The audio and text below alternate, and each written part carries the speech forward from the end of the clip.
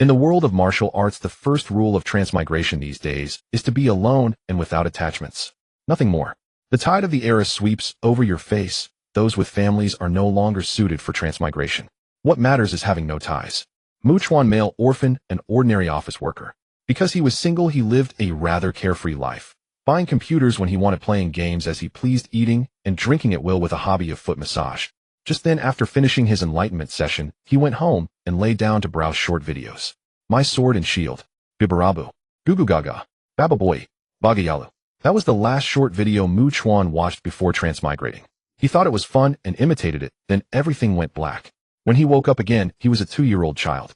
He looked at his small hands, glanced around the room with its strange style, and found no one else. He rubbed his forehead to clear his still-dazed consciousness and sorted through the memories of the past 2 years.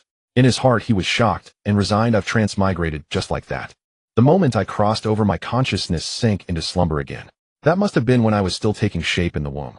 So, these 2 years were spent merging consciousness and memories with the new body. What nonsense is fusion this difficult? So for these 2 years, this body was actually just an instinct-driven. Fortunately, a 2-year-old can't tell the difference. No, something's wrong. This is the world of Naruto. My name is Senju Chuan, a child of the Senju and Uchiha clans. Still the same name, just with Senju added. Good. As a modern person with a generally fragile heart. After undergoing the baptism of transmigration, his emotions surged violently, and his spirit suffered a strong shock. This triggered the Uchiha bloodline, his eyes turning red as pupil power surged with Three-Tomoe spinning in his eyes, directly unlocking the Three-Tomoe Sharingan. Feeling the strangeness in his eyes and the strange power emerging in his body, Chuan was stunned. Wow, this feeling. It couldn't be the Uchiha Sharingan, could it? He ran on his short legs to the mirror and looked. How it really is the Sharingan Three-Tomoe. As expected of me, having a weak mental constitution does have its benefits. Too bad I didn't directly unlock the Mangekyō. He sat on the floor in front of the mirror, felt the power of the Sharingan for a while, and then deactivated it. Chuan calmed down and recalled the plot of Naruto. He thought, tisk, there are hardly any normal people in this ninja world. I unlocked the Sharingan at 2 years old, and it's Three-Tomoe. I absolutely cannot let anyone know. Otherwise, it'll either die or be controlled by that bastard third Hokage and Danzo. My family has no backing. My Senju father and Uchiha mother were paired up by the fourth Hokage during his reign to ease the relationship between the village and the Uchiha clan. Now that the fourth Hokage is gone, it's already good that we can live peacefully. The Senju clan are just ordinary Konoha ninjas now, and my mother, having married out, is no longer considered part of the Uchiha clan. But there's a benefit. During the Uchiha clan's massacre night, my family probably won't be involved, and I won't have to face that psycho Itachi Uchiha. Suddenly, while pondering life, Chuan thought of a key question. Wait, where's the system that all transmigrators get a standard? System, are you there? System, speak to me. Don't scare me. System, how can I live without you? 10 years later. It was a ninja school holiday. Chuan was alone at Ichiraku Ramen, eating noodles with his head down while thinking about things. In his past life, he had read many novels. Some systems activated late, while others required certain conditions or passwords. Over the past 10 years, he had tried every possible method to activate the system, but none worked. In this dangerous world full of psychos, without revealing his Sharingan talent, aside from being extremely handsome, he was just an ordinary nobody. Even with the Sharingan, he was only slightly stronger. To keep up with the top tiers, he needed the Rinnegan, or at least the Mangekyō. And to use the Mangekyō without limits, without a sibling to unlock the eternal Mangekyō, he would need Hashirama's cells to offset the blindness side effect. For a transmigrator without a system, getting Hashirama's cells was extremely difficult. Danzo and Orochimaru had them, but playing with either of them could easily get you killed. Coincidentally, he wasn't the type with a sharp mind. Playing mind games with others would probably get him killed without knowing how. He was self-aware enough to know that. As for the Indra and Ashura chakra needed to awaken the Rinnegan, they were right beside him, on Sasuke, but extracting that chakra was a problem. That kind of hidden, untraceable stuff. Even if they let me drain it, I couldn't do it. I don't have that ability. Alas, it's really tough without a system. After finishing the noodles and the last sip of soup, he stood up to pay. Sister Changpu, I'm going home. Miss me, okay? As a regular customer, Chuan was quite familiar with Changpu, the beautiful girl at Ichiraku Ramen. And Changpu, being a face-gon and fangirl, had no resistance to the increasingly handsome boy. No matter what he said, she never got angry, always smiling. He went home and lay down on the bed. No one was home. His parents had died in a mission 2 years after his consciousness awakened. Fortunately, his parents, both special jonin, had left a considerable inheritance, enough to support him until the third Hokage didn't come to embezzle his inheritance. Probably because it was too small to bother with. He thought only big deals like the 4th Hokage and Gyoshinai were worthy. Without tens of billions, it wouldn't be stylish. Staring at the ceiling, he sighed. Alas, what am I going to do? Helplessly, he thought, I've tried everything possible, and this damn system still won't come out. Based on experience and the actual situation, if I really have a system, the last chance to activate it might be when I graduate from the ninja school, or maybe on my 18th birthday. Otherwise, I really can't think of how to activate it. It can't be that I need to unlock the Mangekyō, right? Huh. Hiss. A sudden thought struck Chuan, and he sat up with a jolt. Damn, could it really be that I need to unlock the Mangekyō? It can't be that cliché. If it really is, then what the hell? Just a Mangekyō. I, a modern person with a fragile heart, have at least 9 ways to unlock it in an instant. 9. If it weren't for fear of being discovered by the 3rd Hokage Hiruzen Sarutobi and Shimura Danzo, I would have unlocked it long ago to try it out. It's about time for ninja school graduation. Once the plot starts, people will die, especially on missions. It's time to unlock the Mangekyō to protect myself. Going out without a backup plan is unsettling. Thinking it, he decided to act. If he didn't settle this matter today, he probably wouldn't be able to sleep. A golden finger system is the top priority for any transmigrator. Whether he can survive, live freely, and to what extent all depend on this thing. Jumped out of bed, grabbed a large bundle of super high-quality rope, and rushed straight to the back mountain of the Hokage Rock. By a cliff at the back mountain, Chuan fixed one end of the rope and tied the other end around himself. That's right, he was going bungee-jumping. Chuan was a bit afraid of heights. Even someone without fear of heights would be mentally overwhelmed by bungee-jumping, let alone him. A mere Mangekyō easy. Chuan walked to the edge of the cliff, glanced down, feeling uncomfortable all over, his legs weak. He took a deep breath. For the sake of power, he endured. My name is Senju Chuan, 12.5 years old, standing like a monkey. He opened his eyes. Three-Tomoe appeared and shouted, Dameisha. He then plunged down head first. Wachawa. Wachawa. Wachawa, I want to go home. As Chuan kept falling, his face terrified, staring downward, and shouting, the 3-Tomoe of his Sharingan were rapidly spinning, connecting, and transforming. The center was a solid circle with 6 straight thin blades radiating outward, each blade having a hollow thin line in the middle like cracked spatial patterns. At the same time, the Mangekyō fully activated. A mature female voice sounded in Chuan's mind. Transmigrator condition met, system activated. Host Senju Chuan, binding successful. Functions unlocked. Novice rewards unlocked. Novice reward class talent dungeon class replaces Mangekyō exclusive dojutsu. The class backgrounds and game skills of Paladin and Elemental Bomber are positively combined to replace the Mangekyō exclusive dojutsu. After replacement, the Mangekyō exclusive dojutsu will disappear. Please choose whether to replace. Yes, no. As soon as the voice sounded, Chuan immediately shut up and stopped yelling, listening carefully completely to this heavenly voice. Afraid of missing a single word. No joke, this was the key to whether he could become a big shot. By now the rope had reached its end, and Chuan couldn't be bothered just hanging there studying his golden finger. Looking at the translucent dialogue box on his retina, the prominent yes-no, still waiting for his choice. After a brief thought, Chuan made his decision, must replace. He was no stranger to dungeon. He had played the game for over 10 years, even occasionally before transmigrating. Paladin, also known as the support, could tank, deal damage, heal, revive, and buff damage. In summary, not only can it fight well, but as a support, if you gave its buffs to a dog, that dog could beat most monsters. The key point was that in the system description, this replacement integrated the class background, which made it interesting. In the class background, the 3rd Awakening Paladin used the Tears of Remedios as a medium bearing the god's life and light authority. Who is Remedios? The primordial deity, a conceptual god-level existence. Bearing his life and light authority, dealing with the mere Naruto world would be a piece of cake. What are the Otsutsuki? Just little brats that can be crushed with a wave of the hand. And the Elemental Bomber, a ruthless one who merges with the Dark Eye to master darkness and elemental destruction. The most crucial point, the Dark Eye grants immortality and infinite mana. Moreover, it has the property of devouring and absorbing. In the demon realm, Shaloford used the Dark Eye's devouring property to absorb part of the power of the Apostle Isis. It can be imagined that by continuously devouring, one can keep growing stronger. Its 3rd awakening is even more ruthless. It directly fuses the Dark Eye and the Abyss Eye, allowing darkness and elements to coexist, becoming the origin of elements and generating a microscopic universe within the eye. The level 100 ultimate skill of the 3rd awakening is triggering the Genesis Big Bang. Not to mention blowing up a planet, even destroying a dimension would be easy. These two classes have opposing attributes: life and light, destruction and darkness. It looks very stylish. Then compare with the Mangekyō Sharingan's exclusive dojutsu. How strong could a mere dojutsu be? At most it's space-time with mediocre power, at best like Kamui. The contrast was clear. Chuan didn't even bother to know what his exclusive dojutsu was. He directly said to the system in his mind, "System, choose yes replace." Selection complete, starting class replacement of Dojutsu. Replacement complete, Dojutsu disappeared. Class background combined with game skills completed. Removed various restrictions and negative effects from class background and game settings. Removed skill cooldowns. Removed colorless cube consumption. Removed awakening quests. Skills are obtained upon reaching the required level. Removed skill level caps. Removed skill point allocation. Power and effects increase with character level. Fusion complete, character level 15, minimum level for class change detected. That host activated, system too late, compensated with 5 levels as consolation. Current character level 20. The various attributes from class background and skills are about to fuse with the body. Please pay attention to the body changes.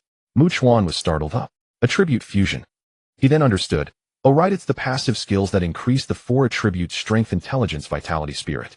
And the special effects from the class background like the immortality and infinite mana from the dark eye fusion. The next second Chuan felt his heart seemed to pause for a moment, then return to normal. Then his originally weak body experienced a comprehensive leap in the 4 attributes. His soul was sublimated, his body became tough and strong, his vitality became endless, his thinking became sharp, and his mental strength became extremely powerful. His body was flowing with holy power, various elemental powers, and dark power. The moment his heart paused was the fusion with the dark eye. The system did not replace his heart with the dark eye like in the game, but humanely merged them together. Moreover, the Paladin class, given by the system, solved the faith issue requiring no belief in remedios. As long as the level is reached, the corresponding power can be obtained, no need to do awakening quests. The same for Elemental Bomber, no need to suffer from the dark eye. Feeling the leap in his own power, he couldn't help but sigh. As expected of the dual class passive skill bonuses. The effect TSK, so terrifying. Now I'm level 20, my overall strength should already be above Kage level, right? After all, dual class level 20, the dungeon skills are unreasonable, their effects have many ingenious uses here. For example, the blindness side effect of the Mangekyō Sharingan. Isn't that just the abnormal status of blindness? At worst it's a curse. A single purification skill can dispel it. My purification is that unreasonable. As long as it's an abnormal status, no matter how it's caused, it will clear it and restore to normal. At worst, the slow heal skill's HP recovery is just vitality, isn't it the same as the Sage Bodhis Hashirama cells? And the so-called Sage Body can't compare to the dual-class level-up attributes and passive skill bonuses to the 4 attributes. The comprehensive increase in the 4 attributes means no weaknesses. Vitality and spirit include physical and magical defense, physical and magical abnormal resistance, HP, and MP caps, recovery speed, recovery amount, etc. The upper limit of an immortal's body is Otsutsuki Hagoromo, but my upper limit depends on how many levels the system can raise me. According to the current level calculation of dungeon, the minimum guarantee is level 115. The upper limit is unknown. The system didn't mention a level cap. If there isn't one after the 3rd awakening, with all skill enhancements, each level up will bring considerable strength growth. This is just the skill boost and additional bonus. As the character itself, leveling up also makes you stronger and increases attributes. Combine the two. This is double the joy. Hanging in midair, he clenched his fist, feeling the thrill of having complete control over his power. One word: awesome. Feeling his current abundant power, he recalled the lost dojutsu. Although I no longer have my exclusive dojutsu, the basic functions of the Mangekyō Sharingan and Susanoo are still here. Not bad. Next I need to gather Indra and Ashura's chakra to unlock the Rinnegan. In the world of the Eye legend, having a top tier eye is quite prestigious. Suddenly Chuan had a second thought and felt something was wrong. System, my Mangekyō Sharingan is currently carrying my class abilities. Could it also be hot swappable like other Sharingan? If this thing gets taken out and someone sticks it into their eye to use my class skills, that would be ridiculous. System, the Mangekyō Sharingan is merely a vessel to display the class abilities, just for the host to view skills, not a vessel to carry them. The dojutsu is the price of replacement, not a wanton swap. The class abilities are fused with the host itself and coexist with the soul.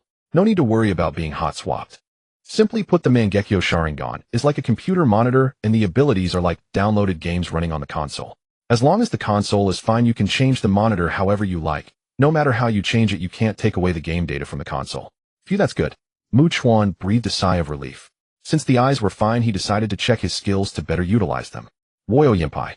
With a French accent, the Mangekyō spun, and Chuan saw the skills of 2 classes. The layout largely followed the skill bar of Dungeon, 1 class 1 skill bar, but some parts had changes. Paladin. Awakening passive by undergoing class advancements. 1st, 2nd, and 3rd awakening. Unlock potential, increasing all-around attributes.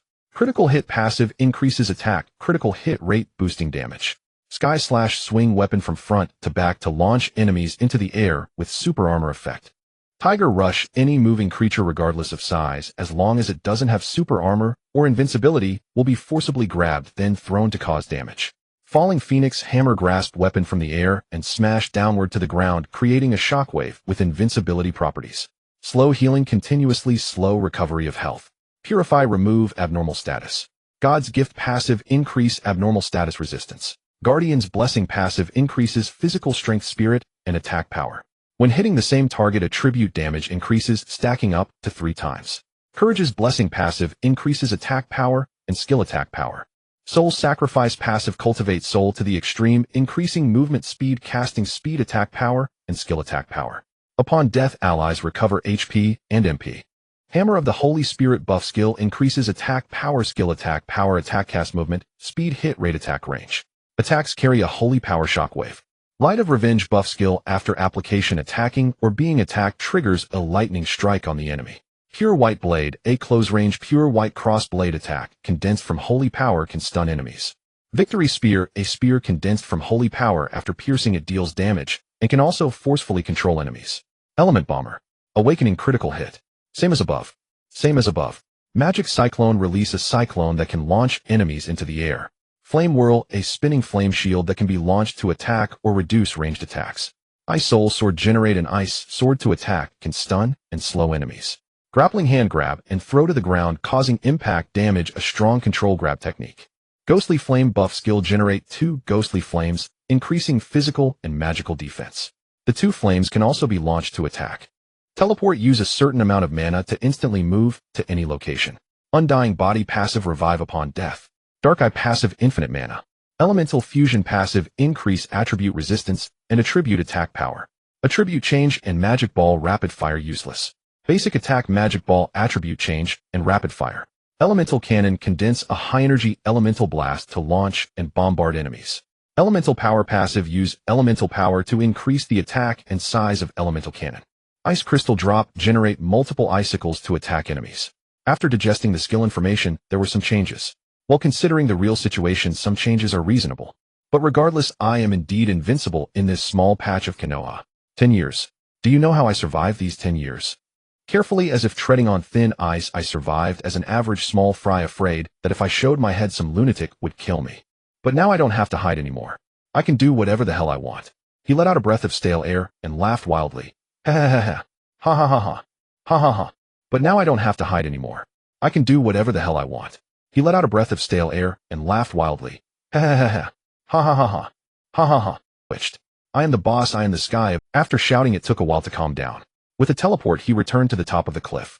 TSK teleport is really handy. Go anywhere you want. As long as enough mana is consumed, you can teleport any distance. And with infinite mana, what a coincidence. There is no place in the ninja world I can't go. Looking at the distant scenery, he consulted the system. System, I don't fight monsters, how do I level up? Chuan. Hey buddy, don't joke, what do you mean luck? System, recharge points. There's a daily refresh item in the shop. Random items appear, including level up tickets. By use, level up. Chuan. Charge. Money. System, correct. Don't you have quests or check-ins or something? System, no. HSS. My sword and shield. System, Gugu Gaga. Bakayuru. Chuan calmed his soaring blood pressure and continued. Alright system, introduce what you can do. System, basic system, also known as System 1.0, has 2 functions. One shop includes 5 fixed items and 1 daily refresh item. Purchased with points. Real-world currency recharges system points. Exchange rate in the ninja world 10 to 1, 10 Rio for 1 point. 2 system storage space, infinite capacity, time space, frozen, essential for home and travel, convenient for everyone. -. In the end, I couldn't escape the clutches of capital. Vaguely, I seem to hear Siria's voice. Today is also a day full of 7000. Chuan massaged his temples, feeling a headache. He never expected that even after crossing into another world, Padoan games were still chasing after him. What a damn nuisance. Despite his frustration, he had no choice but to check the system's functions. System, open the shop interface. A translucent light blue panel appeared before his retinas. 6 item slots were displayed. The first slot shimmered with rainbow colors, likely the daily refresh item. The remaining slots matched the system panel's light blue hue. Chuan opened the description of the item in the first refreshed slot. Sweet berry wine 100, restores 25 HP and MP upon consumption. Price 1,500 coupons. He raised an eyebrow. Huh. They're all items from Dungeon Fighter Online. Is the system only offering DFO items at this stage? Without hesitation, he checked the remaining 5 slots. Revival coin revives a target selected by the user with full HP and status. Price free claim of 1 coin per day when your daily self-revival coin count is 0, a limit 1 per day. Revival coin same description. Price 100 coupons each. Rinnegan restores 30 HP and MP upon use. Price 20 coupons each. Sparkling Rinnegan restores 30 HP and MP and removes all abnormal statuses. Price 25 coupons each. Rinnegan's Blessing restores 50 HP and MP. Price 30 coupons each. After reading, Chuan stroked his chin. All DFO items indeed. Even the free daily revival coin is the same. And the prices aren't high. It's just the exchange rate that makes them seem expensive. With a free revival coin every day and my invincibility cheat, I'm practically unkillable. Plus the Paladin's resurrection skill later on. Leaving aside the revival coins, just the invincibility and resurrection skills, without cooldowns or restrictions, already make me immortal. Unless someone has a mechanism to block resurrection, no one can kill me. Even if such a skill exists, it counts as an abnormal status. I can cleanse it. If skills are sealed, I'll just pop a sparkling Rinnegan. Spending money was good. He had to spend. One spend, and he wouldn't utter a word. Realizing he had become a monster of stats and mechanics, he straightened his back with newfound confidence. But his priority now was to get some money. Where could he get it? Chuan immediately thought of his good buddy Sasuke. Right, Sasuke? Over the years, he had grown extremely close with Sasuke for the sake of survival. Childhood friends through and through. His plan was to ensure the Uchiha clan's inheritance fell into Sasuke's hands, so he could later share the spoils. When Sasuke eventually defected, their bond might secure him a nice sum. That was why during those 3 years of childhood, he constantly emphasized the importance of assets to Sasuke and Itachi. And heaven rewards the diligent. After Itachi wiped out the clan, the third Hokage indeed transferred the Uchiha estate to Sasuke, the sole young patriarch. The third didn't dare covet it. Itachi was spying for him, not dead. With that clan-slaughtering skill and strength, the third couldn't beat him. He was genuinely afraid of such a ruthless man. In the end, only Danzo dug out some Sharingan, while the third licked his lips and got nothing. Thinking of this, Chuan instantly teleported to Sasuke. In the woods of the Uchiha compound, Sasuke was training hard. With a whoosh, Chuan appeared not far from his waving, he called out, "Hey Air Juzi, still training? Come have a chat." Hearing that voice, Sasuke stopped training, his temple throbbing. Every time Chuan called him Air Juzi, he inexplicably wanted to beat him to death. He walked over with an annoyed look. "Why aren't you training? If you're weak, you might get killed on a mission after graduation, and I'll have to arrange your funeral." Chuan grinned, draped an arm over Sasuke's shoulder. "Hee Air Juzi, do you want a wife? I mean, do you want your mom back? Just say the word, and I'll revive Aunt Mikoto. How about that?" Sasuke's eyes widened instantly, his Sharingan even activated. "Chuan, you know this joke isn't funny. So, you're serious, right?" Chuan dropped his smile and nodded. "Of course. I wouldn't joke about Aunt Mikoto." Sasuke grabbed his arm, trembling. "Resurrection? Ninjutsu can't do that. How is it possible?" Sensing no one around, Chuan pointed at his eyes. "I awakened the Mangekyō Sharingan." Sasuke was stunned beyond words. "What? You awakened the Mangekyō? No way. You? How could you?" "I." His face wore an expression of betrayal. His eyes trembled wildly, then spun frantically, transforming from 1 tomo to 3. Chuan was even more bewildered. "What the hell? Are you that upset? Damn, did my Mangekyō really upset you that much?" Classic case of fearing your brother's success and his new car. He looked at Sasuke with disdain. "Hey Air Juzi, this is too much. So jealous you popped Three-Tomoe. This guy, his comrade, awakening the Mangekyō was harder to accept than the massacre of his entire clan. Absolutely insane." Sasuke, embarrassed, cleared his throat. "Ahem, forget that. First tell me about your Mangekyō." "So your Mangekyō's ability is resurrection. But generally, even Mangekyō has limits. An ability to revive the dead is obviously abnormal. Given the circumstances, this overpowered ability must come with a price, right?" Chuan, after hearing his self-made deduction, wiped his face, straightened his expression, and nodded. "Right, there's a cost." Sasuke wore an expression of "I knew it." "If I knew it. Tell me the cost. Such a divine ability must be costly. If it's too high, forget it. I won't let you sacrifice yourself." Chuan withdrew his arm from Sasuke's shoulder and spread his hands. "It's not me paying the price. It's a special kind of cost. Well, it requires money. I knew the cost would be." "Huh? Money? Are you sure? Did I hear that right?"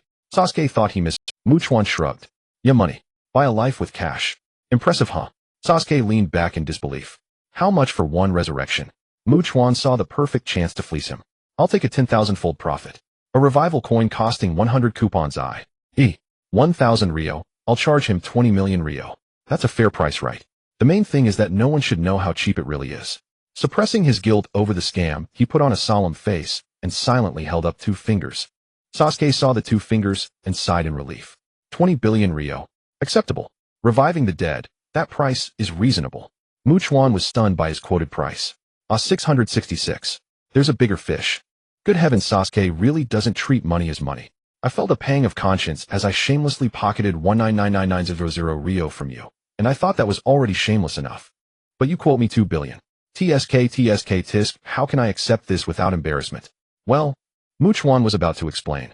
Sasuke interrupted again. Don't worry, I inherited the entire Uchiha clan's fortune. Even though Itachi took a portion, he still left behind 3 billion Rio and some fixed assets. It's enough to revive my mother. With that he pulled Chuan and ran home. Come on, let's go get the money now. Chuan being dragged along was inwardly conflicted. In the end he silently shut up and accepted it all. Not making money is a sin against heaven. For Sasuke's generosity, Chuan could only express gratitude in his heart.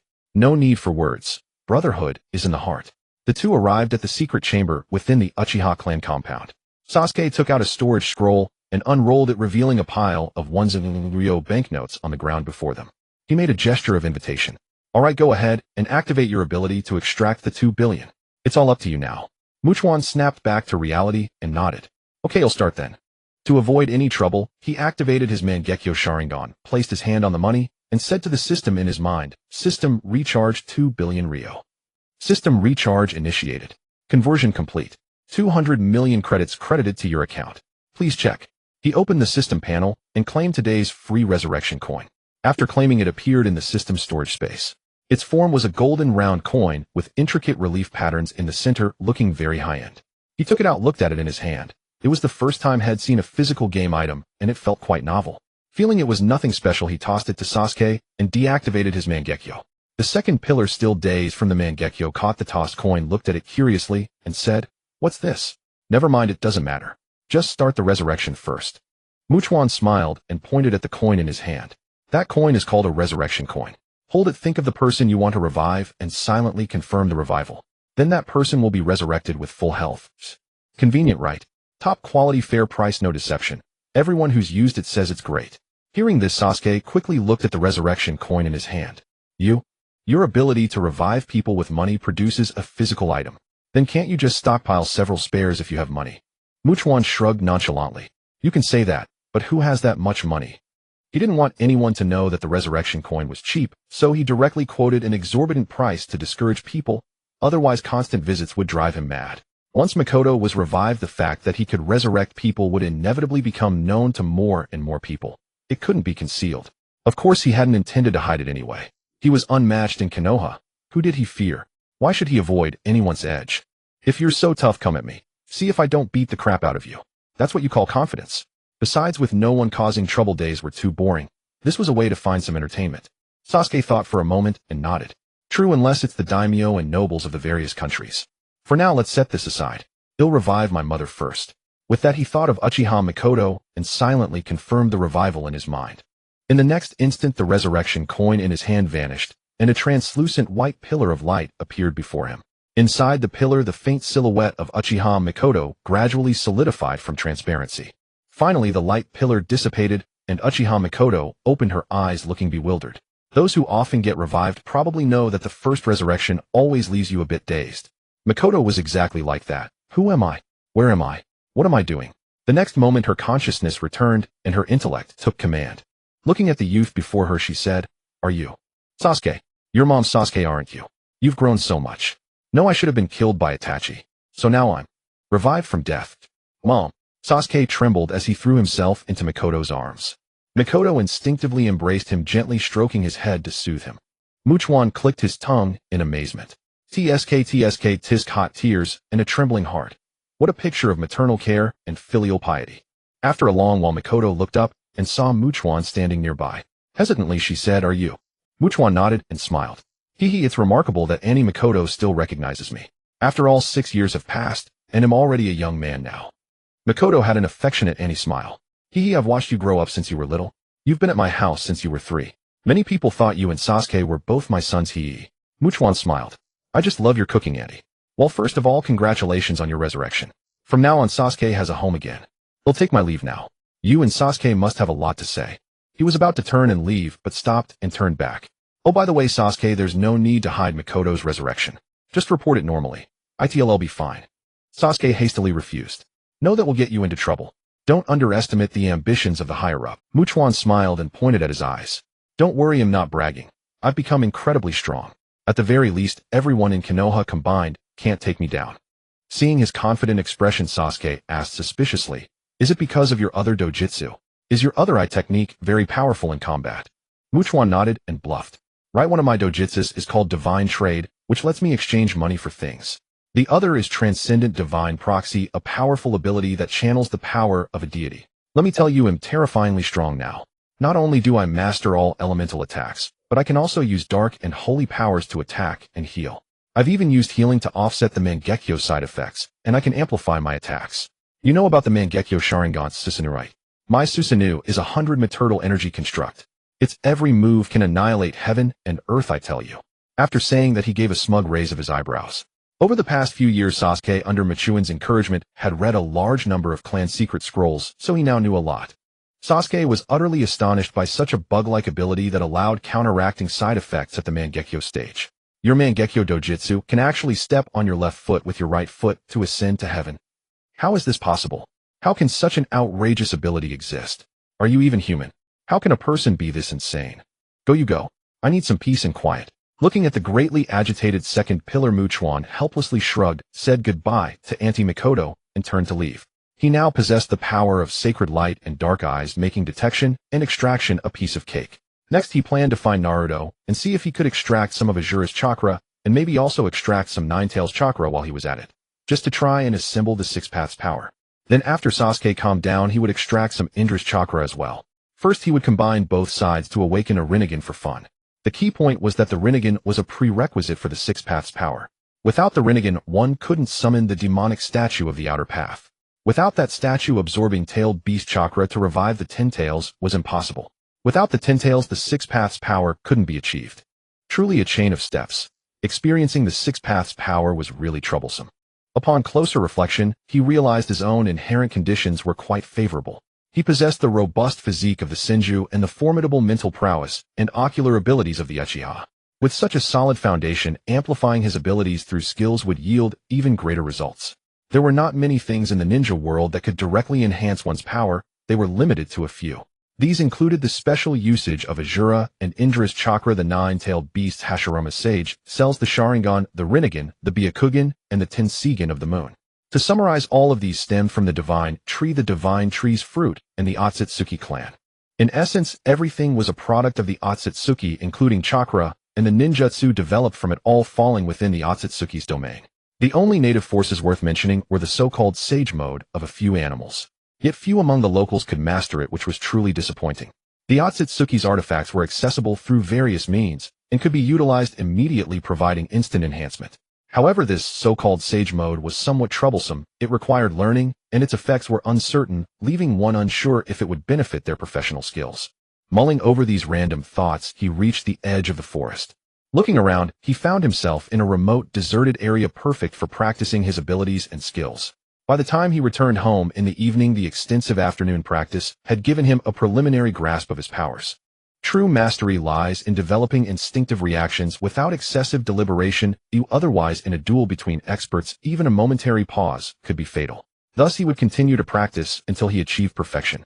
Fortunately, his unlimited mana allowed him to unleash skills at will without any downtime. Suddenly, Chuan sat up, right training.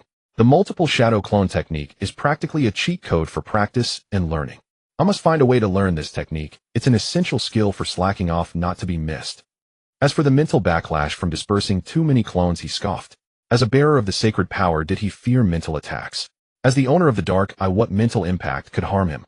Any negative mental influence was useless against him. Could it surpass the spiritual limits of the primordial darkness? It was absolutely safe. He opened the system and purchased the daily refresh of 100 sweetberry wine, spending 1500 points. Account balance 199998500 points. He poured a glass and took a sip. It served both as a restorative consumable for health and mana and as a pleasant alcoholic beverage. The taste was quite good. He approved. He finished the drink and went to sleep. The next day, Chuan crawled out of bed near noon. After washing up, he changed into casual clothes, a white top, black pants, and his self-made white shoes. The shoes made by people in this crummy place called Konoha were all ugly, so he had crafted many pairs of white sneakers and sports shoes based on his past lives' designs for rotation. With his short, black, tousled hair and a face so devastatingly handsome, it was almost criminal. He was the face of this year's academy class, the idol of countless girls, a well-deserved reputation. He set off to sway Naruto. On the way to Naruto's place, he hummed a cheerful tune. I've topped up happy for 7 days. Ultimately, it's the money. I want to become immortal, joy to the heavens, transforming into myths that drift in the wind. Suddenly a girl leaped onto his back, a fragrant breeze passing by as she wrapped her arms around his neck, resting her head on his shoulder. Hee Chuan, where are you going? Feeling the softness against his back, Chuan smiled. Can't you show some feminine reserve? Doing this on the street, no one else will want you except to marry me. Be careful, your dad sees and beats you. Yamanaka Ino, a little beauty blonde with blue eyes, a high ponytail, and side-swept bangs, was the most proactive among all the girls he knew. Others watched from a distance, but this girl, relying on their childhood friendship, would pounce on him the moment they met, at the very least linking arms. She had to be physically close. Ino chuckled. Hee, so what if I can't marry? He'll just cling to you. Chuan raised an eyebrow. Haha, my dream is to have a harem of 3,000 beauties and never attend court in the morning. How could I be tied down by just you? Ino rolled her eyes. You're dreaming big. 3,000 beauties. Where are you going to find that many women in hell? She bumped her head against his. Anyway, you'll be the first wife. As long as you can find them, he'll accept it. How about that? Aren't I open-minded? Chuan rolled his eyes helplessly. Whatever makes you happy. Wait until a bunch of beauties stand before you. We'll see if you're still smiling. I'm going to see Naruto. I have something to discuss with him. You coming or what? Ino tilted her head. Naruto, you're going to him. Then I won't go. School starts tomorrow and I want to have some fun. Bidding farewell to Ino, he continued toward Naruto's place. Turning a corner, he saw 3 people standing there watching him. The leader was Danzo. Chuan quickly figured out what was going on. His ability to revive people had been reported, and before others could act, this old shadow had already set his. Whether it was due to the butterfly effect of his transmigration or something else, after the Uchiha clan massacre, the third Hokage had not relieved Danzo of his position as Hokage advisor and leader of Root. Thinking back over the years, it was because of this old schemer that he had lived in constant fear, and dissatisfaction welled up inside him. Though they had no direct conflict, the fact that Danzo had frightened him was enough. Without power, he could be submissive, but if he had power and didn't flaunt it, what was the point of having it? Playing the pig. What kind of fool would enjoy being a pig? He certainly didn't. Being human was fine. Without waiting for the other to speak, Chuan glanced at Danzo and started to confront him arrogantly. What are you looking at? Hearing this, Danzo's normally composed face darkened. Kid, do you know who I am to speak to me? In this world, it's about fists and strength. Danzo's grip tightened. He was being looked down upon by a brat. A monumental humiliation. Numbers. In this world, it's about fists and strength. Danzo's grip tightened. He was being looked down upon by a brat. A monumental humiliation. Chuan walked up to him and sneered. Looking at you, a decrepit wreck of old age, sickness, and disability, and you still dare to talk tough. What gang are you from? Danzo took a deep breath and said darkly, I am the Hokage advisor. You may call me Advisor-sama, or if you prefer Hokage-sama, I can bear the title. Chuan almost laughed. The man was truly obsessed with becoming Hokage. He jabbed a finger at Danzo's chest disdainfully. So you're just a small-time thug. With that, he turned and continued toward Naruto's house. Rage on, make a move. If you don't, how can I deal with you? Without any grudge, it would be awkward to strike directly. After all, he hadn't done anything to him. As a well-mannered person, he needed a pretext before resorting to underhanded tactics. This ninja world was such a tiny place with only a few notable figures. If he killed them all in one go, what would he do for fun? Stare at a bunch of weaklings. At that moment, the 2 root ninjas beside Danzo were sweating profusely. This kid dared to insult Danzo-sama in public. The darkness of Konoha. This could be fatal. Danzo's face was terrifyingly dark. He snorted coldly. Humph, deliberately provoking me to refuse a conversation.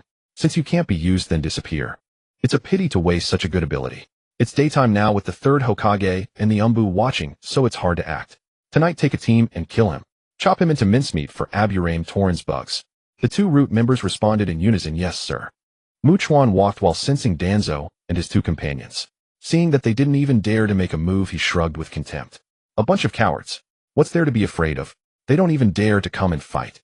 With your bromance-like relationship with the 3rd Hokage, what could he do if you had a brawl on the streets? However, given the root style, they might be planning to strike while I'm asleep tonight. Looks like I'll get to stretch my limbs tonight. No longer paying attention to Danzo's group, he walked while opening the system's item list to check today's random Sharingan Bloodline Enhancement Potion 100 Watermelon Flavor Easy to Absorb. It can enhance and complete the Sharingan bloodline, slowly evolving into the eternal Mangekyō. It is recommended to drink after unlocking the Mangekyō for a direct upgrade to Eternal Mangekyō Sharingan, greatly shortening the evolution time. Price 2,000 points. TSK Tisk, what a good item. He directly paid 2,000 points and bought it. It seems that not only dungeon items appear from now on ITLL, depend on luck. Account balance 199996500 points. He also claimed today's free revival coin.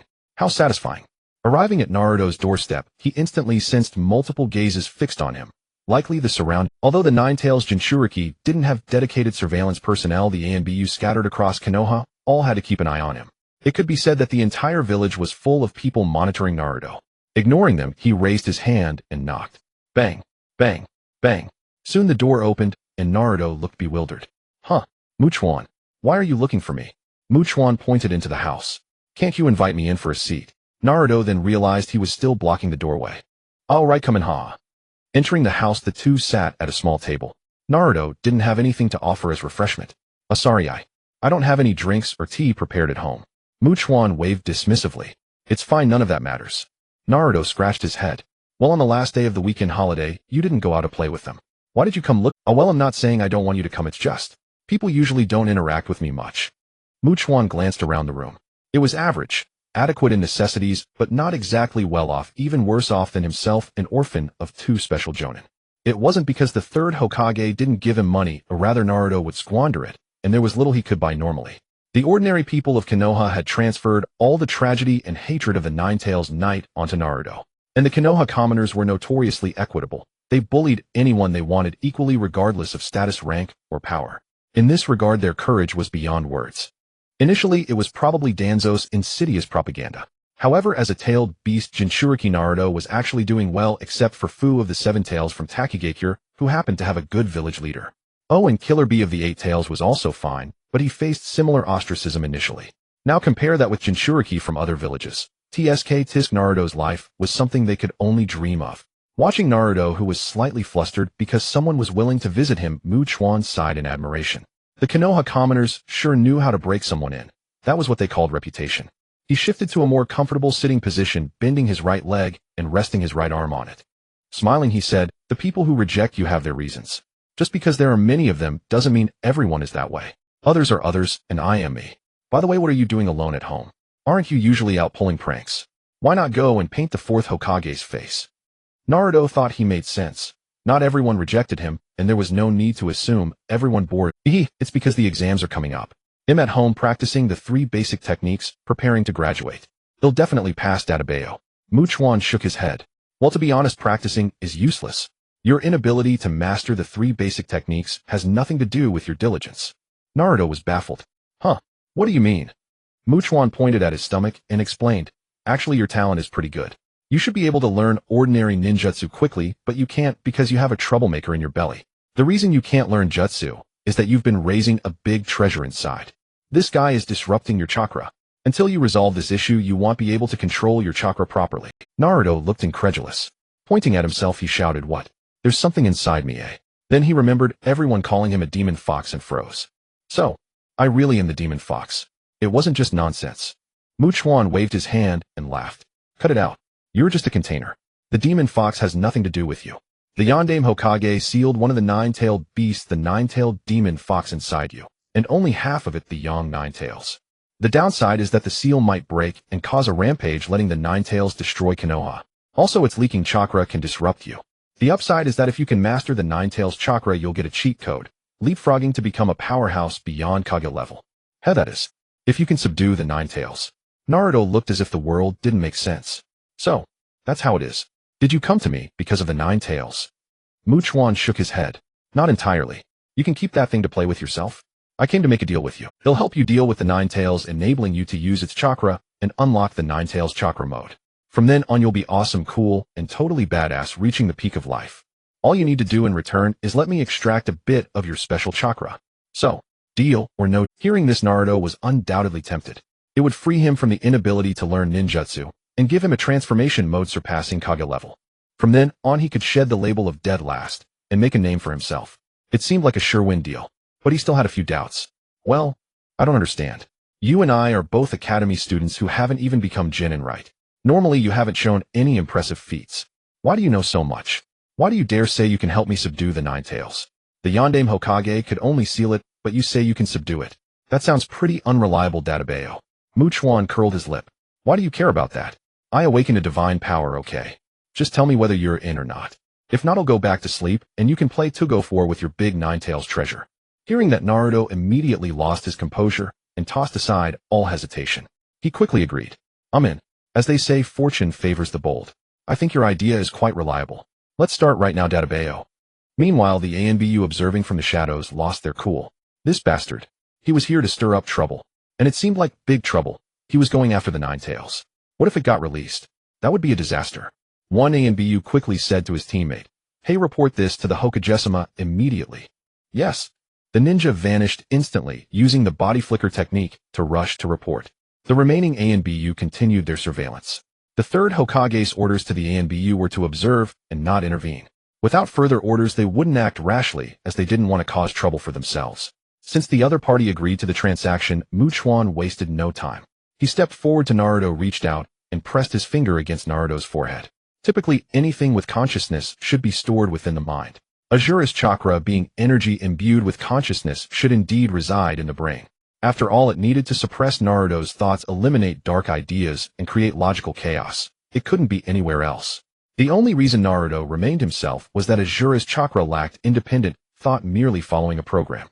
If it had a mind of its own, Naruto would have long been possessed. However, judging by the process and outcome, it was little different from possession anyway. Chuan's formidable mental energy enveloped and permeated Naruto's spiritual interior, quickly locating the source of Azuris chakra. After all, whose normal chakra source would run and hide on its own? They're usually stored and flowing properly. Without hesitation, he directly extracted it. Since he had come, why extract only a little? Taking 2/3 wouldn't be excessive, would it? After extraction, the remaining third began restoring itself through Naruto's chakra. Indeed, if this stuff were finite and depleted, reincarnation would be impossible. He drew Azuris chakra out of Naruto's body and sealed it within himself, waiting to gather Indra's chakra, as well to fuse them and awaken the Rinnegan. With his goal achieved, he withdrew his hand and smiled. Done. Half your payment has been settled. Now let me tidy up your tenant, make it pay rent obediently, and collect the other half of my reward. Then our deal is complete. Naruto exclaimed excitedly, OSS. Chuan placed his hand on Naruto's stomach again. He didn't know sealing techniques, so he couldn't help Naruto wrest chakra away like Killer Bee had taught him. Even if he succeeded once he left, the Nine Tails would be far beyond what Naruto could suppress now. So he had to beat the Nine Tails into submission. Beat it until it had psychological trauma, until even after he left it wouldn't dare act up. His spiritual force penetrated directly into Naruto's body, arriving at the sealed space. It was a damp, dimly lit place with an iron-barred gate sealing the Nine Tails inside. Tisk tisk tsk. In such a wretched place, still expecting it to be grateful and help you. The ninja world is indeed full of lunatics. He walked to the gate and looked at the Nine Tails within. The Nine Tails opened its eyes at the uninvited guest and snarled, "Get lost, vermin, or he'll devour you." Chuan tilted his head slightly, licked his lips, and said with a grin, "Quite the mouth you have, aren't you? In that case, you deserve every bit of this beating today." With that, he instantly teleported inside, appearing above the Nine Tails. A massive spear of victory shining with gold and crimson sacred power was formed in his hand and thrust downward instantly. Little flying stick, here we go. Whoosh thud. The spear pinned the Nine Tails to the ground, triggering a hard control effect that paralyzed it completely. Chuan stepped onto the spears and, standing atop the Nine Tails, continuously channeling sacred power to maintain the spear. He looked down at the creature and laughed. "Is that all? You couldn't even withstand one blow, and you still dare to be arrogant. Who gave you the audacity?" As he spoke, he raised a hand and began bombarding it with various elemental blasts. Boom, boom, boom. "What happened to your arrogance? Get up and taunt me. Weren't you going to eat me? Come on, don't be shy. Open your mouth and bite. What's wrong? Cack out your tongue. Speak." The Nine Tails was utterly frustrated. It wanted to speak, but how could it when Chuan wouldn't release the control? This was no way to bully a fox. "The last one who bullied me was that lunatic who held me down with a wooden giant's hand and said my power was too brutal. Humans are just too brutal." Chuan felt little emotion as he looked at the Nine Tails, now battered and broken from his bombardment. This creature was a chakra energy aggregate. Such injuries were nothing to it. Once the hard control was lifted, it would recover instantly. Besides, he hadn't gone all out. he was carefully controlling the damage. The main goal was to subdue it, not kill it. He teleported to its fox head, and still grinning asked, "So, do you submit?" The spear of victory dissipated, and the Ninetales regained movement. Its wounds visibly healed. Overwhelmed with frustration, it roared, "Brat, you're dead. I'll grind you into pieces with my teeth."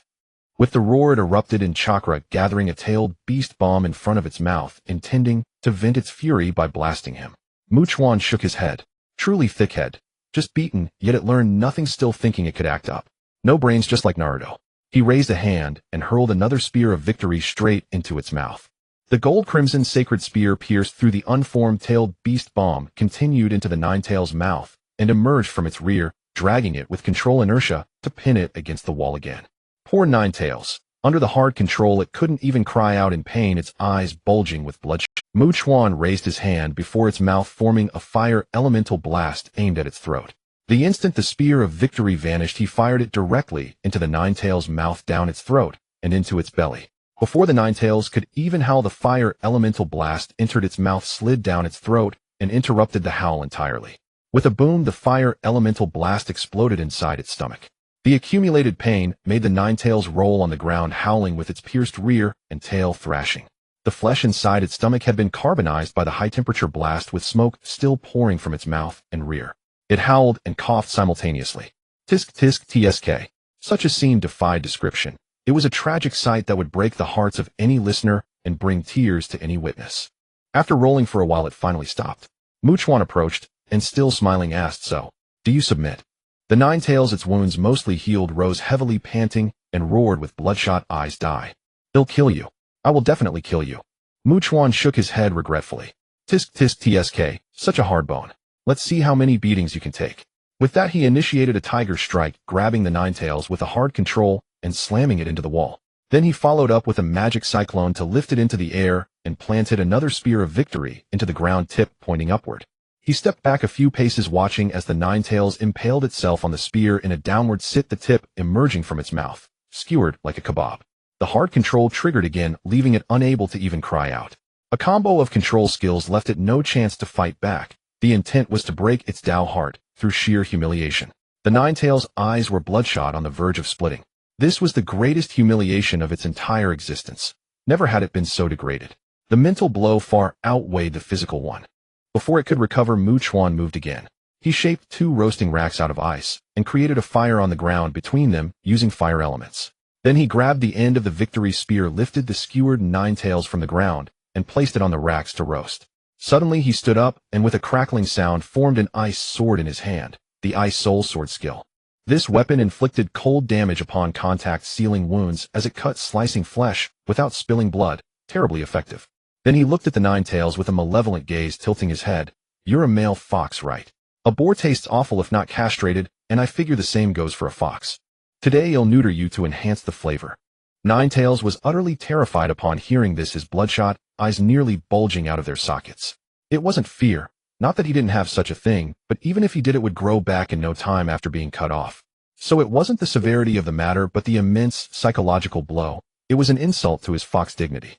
Inhuman. Chuan didn't care what it thought. He swung his sword and began looking for a spot. As a result, he didn't find it. Staring in disbelief at the Ninetales' lower region, he exclaimed, "Fuck. You son of a bitch, you don't even have one. No, are you really a male fox? Huh. Without dignity, how dare you call yourself old man? You should call yourself eunuch instead, you bastard." At this moment, the Ninetales watched this inhuman creature poking around its lower region with a sword and verbally abusing it, feeling that its fox life had become utterly meaningless. Tears of humiliation streamed from its dull eyes. The flames beneath scorched its fur bald, yet they could not warm the icy chill in its heart at this moment. Chuan turned around and saw the old fox silently weeping and laughed. "Tsk tisk, crying now. Your Tao heart shattered so quickly. See, if you had submitted earlier, you wouldn't have suffered this. Isn't there an old saying, he who dances lightly wei junjia? Why don't you learn some sense? You are just like a hillbilly, only knowing how to stubbornly fight." Seeing its miserable state, he directly withdrew his power and threw it to the ground. The Ninetales lay on the ground with vacant eyes. Even unconsciously, its body was still recovering. Chuan walked up to it, still smiling, and said, "Well, convinced. Can you behave obediently?" The Ninetales remained like a dead dog, giving no answer. Seeing this, Chuan was not annoyed. Instead, his smile grew sweeter and he cracked his knuckles with a crisp. After a full round of my attacks, I couldn't even get you to look me in the eye. Indeed, Ninetales, your power is too great. I cannot allow you to continue being so arrogant and domineering. Upon hearing these familiar words, the Ninetales' expression changed. Damn it again. Do you humans have no shame? Who exactly has the greater power? But then it thought it was already sealed. What could he do to it? Kill me. If I die, he'll resurrect at a random place, or even escape the seal directly. That would be great. Realizing that it couldn't defeat this human, but also had no fear, it propped itself up again.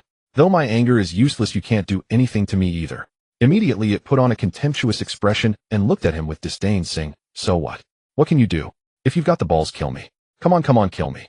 You say I have no balls. Do you have balls? I'm just waiting to see if you have them. Chuan was taken aback. What's this? Taunting me? Has this dog fox gone mad from the abuse? Fuck your mother. Fine, you've got personality, I like it. You're only fearless because tailed beasts can resurrect. Today I'll show you what fear of death really means. With that, he flashed and teleported above the Ninetales' head, reaching out his hand to press on its cranium, activating the devouring absorption of the dark eye. Vast amounts of chakra began to be drawn out of the Ninetales' body, and its body visibly shrank at a noticeable rate. Is that all? Draining my power?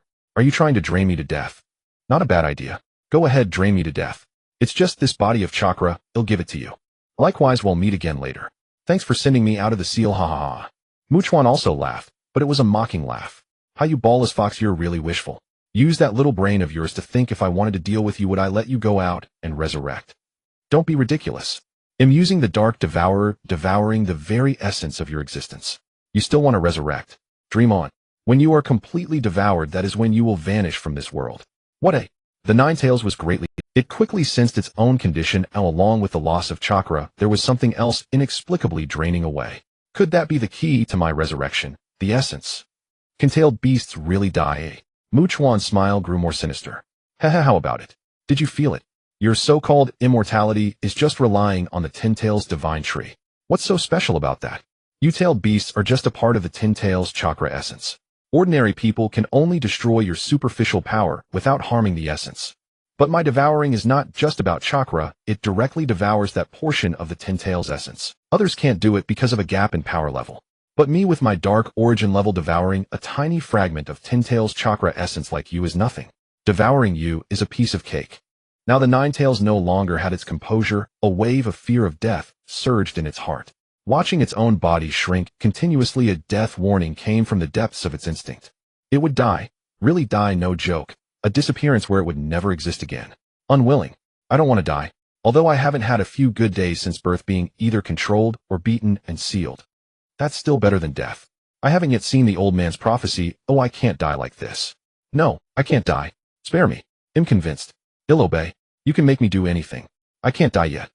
Chuan said unhurriedly. Oh, really? I feel like your words are unreliable. How about I just drain you to death and be done with it? The Ninetales, seeing its body reduced to a third of its original size, was full of anxiety and terror. No. It's truer than true. I swear by the old man's 6 paths. Believe me. Chuan, seeing that it was about enough, raised his hand and let it go. Otherwise, if he continued draining, he would. Even now it was severely weakened, its strength likely less than 1/10 of its original. But it was still enough for Ming Run. At the very least, activating the little golden Ninetales chakra mode could barely reach the Kage level. It would probably take a long time for this guy to recover its vitality. That's good, it prevents Ming Ren from becoming too strong too quickly and getting arrogant. A gradual increase in strength allows for a buffer period. He sealed the devoured Ninetales chakra within himself, just like Azura's chakra. Once he gathers all the chakra, he will directly obtain the 6 paths power. Perfect. After that, he directly pulled Ming Ren's spiritual entity inside through telepathy and began instructing. Come, let me introduce you. This is the nine-tailed demon fox Kurama. Now this guy has been persuaded by me, but a small problem occurred along the way, causing his strength to be greatly reduced. Of course that's not important, as long as it's still usable, right? Ming Ren had just entered and was curiously looking at the Ninetales. Hearing Chuan's words, he rolled his eyes. Hearing your unreliable explanation, I think you beat it into this state. Otherwise, how could the mighty Ninetales obey? It was the ferocious-tailed beast that once caused the Ninetales rampage. Chuan didn't find any issue at all. Without responding, he calmly went through the process to complete the conditions for Naruto's chakra mode. The Ninetales cooperated throughout, not uttering a single unnecessary word, not even a single syllable. After finishing, the two of them exited the sealing space together. The Ninetales then breathed a sigh of relief, finally having sent that menace away, hoping never to see him again. Before he could even speak, after regaining his spirit, someone arrived from outside.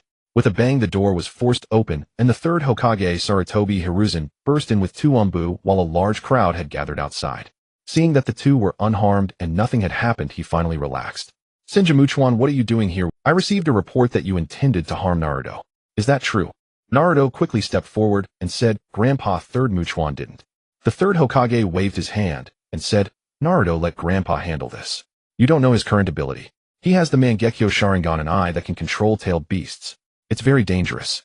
Then, not waiting for Naruto to continue, he went on, Senju Chuan, I received a report that you have awakened the Mangekyō Sharingan, and one of them has the ability to revive people. This is good news. However, that is not a reason for you to target Naruto. I need you to explain how you know so much about the Ninetales. This information is clearly not something an ordinary orphan ninja like you could know. Now you will be escorted for interrogation, and only after you explain everything can you return to school. Muchuan found it almost laughable. Words that might have frightened him a day ago now sounded utterly ridiculous. He looked at the old third Hokage with a contemptuous gaze. Do you even understand what level you are, and what level I am now? I don't know if Sasuke mentioned in his report that my Mangekyō Sharingan has no side effects, or that it has combat capabilities and is extremely powerful. Hearing this, the third Hokage's face darkened. He thought, damn, that Uchiha Sasuke, his report was completely incomplete. He didn't even mention such crucial information. Frowning, he said, no side effects. You mean no matter how you use your dojutsu you won't go blind? Muchuan brushed his bangs aside. Was I not clear enough, or are your ears failing? No side effects, got it. Also, my Susanoo is not some tiny thing like Shizui's or Itachi's. It's at least 10 to 20 times larger. Upon hearing this, the third Hokage immediately knew it was over, another uncontrollable person. He knew very well the terrifying power of the Mangekyō. Not to mention the bizarre unique abilities that damned Susanoo alone made one invincible. Ninjutsu hitting, it was like scratching an itch. 10 to 20 times Shizui's Susanoo height. Wasn't that the same as the Uchiha Madara recorded in him? Especially since this brat could ignore the side effects. What did that mean?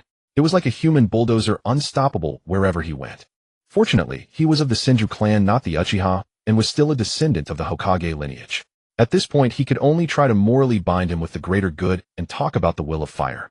Just as he was about to speak, Muchuan interrupted him again. Don't bother trying to preach the will of fire to me. I haven't been brainwashed by you. It's useless. And don't spout that nonsense about for the village. Moral blackmail doesn't work on me. I won't harm the village, but I won't obey your orders either. Well, stay out of each other's way and live in peace. Of course, if you insist on courting death, they'll be happy to oblige. At worst, we'll have a fight. Then whether you live or die will depend on how strong you are. After hearing these words, the third Hokage's forehead bulged with veins. Provocation, naked provocation. His authority as the third Hokage would surely take a huge hit after today. He wished he could fight right now, even if it meant mutual destruction. But he couldn't. He knew what Susanoo was like. If it were unleashed in the center of Konoha, now the village would have to be rebuilt, and countless people would be caught in the crossfire. Although he didn't know if the brat's claim of no side effects was true as the Hokage, he dared not gamble. Even if it were false, he could still destroy Konoha before his ocular power ran out. If it were true, it would be even worse. Especially since this brat didn't seem like someone to be trifled with, he might start a fight over a single disagreement, unlike Shisui and Itachi, who could be controlled with a few words. Maybe he should use some benefits to bind him to the Konoha system. Only by making him feel that this is his home would he be willing to contribute. So I better to stabilize him first. He took a deep breath and his wrinkled old face put on a smile again. Muchuan, look at you getting all worked up. I was just joking. Why take it seriously? We have gained another powerful combatant for Konoha. This is a good thing. I just came to discuss your preferential treatment. After all, as a top-tier village guarding force with unlimited Mangekyō, we have special benefits. Muchuan raised an eyebrow at him. This guy really could endure. Called the ninja hero. Might as well be called the ninja coward. Oh, so being strong comes with benefits. Tell me about it. But let me make it clear, I don't like to work. If you're going to talk about tasks, forget it. The third Hokage thought, here it comes. Asking for conditions is good. Conditions mean needs, and with needs I can control you. Smiling with a wrinkled chrysanthemum-like face, he said, of course no missions. Just stay in the village as our trump card. Of course you'll still need to act in critical moments. As compensation, there's a monthly living allowance of 1 million Ryo based on the average price of a rank to S-rank missions. 1 million is exactly the upper limit of a rank and the starting price of S-rank. And when you act for the village, you'll be paid separately, all at S-rank rates. In addition to the 1 million living allowance, there's a prime commercial shop in the thriving business district of the village center. and you have the right to move freely unrestricted by any department. Do whatever you want normally, and even all departments must cooperate. Any matters go directly to me, the Hokage, and no one else can interfere. So, not bad benefits, right? Chuan was shocked. Damn, this old third Hokage must be crazy. Do whatever I want, only responsible to the Hokage, no one can control me, and they have to cooperate.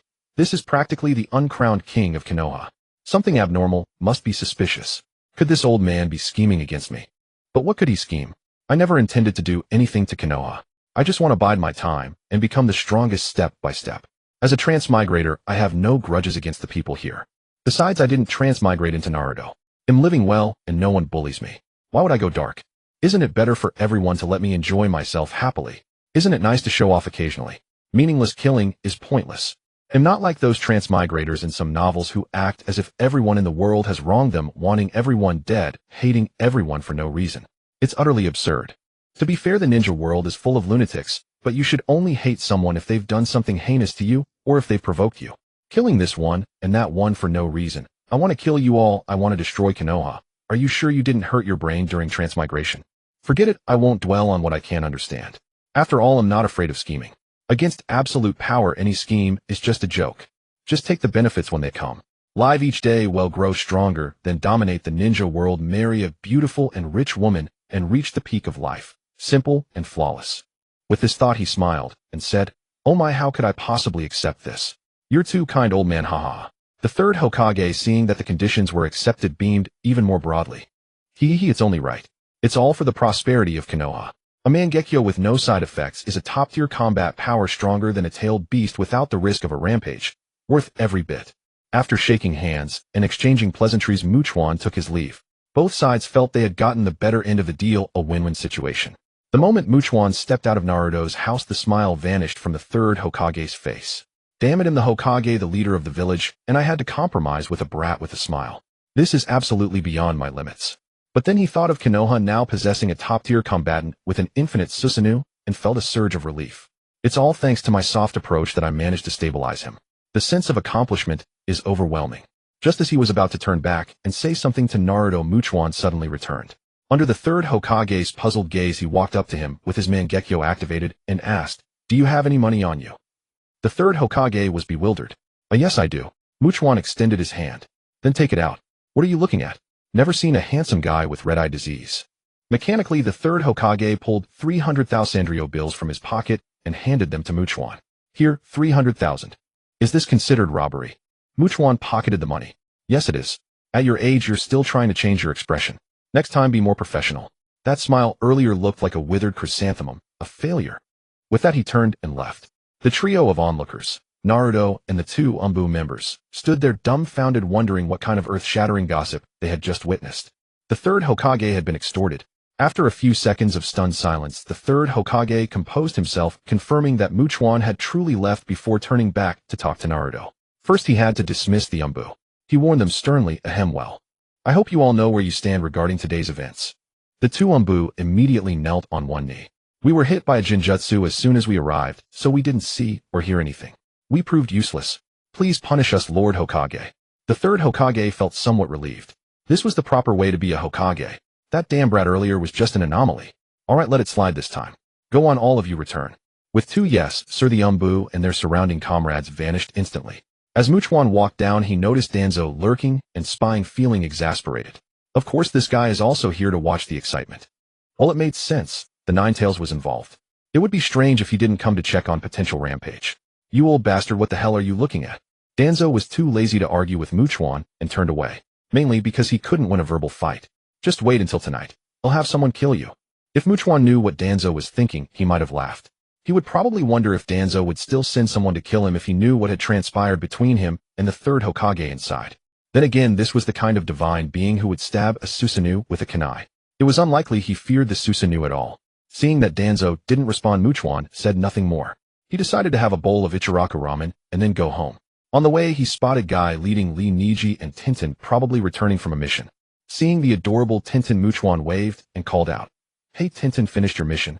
Want to grab some ramen together?" Tintin heard someone call her name and turned around. "Oh, it's Chuan. He wants to have ramen with me." "Awesome," she happily replied. Sure, let's go." Then she turned to her companions. Gazensei Niji, Liam going for ramen with a friend. See you tomorrow. Bye-bye. With that she trotted over to Chuan, and the two headed to Ichiraku Ramen together. The others exchanged knowing smiles, and went their separate ways assuming their teammate was going on a date. Over the years Chuan had done practically nothing but charm the pretty girls. Tintin was one of them.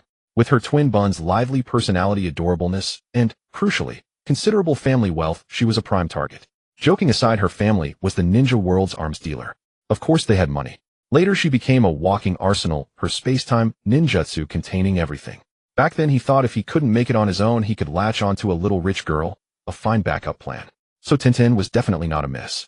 Speaking of rich girls, there was also Yamanaka Ino, the heiress of the Yamanaka clan. She was another little rich girl utterly devoted to Chuan, and they already knew each other inside out. Only the final step remained. As for Hinata, the Hyuga clan's eldest daughter, though also a rich girl, her family only allowed internal marriages. So Chuan didn't invest too much effort there, mainly because the Hyuga clan kept a close watch. Still, he didn't let go entirely. He cultivated a good relationship with her from childhood. Of course, Chuan mainly thought Hinata wasn't as pretty as Hanabi. He planned to pursue Hanabi if possible, or ideally get both. Now that he had strength, he no longer needed to rely on a rich girl. Instead, he wanted to become a protector for all the girls he cherished. A collector's mentality, a smooth transition in mindset. Arriving at Ichiraku Ramen, they saw that Shofu wasn't there. Chuan called out, "Took-in 2 bowls of deluxe tonkatsu ramen with all the toppings." Tucci replied, "It's little Chuan. 2 bowls of deluxe tonkatsu ramen. Coming right up." While waiting, Chuan began advising Tintin on her development path, not wanting her to waste time. "Tintin, you don't have a clear direction for training yet, right? Want me to suggest something?" Tintin was still lost in the bliss of their alone time, blushing shyly. Startled by his words, she asked, "Direction? What direction? Isn't training under Gazensei enough? Is there a problem?" Chuan ruffled her hair.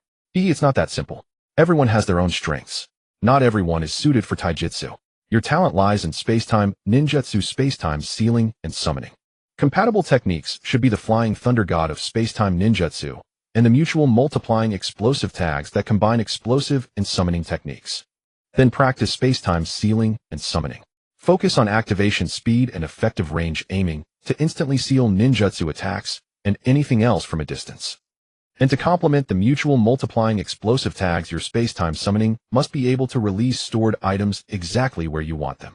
Then in close combat, use Flying Thunder God to evade. For long-range attacks, use space-time sealing. Offensively, use Flying Thunder God to get close and unleash mutual multiplying explosive tags. Blow them to bits.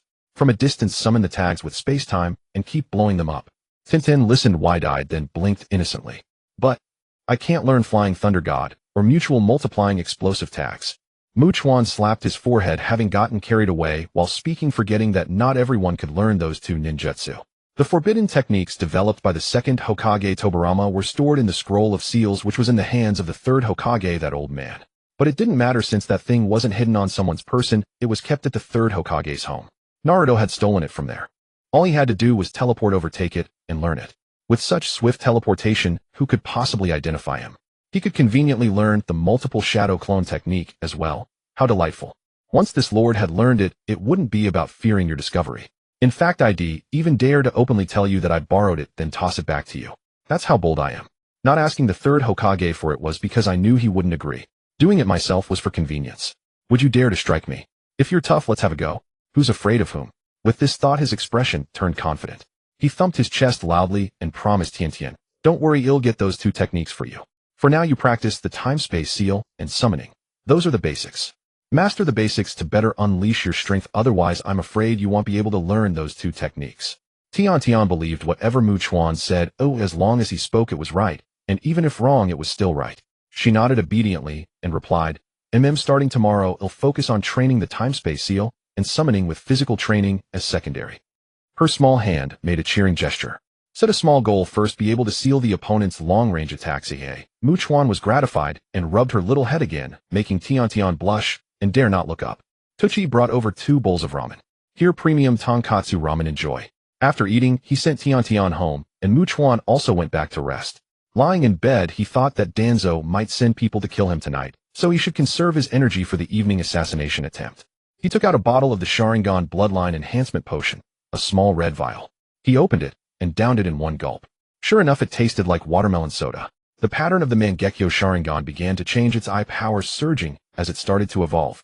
On the other side in the Hokage's office, the third Hokage smoked his pipe, squinting at Danzo, who had opened the door and walked straight in. Danzo, what do you think you're doing? Can't you knock before entering? Have you no manners? I am the Hokage, not your neighbor's mistress. You must show at least basic respect to the Hokage, don't you understand? Danzo couldn't be bothered to bicker with him, directly ignoring the string of nonsense and cutting to the chase. Hiruzen hand over Senju Chuan to my root. I can mold him into a perfect tool for Konoha. The third Hokage's face darkened as he interrupted Danzo's self-indulgent rant. Enough, Danzo. What do you think he is? That's a Mangekyō Sharingan, and one without side effects. Do you think that kid is a fool like Shursui and Itachi? Danzo remained stubborn, believing the third Hokage simply didn't want to give him the boy. He glared with his... Danzo remained stubborn, believing the third Hokage simply didn't want to give him the boy. He glared with his single eye and said obstinately, "You are the Hokage, how could he refuse to obey you? I think you just don't want to let me have him." In terms of accomplishments, past facts prove that when the Mangekyō brat was in my hands, he was able to play a greater role. Look at the exterminated Uchiha clan. You have to admit I am better than you. The third Hokage immediately bristled, jumping up like a cat with its fur on end. Bullshit. You're better than me. Look at yourself now. One eye head wrapped in bandages, arms wrapped in bandages, and you even carry a damn cane. People will think Konoha is so desperate that it has to use a crippled old man as the Hokage's assistant. And you claim to be better than me. In what way are you better than me? Tell me, in what way are you better than me? Huh? Speak. Danzo couldn't hold back, either instantly losing his temper and retorting furiously, "How dare you insult me? You, an old pervert who peeps on women all day long, have the nerve to insult me. In what way am I not better than you? If you were so good, why didn't you wipe out the Uchiha clan? And you complain about my bandages. Do my bandages offend your eyes? This is what I call hiding my trump cards. You wouldn't understand a damn thing. Oh, I see. Your limited brain power is all used up peeping on women, isn't it, Hiruzen? At your age, have some shame. I dare not even let my mistress undress completely when I cheat at home for fear that you, that damn dog, might be... If you must go hire a prostitute, spend some money. It's not much. Spend a little, even if you get it for free. Just stop this disgraceful peeping. And you talk about the Hokage needing respect. How are you worthy? Seeing his secrets exposed, the third Hokage flew into a rage out of embarrassment. Enough, Danzo. If you're so capable, go take the kid yourself. Senju Chuan is right there. Did I stop you? Do you think I've already got him under control? I tell you no. Now I've promised that brat a position second only to the Hokage in Konoha, and that's how I've kept him steady. That's the extent of my ability. If you think you're better, go ahead. Show me your skill, and let me see if you really have... Danzo didn't hesitate for a moment, tilting his head 30 degrees up and looking at the third Hokage with contempt. Hiruzen, you said it yourself. He'll go on my own. It's just a matter of kidnapping someone. Do you think everyone is as cowardly as you? The moment you heard about his abilities, you were so scared you treated him like an ancestor. With such a timid nature, you should step down as Hokage and let me have it. The only time you were bold was when you fought me for the Hokage position, and that was just once. The third Hokage's face darkened, and his molars were nearly ground to dust. Danzo, you will regret this. Danzo sneered dismissively, turned around, and walked out, saying as he went, Hiruzen, you are the Hokage. The one who should regret is you. Bang! With a slam, he stormed out, closing the door behind him. The third Hokage took a deep breath and slumped back into his chair, thinking, this brainless idiot. He came from the same era as me, and as someone who knows the power of Susanoo, he can still be so dismissive. It infuriates me. What kind of pig brain is that? And he still wants to be Hokage. He's only fit for those dirty, unsavory jobs. Trash. Ah, this is making my liver ache. Better calm my nerves by watching the women's bath. With that thought, he skillfully took out his crystal ball and began his daily peeping session. Meanwhile, Danzo returned and summoned the elite of Root, planning to launch a night raid on Senju Chuan. He gave a rambling explanation, the gist being first attack, fiercely beat him half to death, and once enough is enough, bring him back to torture him. If they couldn't bring him back, then kill him without mercy. A person like that. If he couldn't have him, he wouldn't let anyone else have him. Destroy him, he must be destroyed. If not destroyed, seeing him every day would be even more distressing. Night fell dark and windy with a bright moon hanging overhead. The perfect time for mischief. Chuan lay in bed with his eyes closed, feigning sleep, quietly waiting for someone to come and play with him. This was a perfect opportunity to show off. As the saying goes, returning home in silken robes is like walking in the dark. If you have strength, but don't flaunt it in front of others, you might as well not have it. I Senju Chuan, 12.5 years old, stand like a monkey. Tonight, I will become the top dog of our village. Just as Chuan was lost in wild thoughts, the evolution of his Sharingan had completed, now becoming the eternal Mangekyō Sharingan, with power multiplied dramatically. Sensing the surging ocular power, Well, with all his enhancements and the infinite chakra of the dark eye, his Susanoo, which was originally over 100 meters tall, could now reach between 300 and 400 meters when activated at overdrive. But size alone didn't mean everything. A colossal form only exerted overwhelming psychological pressure on humans due to their fear of giants. Against those with weak mental fortitude, it would instantly shatter their resolve and make them surrender. Of course, there were also differences in applicability. It was simply more convenient to fight a giant enemy with a Susanoo of equal scale. Admittedly, once he reached level 30 and unlocked the Paladin's honor blessing, he could buff himself and easily surpass even Hashirama's 1,000-meter true several thousand hands. After unlocking the Six Paths power and reaching level 50 for the first awakening, breaking through several thousand or even 10,000 meters wouldn't be impossible. Suddenly, 50 masked figures appeared outside with a rustling sound. 47 surrounded the house while 3 entered and came to Chuan's bed. Chuan opened his eyes, sat up, and said coldly, "You are damn bold. Haven't you seen the Hokage's announcement, or haven't you read my strength profile?" The leading root member didn't reply, but directly stated their purpose. "Senja Chuan, Lord Danzo has ordered it.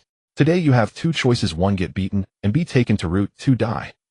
Chuan stretched lazily, stood up, and poked the other, saying, "Oh, so arrogant. On what basis? On your trash." Then he changed his expression to disdain and added, "Oh, sorry, I'm not targeting you specifically. I mean all of you present are trash." The leader remained unangered and continued, "So you choose death, right?" Seeing this, Chuan realized these men were trained to be emotionally indifferent, so he stopped provoking them. "Hey, you might not understand the situation. It's not about whether you attack or not. Root and Danzo have provoked me. Guess if I have the power to wipe out your entire root, you scum." With that attitude, the leading root member wasted no more words, raised his hand, and gestured downward. "In that case, kill." The 2 behind exchanged glances. Were they really going to fight? According to the intel, he had a Mangekyō. Were they sure they wouldn't die? But knowing they had no choice, they reluctantly began forming hand seals. The moment Chuan saw the root leader raise his hand, his grin turned maniacal. "Humph, humph, humph, humph. Ha ha ha. Susanoo. Open." The 3 about to form seals stared in shock as the colossal energy avatar emerged. With a loud bang, it burst through the house and rose quickly, becoming a behemoth over 300 meters tall. Chuan looked down from the diamond-shaped energy crystal within the Susanoo's head as if watching a nest of ants. 1 step could crush a dozen. He almost felt an inflated illusion of being a god, but quickly shook his head to sober up, thinking no wonder the 4 crippled Uchiha elites laughed so arrogantly. This power, who wouldn't become arrogant? The 47 root members preparing to surround him were stunned. Damn, is this something a human can fight? The Susanoo of a Mangekyō is actually this huge.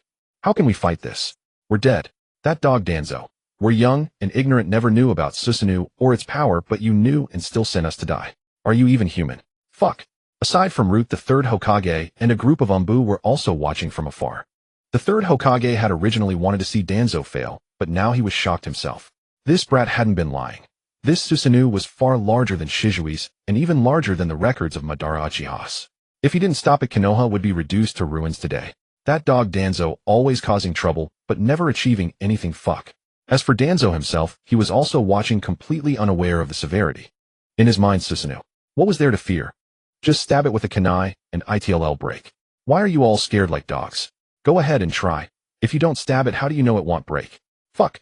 Meanwhile, Chuan had snapped out of his inflated mindset and guided the Susanoo to slowly float toward the center of Konoha's sky. Flying was a basic skill for any mage, and the giant Susanoo began gathering an elemental cannon of light and lightning in its hand, pointing downward. As everyone knows, light attribute in dungeons also carries lightning attribute, so it's called light lightning attribute. Amplified by the Susanoo, a massive orb of light 30 meters in diameter formed in an instant. The light lightning orb shone like a small sun in the night, illuminating Konoha. All the villagers who heard the commotion ran out to see what was happening, only to witness the most unforgettable sight of their lives. Oh heavens, we're seeing a god at night. At this moment, Chuan felt like reciting a poem, so he grinned and said, "How many floors can a bag of rice carry? Feel pain? How many floors can a bag of rice carry? Contemplate pain. I gave too much for a bag of rice. Accept pain. I washed a bag of rice. Understand pain. I washed so much mud from a bag of rice. Those who do not understand pain. I have seen the red beans and black. Cannot understand true peace. Every grain has mud. Start now. Who gives you a bag of rice? Let the world feel pain. All right, add water." Almighty push. While he chanted, the 3rd Hokage below, staring worriedly at the 30-meter energy ball, felt his eyelids twitch wildly and a deep unease in his heart. What the hell is this bag of rice?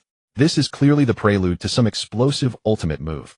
That stance is definitely not a small-scale technique. We're doomed. If we don't stop him, something terrible will happen. That bastard Danzo fuck. Danzo also realized it, and without a moment's hesitation turned and ran. He thought, is this Susanoo so powerful? Can it unleash such a terrifying attack? A 30-meter energy ball. Who the hell could withstand it if it came down? Better let Risen handle this himself. He'll slip away first. If by chance Risen gets killed, I can take over the Hokage seat immediately. Perfect Imagenius. The villagers below, unaware of the danger, were still watching excitedly. Hey, isn't that Shinjumu Chuan in the giant avatar? Did he suddenly become an immortal? Seeing the situation spiral out of control, the third Hokage quickly summoned Enma. Enma, hurry, throw me toward that person in the air, fast. Enma, realizing there was no time for chit-chat, grew serious and grabbed the third Hokage, throwing him into the air with all his strength and chakra. The third Hokage even used a fire-release jet to accelerate midair, and in an instant he slapped onto the diamond-shaped crystal outside Muchuan using chakra to stick there without falling. Muchuan smiled and greeted politely. Oh, if it isn't the third Hokage. What's with the get up? Can't sleep at night, practicing your fire-release jet ascension technique. Quite diligent. Sandaime had no leisure to jest with him. He quickly said, forget about my fire style. Tell me what you intend to do. Why are you condensing such a massive energy sphere? There are so many people down there. You. Muchuan shrugged. Oh, this. Heh. A bunch of root members unable to sleep at night come to mess with me. Do you think I can tolerate that? I was sound asleep, dreaming peacefully at home, when all of a sudden Root woke me up. And they had the audacity to say they were going to take me down. I'm such an honest man, and just because I awakened a Mangekyō, they want to drag me to Root. Is there no law? No village rules? Even you, the third Hokage, have to show me respect, or else you won't stay as village chief. I could level Konoha with a raise of my hand. And that damned little Root doesn't even know who I am. You silently allowed this, didn't you? You wanted to test my strength. Don't tell me you knew nothing about it. This tiny village. If you can't even monitor such a thing, then why are you even the village chief? Might as well die and join the other 3 village chiefs for a game of mahjong. Since you all want to see my power, shouldn't I, out of moral obligation, teach them how to behave? Shouldn't I? Speak. Sandaime was now drenched in cold sweat from being berated. What to do? This had gone too far. Damn that brat. Why did a kid suddenly possess such terrifying power? I'm broken. Absolutely broken. First day missing the first Hokage. If Lord Hashirama were still here, he'd crush this brat with a single true several thousand hands and finish him off. I originally wanted Danzo to test the waters, have you two scuffle a bit, and call it a day. But this bastard pulls out his ultimate move right away. What the hell is wrong with him? What is wrong with everyone? Damn it all. Despite his fury, Sandaime forced a smile and said, oh, look at this mess. I knew Danzo wanted to recruit you into Root, but I told him I couldn't make decisions for you. He'd have to invite you himself. Who knew that fool would do something like this? In that case, whatever you do to him and Root is justified. But the villagers below are innocent. Let's try to use single-target lethal ninjutsu, as long as it doesn't harm the innocents. Even if you kill every last Root member, I'll accept it. Besides, it benefits you too. This public display of power showcases your invincible strength. It's all. From now on, you'll be the revered elite guardian of the village, a hero who protects the village's safety, an ace that intimidates neighboring villages and demonstrates Konoha's might. Isn't that more meaningful than destruction? I mean, even if you raise Konoha to vent your anger, in the end, what will you gain? A bad reputation, nothing else, and you'll have to leave and start your own faction. Then as a rogue ninja who massacred a village, no one would dare take you in. You'd enjoy nothing and wander alone in the wilderness. What a miserable life. Humans are social creatures. What's the point of living like that, right? Chuan smacked his lips and nodded. Though what you say does make some sense. Sandaime breathed a sigh of relief. Close call. Managed to stabilize him again. Looks like my eloquence hasn't faded. Relieved. That's right. Everything can be discussed. Don't worry. Anyone who came to trouble you tonight, feel free to kill them. If you can't, the village will finish them for you. As for Danzo. Chuan interrupted. Danzo must die. Sandaime paused. Here, I know, it's just that. Chuan, even the 6 paths can't keep him alive, I swear. Sandaime, ahem, I know, but. Chuan leaned back theatrically. Are you testing my temper? Believe me, I'll go berserk right now. Sandaime's expression stiffened, then he quickly said with resolve, death. Danzo must die. He should have died long ago. Such a vicious fool doesn't deserve to live. Kill them all as you wish. After tonight, whatever remains of Root, so be it. Tomorrow I'll disband Root. Konoha has no need for such pests. Chuan nodded in satisfaction. That's more like it. And don't think your dear friend is anything good. I don't know whether you truly are unaware or pretending to be, but look at what Danzo has done. Not only did he dig out a ton of Uchiha Sharingan, He also conducted human experiments with Orochimaru, damaged the first Hokage's remains to implant Hashirama cells into himself. He stole Shirsue's Mangekyō and put it into his own. I covered his arm with Sharingan to use Izanagi, colluded with enemy nations, sabotaged Konoha comrades, ignored village crises, and hid whenever trouble came. What a wonderful friend you have. That's why I say Tobirama Senju wasn't all that great. His ninjutsu were gloomy and his disciples were trash. Sandaime had been listening with growing indignation, but that last line caught him off guard and left him awkward. Air Lord Tobirama's disciples weren't. Chuan cut him off. You think I'm only talking about Danzo? That's right, don't hesitate. I'm talking about you, all four of you direct disciples. Every single one is trash. Sandaime felt blood rush to his head. He really wanted to fight. Couldn't you just stick to Danzo? Why drag us into it? Did we provoke you? What are you staring at? Not convinced. Ask yourself, what have you four accomplished? Those two advisors, second only to the Hokage, what abilities do they have? Haven't you become more and more cowardly, groveling to outsiders while bullying your own? Forget Danzo, he's just— The only reason you didn't bully me is because I'm strong beyond your limits. If I were just an ordinary Mangekyō user, wouldn't you have made a move against me? Fisk, tell me, isn't that the truth? Sandaime was silent for a moment, then sighed. Sigh, you're right, but there's no helping it. Konoha seems prosperous, but in truth we have very few cage-level fighters. The legendary Sannin. One is a rogue ninja, another a gambler who goes everywhere betting, and has hemophobia, the last a pervert who wanders around ignoring everything. And the Hyuga clan is even more cowardly than I am. At that time, Kimogakure's military power and economy surpassed Konoha's, and they were all warlike. If we fought, it wouldn't even be a question of victory. A mutual defeat would be considered a poor performance by Kimogakure. And that was with Jiraiya still around. If he weren't here, well, Konoha would simply lose. Don't mention Shisui or the Uchiha clan. The Uchiha Sharingan below Three-Tomoe isn't as strong as you think. There was only one Mangekyō user, and he had to stay hidden. What could one person do? War is about national strength. Frankly, Konoha has a broken generation. The truly useful ones are just a few elite jonin. Kakashi runs out of chakra quickly. Guy's 8 gates kills him after opening them. If he doesn't open them, who can beat the Raikage? The Nine-Tails Jinchuriki hasn't matured yet. As he spoke, he grew a bit dejected. He smacked his lip side and continued. You say I'm not tough enough. Konoha has the best resources among the 5 nations, but it's naturally opposed to the other 4. If they attack, all 4 come to stab us in the back. With so few fighters, if we lose a few, how does Konoha maintain its prestige? And then there's the Akatsuki lurking in the shadows, unknown intentions. Itachi's infiltration hasn't yielded much. I'm old. How much longer can I lead Konoha? And who will take over this mess? Why have I been so lenient with you? Precisely because you are strong. So strong it's unbelievable. But more importantly, you have the Mangekyō Sharingan, yet bear the name Senju, not Uchiha. Chuan rolled his eyes. No, your prejudice is just. What did the Uchiha do to you? If I were named Senju, that would suit you, but if I were named Uchiha, would you really fight me to the death? What's wrong with you? The third Hokage looked grave. Indeed, if you were an Uchiha, I would rather use the dead demon consuming seal to take you down with me. Chuan looked at him with disdain. Old man, what makes you so confident that you could use the dead demon consuming seal to exchange my life for yours? First of all, I can teleport. Yes, the kind you're thinking of, just like the flying thunder god, and I can hide inside Susanoo. What can you do to me? The biggest flaw of the dead demon consuming seal is that you have to catch your opponent. Can you even reach me? Why are you so boastful? Oh, I didn't realize you were such a narcissist. Today's an eye-opener. By your logic, you could even exchange yourself for Hashirama. Why don't you go to the moon and try to exchange yourself for Kagaya, old man? The third Hokage's face flushed red. He had lost all face and dignity tonight, all because of that damn Danzo. Ahem. He coughed twice to ease the awkwardness. Well, let's get back to business. Since we've come this far, why don't we call off the techniques? It's quite tiring hanging here like this, and frankly, it's awkward. Chuan glanced at the onlookers below, then at the fleeing Danzo, and nodded. Fine, I'll dispel Susanoo first, then I'll go take care of Root and Danzo. You have the Umbu clean up behind me. By tomorrow morning, everyone will know that the top dog of Konoha is Senju Chuan. With that, he dispelled the elemental cannon, and Susanoo teleported down and began eliminating the Root members. For those who had tried to kill him on sight, there was no mercy. He had to eliminate Root completely tonight. After some time, he teleported repeatedly to clean up all the small fry of Root. Then he teleported behind Danzo and thrust a spear of victory into his back, triggering a hard control that left him frozen, unable to form hand seals for Izanagi. Danzo was truly cautious. He had fled to a base outside Konoha for safety. If not for the spatial perception ability of the teleportation, he wouldn't have been found.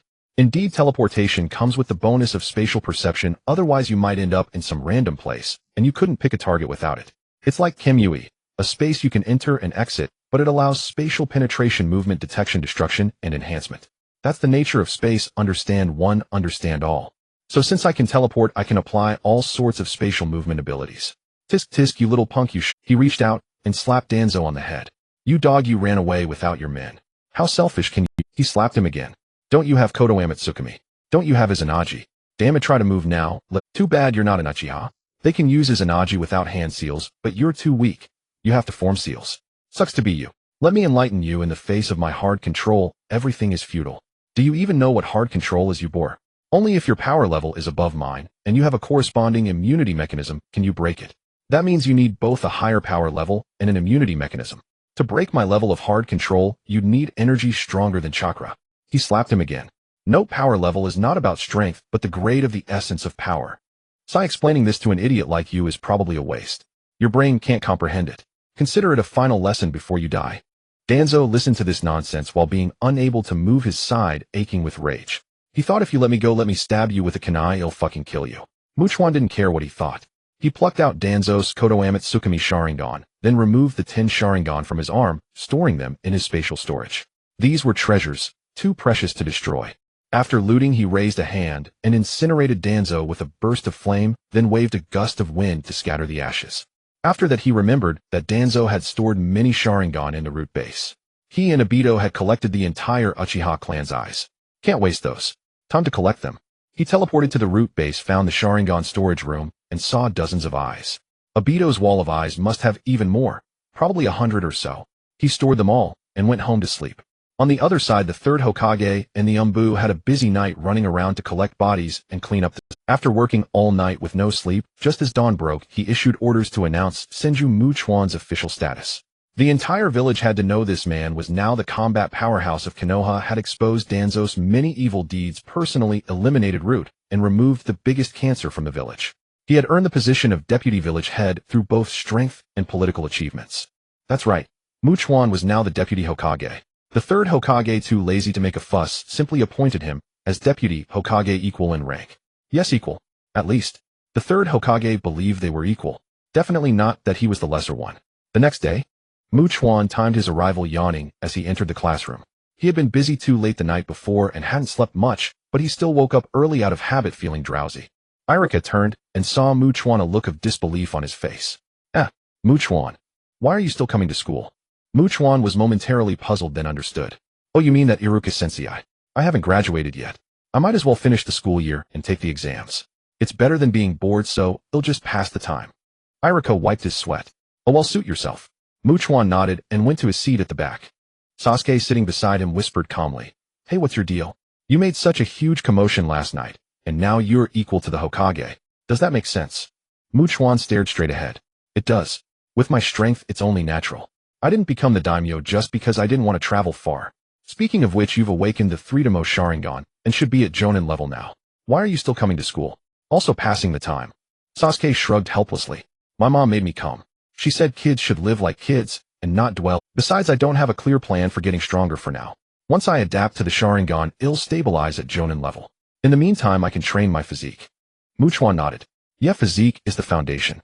Hey Sasuke, help me with an experiment after school. I want to try to awaken the Rinnegan.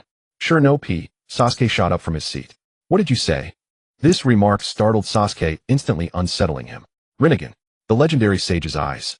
Dude, you just awakened the Mangekyō and you already know how to obtain the Rinnegan. What the heck?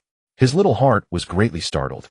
Irika and the whole class looked over at them with confusion in their eyes, as if to say, what are you two up to? Chuan saw everyone looking their way, then flashed a mischievous grin and said, Ahem, well, what if I told you that Sasuke is just too excited because he found out he's going to have a child? Would you believe me? Sasuke also realized he had been too loud and disturbed others, so he quickly chimed in. Yes, sorry, I was just so excited about having a child that I momentarily. Wait, no, I don't have any child at all. Chuan pretended to be shocked and scooted aside. No, you can't just deny it. Sakura, say something about your child. Sakura, who was sitting in front of them and turning around to look upon hearing this, plopped down beneath her chair. Her mind went blank. Wait, that's not what you were talking about earlier. How am I involved? My child. Mine and Sasuke's. Then, as a lovesick admirer of Sasuke, she immediately caught on. Oh my god. Then she giggled foolishly under the chair, muttering, Sasuke-kun's child. I wanna give birth. Ino beside her wore a look of amusement, leaned over to listen, then straightened up and said to Irika, "Sensei Sakura says she wants to have a baby." Irika's face darkened as he pursed his lips and closed his eyes. "Sensei, I don't want to hear this." He then took a moment to calm himself, clapped his hands to get the students' attention, and gestured for them to turn around. "All right, let's not dwell on these issues of childbirth. What matters now is that you have less than half a month until the gym. Come on, let's go outside for practical training. I want to see what you've got." He then added, "Oh right, Deputy Hokage Chuan doesn't need to participate, and neither does Sasuke. You two are at the Super Kage level and Jonin level respectively, there's no need for you to join." After he said this, Naruto, who had been standing there with an expectant look, became displeased. "Wait Irika-sensei, what about me? Don't I need to either?" Irika, who always got a headache hearing Naruto speak, a brat who was poor in both academics and practical skills and loved to cause trouble, looked pained. "Naruto, you had better master the clone technique first before you start daydreaming." Naruto jumped out of his seat and shouted defiantly, "I don't accept that. I've already mastered the 3 basic techniques, and I even learned the Golden Little Man transformation." As he spoke, he demonstrated the 3 basic techniques, then performed the Golden Little Man transformation. Chuan told me that turning into Golden Little Man grants power beyond the Kage level. Even if there were some issues and my power diminished, I should still have Jonin level strength. Why can't I have special treatment? Ditabeo.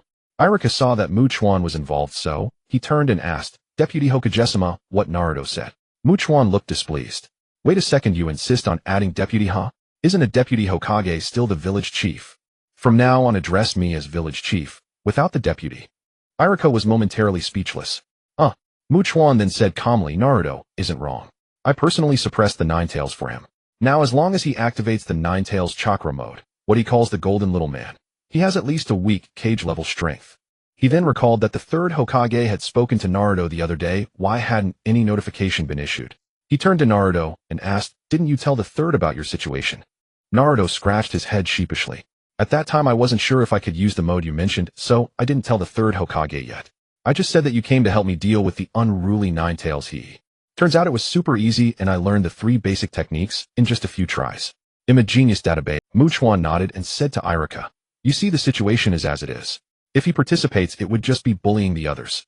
Irika nodded helplessly. "All right, Naruto doesn't need to participate in the practical exercise either." The other 2nd-generation young masters and ladies looked bewildered. "Wait, are we even in the same school? The same ninja academy? How come you guys are already this awesome before even graduating as Genin?"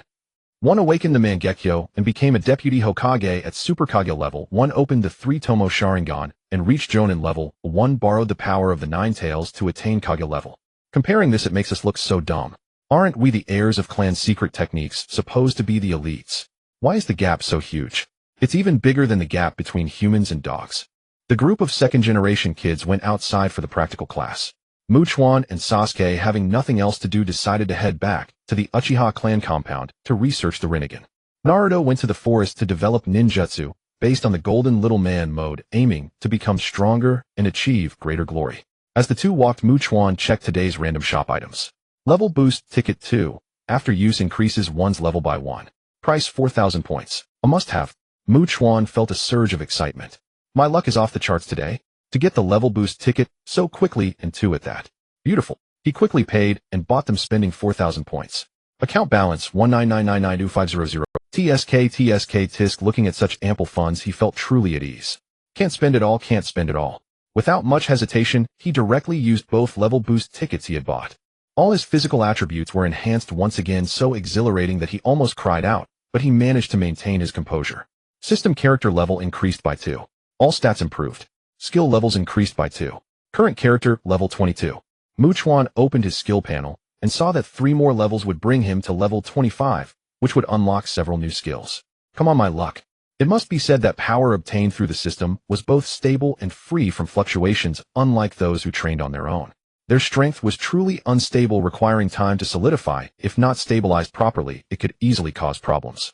Which was better and which was worse was clear at a glance. Which was strong and which was weak was evident. The two arrived at a quiet spot in the Uchiha compound. Sasuke voiced his doubt. "All right, Heirei's fine. Tell me, how does the Sharingan evolve into the Rinnegan?" Chuan was in no hurry.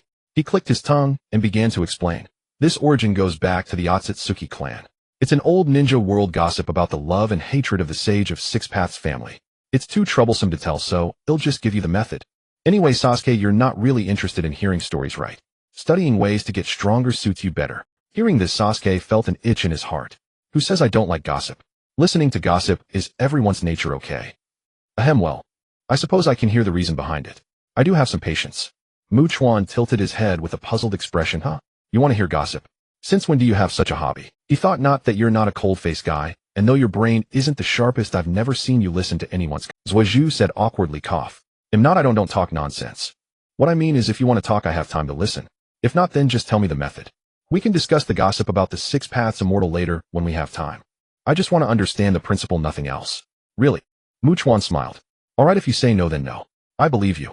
Whether I truly believe or not, don't worry. Then he began explaining the method to awaken the Rinnegan. First, the prerequisite for awakening the Rinnegan is having the eternal Mangekyō Sharingan. Second, you need to gather the chakra of Indra and Ashura, the reincarnations of the 6 paths immortals, 2 suns, and fuse them. This process can be fast or slow. For some it takes little time, for others they might be on the verge of death before awakening. So the most basic condition for awakening the Rinnegan is having the Sharingan, then unlocking the Mangekyō, and finally reaching the eternal Mangekyō. Even for the Uchiha, this condition is almost unattainable. First you must unlock the Mangekyō. Then for the eternal Mangekyō you need a direct family member who has also unlocked the Mangekyō, and then you must take their eyes to upgrade yours to eternal. Only then can you meet the requirement. However, how many Uchiha have unlocked the Mangekyō? What kind of trauma does it take? And your own family member must also have the Mangekyō. How difficult is that? Most importantly, you have to make a move on your own family. Can you get past that mental block? Upon hearing this, Zhuozhu felt that the Rinnegan was probably something he would never achieve in this lifetime. Even if the basic conditions were met, where would he find the chakra of Indra and Ashura? And how would he fuse them? These were all conditions he could not fulfill. He sighed. Sigh. Looks like the normal method is hopeless for me. So you said you were studying how to awaken the Rinnegan. Is there an alternative method? Chuan waved his hand with a smile. Not really, it's just that I've met the conditions. Zhuozhu stared with wide eyes, his Three-Tomoe Sharingan spinning in shock, looking as if he might unlock the Mangekyō from the sheer excitement. Wait, do you even know what you're saying? You've unlocked the eternal Mangekyō. No way. Where did you get a family member to take their eyes? Tossing his bangs, Chuan said smugly. Your humble servant here used his ability to trade for the Sharingan bloodline enhancement potion, which directly upgraded me to the eternal Mangekyō. Surprised, excited, thrilled, but when he looked up at Zhuozhu, he saw that the guy's Three-Tomoe had already started to change from envy. Whoa, Zhuozhu, you're truly extraordinary. Just because of me, you're about to unlock the Mangekyō. Hey, that's right, keep spinning, spin wildly. Hold on, the Mangekyō is almost here. Think about my eternal, I think about how I can still awaken the Rinnegan, and think about how I, who was once mediocre, have now surpassed you. Are you envious? Say it, are you envious? Zhuozhu was so angry his liver ached. How could a brother say such things? Can't he be a decent human being? Can't he? Seeing Zhuozhu's momentum falter, Chuan quickly added another jab. Hey, what's wrong with you? Why can't you keep it up? Put some effort into it. Look at your attitude. I'm a branch family Uchiha, and I've already got the eternal I while you're still stuck with Tomo. Don't you want to take on Itachi? I can already take him on, and you're still fooling around. Watch out, that guy might come back and kill Aunt Mikoto again. What would you do then? You want Aunt Mikoto to be sacrificed a second time. Think about it, brother. Think about the future. While you're thinking, you'll realize that I'm stronger than you, and your problems are nothing to me. Tell me, isn't that infuriating? Just say it, is it infuriating or not? Can this Mangekyō be unlocked or not? Hearing this mockery, Zhuozhu's Three-Tomoe, which had just calmed down, began spinning at an insane speed again, desperately transforming into the Mangekyō. Pain, too much pain. Nothing hurts more than seeing your brother do better while you're struggling. Compared to this, sacrificing the entire clan was nothing.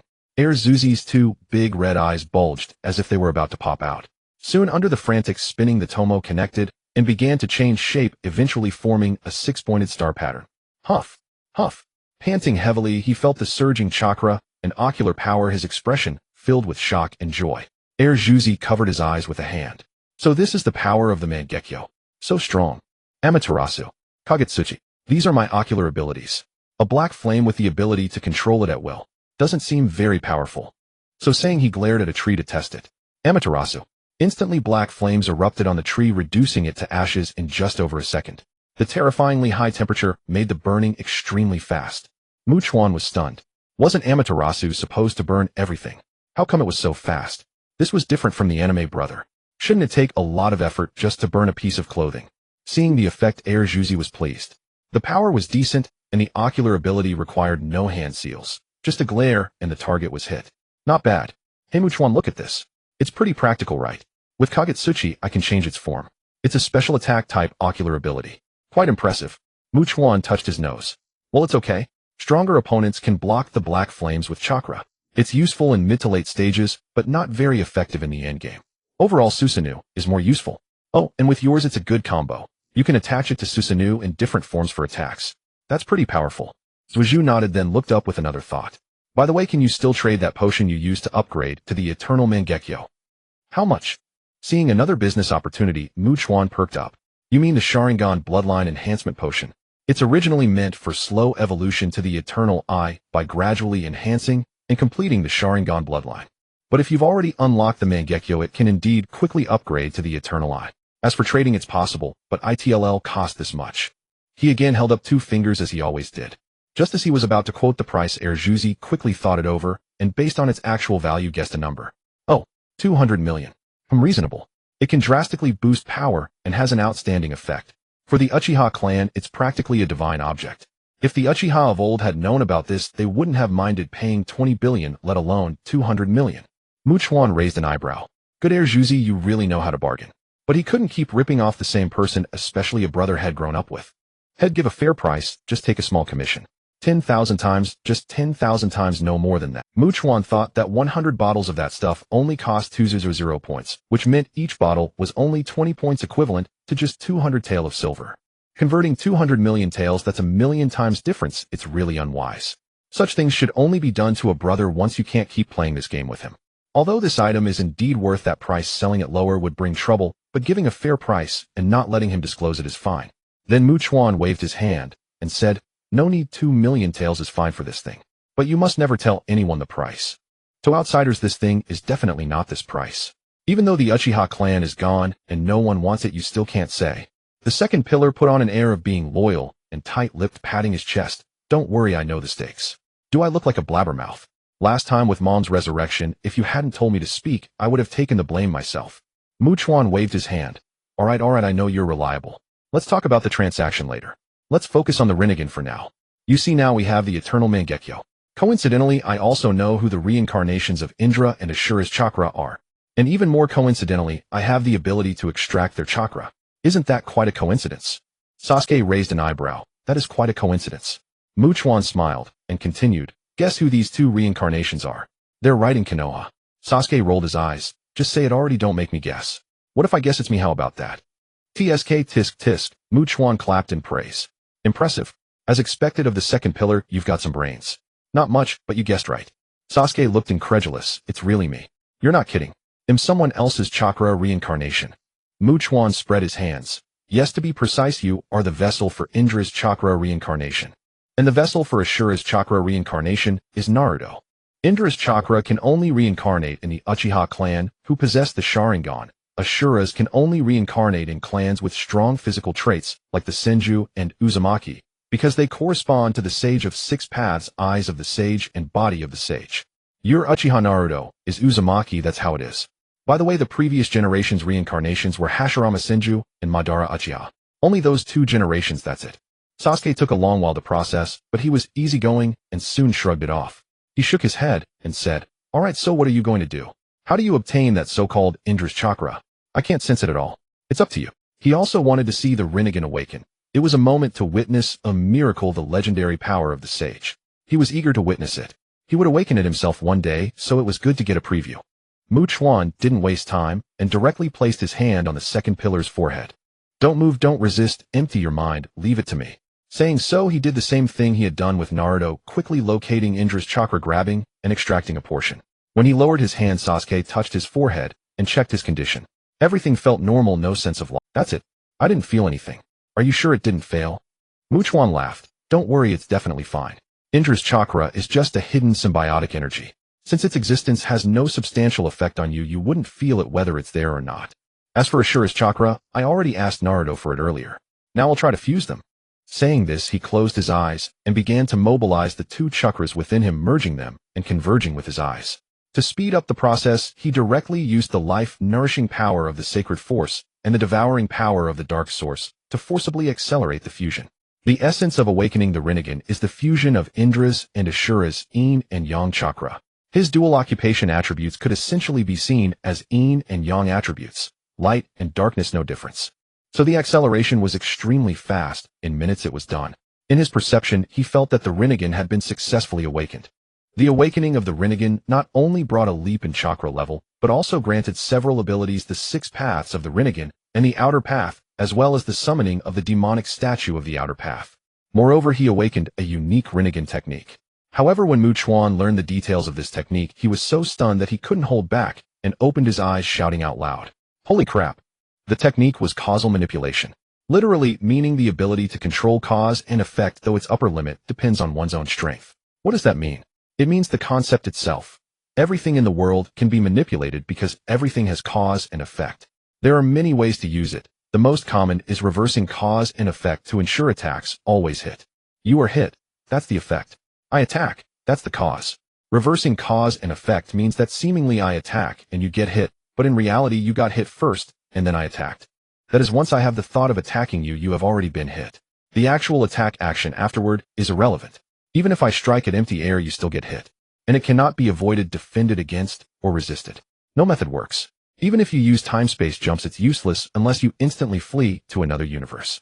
At a later stage with sufficient strength, this ability becomes invincible. With a single thought, I want to kill you, is the cause, you die is the effect, so you die. It's that simple. It can also negate causality. If something has happened, I negate the cause of its occurrence, so the effect never happens, and it returns to the state before it happened. You unleash a flame. That's the cause. The flame flies out. That's the effect. I negate the cause of your attack, so your flame disappears. There are many such causal applications, extremely unresolvable. This ability is essentially the program that runs the world. With it, you are like the programmer of this world, able to change anything as you wish.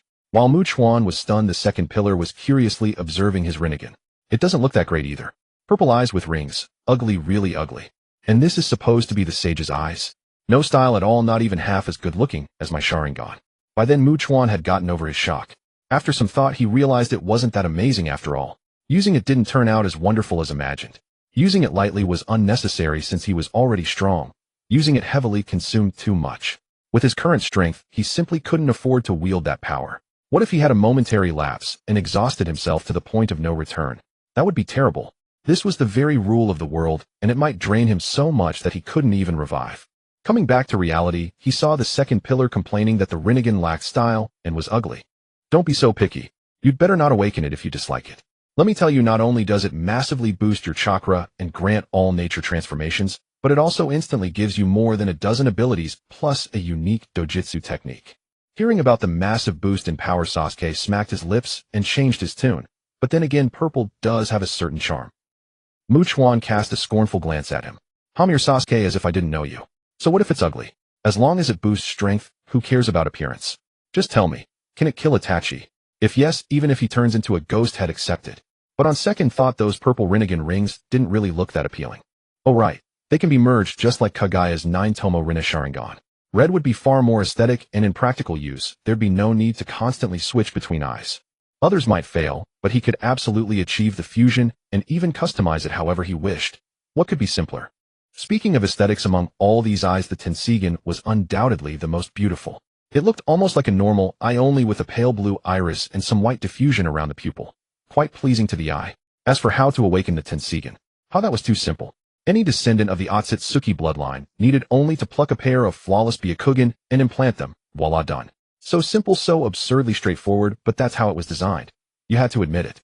If the shinobi world's Otsutsuki descendants ever learned this method, the Hyuga clan would be utterly doomed.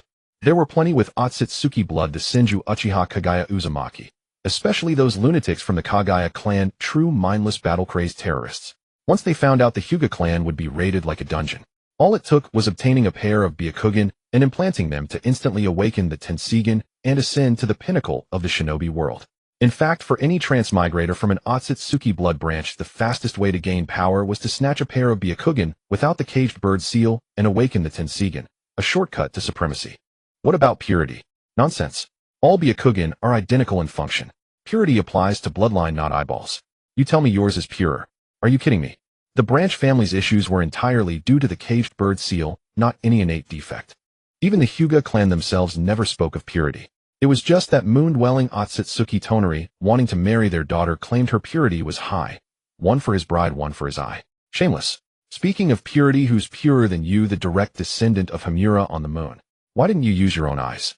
Instead, you tried to steal someone else's daughter. Truly a deviant mindset unlike any normal person. Chuan scratched his head at this thought. Well, this worked out for him. He'd go to the moon later and fuse that giant Tenseigan composed of a pile of Byakugan. No sooner said than done. He dragged Sasuke toward his house. Come on, let's go get the money for the bloodline enhancement potion. You drink it first to evolve your eternal Mangekyō.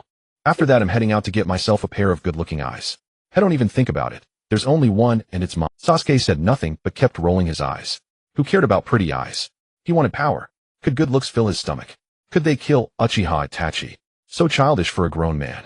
The two quickly arrived at the Uchiha clan head's secret chamber. Sasuke took out 4 million Ryo and handed them to Chuan. Here 2 doses, one for my mom too. Chuan nodded, stowed the money in his system space instead of converting it into points since his own family was almost out of funds. This would serve as living expenses. He then produced 2 bottles of red liquid. Here, just drink it. Tastes like watermelon, not bad. I'm off now. See you later. Waving goodbye, he was about to teleport directly to the moon when he suddenly remembered his causality ability. Maybe he should give it a try. No sooner said than done. He activated the ability and began to conceive. Cause I plan to go to the moon. Effect: I arrive at the moon. Activate, go. With a whoosh, Chuan appeared on the lunar surface. Sensing his own consumption, it was neither too high nor too low, but it wasn't simply chakra or magical power. It was a mix of physical stamina, energy, mental strength, eye power, and even soul force. Damn, no wonder I feel exhausted. It's running on hybrid fuel. What a pain in the ass. He could have easily teleported himself anyway, free and effortless with infinite mana, meaning 0 cost. Overusing this ability would instantly turn him into a dried husk. Best to avoid using it unless necessary. It was a bit of a trap. Sensing Otsutsuki Tanara's location, he conjured a victory spear in his hand in advance.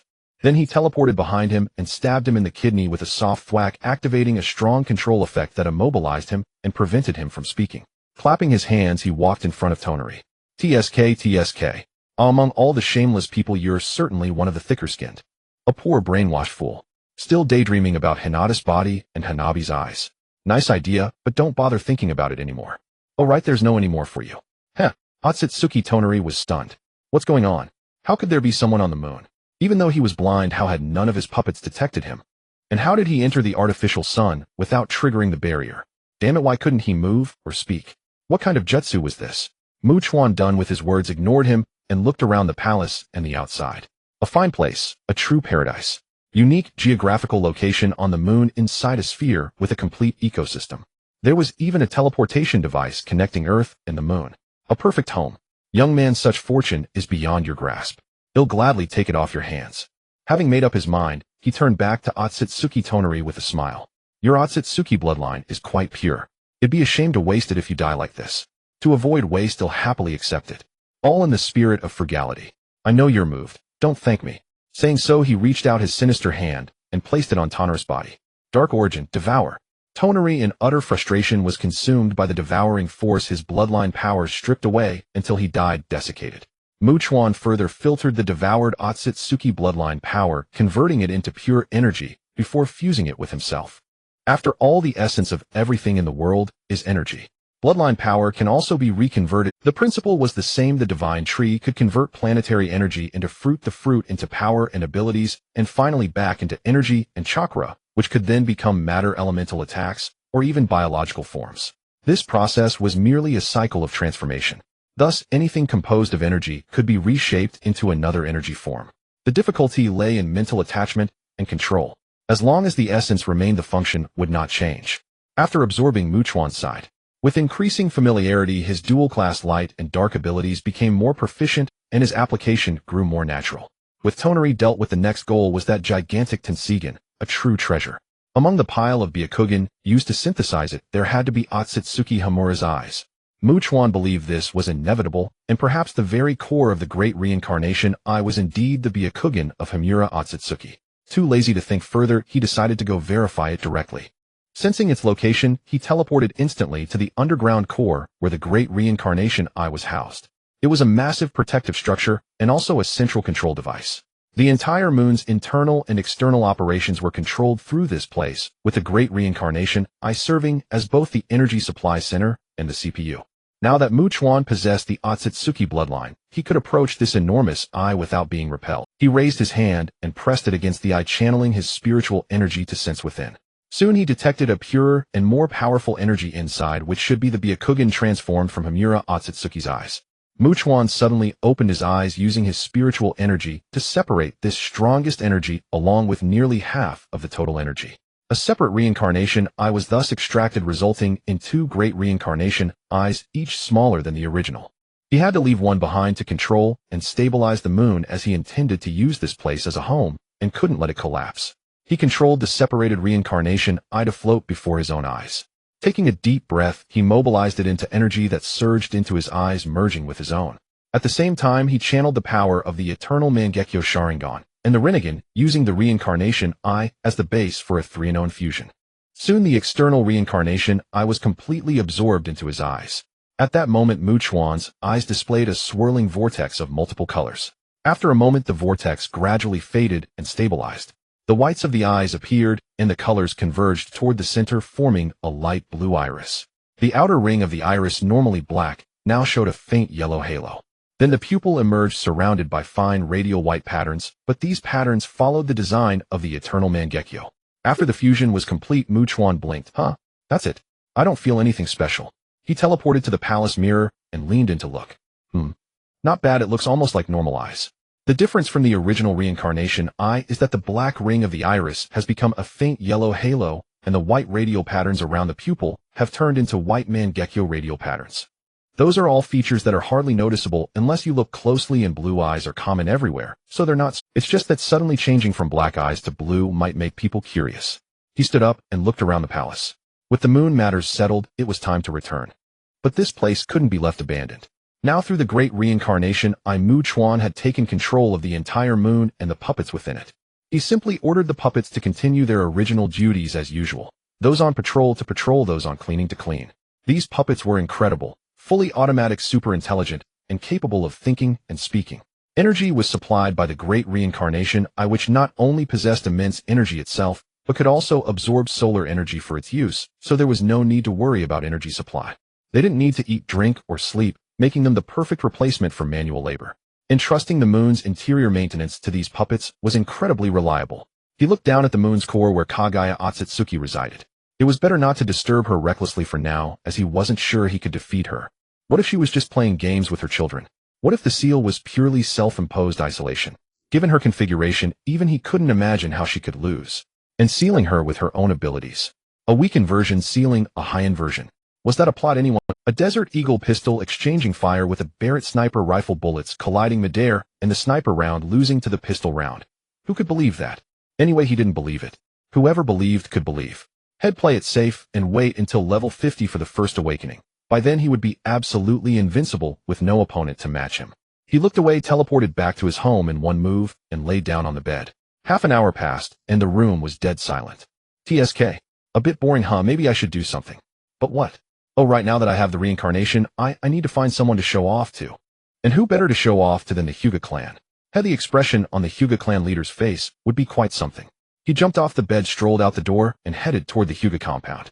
Along the way, he bought a large skewer of grilled meat, eating as he walked. Everyone he met greeted him amicably as the Vice Hokage, and Mu Chuan responded with a smile. Life should be this leisurely. Fighting and killing should never be the theme of life, enjoyment should be. Having cheats was great. With a little effort, he could turn Konoha of the Land of Fire into his own Konoha, holding the position of Vice Hokage without having to manage affairs, but still having real power. It was trouble-free and beneficial, simply delightful. He arrived at the Hyuga main gate. The two Hyuga clansmen on duty quickly bowed upon seeing him, without any classic scene of mockery and face-slapping. In fact, such things almost never happened. Did everyone have a screw loose? As if the protagonist would be mocked by everyone he met. Greetings, Vice Hokage-sama, too. Mu Chuan nodded and informed Lord Hayashi, I have something to discuss with him. One of them bowed. Yes, please wait a moment. With that, he went inside to find the clan leader. Mu Chuan chatted with the other. What do you think of my eyes? The guard was startled, not following the sudden question. There. Fine, I suppose. Mu Chuan nodded with satisfaction. I think so too. Guard. Heh. Inwardly he complained, what's wrong with this guy? Bored. If you're bored, why not eat your grilled meat? Looks like the saying, all experts are crazy, is true. Before long, Hayashi Hyuga came out personally with a smile to welcome Mu Chuan. He greeted him politely. Vice Hokagesima, sorry to keep you waiting. I've prepared tea, please come inside to talk. Chuan replied. Lord Hayashi is too kind. I apologize for the sudden visit. Hayashi smiled and made a welcoming gesture. Not at all, please. They exchanged pleasantries as they walked inside. Indeed, the Hyuga compound was grand, a testament to the family's long legacy. Entering the reception hall, fine tea was served. Chuan spoke again. Lord Hayashi, what do you think of my eyes? Hayashi raised an eyebrow, looking at his eyes with confusion. Compared to a day ago, there was a slight difference. Black eyes had turned blue. What was so strange about that? He might be wearing colored contacts. But to come all the way here just to ask that, couldn't be right. Who could be that bored? If he was that bored, he could go bother the third Hokage Hiruzen Sarutobi. After all, they hadn't interacted much and weren't exactly close. He had thought Chuan came for some serious business like proposing an alliance with the Hyuga clan and had gotten his hope. Still, he gave a polite compliment. Vice Hokagesima's eyes are quite aesthetically pleasing and exude nobility much better than your previous black ones. Chuan smiled, a hint of amusement curling his lips. Is that so? I wonder if the Hyuga clan head can recognize what kind of eyes these are. Do they seem familiar? Today he was determined to gain the upper hand over Hayashi Hyuga and preferably extract some benefits. Exactly. Trading this secret for the lovely little Hanabi Hyuga isn't too much, is it? You want combat power, I want the girl. Fair and reasonable. You sell me Hanabi, and then he'll take care of your Hinata as well. Two birds with one stone. Yes, exactly, no problem at all. Hayashi Hyuga frowned. Could he have misjudged? That pair of eyes indeed had something wrong. He had thought no one would be so trivial. He immediately activated his Byakugan for a closer observation. Indeed, they were not contact lenses. The eyes were seamlessly integrated without any traces of special modification. Moreover, the intricate internal structure and the terrifyingly vast chakra carried some familiar characteristics, as if Byakugan, and a much more advanced version at that. Could it be some kind of special Kekkei Genkai? What bloodline limit I could be so powerful? Wait, wasn't it a Mangekyō Sharingan? What was going on? It was clearly in an active state, yet the Mangekyō pattern did not appear across the entire eye. Instead, inconspicuous micro-patterns were concentrated around the pupils, hardly noticeable, without careful inspection. He deactivated his Byakugan's insight. Hayashi's face was full of confusion. This, Deputy Hokagesima, are your eyes still? Mangekyō Sharingan. It seems off no matter how I look at it. I've seen Sharingan before, if they don't look like this. Moreover, the eyes are already activated without displaying the full pattern. It feels very strange. Chuan chuckled. Strange is exactly right. These eyes are indeed no longer Sharingan. I won't beat around the bush. Let me be direct. Do you know that these eyes of mine are the ultimate fusion state of 4 types of eyes? How about that? Impressive, isn't it? Hayashi Hyuga jumped up in shock, his expression utterly incredulous, as if he had seen a ghost. Fusion. Eyes, 4 types. Impossible. Can different eyes fuse, Wait, that familiar feeling just now. Could it be that Byakugan is among them? Here it comes, this expression, this very look, the loss of composure. It was truly exhilarating to watch. Chuan with a smirk raised his hand to gesture calmingly. Hey, clan head Hyuga, don't get so worked up. Sit down, sit down. A man of your status unable to control his emotions. What kind of example is that? Have some tea, take a sip to calm your nerves. Let's talk slowly. Only then did Hayashi Hyuga realize his loss of composure. He composed himself and sat down again. Excuse me, I got too excited. It's just that this matter is too incredible. Deputy Hokagesima, please elaborate. Did you really incorporate my clan's Byakugan? Chuan nodded, then shook his head. He took a sip of tea before speaking slowly. Yes and no. You see, I did indeed fuse a Byakugan, but the Byakugan I fused is not from your Hyuga clan. Well, Hayashi with a pained expression interrupted. Sorry to cut in, but are there Byakugan families in the ninja world that are not from the Hyuga clan? Impossible. How come I've never heard of such a thing? Even branch families are impossible. The Hyuga clan has taken every measure to prevent the Byakugan from leaking out. No Hyuga member has ever gone missing, let alone been allowed to start a family outside or establish a private clan. As he spoke, he began to have doubts. Could it be that some bastard from the main house had failed to control his lower half and fathered a child with an outside woman? Was it possible that this unfortunate event had led to the development of many Byakugan eyes? Those main house men really should all be castrated, so you bastards stop spreading your seeds everywhere, damn it. If the main house men knew Hayashi's thoughts, they would surely shout, "We're innocent. Feed me peanuts, feed me peanuts." Chuan almost laughed at the other's wild imagination, but held back his smirk and began to explain. Oh, about that clan head Hyuga, there is naturally no Byakugan family left out in the Earth's ninja world. This Byakugan of mine was obtained from the moon. They are all ownerless eyes. But that's not urgent. There is a great secret within, and if you wish to know, we can discuss it later. He took a sip of tea to moisten his throat, and continued, returning to the previous question. You were wondering about the 4 types of eyes, weren't you, clan head Hyuga? Though I said 4 types, it's not entirely accurate. There are also mutation types and evolution types. However, after they transform into another kind of eye, they become so vastly different from the original that I consider them as separate eyes. Clan head Hyuga nodded. That made sense. He had wondered how there could be so many special eye bloodlines that turned out there were special variants involved. Chuan continued, you should know that my original eyes were Mangekyō Sharingan, that is one of them. And the Mangekyō Sharingan, when mutated, becomes the Rinnegan. Yes, that's right, just as you think, the Sage of 6 Paths Sage Eyes. Hayashi Hyuga jumped up again, his eyes wide as saucers. His mind was about to explode. What the hell, Sage Eyes? You've become a sage. Is this something I'm supposed to know? Won't I be silenced? Wait, if word gets out that the Hyuga clan has intelligence about awakening Sage Eyes and attaining immortality. Damn it all. With that thought, Hayashi Hyuga was already drenched in cold sweat. Here it comes, another expression. This is the look. Sweating bullets now, aren't you, my friend? Chuan calmly took a sip of tea and shifted his sitting posture. Oh dear, clan head Hyuga, what's the matter? Can't you maintain some self-cultivation befitting a clan head? Sit down. Don't make a fuss over every bit of news. It's embarrassing if outsiders see. Hayashi wiped the cold sweat from his face with his hand and sat down resentfully, but at this moment his composure was completely gone. He couldn't recover. Seeing him sit down, Chuan smiled with satisfaction and continued. That's better. Let's continue. Hayashi's expression, which had just relaxed a bit, tensed up again. Wait, you're still going on. Are you crazy? You're determined to tell me these deadly secrets today, aren't you? People will die. They really will. Are you specifically here to mess with the Hyuga clan? But this damn secret. He really wanted to hear it. Yet he was afraid that the information about the Hyuga clan knowing how to awaken Sage Eyes would leak out. What if it did? What if it got out? His heart felt like it was being scratched by a cat, agonizing. He was torn, so torn. Wait, Deputy Hokage-sama, please hold on. At the critical moment, he had a flash of inspiration. He quickly activated his Byakugan, expanding its detection range to the maximum to monitor the surroundings. At the same time, he ordered all surrounding clan members to retreat to the perimeter of the Hyuga compound and guard. No one was to activate their Byakugan to probe inside without orders. After doing all this, he said with a relieved expression, "Phew. All right, now it's foolproof. Deputy Hokage-sama, you may continue." After speaking, he took a sip of tea to calm himself. Listening to this stuff isn't easy for me. I'm risking my old life for this gossip. Thrilling. Chuan sipped his tea, watching this fellow busily working with eager eyes. Indeed, the Hyuga clan was famously cautious and meticulous in major matters. To put it bluntly, they could even be called cowardly. But their usual attitude was quite different. As long as it didn't involve major issues, they naturally considered themselves superior, looking down on everyone.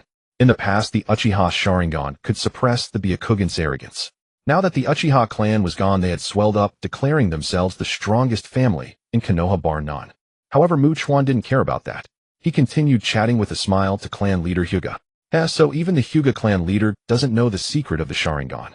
I thought your clan with its long heritage would know it.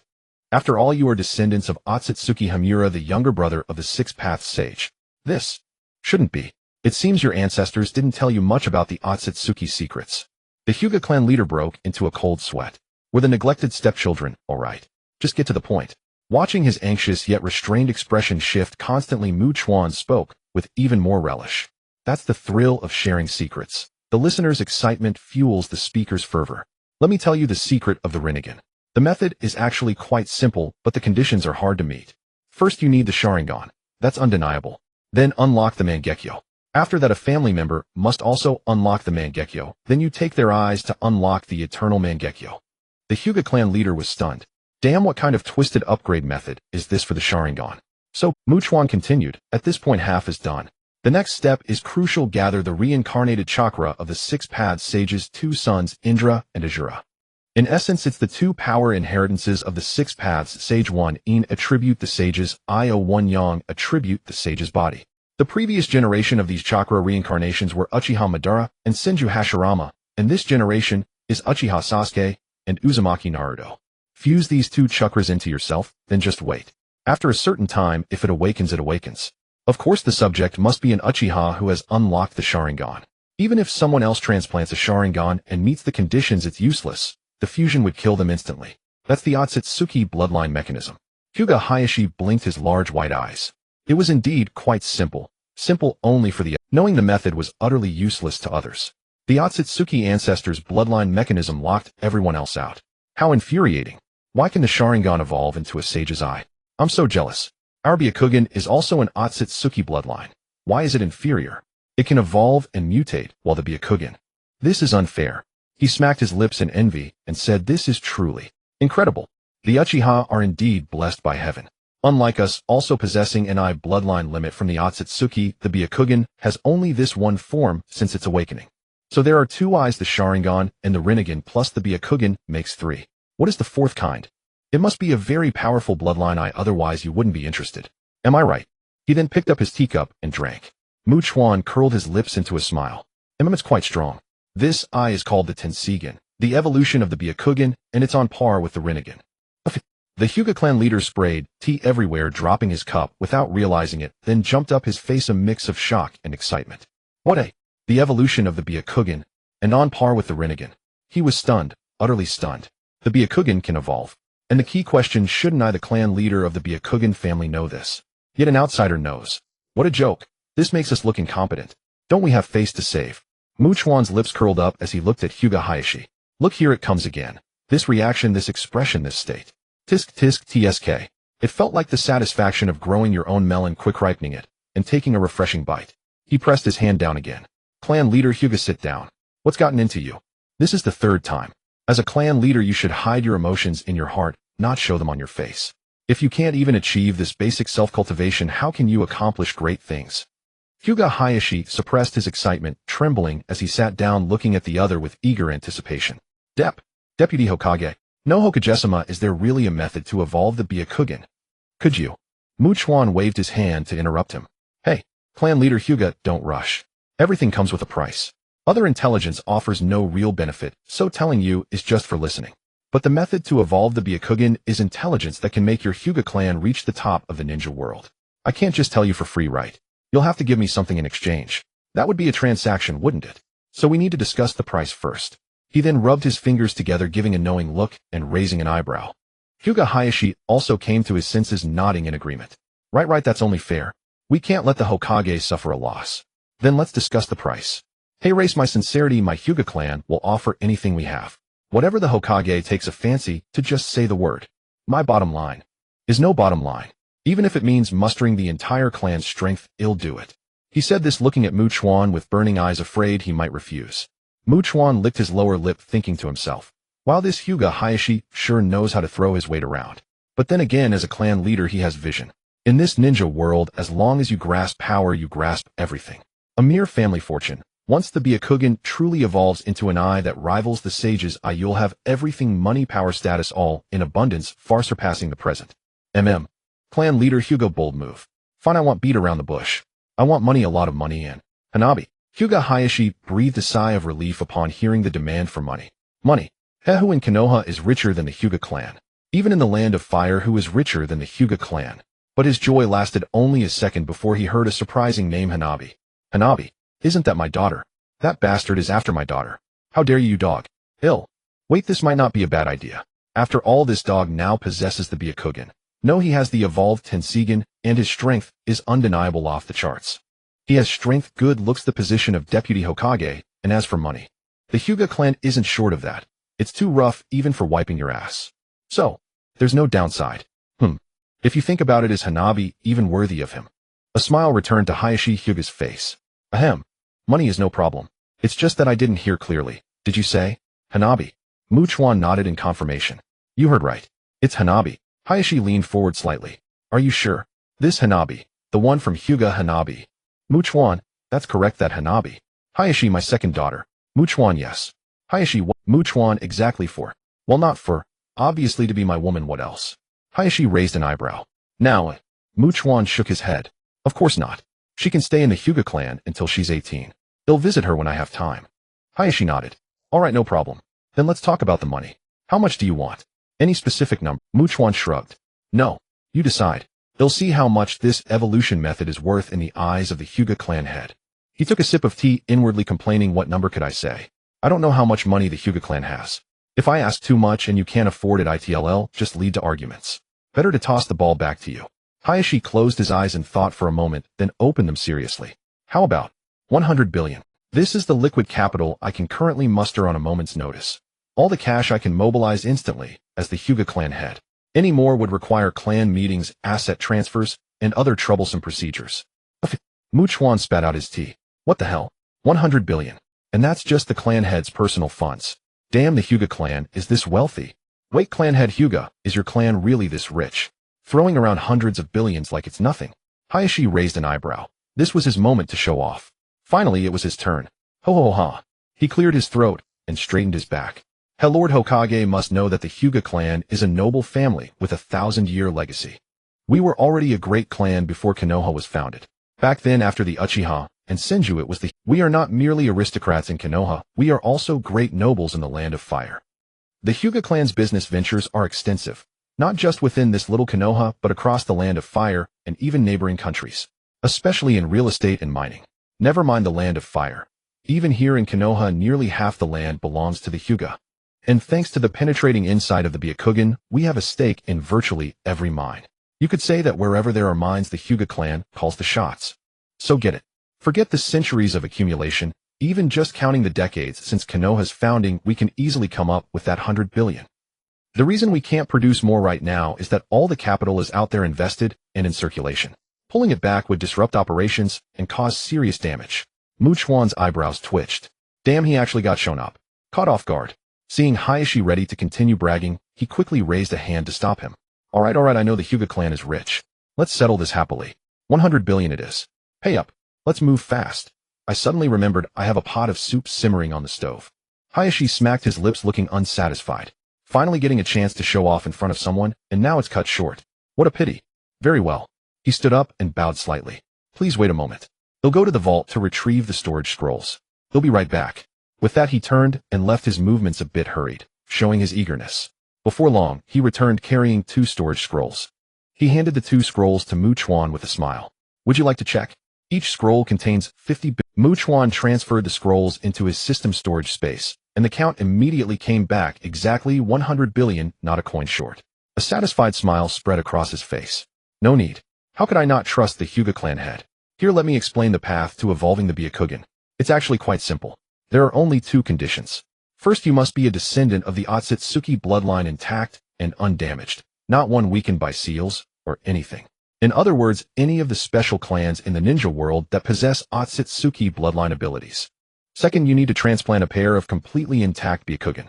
That will activate the Tenseigan, but you won't be able to use it fully yet. Then you wait for it to gradually fuse and evolve to completion. The time required varies. The appearance doesn't change only after fusion is complete. As soon as it's activated, the eyes evolve into a form similar to mine. Not only are they aesthetically pleasing, but they also bring a leap in power. The enhancement is comprehensive physical strength, chakra quantity, and quality insight, all-around reinforcement. You gain mastery over yin-yang release with the power to create, repair, and destroy. You can also remotely absorb the opponent's chakra or expel their chakra from their body. You'll also master several powerful abilities such as manipulating attraction and repulsion. Don't underestimate this. It's both offensive and defensive, and can even control objects as large as the moon. There's also the exclusive Tenseigan chakra mode. When activated, chakra energy envelopes the entire body, entering a state akin to the 6 paths level. You can use truth-seeking orbs, which can change into any form. A yin-yang release product that is both offensive and defensive.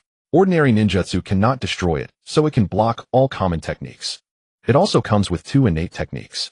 One is the Silver Wheel Reincarnation Explosion. The truth-seeking orb transforms into a ring of light, unleashing a violent, massive tornado as a wide-area attack. The other is the Golden Wheel Reincarnation Explosion. The truth-seeking orb condenses into a giant golden light sword, powerful enough to split the moon in one slash. You can also summon a colossal stone statue that is indestructible and infinitely regenerates, rivaling a tailed beast in combat power.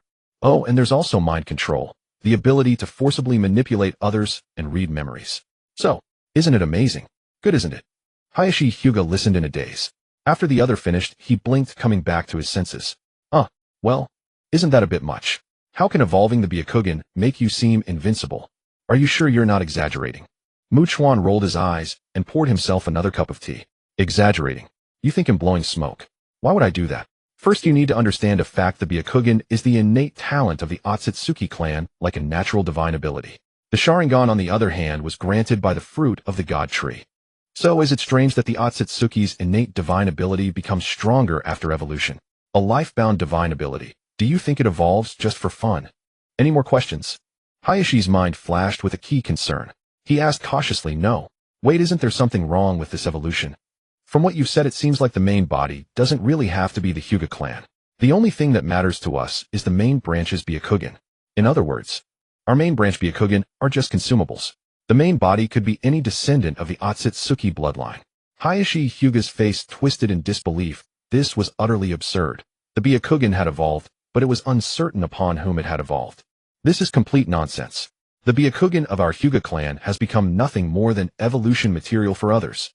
Many had already coveted the Byakugan. To prevent accidents, the caged bird seal was devised for self-destruction. If this intelligence were leaked, chaos would ensue. No, not necessarily. The Otsutsuki bloodline is scarce with very few still alive. The Uchiha clan was gone, the Uzumaki clan was gone, the Kagaya clan of Mad Bamboo users had perished entirely. The few remaining peaceful ones were a threat, albeit a minor one, and the Senju had very few left.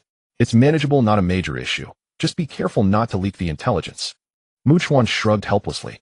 If you put it that way, it's true, but don't worry too much. The main family stays inside, and the branch family's incomplete Byakugan from the caged bird seal is useless. Besides, there are few descendants of the Otsutsuki bloodline left. Just be cautious and don't let others know. There's no need to overthink this, it's not a big problem. Hayashi nodded. Indeed, as long as we are careful. Chuan agreed. Right, you can just awaken the Tenseigan yourself and keep it from others. Having one top-tier combat power is enough to intimidate a clan. There's no need for many. Hayashi pondered and found it reasonable. With many people spreading rumors, it was better to awaken it alone. Then he could simply blame Chuan, claiming he had paid for the evolution. Perfect.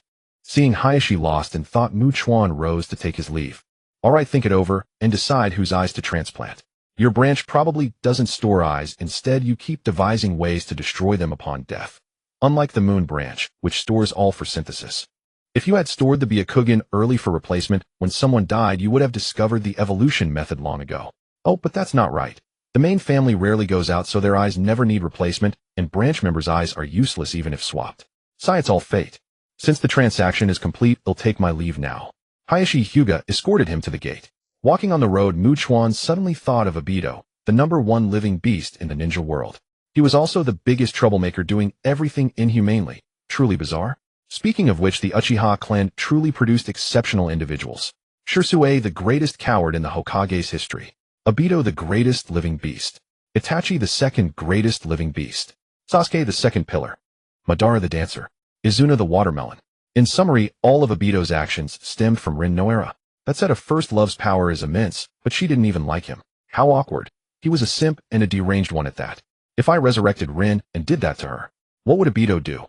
Tell Rin about Obito's misdeeds, and upon meeting, she would look at him with disgust and condemn him for all had done.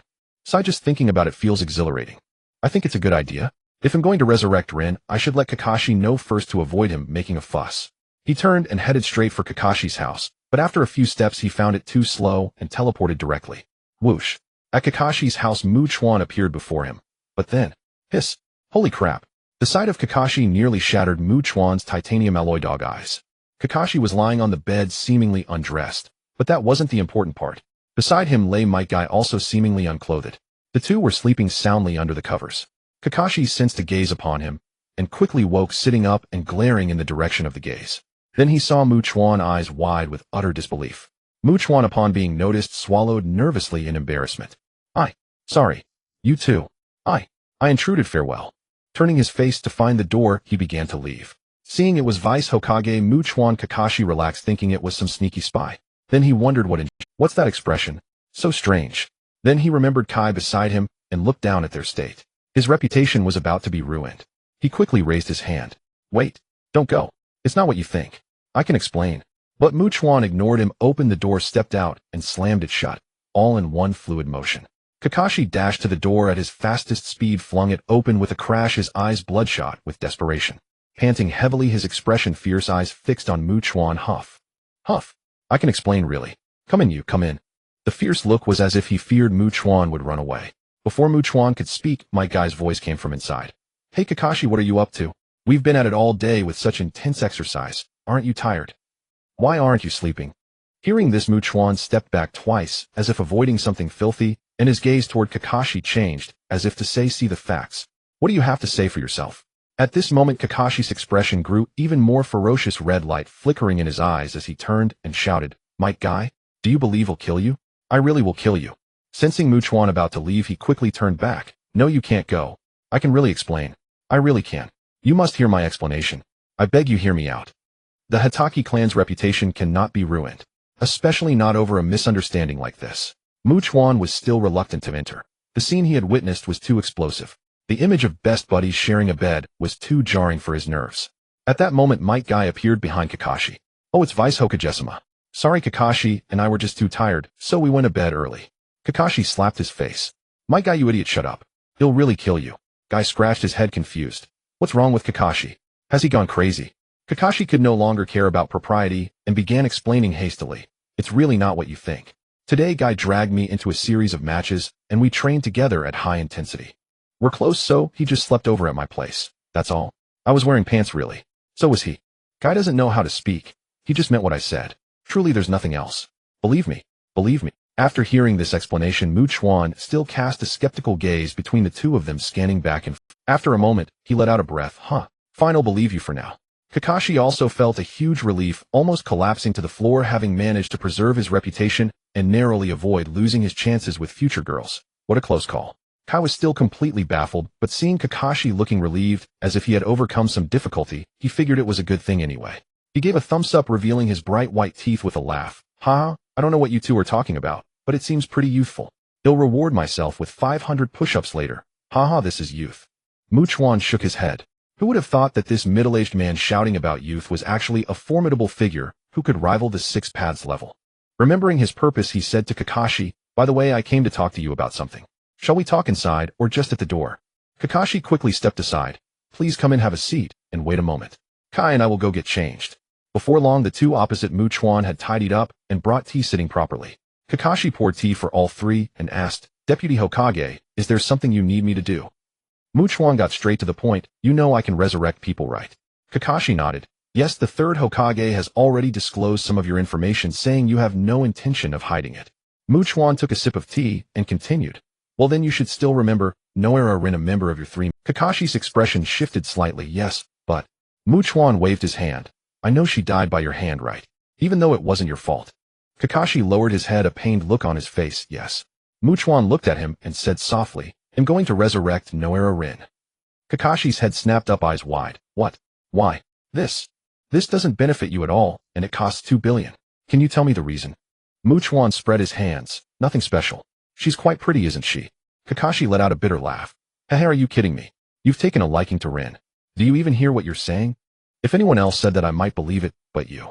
From the intelligence I've gathered, every good-looking girl from Konoha's same generation with decent background has some ambiguous relationship with you, right? Are you lacking women? Alright, setting that aside, even if you were lacking, who would fall for someone they've never met and who's been dead for years? Besides, Rin isn't even that pretty." Chuan seized on the point. "Hamil, tell Rin that Kakashi said Rin isn't good-looking." Kakashi. His heart ached so much it felt like it would crack. "Are you for real? Are you out of your mind? How can you be like this? Is that the key point? Is that the key point? If I didn't respect you as Deputy Hokage, I'd have said some heartfelt words to you long ago." Chuan smiled at Kakashi's flustered look and continued. "Actually, there's no special reason. For some particular reasons, I just think it's fun. Besides, she's indeed quite good-looking and her age is about the same as mine now. It wouldn't be bad to resurrect her as a warm bed maid and little servant." Before Kakashi could say anything, Chuan went on. "I know you want to ask what those particular reasons are, right? Before that, I have a question for you. Minato and his wife, your master and mistress, don't you think they died Oh, you weren't there at the time. Tisk Kushina suffered terribly. Her belly was torn open, she was impaled. Minato had no choice but to use the Reaper Death Seal to seal the Nine Tails, and they both gave their lives to protect their child Naruto. Oh right, you should know Naruto is Minato and Kushina's child, right? After all, as Elite Jonin, you couldn't possibly not know the Nine Tails Jinchuriki. Even if you didn't know at first, you should have figured it out later. A child born on the night of the Nine Tails and Nine Tails Jinchuriki Uzumaki. If you couldn't piece that together, you'd be too stupid. You might as well hit your head and die. What kind of ninja would you be?" Kakashi frowned. "So, what are you trying to say?" Chuan smiled slyly. "Don't you want to know who killed them? That person was out to kill Minato's entire family, including the newborn Naruto. Oh, and incidentally, they wanted to massacre Konoha. They just didn't succeed." Kakashi, "So you know who it is?" Chuan, "Of course." "Kakashi, are you going to tell me?" Chuan, I'm afraid you'll be shocked. Kakashi, please tell me. I can handle it. Chuan licked his lips and began. First of all, this all started because of Noira-Rin's death. Kakashi was baffled. These two things are connected. Chuan nodded and continued, of course. Because Noira-Rin died, that person's beastly nature surfaced. He thought everyone deserved to die. Minato and his wife deserved to die. I can't even be a simp anymore, so why should you two get to live happily ever after? Everyone in Konoha deserved to die because Rin died because of Konoha. Do you know the pain of being unable to be? The Uchiha clan deserve to die too. As fellow clan members, my goddess is gone, so why should you still be alive? Can you understand the pain of not being able to simp? My pain surpasses yours. All of you die. The Mist Village deserved to die because they were the culprits. They personally destroyed my path as a simp. They won't die easily. Everyone deserved to die. If I can't be happy, why should you live well? They'll make the entire ninja world pay with their lives. They'll make them die in an illusion, so they know what it means when a simp's rage leaves 1,000,000 corpses. Kakashi's head was spinning, his mind almost shrinking. What kind of nonsense is this? Is this even a human? Wait, is this really human? You're not messing with me, are you? Chuan calmly took a sip of tea. Who's messing with you? Do you think I have nothing better to do? Just think. Among the people you know, does anyone fit this description? Kakashi furrowed his brow, trying to piece it together. First, this person is a simp for Rin. Second, they must be from my generation, or older. Third, they have to be capable of doing something like this. Wait, that doesn't work. The only simp for Rin is Uchiha Obito, but that guy is dead. Even if he didn't die, he wouldn't have that kind of power. With his skills, he couldn't even beat me, let alone fight the 4th Hokage and Kushina Sensei. No, it's not Obito. Then who would go mad because of Rin's death?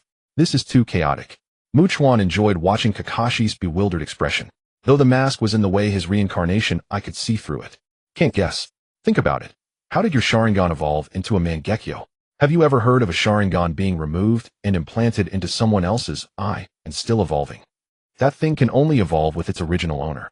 Hearing this, Kakashi's mind buzzed. The Sharingan couldn't evolve on its own in another person's body, meaning Obito had been alive all along. Kakashi shot to his feet. It really is Obito. He actually. Minato Sensei took such good care of him. Even when he was a dead last and held the team back, Minato never showed any disdain, always patiently teaching him. Kushina Sensei treated him so well, even like a son, cooking for him, giving him encouragement and care. Beast. Worse than a beast. How dare he? How dare he? Those were his master and mistress, his rage, boundless rage. Kakashi could hardly believe his ears. It was all Dai-Tuss doing, that kind-hearted Dai-Tuss doing. How could this be? Just for a woman. Damn simps deserve to die. Chuan nodded, a look of agreement pulling at the corners of. Yes, a true living beast, utterly inhuman. He should be flayed alive. You should strike him yourself and say something heartfelt, right through his chest. That's why I revived Yi Yuanlin, to steal the goddess he simped for but never got. Let's see if that twists his mind even further, drives that bastard mad. Just thinking about it is fun. Kakashi's emotions stalled. Wait, aren't you being a bit too savage, bro? Chuan continued. If that doesn't work, let's revive Lin, and right in front of that beast you say something heartfelt to her, through her chest. If once isn't enough, well, do it twice. Just tell me, will that provoke him or not? By then he'll layer a special time-space barrier on Yui's defensive seal that keeps that bastard out. You stand right at the border, and every other day, say something heartfelt to Lin right in front of him. What do you think? Isn't that exhilarating? Kakashi was dumbfounded. Listen. Are you even speaking human language? Huh, you animal. How can you be so beastly? If I really do that, he'll never leave me for the rest of my life. Can I even take him on now? He'd kill me. Even a clean death would be sheer luck. Kakashi cleared his throat awkwardly. Ahem, Deputy Hokage, you flatter me. First, I could never do what happened back then to Lin. And even if I did, how could I survive? Dai-Tuss' strength is enough to rival Master Shui Min and Mistress Jio Xi9. Clearly beyond my ability to handle. I don't want the Hatake clan to end with me. I'm still single. Chuan smiled, pointing at Kai. What's there to fear? Death spreads thin under the sky. If not for 10,000 years, you've got Kai here to help you. Might Guy, hearing he could contribute, flashed a row of bright white teeth. Oh. Kakashi, trust me as your faithful friend, he'll definitely help you. Ha, let him witness the dazzling youth of Konoha's blue beast. Chuan gave a thumbs up. Right. With the strongest taijutsu master in my here, what are you afraid of, Kakashi? Let Kai open the 8 gates and bulldoze that bastard. Might Guy jumped up, stomping on the table in excitement. Youth?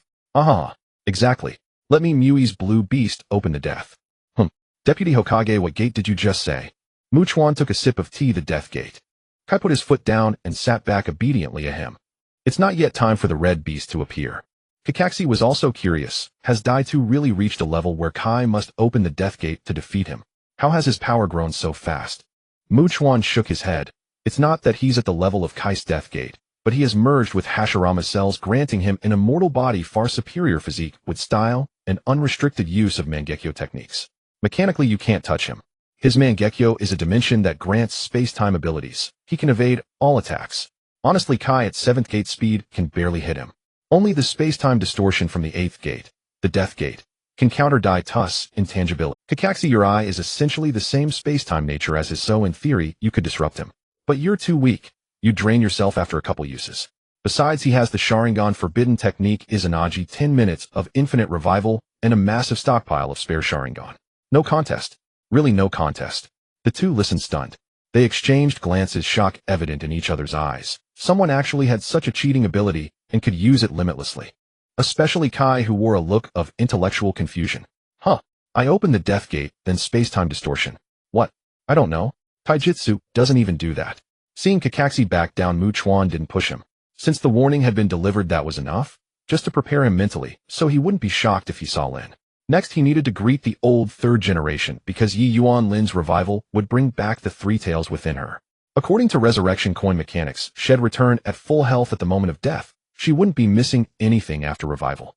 So after revival, the 3 tails outside should be forcibly pulled back into Yi Yuan Lin's body, vanishing from the lake over there. A similar principle should apply to Uchiha Madara. If he used a resurrection coin on him, he'd be at his peak before death eyes with Rinnegan. That would cause Nagato's Rinnegan to vanish and return to Madara's eyes. Unlike impure world reincarnation, which can temporarily grant powers, even without them, the resurrection coin would never bug out and create 2 pairs of Rinnegan. Otherwise, one could infinitely duplicate certain things, causing chaos. As seen in games, after resurrection, only residual energy and its effects remain, the original corpse and items vanish. Such a minor coin couldn't have such a massive loophole. It should be that energy-based results persist while physical entities return. After speaking, Chuan put down his teacup and stood up. Alright, I just came to inform you. Since you're not interested in the upcoming activities, forget it. Look at you 2 elite jonin, so cowardly. So we'll take my leave. I still need to visit the old 3rd generation. Goodbye. With that, he disregarded them and vanished with a teleport. Meanwhile, in the Hokage's office, the 3rd Hokage, Sarutobi Hiruzen, was smoking with a headache, facing 2 troublemakers. These 2 were the elders of Mui's High Council, Zhuanshin Xiaochun and Shui Minyan. The 2 were furious that the old 3rd had allowed a brat to kill their friend Shimura Danzo, and even granted him the title of Deputy Hokage. Disrespecting us elders, are you? Appointing a Deputy Hokage without our approval. Hiruzen, are you rebelling? Zhuanshin Xiaochun stood before the 3rd's desk, fuming. Hiruzen, don't you have anything to say to us? Don't you owe an explanation for Danzo? And that so-called Deputy Hokage, just a kid. Have you gone mad? Do you fawn over anyone with a bit of power? If power alone qualifies one as Deputy Hokage, why not give the 9 tails Jinchuriki the position? It's absurd. Shui Minyan added, exactly, Hiruzen. Such a major appointment as Deputy Hokage. Why didn't you consult us? We 2 old fossils aren't dead yet. Besides, appointing a cage-level position requires the daimyo's approval. You don't have the authority alone. The 3rd just smoked silently because Chuan had already teleported behind him, catching every word of these 2. What a coincidence, wasn't it? They badmouth me, and I overhear. Humph. He spoke from behind, his voice sinister. Hey, yes, you're not dead yet. How about you die for a moment? This sudden shout startled the 2 of them. A voice came from behind, without warning, catching them completely off guard. They barely managed to catch their breath before nearly passing out. Turning around, they saw it was none other than the very Senju Mikawa they had been discussing, and he was speaking to them insolently. Mightyman N reacted and shouted angrily, arrogant. Brat, is this how you address an advisor elder? Who do you think you are? Kohyutatane also fumed. What is Senju Mikawa? With a little power, you think yourself above everyone else. Do you dare to kill us 2 Konoha advisor elders? Hiruzen, do you see this? This is the person you support. Have you nothing to say? Mikawa asked with a smirk. Yeah, old man, have you nothing to say? Why don't I just kill them right now? They're just 2 reckless old fools. The 3rd Hokage was at his wit's end. Mikawa, let the 2 advisors live. Their sudden death would surely invite inquiries from the daimyo of the Land of Fire. Mikawa chuckled. Ha, if you ask me, you don't need to fear any daimyo. If it comes to it, I can take care of him. What are they anyway? To put it bluntly, that so-called daimyo is nothing but a gluttonous lazy pig. Look at the state of them. This shinobi world runs on strength, not on the pride of being a dog to a pig. Am not the waste like Senju Hashirama, who likes to bow and scrape the stronger he gets. And they call him the god of shinobi. How trash is he worthy? With the power to unify the shinobi world, he insisted on creating a bunch of ninja villages. Fine, let them be, and they can fight each other, that's entertaining enough.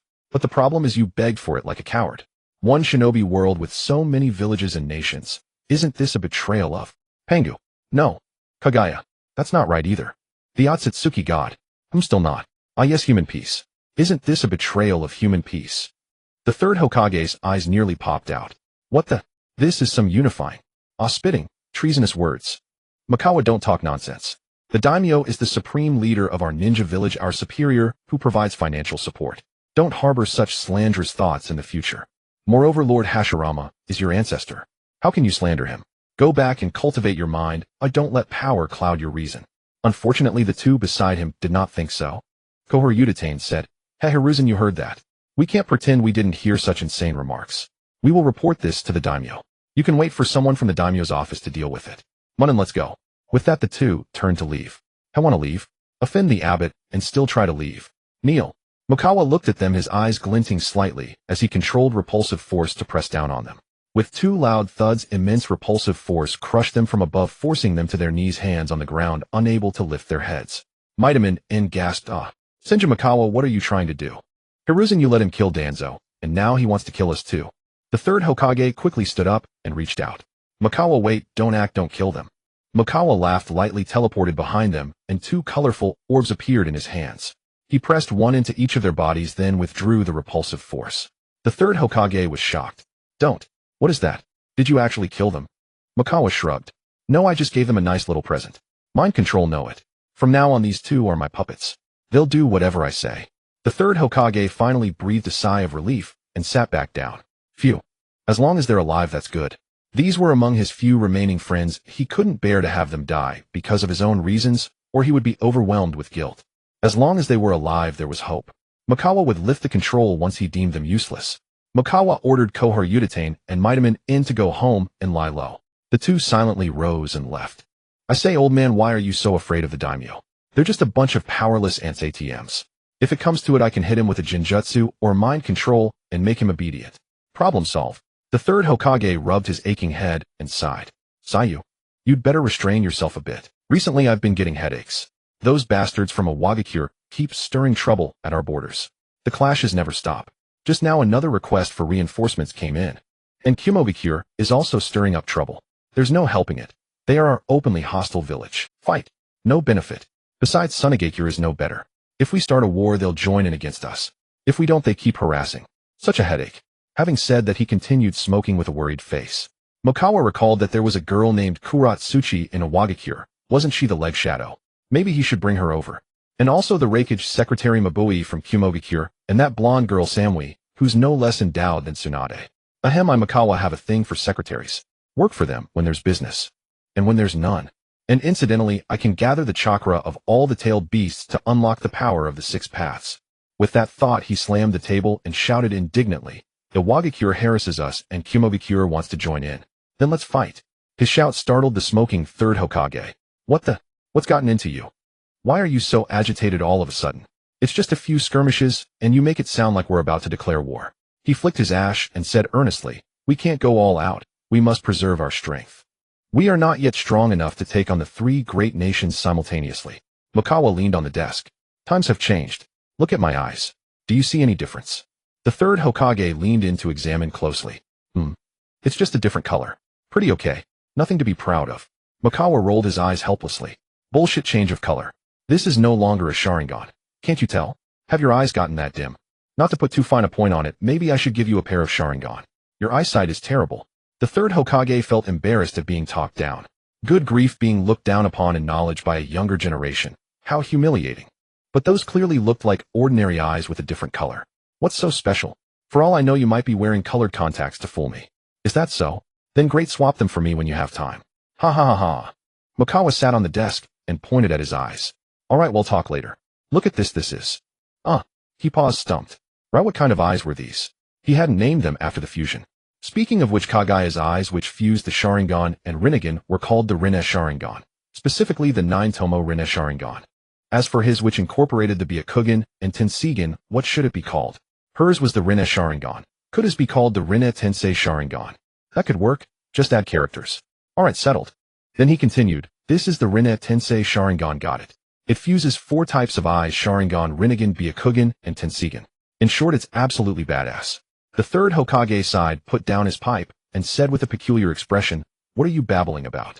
If you're ill, go see a medical ninja. If you're stressed, go rest and sleep. You're so cocky and arrogant, why don't you say the moon is your home?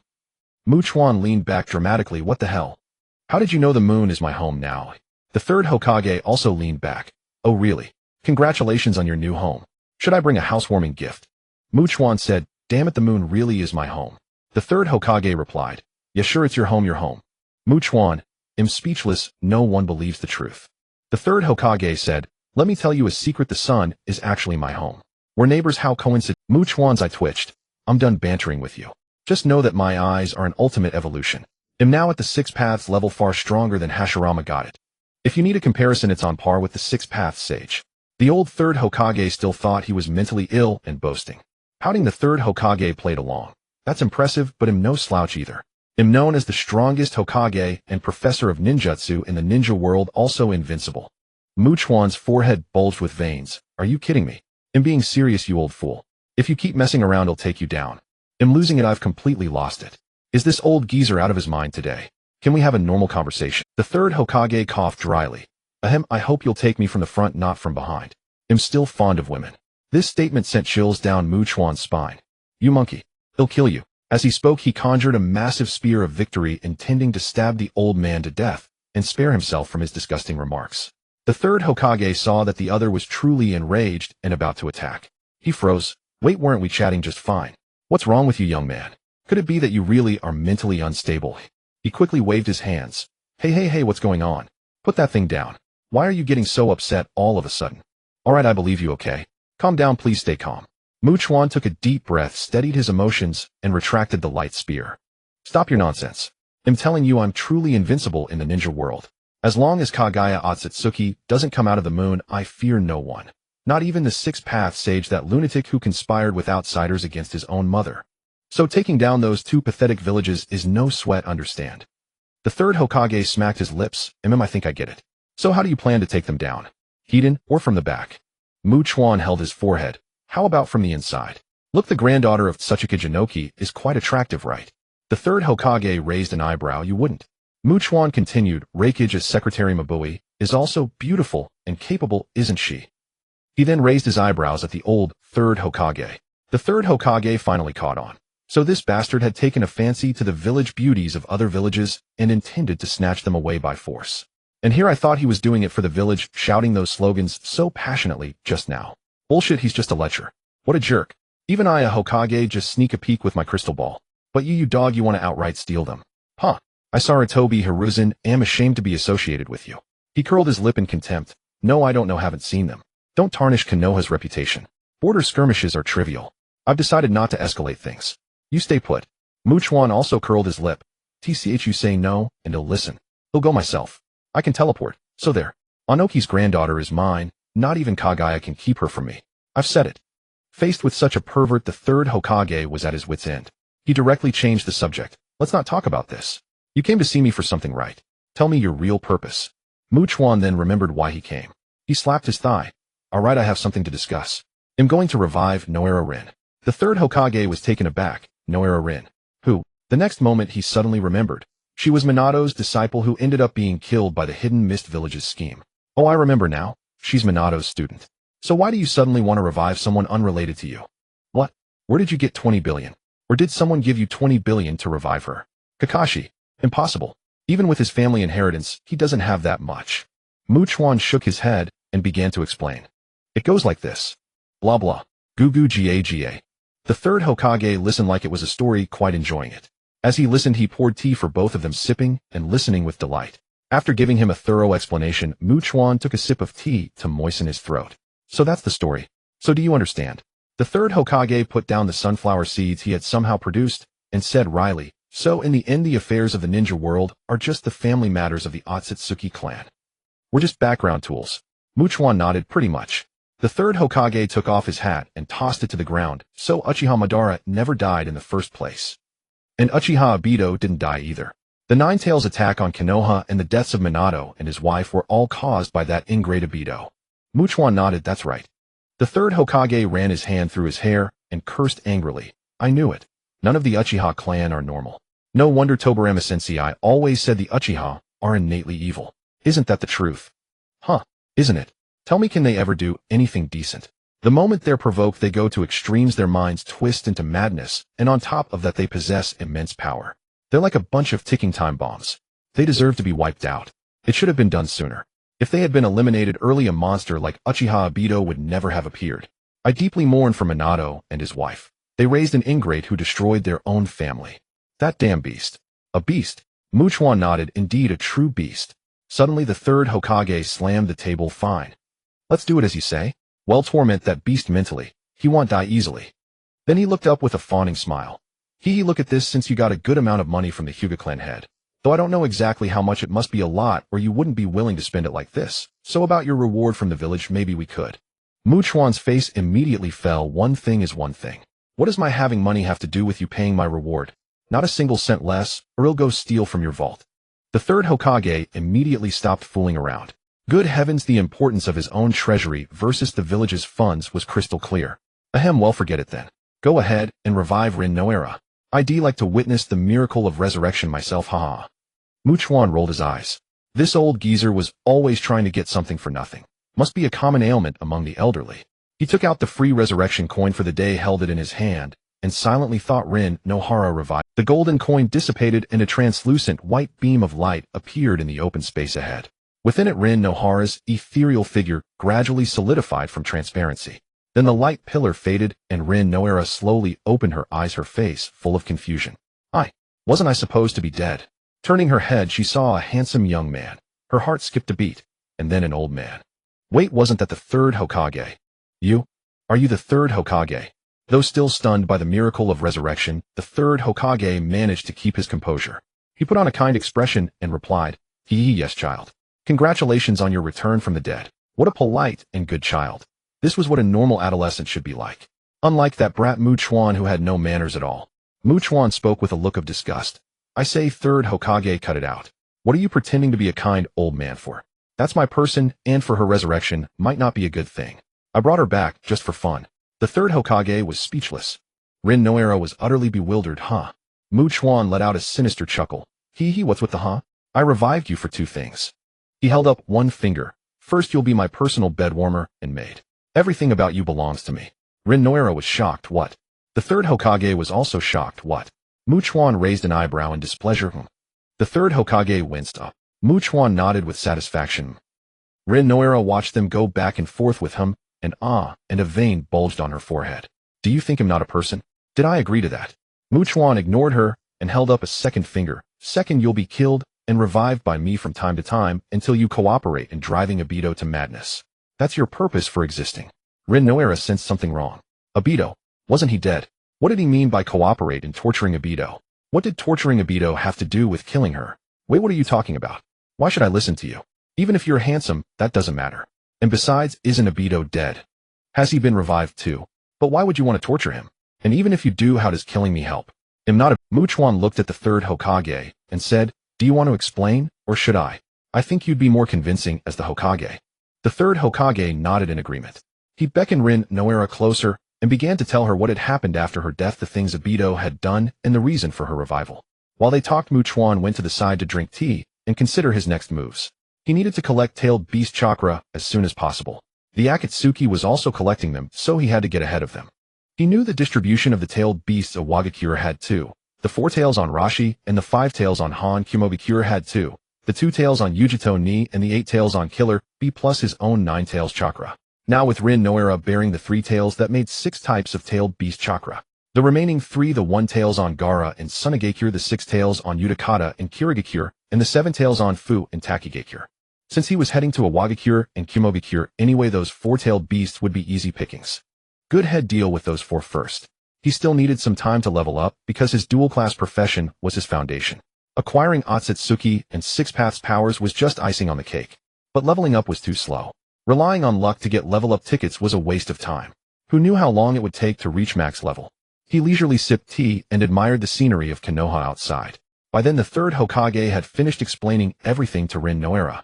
Rin Noera was incredulous. How could Obito do something like this? And the reason was me. So, did I cause the deaths of Minato Sensei and Kushina Sensei, and all those innocent people in Konoha? I'm also responsible for their deaths. The number of people Obito killed is the same as if I killed them myself. He placed all the blame on me, and I became the root of everything. Tears welled up in her eyes. She covered her mouth and sobbed in despair. Wah. How could this happen? Sigh. The third Hokage let out a helpless sigh. Damn it all, it's the Uchiha's fault. Those cursed Uchiha brats caused nothing but trouble. Chuan turned around. Looks like everything's been explained. Rin, don't take it too hard. It's not your fault. If any lunatic who likes you can claim everything they do is because of you, then, with more such people, life would be unbearable. Your only mistake is giving someone hope when you don't like them. Why were you nice to him for no reason? Was it to show your kindness, popularity, or to play the saint? For certain people in difficult situations, being nice to them usually leads to one of two outcomes. First, if you're a man, then you're doomed. They'll think, just wait until I have the power, it'll destroy you. You think you're better. Second, if you're a woman and reasonably attractive, they'll think, I have to repay your kindness. How about I sleep with you? Aren't you touched? You were nice to me, so you must like me, right? Otherwise, why? That's human nature for most people. I'm not saying there are no exceptions, but there are only a few. Most people are real. Remember, you live in reality, not a fantasy world. Rin Noera was left questioning her life. But after thinking about it, it made sense. If she hadn't paid attention to Obito back, then wouldn't he have avoided developing false hopes? Would he have turned into a lunatic for her? The team would have only Kakashi left. He couldn't go crazy over Kakashi. Imagining that scene, Obito holding Kakashi saying, Kakashi, I'll create a world with you. Shiver. The image was too beautiful, unbearable, too dazzling. She shook her head, then realized this guy also wanted her to do that. She immediately applied what she had learned. Oh, I see. Well, then I don't like you either. Please stay away from me, thank you. Chuan's brain short-circuited. What a genius. What the hell? No, who cares whether you like me or not? You're a tool I revived. Did you think I was asking for your permission? Little Noera Rin dares to overturn the heavens. Impressive, truly impressive. Rin, choked by the retort, scratched her head and chuckled. Ahaha, so I have no human rights. How cruel. Chuan raised an eyebrow. This girl had such a good nature. Cheerful, optimistic, sweet. No wonder Obito was head over heels for her. Alright, I'm no demon. Aside from being my personal property, as long as you behave and don't stir up trouble, you're essentially free. Do whatever you want. Just take care of the household. Rin gave a sweet smile. Oh, wonderful. As expected, good-looking people always have kind hearts. Just like teacher Shui Min, sunny appearance, gentle personality. The third curled his lip. Kind-hearted. Those who say he's not kind are all dead. Chuan couldn't be bothered with the old man and walked off with Rin. In the next few days, I'll have a pleasant chat with Inoki, and no need to worry about the border. Alright, I'll borrow something from you. I'll return it when I'm done. The third had been listening calmly, but the mention of borrowing something alarmed him. Seeing that they had already reached the door, he quickly rose, reached out, and shouted, Wait. No, what are you borrowing? Tell me, what exactly are you borrowing? I know. I'll return it, don't worry. With that, Chuan and Rin didn't pause for even a step, and simply closed the door behind them. Bang, the door shut. The third collapsed weakly back into his chair. At least tell me what you're borrowing. What could I possibly have that you need? That bastard not saying what he's borrowing. How unsettling. Who knows what he'll take? He wouldn't steal my money, would he? Or could it be my spying crystal ball? He quickly opened the drawer, grabbed the ball, and clutched it to his chest. This was his lifeline. He could lose anything but this. Meanwhile, Chuan ignored the paranoid old third Hokage. He led Rin around town to buy ingredients and daily necessities before heading home as dusk had fallen and it was time to cook dinner. Back home, Rin naturally took over the cooking. The little girl knew how to prepare meals and even desserts. Her life skills far surpassed her ninja abilities. At such a young age, she knew a bit of everything. It seemed all her talent was poured into life skills. After dinner, with nothing else to do, the two lay down on the bed to rest. Rin was Chuan's oversized plushie, soft and fragrant in his arms, and soon they both drifted off to sleep. Rin was slightly shorter than Chuan, who was now 1.70 meters, so holding her felt like hugging a plushie. To be honest, from the anime, everyone generally looked short, probably due to the art style. 13-year-olds looked like elementary schoolers. But in reality, they shouldn't be that small. The shorter 13-year-olds were around 1.56 meters, while the average ones were about 1.70 meters. How could they appear short? They were all ninjas training and exercising every day. How could they be short? It wasn't like they only started training as adults. That idea was pure fantasy. So the art style didn't match reality. Chuan never felt that any of the 12 little shinobi were particularly short. They were all normal, nothing like their anime counterparts. The next morning, when Chuan opened his eyes and got up, Rin had already prepared breakfast. With a sweet smile, she said, You're awake. Go wash your face and eat breakfast. Chuan felt a little dazed. Having someone suddenly take care of him left him momentarily stunned. It was a special feeling. Nice. No wonder everyone wanted a home with a partner instead of a solitary doghouse. Home and nest felt completely different. As the two of them ate, a wicked thought crept into Chuan's mind. A sweet girl like this. How thrilling would it be to thrust a hand into her heart? Hiss. How exhilarating. He quickly took a deep breath to suppress that evil idea. Remembering that today's goods had refreshed, he decided to check them. Opening the item panel, he looked through it. Green tea cake 100, a product from the Underground City Workshop. A delicious green tea cake that restores 25 HP. Perfect for healing while enjoying treats. Price 1,000 points. Well, cake is cake. Bad luck today. He paid 1,000 points and bought the cake. Account balance 199991500 points. He also claimed the free resurrection coin. He had just used one yesterday to revive Rin, and now it was replenished. Freebies made him happy. What a nice feeling. After breakfast, Chuan remembered he still needed to borrow the third sealing scroll to study. Yes, borrow. Definitely not steal. For a scholar, it's not stealing, it's borrowing. Whether the owner agrees is another matter. Thinking it, he acted. Sensing the location, he teleported away with a flicker. A few seconds later, he returned with a large scroll in his arms. Rin stared blankly. Huh, you disappeared for a second and came back with a scroll. Is that teacher's Flying Thunder God technique? Chuan chuckled. Not Flying Thunder God. This is teleportation. As for the scroll, I just borrowed the old Third's Forbidden Technique scroll to have a look. Rin's mouth fell open in shock, then she quickly covered it. Her eyes were filled with horror.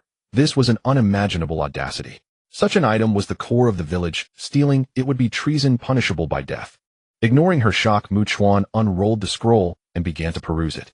With the Sharingan's ability, memorizing all this stuff was effortless. After quickly reading through, he rolled it up and tossed it to Rin. Here, take it. When you have nothing to do, copy down the useful forbidden techniques. Skip the common ones. You can study them later when you have time. Rin was even more confused. Huh? Copy. Study. Me. Chuan waved his hand. Yes, exactly that. Hurry up and copy. We don't have much time. Once the old Third finds out, though he can't do much to me, he'll definitely come crying and begging to take it back. Copy it while he's still unaware. Rin stood up, dazedly holding the scroll ready to start copying. After 2 steps, she confirmed again, are you sure this is okay? Won't the village punish you? Chuan waved dismissively. Don't worry, I'm the deputy Hokage. Punish me. At worst, they won't let me share it with outsiders. It's fine. Hearing this, Rin felt reassured and went to her room to copy the scroll. Copying techniques, especially forbidden ones, required absolute silence. One small mistake could lead to training errors. After she returned to her room, Chuan began practicing the forbidden techniques himself. He didn't train in all of them, only the most practical and interesting ones. First, he learned the multiple shadow clone technique, the simplest yet most useful. Once mastered, he could use shadow clones to learn other forbidden techniques. It was worth noting that the Rinnegan was also recorded in the scroll, but it didn't interest him much. It was just energy rotation and stabilization. The main issue was that it lacked explosive flair. Naruto, on the other hand, had a blast with it. That guy loved making spheres. All sorts of variants: Rinnegan, Otama Rinnegan, Raisin Shuriken, the culminated Raisin Shuriken, and then the Big Ball Rinnegan, the Big Ball Raisin Shuriken, the tailed Beast Ball Rinnegan. All spheres. Just looking at them made his liver ache. Chuan quickly mastered the multiple shadow clone technique. This technique required only a single hand seal, making it quite simple. With the basics established, he decided to become a hands-off manager. He teleported back to the interior of the moon, leaving a group of clones to practice other ninjutsu and forbidden techniques, while he himself teleported back to continue his leisurely life. How comfortable. Checking the time, he realized he needed to visit the Hidden Rock Village and the Hidden Cloud Village soon. He wouldn't have time for the Ninja Academy anymore, but since it was just a way to pass the time, it didn't matter where he went. A series of knocks sounded at the door. Chuan thought it was probably someone calling him to go to school together, but when he opened the door, he was surprised. Standing before him was an unfamiliar female ninja. She wore a green tactical vest, which was typically worn by Chunin, and above, indicating she was likely a ninja working in some department of Konoha. The female ninja bowed politely and said, "Greetings, Vice Hokage-sama. Lord Shikaku sent me to deliver the deed to a first-class commercial property. The procedures have been completed, and this prime location is now your property. Would you like to inspect it in person?"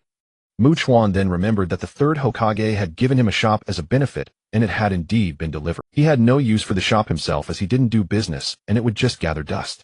It was supposedly a first-class prime location, the kind with exorbitant rent and incredibly hard to come by. He decided to keep it, thinking he might find a use for it later. He couldn't just say he didn't want it. It was an asset, and who would complain about having too many assets? He reached out to take the document back and said, "Thank you for the trouble." No need for an inspection. I trust Lord Shikaka's competence. The female ninja nodded and said, as you wish, I shall take my leave. With that she vanished in a body flicker technique. Chuan returned to his room and tossed the deed into his system storage space. He thought that since he now had the Flying Thunder God technique and the mutual multiplication explosive tags, once his shadow clones learned them, he could teach Tenten. For now though, he should go collect some tailed beast chakra. Without further ado, he set up a spatial barrier around his house to prevent anyone from disturbing Lin while she copied the scroll then teleported away.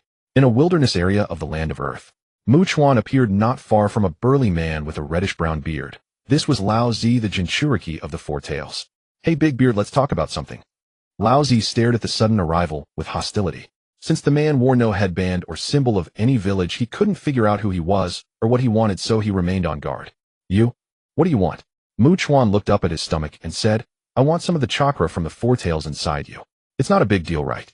I can pay. Name your price. I've got plenty of money. Lao Zi's face darkened. You want the Four Tails? I doubt you have the ability. Lava release scorching stream rock technique. He immediately launched a lava release, spewing magma balls from his mouth. Chuan shook his head helplessly. You people, honestly, you have a chance to make money, but you'd rather fight. How foolish can you be? With that he used the Spear of Victory and teleported behind Lao Zi. He stabbed him in the kidney, triggering a strong control that left him completely immobilized. See, why did it have to come to this? I'm not after your life, just some of your tailed beast chakra. Why are you so stubborn? Lao Zi thought him done for. I've run into a tough opponent today. Chuan didn't care. He simply placed his hand on Lao Zi's shoulder and began forcibly extracting the Four Tails chakra without even bothering to negotiate with the beast. What was there to negotiate? It was just a tailed beast. So what if he took its chakra? No need for fist bumps or heart-to-heart talks. Who had time for that? He directly extracted 90% of the Four Tails' original chakra, which would probably take a while to recover. When the Spear of Victory dissipated, Lao Zi collapsed to his knees, clutching his kidney. The Four Tails is still here. You didn't want to take it. What do you mean? Chuan looked at him with disdain. Are you sick? Can't you understand human speech, or do you have a hearing problem? If your ears don't work, find someone to donate a pair. Don't come out here trying to scam me. I said I wanted the Four Tails chakra. The word chakra, did you eat it? Damn idiot. With that he teleported away, not wanting to waste words on a madman. Lao Zi stayed there clutching his kidney with a pained expression. After a long silence, he managed to utter a single word, damn. In the Tsuchikage's office at the Hidden Rock Village in the Land of Earth, Chuan appeared in a chair in front of the third Tsuchikage, Inoki, crossing his legs nonchalantly. With a grin he said, Hey old man, free.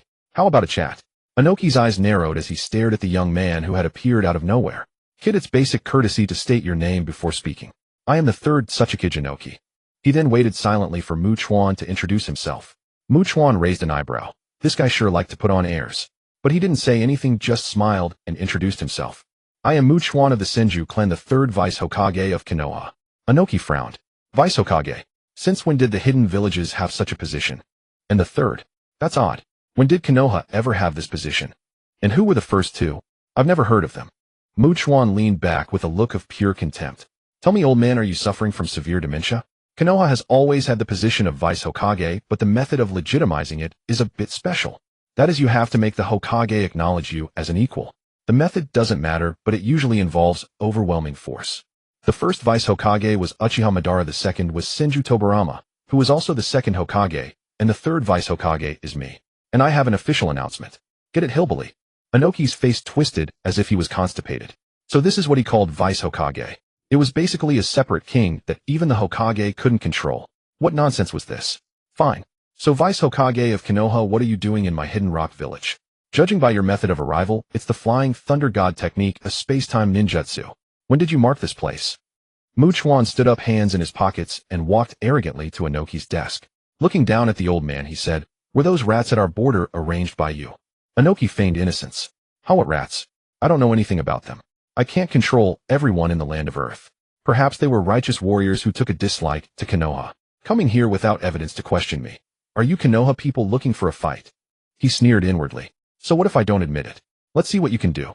If you can't explain yourself, they'll have a legitimate reason to start a war with Konoha, and you'll be in the wrong. Chuan tilted his head, cracking his neck audibly, then grinned with a sinister expression. Hey Inoki, you've got guts.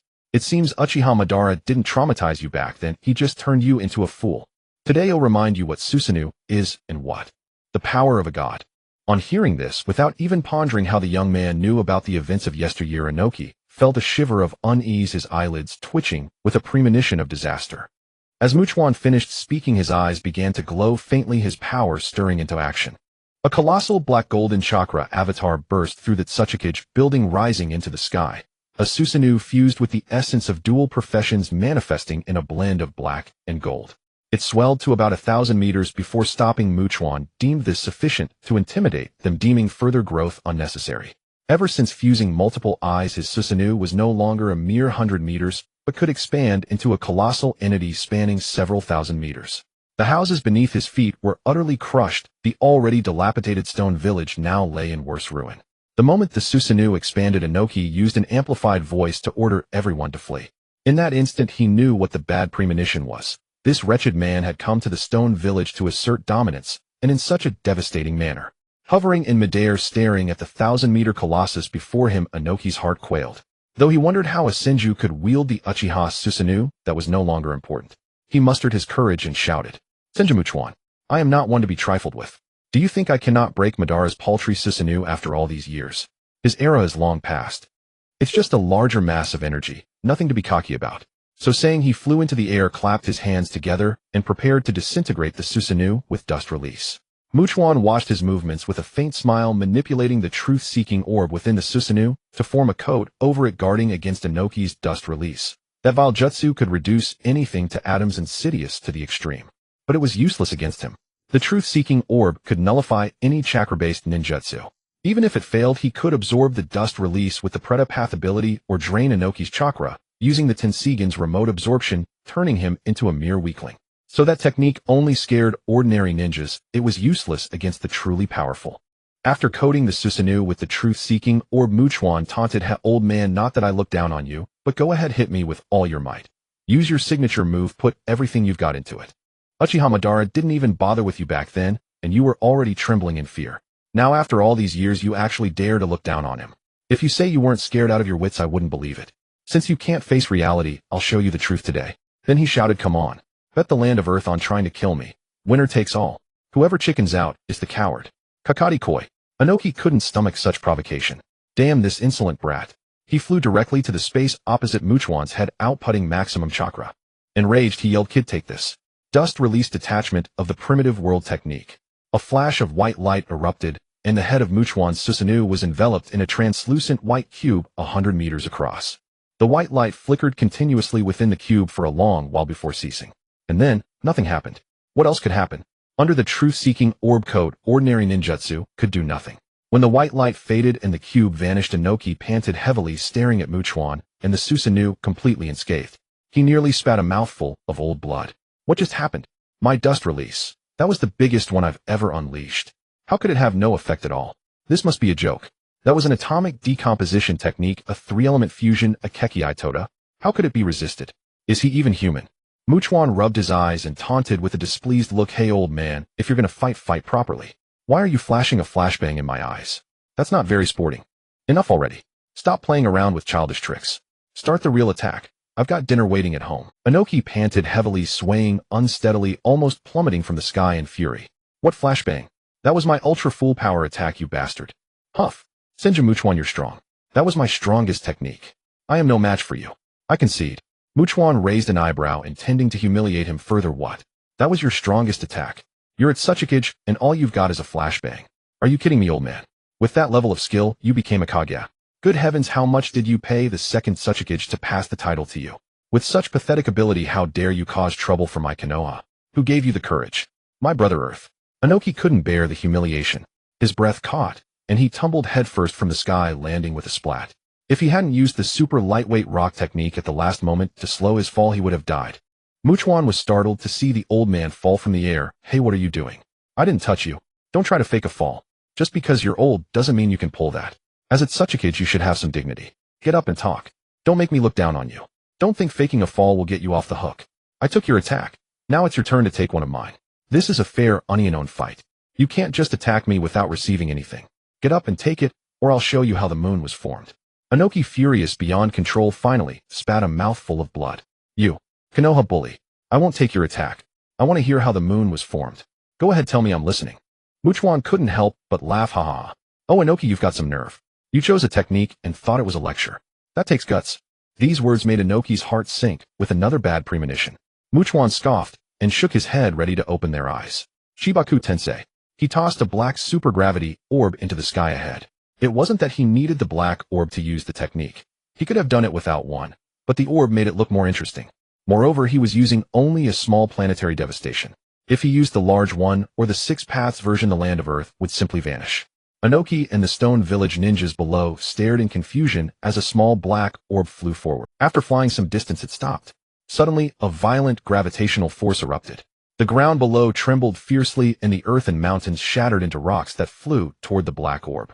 Only then did the ninjas below realize what that thing was, a technique with a powerful gravitational pull. It would not only suck in the earth and rocks, but also crush them to death. How ruthless! How merciless! Was he about to destroy the village over a single disagreement? Alas, ordinary ninjas like them had neither the qualification nor the ability to intervene in a battle. In truth, not to mention Six Paths level combat, even any battle above the Kage level was beyond the reach of these common ninjas. The gap was not something that could be filled by the sheer number of ninjas in a village. Seeing that the awakens would be finished today if he didn't stop the fight, Inoki forced himself to shout, "Stop! Vice Hokage of Konoha, we can talk this out. We can offer compensation. Tell me what you want. What good would destroying awakens do you? Isn't it better to take tangible benefits?" Seeing that Inoki had yielded, Chuan, having already demonstrated his strength and seized the upper hand in negotiations, saw no need to slaughter the entire village. With a wave of his hand, he dispelled the Chibaku Tensei. The terrifying gravitational force that had shrouded awakens dissipated, and the countless rocks and the partially formed giant sphere crashed to the ground with a thunderous roar. The rocky terrain of awakens, once bristling with cliffs, was now as if plowed over, shaken apart, and leveled into a plain. However, most of the destruction was in the distance. The central area where Chuan and the others stood remained mostly intact, except that the houses had collapsed due to the tremors and the gravitational pull from the edge.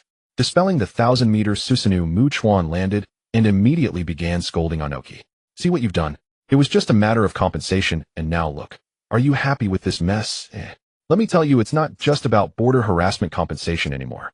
There's also my fee for intervening, nutrition fee, mental distress fee, lost time fee, travel fee, meal allowance, business trip fee, chakra consumption fee, dojutsu consumption fee, physical exertion fee, and a fee for ceasing hostilities. A whole list of compensations. Understand?" Inoki almost choked on the spot. This bastard was trying to extort him. In the distance, Kuratsuchi, seeing the fight, had stopped, hurried over to see what was happening. Seeing her grandfather looking utterly drained, she rushed to support him. "Old man, are you about to kick the bucket? Shouldn't you pass the title to me? Stay steady, don't die until you've handed over the Tsuchikage position." That was just Kuratsuki's nature, lively, straightforward, and fond of joking with her grandfather Inoki. In truth, the grandfather and granddaughter had a very good relationship. Ignoring his granddaughter's words, Inoki continued speaking to Chuan.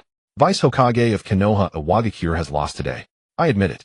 The fact is that I'm not as strong as you. As long as you don't annihilate us, name your terms." Chuan glanced at the future leg shadow girl. Young as she was, she already had the makings of a beauty with her short hair. Such short-haired beauties were rare, and he decided he had to have her. Pointing at the short-haired girl Kuratsuchi, he grinned. "I choose you, the first compensation item." Kuratsuchi, who had come to watch the fun, was stunned when she saw him pointing at her. She pointed at herself blankly. "Huh, me? What's going on?" Inoki's face twisted in resistance. No, that won't do. This is my granddaughter, not an object to be traded or gifted." Chuan's expression darkened. "No, then we'll keep fighting. Get ready to take my attack. Keton." Inoki quickly stopped him. Stop. Fine, I'll give her to you. It's just Kuratsuchi." Hearing that, Kuratsuchi looked at him with disbelief. Hey, old man, you just sold me. Doesn't your Inoki shrugged shamelessly. "How then, why don't you fight him? Your grandpa can't do it. If you're up for it, go ahead. He'll cheer you on. If you can't, he'll just abdicate and hand you the Tsuchikage throne. Go on, Lady Tsuchikage Kuratsuchi, show your power and defeat that Konoha guy to protect us. The future of awakens rests on your shoulders." He even made a pleased gesture, as if inviting her to begin her performance without a trace of shame or embarrassment. As they say, an old fox is truly cunning. Once he decides to be shameless, he does it instantly. Kuratsuchi immediately deflated. She wasn't foolish. She could see the opponent's level. She knew her own strength all too well. She wasn't even 1% of her grandfather's, let alone compared to that monster across from her. Stammering at her grandfather, she said, this." Chuan watched their antics while walking over. He spoke to Kuratsuchi. "What are you mumbling about? Let me see your legs." Kuratsuchi looked at the handsome guy around her age, blinking with curiosity. She glanced down at her own legs. long, fair, and straight. But what was there to see? Besides, she wasn't stopping him from looking. Looking up with a bewildered expression, she said, go ahead and look. She even lifted her leg. Here, see. I'm not hiding them. What's so special about legs? Chuan raised an eyebrow and shook his head. No, I want to see them without the fishnet stockings. This is boring. Kuratsuchi blinked, then reached down and pulled off the fishnet stockings from her legs. Looking up, she asked, like this. Chuan nodded as he watched. Kuratsuchi spread her hands. You're so weird. Legs are just legs. Everyone has them. Chuan crouched down and reached out. Tisk, slim yet not bony, round and fair, delicate and soft with just the right elasticity. Beautiful legs. While he was still marveling, Kuratsuki's face flushed and she shuddered. Wait, how could he just touch her like that? Turning her head, she saw many people staring at them with wide eyes and strange expressions. Good grief, so many people were watching. Her reputation was ruined for sure. Anoki was also shaking his head at their behavior. Disgraceful. The young people nowadays. Tsk. Back in his day, he knew to do things in private. But his granddaughter, right out in the open. What a decline in moral standards. Couldn't they at least wait until they got home? Or rent a room? It wouldn't cost much, even I'd pay for it. He sighed. Hey, are we still going to talk business? I have no interest in watching you grope my granddaughter right here. Chuan chuckled and looked up, rising to his feet. Sorry about that. Got carried away. Forgive. Alright, let's continue. Kuratsuchi counts as one. Next, I want your dust release as well as lightweight rock and heavyweight rock, and the super versions of both. I'm somewhat interested in studying techniques that involve mass decomposition and weight manipulation. Not that I'm extremely interested, but I have a problem. I may not need it, but I can't bear not having it. I'm just too curious and like to collect things. If something catches my interest, I want it regardless of whether it's useful. Anoki was shocked. What? You want dust release? Then he shook his head. What would you do with it? It's a Kekkei Toda, not something just anyone can learn. It's useless to you. Anoki knew all too well how difficult this technique was to master. The conditions were far too stringent. Wasn't it obvious that none of his own disciples could learn it? The art was on the verge of being lost, not only because it required 3 chakra natures, but also due to the sheer difficulty of mastery. It wasn't as if anyone possessing wind, fire, and earth natures could automatically succeed. The prerequisite for learning it was far more demanding than merely having 3 natures. One must not only attain proficiency in all 3, but also possess extraordinary chakra control and the ability to make minute adjustments. Even with Hansen instruction, there was no guarantee of success. Anoki was baffled. What did he want with this technique? Even if he met all the conditions without Anoki's personal guidance, he would never learn it. You don't seriously expect to teach yourself just by looking at a scroll. Chuan smiled confidently. It's fine, I'll just give it a try. If I can't learn it, then I can't. That's on me. Is there any harm in trying? Don't worry about whether I can learn it or not. I don't need you to teach me. All I want is to include it as part of the Anoki sighed helplessly. There was no choice. The stronger party called the shots. If he didn't comply, Awakens would cease to exist today. What use were ninjutsu if you were dead? It would all be meaningless. With a sigh, he said, fine. Take everything. Is there anything else? Spit it all out at once. Chuan shook his head. No, that's it. Anoki had braced himself for a massive bleeding only to hear that was all. You single-handedly crushed Awakens, one of the 5 great nations, in a one-sided battle, and all you ask for is a woman and 5 ninjutsu. If you didn't count the super versions of lightweight rock and heavyweight rock, it was only 3 techniques. Though they were the core secret arts of Awakens, the chances of his actually learning them were slim. They were simply too difficult. Anoki asked incredulously, really? That's it? Chuan nodded. That's it. Anoki, are you sure? Chuan, of course. Anoki, you don't want any reparations. Chuan, no. I have plenty of money. I'm not interested in the paltry sums your village can offer. Anoki, then what about a peace pact? Didn't you come here to resolve the hostilities between our nations? Not even an alliance. You're not going to sign anything. Chuan shook his head again. No need. Isn't it good when nations fight each other? Without conflict, there's no progress. Without war, how can we discover people's finest qualities and spirits?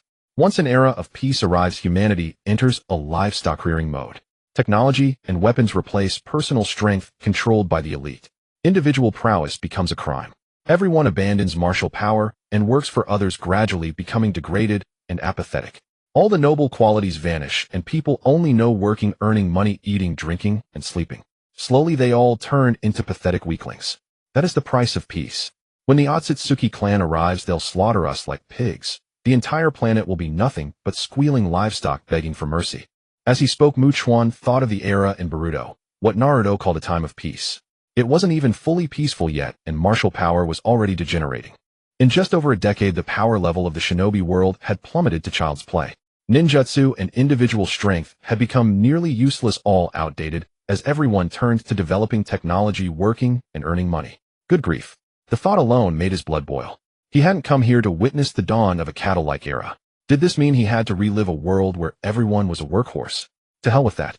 Whoever tried to establish universal peace, he would crush them. If he were an ordinary shinobi, peace and unification would be fine. He would support it wholeheartedly. But he wasn't. With all his power, if someone told him to be peaceful, he'd tell them to go to hell. Everyone, let's get wild. Inoki frowned deeply. You don't wish for peace. Isn't it better for everyone to be ordinary people? Wait, what did you mean by Otsutsuki clan at the end? Isn't that the surname of the Sage of Six Paths? Why would they come to slaughter us? Good heavens, he had inadvertently stumbled upon some earth-shattering secret. Chuan smiled and pointed at the sky. There's no point in hiding it. This shinobi world isn't a safe place. There are aliens in the universe planning to attack here. In simple terms, the clan of Kagaya Otsutsuki, the mother of Hagoromo Otsutsuki, the Sage of Six Paths, is the Otsutsuki clan. These guys intend to use the shinobi world as fertilizer to cultivate the divine tree and harvest its fruit. When that happens, this planet will drain of energy and die, and everyone on it will die too. By my estimate, they'll descend in about 20 years. Those guys all have Byakugan and Rinnegan. You amateurs who still need hand seals to cast techniques, fighting them will be a real pain. When the time comes, only a few people can even exchange blows with them. Besides me, there's the Sage of Six Paths family. Oh right, one of them is still sealed inside the moonha. Chuan spoke casually, but Inoki was completely freaked out. What the hell?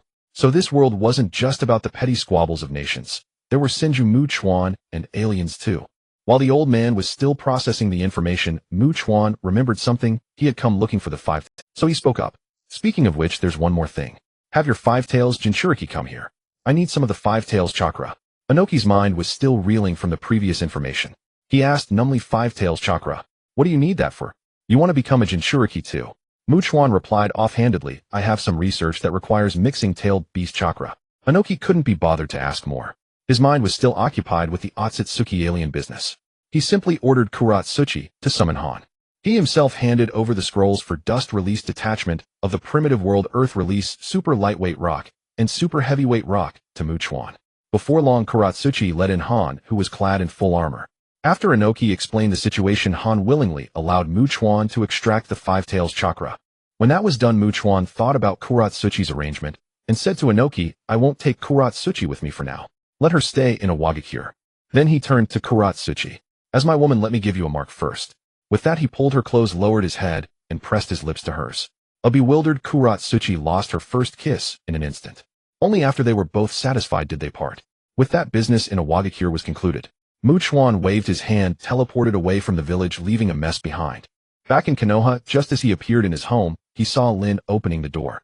It seemed she had finished copying the technique she needed. A mischievous idea began to brew in Chuan's mind. He couldn't waste today's free resurrection coin, could he? He had to do something with it. Wouldn't it be a shame not to take Lin along and give that Uchiha guy a little shock? Just imagining Uchiha's over-the-top reaction. Tisk tisk tsk. Let's go. He stepped forward, took the sealed scroll from Rin's hands, and tossed it into his storage space. With a sly grin, he chuckled softly. Rin, they say evil begets evil and good begets good, but it's not that retribution doesn't come. It simply never does. So for Obito's retribution, I have to be the one to deliver it. Every cause has its effect. His effect is me. Then he recalled that Obito was Naruto's beloved friend and sworn brother, and Naruto was fiercely protective of him. For that, Naruto would even go against his own parents. What more could you say? Right, Neji the clown? You had just blocked Obito's attack for him, died, pierced like a hedgehog, your body still warm, and then he said not to mock Obito, and that no one was cooler than Obito. When it comes to being a clown, it's got to be Neji. Rin took a step back at his sinister smile, shielding herself with an arm, and said weakly, Your expression is kinda creepy. Just say what you need to say, don't scare me like this, I'll have nightmares tonight. Chuan stepped forward, put an arm around her shoulder, and started discussing things with her. You see, we said from the start bringing you back was to provoke Obito. Rin, I know, so what? Chuan, to provoke Obito we have to use the way you were killed, and exactly the way Kakashi killed you back then. Rin, and then. Chuan, so today I have to speak some heartfelt words to you. Rin, then, will it hurt a lot? Chuan, don't you know if it hurts? You've been through it once. Rin, alright then, can I survive after that? Chuan, relax, you're the last person who'll die. This might happen often, so you need to be mentally prepared. Rin took a deep breath. Okay, I understand. Let's get started then. Come back soon. I still need to make dinner. Chuan grinned wickedly, that sounds great. Let's go. With that, he kept his arm around Rin and vanished from the house in an instant teleport. Meanwhile, over at Obito's place wearing a spiral mask, he was hiding out in the underground base beneath the Valley of the End, sitting beside the ghetto statue, lost in thought. He was organizing his thoughts, planning to start the Tailed Beast collection, while also dreaming of Rin, imagining how wonderful the world with Rin in the future would be. Just as he was deeply immersed in his fantasies, suddenly, Schwa, 4 feet, appeared in Obito's lowered line of sight. That meant 2 people. Brother Obito couldn't even be bothered to lift his head. He didn't want to see, didn't want to know who they were. Whoever it was, they deserved to die for disturbing him, and even more so for knowing the location of his secret base. In his eyes, these 2 were already dead. Still sitting with his head down, Obito spoke in a low, hoarse, and commanding voice, 30 seconds. If you run, you live. If you die, you die. Chuan was taken aback. Damn, that was a sick boast. Look at that melancholy solitude and indifference. Tisk, what a shame he didn't join the Vivian Westwood clan. Ignoring his words, Chuan teased. I say, Yinta, aren't you going to lift your head and see who it is before you start showing off? What if you regret it later? Obito still kept his head down, looking dejected. I am Uchiha Madara, not some Yinta. If you're still wasting time talking, and talking counts too. If you don't start running, I'll find it boring to kill you. 15 seconds left. At this moment, Rin looked at this Obito before her, unable to believe this was the cheerful, kind-hearted boy he used to be. She called out softly, Obito, is that you? Upon hearing that voice, Obito's entire body froze. That voice, he could never forget it in a lifetime. It was Rin's voice. After a moment, he slowly lifted his head, trembling. The moment he saw Rin, his pupils began to quiver. It truly was Rin. Not a dream, not an illusion, not a Jinjutsu. She was real. He stood up, looked at Rin's face, and asked cautiously, Rin, is it really you? Then before Rin could speak, he noticed that damn scoundrel had his arm around Rin's shoulder, acting all intimate. That instantly sent Obito over the edge. His Mangekyō spun eyes glowing red, his hoarse voice filled with suppressed fury. Trash, get your filthy hands off Rin. Or else your grandma. Chuan immediately drove his hand straight through Rin's chest, the fist clutching her heart. Then, bang, he squeezed hard, and it exploded. He perfectly replayed the scene from years ago for Obito, even upgrading the bloody spectacle. Rin watched her own heart being pierced and crushed, then the weakness spread through her body, her legs giving out, nearly collapsing to the ground. Pain, so much pain. That time Kakashi at least used lightning to enhance the piercing, numbing her and searing away the pain with high heat. But this was a barehanded stab. All the bodily sensations were still there. She could feel every movement inside her chest, every tiny tremor of his broad, excruciating agony. She turned her head with difficulty and forced out a painful sentence, thighs, hurts so much.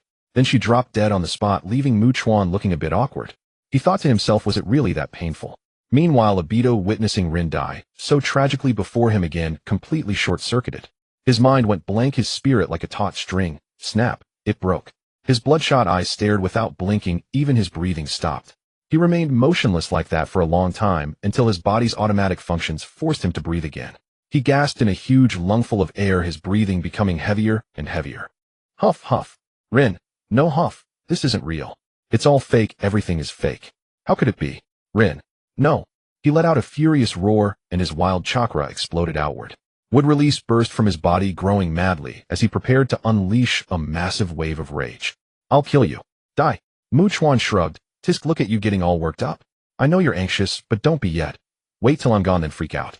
Bye-bye. After taunting him, he teleported away with Rin's corpse. Bro Obito was left on the ground, raging and completely insane.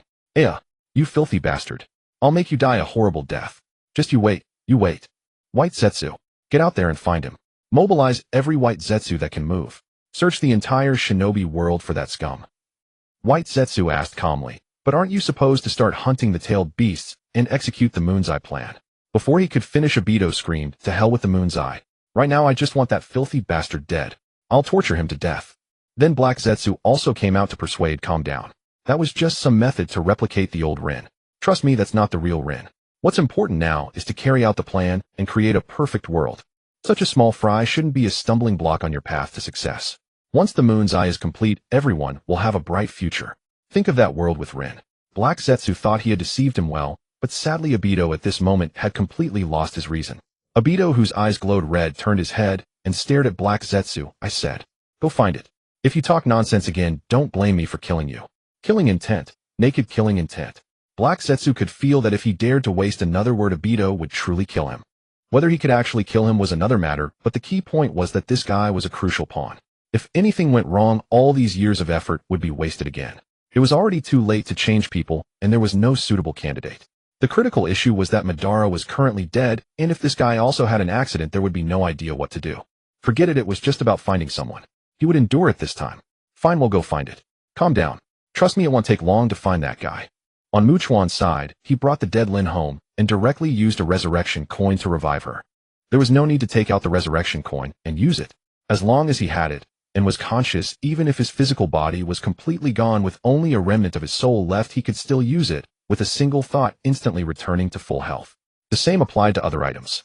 As long as they were items, whether food or drink, they could be taken out and consumed normally, or used mentally. Lin revived, clutching her chest, feeling a bit uncomfortable.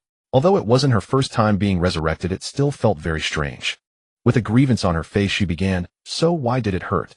And so much pain? I literally died from the pain." After speaking, she looked at him with tearful eyes, as if to say, "If you don't give me an explanation, I'll cry right in front of you." It felt like being released from a jinjutsu. Quite interesting. After recovering, she lowered her hand and looked up, intending to voice her opinion. With a grievance on her face, she began, "So why did it hurt? And so much pain? I literally died from the pain." After speaking, she looked at him with tearful eyes, as if to say, "If you don't give me an explanation, I'll cry right in front of you." Mu Chuan knew he was in the wrong and awkwardly scratched his head. Ahem, well, that might probably be a matter of technique. After all, it was my first time doing this. It's normal to lack experience. Thinking back now, it was probably because I slowed down to grab the heart. If the speed isn't fast enough, the nervous system's pain-blocking mechanism won't trigger, so the pain remains. Next time I'll definitely be careful. How about we don't grab the heart? We'll use the elemental attribute to go straight through. If that doesn't work, it'll block your pain nerves beforehand, guaranteeing a painless experience. Only after receiving the promise did Lin's face break into a smile again. That's good. They'll go make dinner now." With that, she happily went off to cook. Mu Chuan crouched down, placed a hand on the ground, and added a space-time barrier specifically against Obito to the Konoha barrier, while also blocking all Uchiha clan members not recorded in Konoha's records, just in case Obito wandered in. As for the white Zetsu lurking in the village, he couldn't be bothered to deal with him. There was no place to capture and store him anyway, since he couldn't get in again. After leaving, there was no need to pay him any attention. As for exposing himself, such a minor issue was never a problem. He was just waiting for the guy to block his way outside the gates of Konoha. That would be interesting, wouldn't it? After finishing the barrier, he teleported to brag to the old third about the awakens situation. With a flash, he appeared in the Hokage's office, where the old third was just packing up to go home. Catching a glimpse of a figure appearing, he turned and saw it was the troublesome guy again. Helplessly, he said, "Why are you here again? It's almost time to go home from work. Something up?" Mu Chuan raised his hand, took out the sealed scroll of forbidden techniques, and tossed it to him. "Here, returning it. I'm done with it. Thanks." The third took the scroll with a bewildered expression, looked down, and swore. "The forbidden technique scroll. This dog said borrowing meant this. Is this borrowing? Huh. It's stealing, all right. He sure knows how to make himself sound nice, utterly shameless." The old man's face twitched in anger. You still have the nerve to say thanks. Should I reply you're welcome?" Mu Chuan waved his hand nonchalantly. "Hey, don't be so formal. We're all family, but just a token gesture is fine." The third's heart nearly burst with rage, his pointing hand trembling. Am I being polite with you? Huh, that's theft, you bastard. You call that borrowing? Did you have my permission? And you stole such an important thing. This is the scroll of forbidden techniques, the core of our Konoha. Losing it would be a major disaster. If you wanted to read it, couldn't you just ask me? I wouldn't have stopped you. Why did you have to steal it? You are just too much trouble. Mu Chuan wasn't listening at all, interrupting his rambling. "I didn't come here mainly to talk about this." The third's breath caught. "What? That's not the main thing. Oh, my dear ancestor, what other good deeds have you done? Did you poke a hole in the sky?" Seeing the old man so frightened, Mu Chuan curled his lips.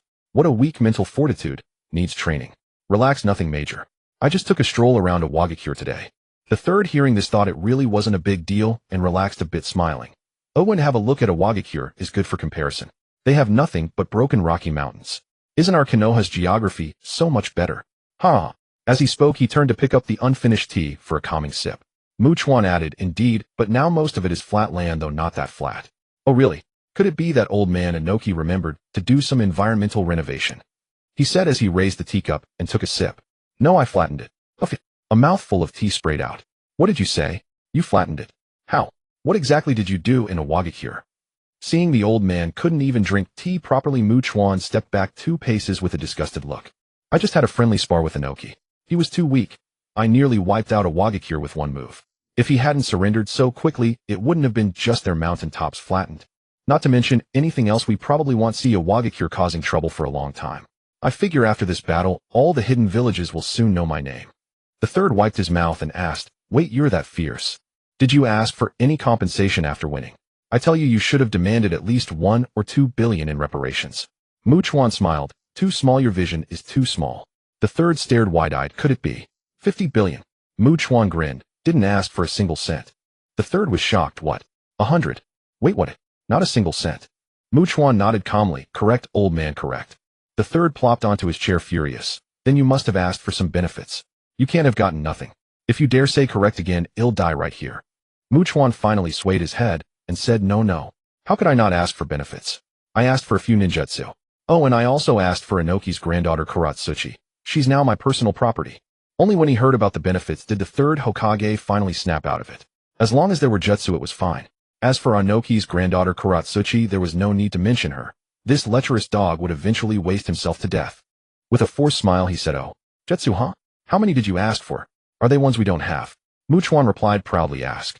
Of course I asked for the best. Who would want some worthless junk? I asked for 5 jutsu in total: dust release detachment of the primitive world technique, earth release lightweight rock technique, earth release super lightweight rock technique, earth release added weight rock technique, and earth release super added weight rock technique. So what do you think? These are the core jutsu of awakens exclusive techniques, just like our Konoha's." For the third Hokage jumped up in shock, instantly perking up. "Really? Those are the very foundation of awakens existence. You actually got those?" Chuan pulled out 5 scrolls and tossed them over casually. "See for yourself."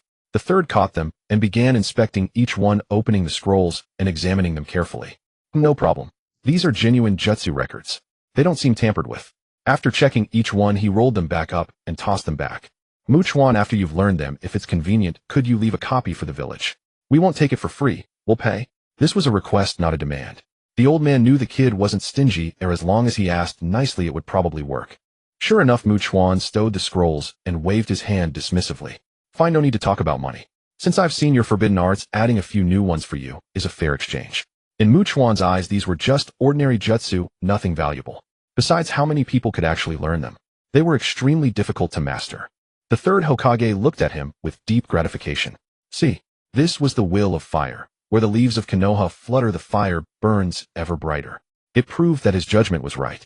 This kid, this scoundrel, could indeed shoulder the weight of Konoha. Good, very good. Haha. Anything else? If not, let's each go home. After a long day's work, it's important to eat well and rest on time. An old man has to take care of his health, ha ha ha. Chuan shook his head to indicate he had said all he needed to. He waved goodbye and vanished with a teleportation jutsu to go home for dinner. After eating, he went to sleep hugging his oversized pillow, Lin. The next day, he woke up and as always Lin had breakfast ready. After eating, he began checking what random item was available today. He wiped his face and opened the system's item menu. Let's turn the tables. Open. Permanent Energy Furnace, a biomechanical device from Dragon Ball's androids providing unlimited energy and unlimited stamina to the user. Once used, it fuses into the heart and connects to the body, supplying an endless source of power. Price 5,000,000 points. What? Oh wow, a golden legendary. This was the core of androids 17 and 18 from Dragon Ball. With this thing, as long as our combat power was close, I could fight him non-stop until the end of time without even breathing hard. And you, my friend, your stamina would drain with every strike, your energy would keep depleting. Before long, you'd be pinned down and rubbed into the ground. Chuan glanced at the price again. Tisk, only 5 million points. That was really cheap. Only the system would give him such a low price. If he tried to buy it in the real world, forget 500 million. How you couldn't get it even with 500 billion US dollars. Even a single controlled nuclear fusion technology research project cost tens of billions of dollars to start, let alone unlimited energy technology. That would be impossible to develop even with hundreds of billions. And in Dragon Ball, who knew how many hundreds of billions Dr. Gero had spent over decades? No hesitation, buy it with eyes closed. Direct purchase, pay 5 million points. Account balance 194991500 points. After buying, he used it immediately. There was no point in waiting. It wouldn't cause any big commotion. It was just a tiny internal energy supplying bio device. What could it do? Besides, it was system-made, so the fusion efficiency was guaranteed. And indeed, nothing happened. At most, he felt something extra in his heart for a moment, then it was gone with no effect. He took a deep breath, but didn't feel anything special. His dark eye already gave him infinite energy, and as for infinite stamina, He couldn't sense it now unless he went and exhausted himself deliberately. But thinking about it, it seemed unnecessary. Could a system product be flawed? That would be redundant. After fusing the energy furnace, he casually claimed the daily free resurrection coin. Then he stood up and left 1 million Ryo for Lin as living expenses. Here, take this money for your daily needs. I'm going out. You can practice ninjutsu or go out and have fun, whatever you like. With that, he teleported away, continuing his troublemaking. Today's target, Mangekyō in the land of lightning. Speaking of which, Mangekyō really deserved a beating. They spent all day robbing and attacking others, never giving anyone peace. In the Raikage's office, the fourth Raikage, A was still discussing with his secretary Mabui who to target next. With a whoosh, Chuan made a grand entrance right beside Mabui. Ignoring the Raikage A entirely, he turned to look at the dark-skinned beauty. Nice, good figure, attractive face, impressive demeanor, strong work ethic. A perfect personal secretary. A opportunity like this was beyond the grasp of the young Raikage. He had to take it himself. After sizing up Mabui, he finally turned to speak to the Raikage. Raikage, is it? Do you even know how to use a secretary like this? Don't worry, I'll take over for you. I'm experienced in this sort of work. Hand it to me, no problem. A's face darkened, veins bulging on his forehead. How many years had it been since anyone dared to provoke him, the Raikage, like this? Ever since he mastered his lightning release chakra mode, everyone had to behave in his presence. And now this unknown scoundrel dared to mock him to his face. How intolerable. He roared. Oh, you reckless brat. You're asking for death. I don't care which village you're from, where you came from, or what your purpose is. You won't leave Mangekyō alive today. In an instant, his entire body was covered in lightning chakra, activating lightning release chakra mode. Lightning release, lightning comb. Whoosh. In a flash, he closed in on Chuan's side. Gathering lightning energy into his hand, he swung a knife hand strike horizontally toward Chuan's head. Although Chuan had good eyesight, seeing it was one thing. By the time his reaction caught up, the strike was already coming fast, about to hit his head. He couldn't help thinking, such speed. This damn Raikage really can rival the yellow flash of Konoha Minato in speed. With that kind of speed, if he wanted to kill someone, the victim would probably only realize they were dead after the fact. No more carelessness. Since you want a close quarters fight, I'll play along. With a thought, he buffed himself for melee combat. Tenseigan chakra mode, activate. Increases all stats, close combat, Susanoo, activate. Increases attack and defense, Holy Spirit hammer, activate. Increases speed, hit rate, and attack. Adds holy shockwave to attacks. Underworld fire, activate. Increases physical and magical defense. In an instant, he completed the buffs, and with a resounding boom raised his hand to intercept the knife hand strike aimed at his head. The sheer impact created a sonic explosion in the air. After catching the strike, he turned his face and taunted, "You're not so tough, are you? They say your speed rivals the yellow flash, yet you used a skill to ambush a young man without any evasion, and I still caught it. Tisk tisk tisk, I must say, brother Raikage, you're a bit lacking." He then sneered with disdain, thinking, hey, do you even know what class inheritance I received? It's the damn Paladin who swings giant crosses and fights with a Crusader's might. With all those all-around attributes, do you think I'm joking? Trying to fight me up close? How I could swing you around like a rag until you're dead. Mabui had already retreated to the side, fully aware of her own limits. She knew she wasn't meant for this kind of battle. Staying out of trouble and keeping quiet was the best she could do. The most shocked was the Raikage himself, his face full of disbelief. He pulled back his hand and quickly flashed away to create distance. He warily stared at the sudden appearance of this brat. A true expert, definitely above the Kage level. His lightning release wasn't something some nobody could block, especially with a counterattack that struck before his own attack landed. The entire process had to happen in an instant, first reacting, second devising a countermeasure, then activating the buffs and raising a hand to catch the strike. Such reaction and speed were even faster than his own. Kid, I didn't expect you to have some strength. But that's no excuse for arrogance. If that's the case, then brace yourself for my full power. With that, he unleashed his full power, activating the lightning release armor. The violent and thunderous chakra caused the air to hum with an unbearable screech of lightning. Chuan, in contrast, remained calm, his body glowing with several colors. Smiling, he said, "Oh really? You mean you weren't going all out just now? You'd better go all out now so you don't make excuses later when you lose." As the Raikage at least maintained some dignity. "And by the way, your office decor is nice. Don't cry if it gets wrecked." The Raikage gritted his teeth and retorted, "No need for your concern. Mabui can pay for the repairs." Huh. Mabui blinked, her mind struggling to process. Why would she have to pay for it? Is that fair? Unfortunately, neither man paid her any attention. In the blink of an eye, they clashed again. Fists and feet collided, sending explosive sounds in all directions. The speed was so great that Mabui's eyes couldn't keep up. However, it wasn't long before things started falling apart. The office was being ravaged wildly. The building began to collapse. The massive spherical Raikage's office shattered into pieces in no time. And that wasn't all. They both moved to other structures, causing destruction wherever they landed. Even the ground cratered beneath them. Mabui stood at the edge of the collapsed Raikage's office watching the scene outside. She collapsed to the ground, thinking how much will this cost to repair. No. Chuan, on the other hand, was having a blast. Close combat was thrilling, and sparring with the Raikage was a great way to gain combat experience. Satisfied both his craving for action and his need to level up. Simply delightful. The Raikage, unable to take down the brat after all this time, felt a bit embarrassed. The kid was clearly a greenhorn without much combat experience, yet his sheer power allowed him to trade blows equally. It made him furious. He had thrown everything at him. Lightning plow, lariat, raten, rabi, no jutsu. Nothing worked. Nothing at all. Where the hell did this cursed thing come from? This is a nightmare. He flashed to the side and raised a hand to halt. Stop, kid. I'm done. Tell me, who are you? Which village's new ace? What's your purpose in coming to Mangekyō? Don't tell me you came just to mess with the Raikage. I won't buy that. Chuan, seeing the fight stop, reluctantly ceased and deactivated his buffs. He gave a disdainful look and said, "Is this it? Your full power is just this? You gave up too quickly, and you call yourself the Raikage?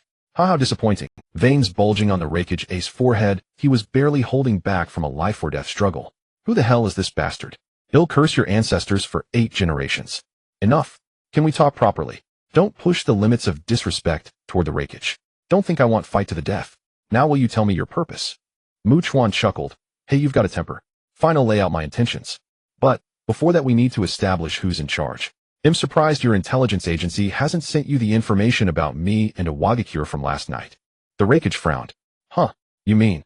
You caused some major incident in Awakens yesterday, yet my people haven't reported it all night. This wasn't good. If his own intelligence was delayed, it could be fatal in the shinobi world where information reigns supreme. The hidden villages fought an information war. Once your village lost sight of the intelligence, you'd either suffer a great loss or miss a beneficial opportunity. Wait, it shouldn't be like this. It was still early morning, he had just arrived at work and hadn't even started reviewing the documents on his desk. Could it be a coincidence? He shouted toward his ruined office. Mabui, check if there's any report about a major incident in Awakens that came in yesterday. Let me know later. Then he turned back to Chuan and said, so you want to establish dominance, meaning you're here to negotiate something of interest. Tell me, what did you do in Awakens that makes you think I'd yield to you? Chuan shook his head. I don't like talking, I prefer doing. Words cannot instill fear. Only the reality before one's eyes can. Dominance has always been earned through combat. Whoever gained it by speaking. All arrogance is backed by force, isn't it? After all, your village has always revered power above all. So I'll personally establish your fear of me.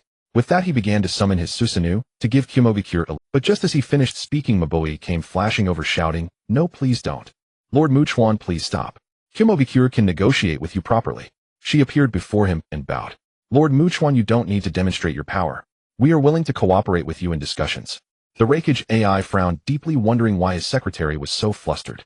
It had never happened before. Mabui, what nonsense are you talking about? Mabui quickly handed him a document. Lord Raikage, please read this first. Reluctantly, AI took the scroll and opened it. There wasn't much content, but after reading it, he was left stunned. Who am I? Where am I? What am I doing? What year is it? Has the world gone mad? The descriptions in the scroll revealed the writer's profound shock to the extent that they wished it were a hallucination.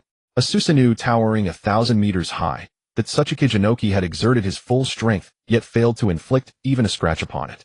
Surrender to save the village, unconditional reparations, a single strike from one man annihilating an entire village. Apart from the core area, most of Awakens, once a land of rocky mountains, had been reduced to rubble and gravel, with the mountains utterly destroyed. It was only because they cried surrender in time that the entire village wasn't wiped out, compressed into a spherical mass, and the terrain turned into a gargantuan crater. The Raikage watched, trembling.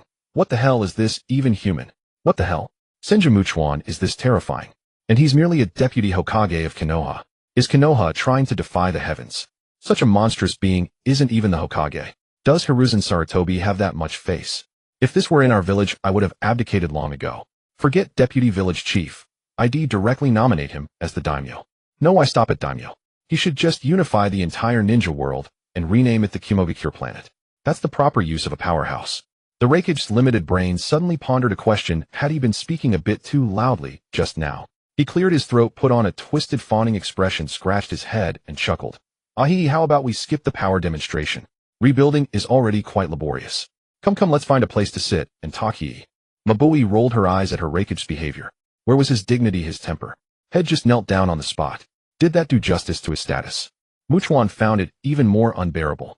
The sight of a fierce-looking dark-skinned muscular man forcibly squeezing out a smile and acting coy. It was like being forced to eat shit. He quickly covered his face, raised his hand to stop him. Stop. Stay away from me. Speak properly. I'm not into that. Weren't you just being quite tough? The Raikage dared not continue. He pressed closer with a sycophantic smile. No, it's all a misunderstanding.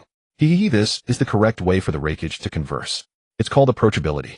Everyone loves me, I love. Everyone you have me, I have him, he has. Chuan, with a face full of black lines, stepped back 2 paces. Damn it, stay the hell away from me, or he'll kill you. Don't make me activate Susanoo and go berserk. The Raikage stood frozen with a stiff expression. Fine, I won't come closer. Don't be impulsive. Calm down. Chuan finally felt relieved, exhaled, and said, I still prefer your arrogant, unruly demeanor from earlier. Please restore it. I looked bewildered, wondering what kind of hobby this was. But for the sake of the village head, play along. He cleared his throat, straightened his back, clasped his hands behind him, put on a stern face, and spoke. Ahem. This Deputy Hokage of Konoha, follow us. What status do we have to discuss matters here? Mabui, arrange a first-class luxury private room. Serve the finest fruits, snacks, and drinks. Let this Konoha man see some class. Negotiations require the right environment. It's called style. The Raikage's display made Mabui shut her eyes, purse her lips, and take a deep breath in exasperation. Still, she acknowledged the order and vanished in a flash to arrange it. No choice. After all, that was her job. Chuan raised an eyebrow. Phew, that speed of switching faces, no wonder he was the fastest in the ninja world. Truly deserving of the reputation. Soon the 3 of them sat down in an ultra-luxurious private room. The table was laden with all kinds of fresh fruits, dried nuts, cooked dishes, beverages, and alcohol. It was indeed luxurious. With that kind of spread, Kumogakure was the real deal. Compared to Awagakure, tsk, nothing but broken rocks and wind-blown dirt. They'd eaten dust all afternoon, without even a sip of water. Chuan's mind wandered as he looked at the 4th Raikage. This guy was also one of the few who were immune to Naruto's takenjutsu. A single line, wait until I kill Sasuke, then you can forgive me, had left Naruto speechless. See, this was a real man. He knew what he wanted and what he intended to do. Now look at Nagato. If only he had been more resolute and not fallen for Naruto's preaching, Mangekyō wouldn't have ended up as a dilapidated, garbage-strewn ruin. Do you really believe that believing in Naruto grants eternal life? Believing in Naruto only leads to a worse death. His righteous takenjutsu is only for the sake of those close to him. Do you honestly think he cares about your survival? Why do more and more people dislike Naruto? Because of his hypocritical posturing. If he didn't use repulsive grand ideals to forcibly preach, and instead acted like a normal person saying things as they are, no one would hate him. In the end, he still used overwhelming force to suppress other nations, arrogantly believing he had made everyone understand each other. Who the hell understood you? Without those cheat-level powers, see if anyone would care about you. It's just a typical Japanese anime trope, forcing false goodness and beauty to the point that now whenever I see a stubborn righteous partner, I feel nauseated. And then there's Dancer Madara, another who didn't fall for Naruto's takenjutsu. Naruto tried to spout some nonsense at Madara, but Madara just hit him with a Uchiha milkshake and told him to fuck off. Itachi was also a master. When Naruto tried to takenjutsu him, Itachi stuffed an entire crow into his mouth and said, you listen to me first. When it came to Antitle no Jutsu, Itachi was a professional. Reining in his wandering thoughts, Chuan began to discuss his purpose with the Raikage. Kumogakure didn't really have many good things. They were a tech-based village. Look at that superdimensional chakra cannon. The lower part's diffusion cannon cleared an entire asteroid field outside Earth in one shot. As for single-target power, the upper part's dimensional cannon could even destroy the moon with one blast. Which other village could compete with that? But technology had obvious drawbacks. Fixed turrets lacked mobility, required a large number of ninjas to charge continuously, and needed coordinated command. Chuan didn't like them anyway. They were useless in critical combat situations. Personal strength was far, so the only good things left in Kumogakure were tailed beast chakra and the women. As for jutsu, they had nothing special. They stole everything from others, and most of them were already in Konoha. After some negotiations, the Raikage summoned the 2 tails Jinchuriki Yujito Ni and the 8 tails Jinchuriki Killer Bee for Chuan to extract chakra. He also confirmed the ownership rights of Mabui and Samui. In exchange, as long as Kumogakure did not actively provoke Chuan would not personally attack. The mission to Kumogakure was thus successfully completed.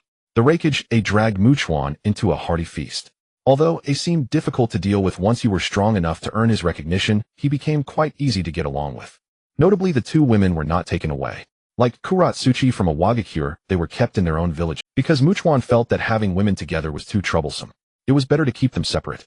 In the future, if they represented their respective villages in conflict, it didn't matter. Even if they died, he could revive them, so no harm done. The Raikage A was even happier about this. See, wasn't this stable? With your women here, you wouldn't come attack us. Before parting, he patted his chest and promised, brother, rest assured. He'll protect them thoroughly. Nothing. Chuan patted his shoulder, indicating he trusted him. After eating and drinking his fill, he gave each of his 2 women a kiss on the lips, then teleported home. It was almost dark. He hadn't yet done today's round of greeting brother Tsuchi. He couldn't skip it. Returning home, Lin had just arrived with groceries. He took the bags and set them aside, then took Lin's hand and said, come on, let's go say hello to brother Tsuchi today. We can't let him think we're rude. Lin sighed helplessly. All right, but don't forget the pain. Chuan used his sacred power to block her pain nerves. Okay, let's go quickly. We still need to make dinner when we get back. Obito was still sitting gloomily beside the ghetto statue, waiting for Zetsu to find someone for him. With a whoosh, Chuan and Lin appeared before him again. Oi, brother Tsuchi, look over here. The moment Obito looked with a squelch, Lin's heart was ripped out again in front of him. This time Chuan looked at the heart in his hand, pondered for a second, then looked up and yanked his hand back with a squelch. With a zero frame start, he flung the heart straight at Obito's face. Smack! The heart hit his mask and slid down. Obito instinctively reached out and caught it. Lin insisted on saying goodbye, Obito. Then with a snap she died. Silence. An eerie silence. Obito was struck by another massive psychological shock, his hands holding the heart trembling uncontrollably. Ugh. Unable to bear the shock, Obito's stomach churned violently. Holding Lin's heart triggered both psychological and physiological stress reactions. He couldn't hold the heart, nor could he throw it away. His mind fell into utter confusion. But the culprit behind this situation was currently beyond his grasp. His single scarlet eye glared at Chuan through the mask hole. You? Ugh. I will make you.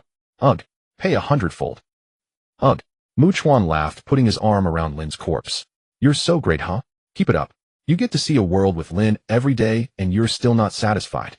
How greedy. Alright, see you next time. Goodbye. With a teleport, they vanished, leaving Obito raging in impotent fury. Holding the heart in one hand, he grabbed the emerging black and white Zetsu with the other. Why haven't you found out which village that bastard is from? Why? What are you all doing? Black and white Zetsu said helplessly, do you know how big the ninja world is? So many villages. It takes time to search one by one. You didn't give us a range, so we have to cast a wide net. Traveling back and forth takes time. Obito threw him to the ground. Are there too few white Zetsu sent out? If not, send all 100,000 white Zetsu out. 3 days. Within 3 days I must know where that bastard is from. As soon as he finished speaking, the heart in his left hand disappeared.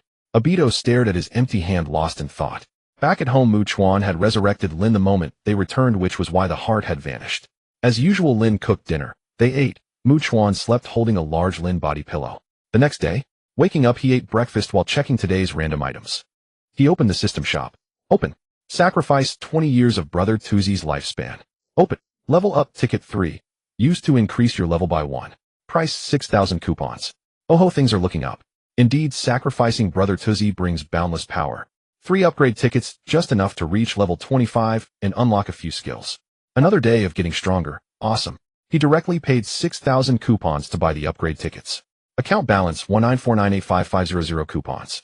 After buying them, he didn't wait a second and used them immediately. First, all his physical attributes received a comprehensive boost, and all functions were enhanced under passive effects. System character level increased by 3. All attributes enhanced, skill level increased by 3. Current character level 25. Character level reached 25, now unlocking level 25 job skills. Chuan opened his skill interface and saw that the level 25 skill row was indeed lit up. Paladin Holy Light Guard buff skill opens a circular shield to protect the whole body, absorbing damage intended for the target. The higher the HP, the stronger the shield. Guardian Emblem buff skill increases the target's physical defense, magic defense, stamina, spirit, HP, and Holy Cross attack buff skill fires a golden holy cross that explodes upon hitting an enemy or after traveling a distance, generating a holy magic circle beneath both the enemy and the caster, dealing AoE damage. Allies within the circle gain increased movement, attack, and casting speed. Fast healing passive skill increases the recovery speed of slow healing and improves the amount of HP. Elemental Bomber Mana Burn buff skill accelerates mana flow to increase consumption, boosting basic attack power and skill attack power. Elemental Aura buff skill creates various elemental forces swirling around the caster, increasing physical defense, magic defense, and elemental attack power. Flame Ground generates 3 rows of large flame pillars that erupt twice in front like a carpet of fire, covering the area and attacking enemies upward. Mu Chuan smacked his lips. The attack skill was nothing special, just a large AoE sweeping skill. But you, my friends, 5 buff skills, 2 for defense, 1 for a shield, 1 for damage, and 1 attack that also boosts 3 speeds. He could imagine that with all buffs active he would be very tough. He wondered if he could withstand 8 Gates Night Kai. Probably. After all, that move couldn't kill a 6 paths level. Madara might have looked badly beaten, but he recovered in a few words. Even without buffs I could probably take it. Just look worse for wear. With defense buffs I could probably take that kick Hiden and not even break my defense. He vaguely recalled that the defense boost was actually quite high. The reason it didn't show in the game was because the bosses were too strong. Any mistake could lead to instant death, making defense seem irrelevant. But reality was different. The defense from 2 buffs was absurdly high. Moreover, Guardian emblems scaled with stamina and spirit caps. The higher they were, the more it added. With his current stamina and spirit stats, the boost from Guardian emblem was definitely not the base value the skill provided. It was probably already experiencing stat inflation. No, he had to test it out. He needed to verify his actual stats. Otherwise, he couldn't gauge his opponents properly. I choose you, the Azure Beast of Konoha, the Spandex Muscle Man guy. You're the strongest point attacker in Konoha. Bushy brows. Today you're unlucky. I have to see what Night Kai is all about. There really wasn't anyone else. Those weaklings in the ninja world had few with such explosive power. Otherwise, who could I find? Have Kakashi use Kamui to twist me. With that plan in mind for today, after finishing the meal and bidding farewell to Lin, he teleported away. Arriving at the moon, he split out numerous shadow clones to study the newly acquired ninjutsu from the Yanin village, and another group to practice and master the skills. Meanwhile, the shadow clones that had already learned certain ninjutsu, and those that had become proficient through practice, directly dissipated their experiences and memories, returning to the main body instantly, bringing a tremendous mental impact. However, this was of little consequence. A negligible effect, just a drop in the bucket.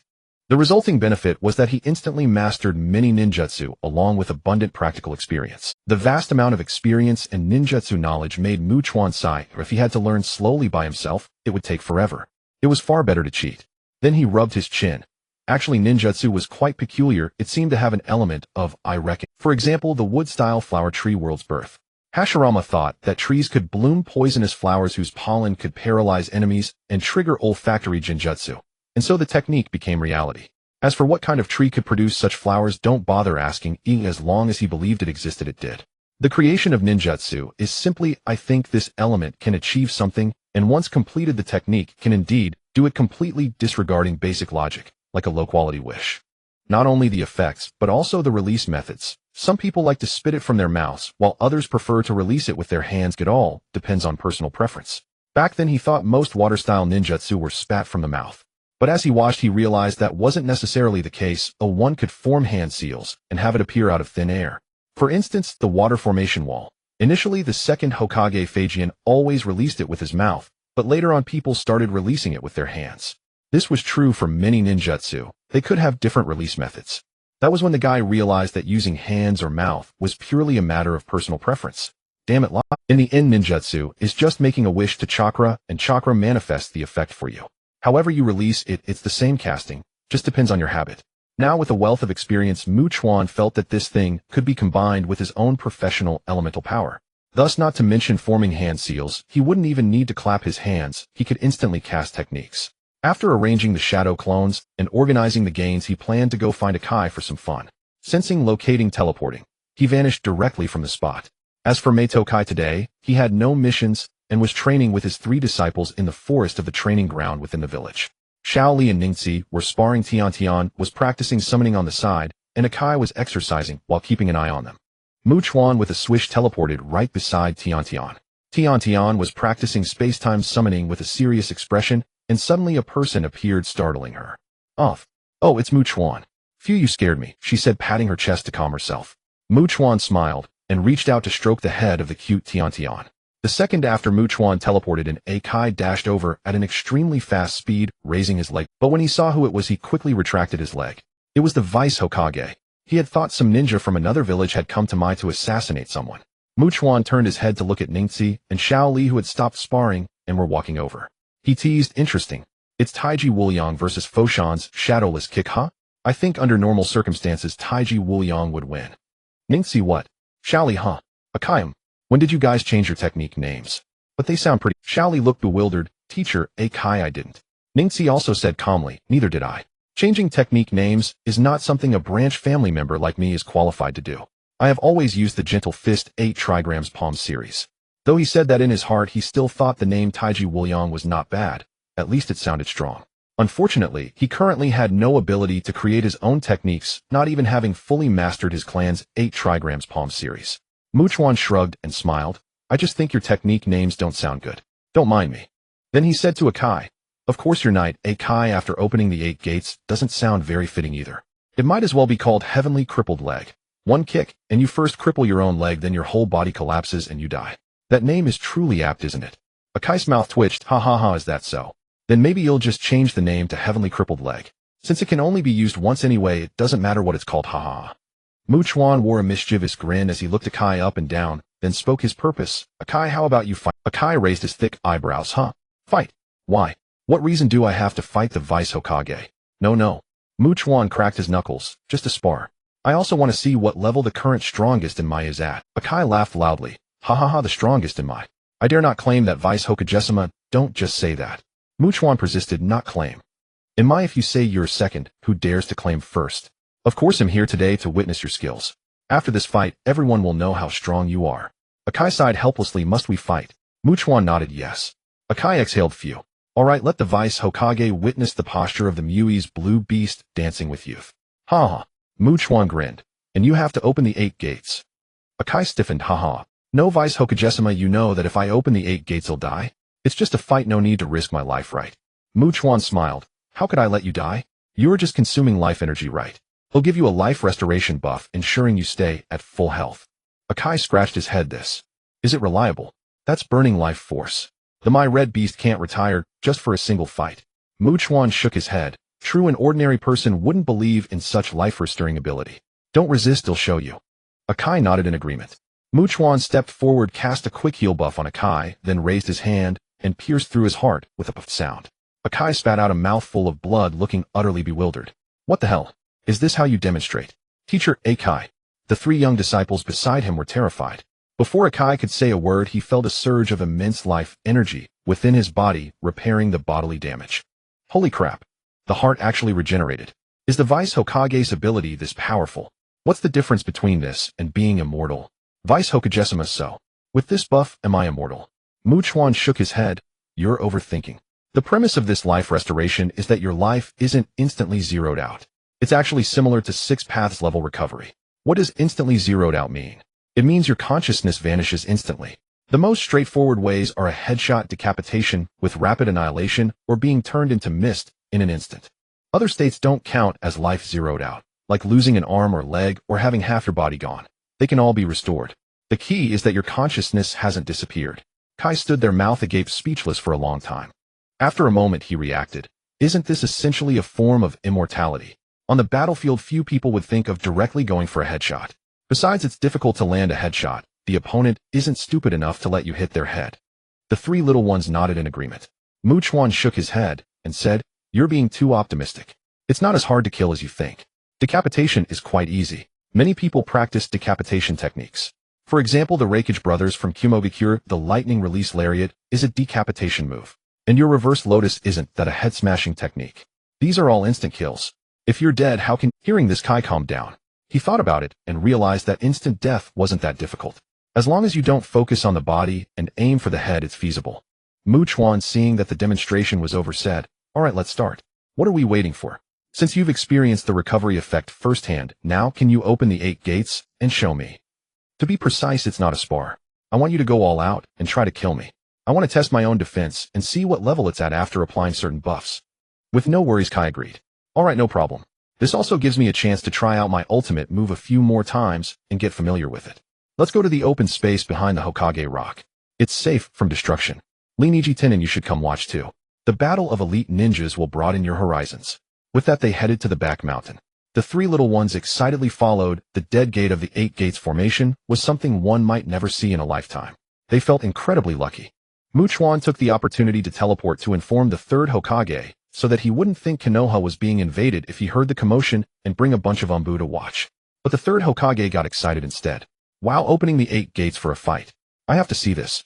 He immediately dropped the unprocessed documents and ran to the back mountain. Before leaving, he said, Shikako, handle the rest. I have urgent matters to attend to.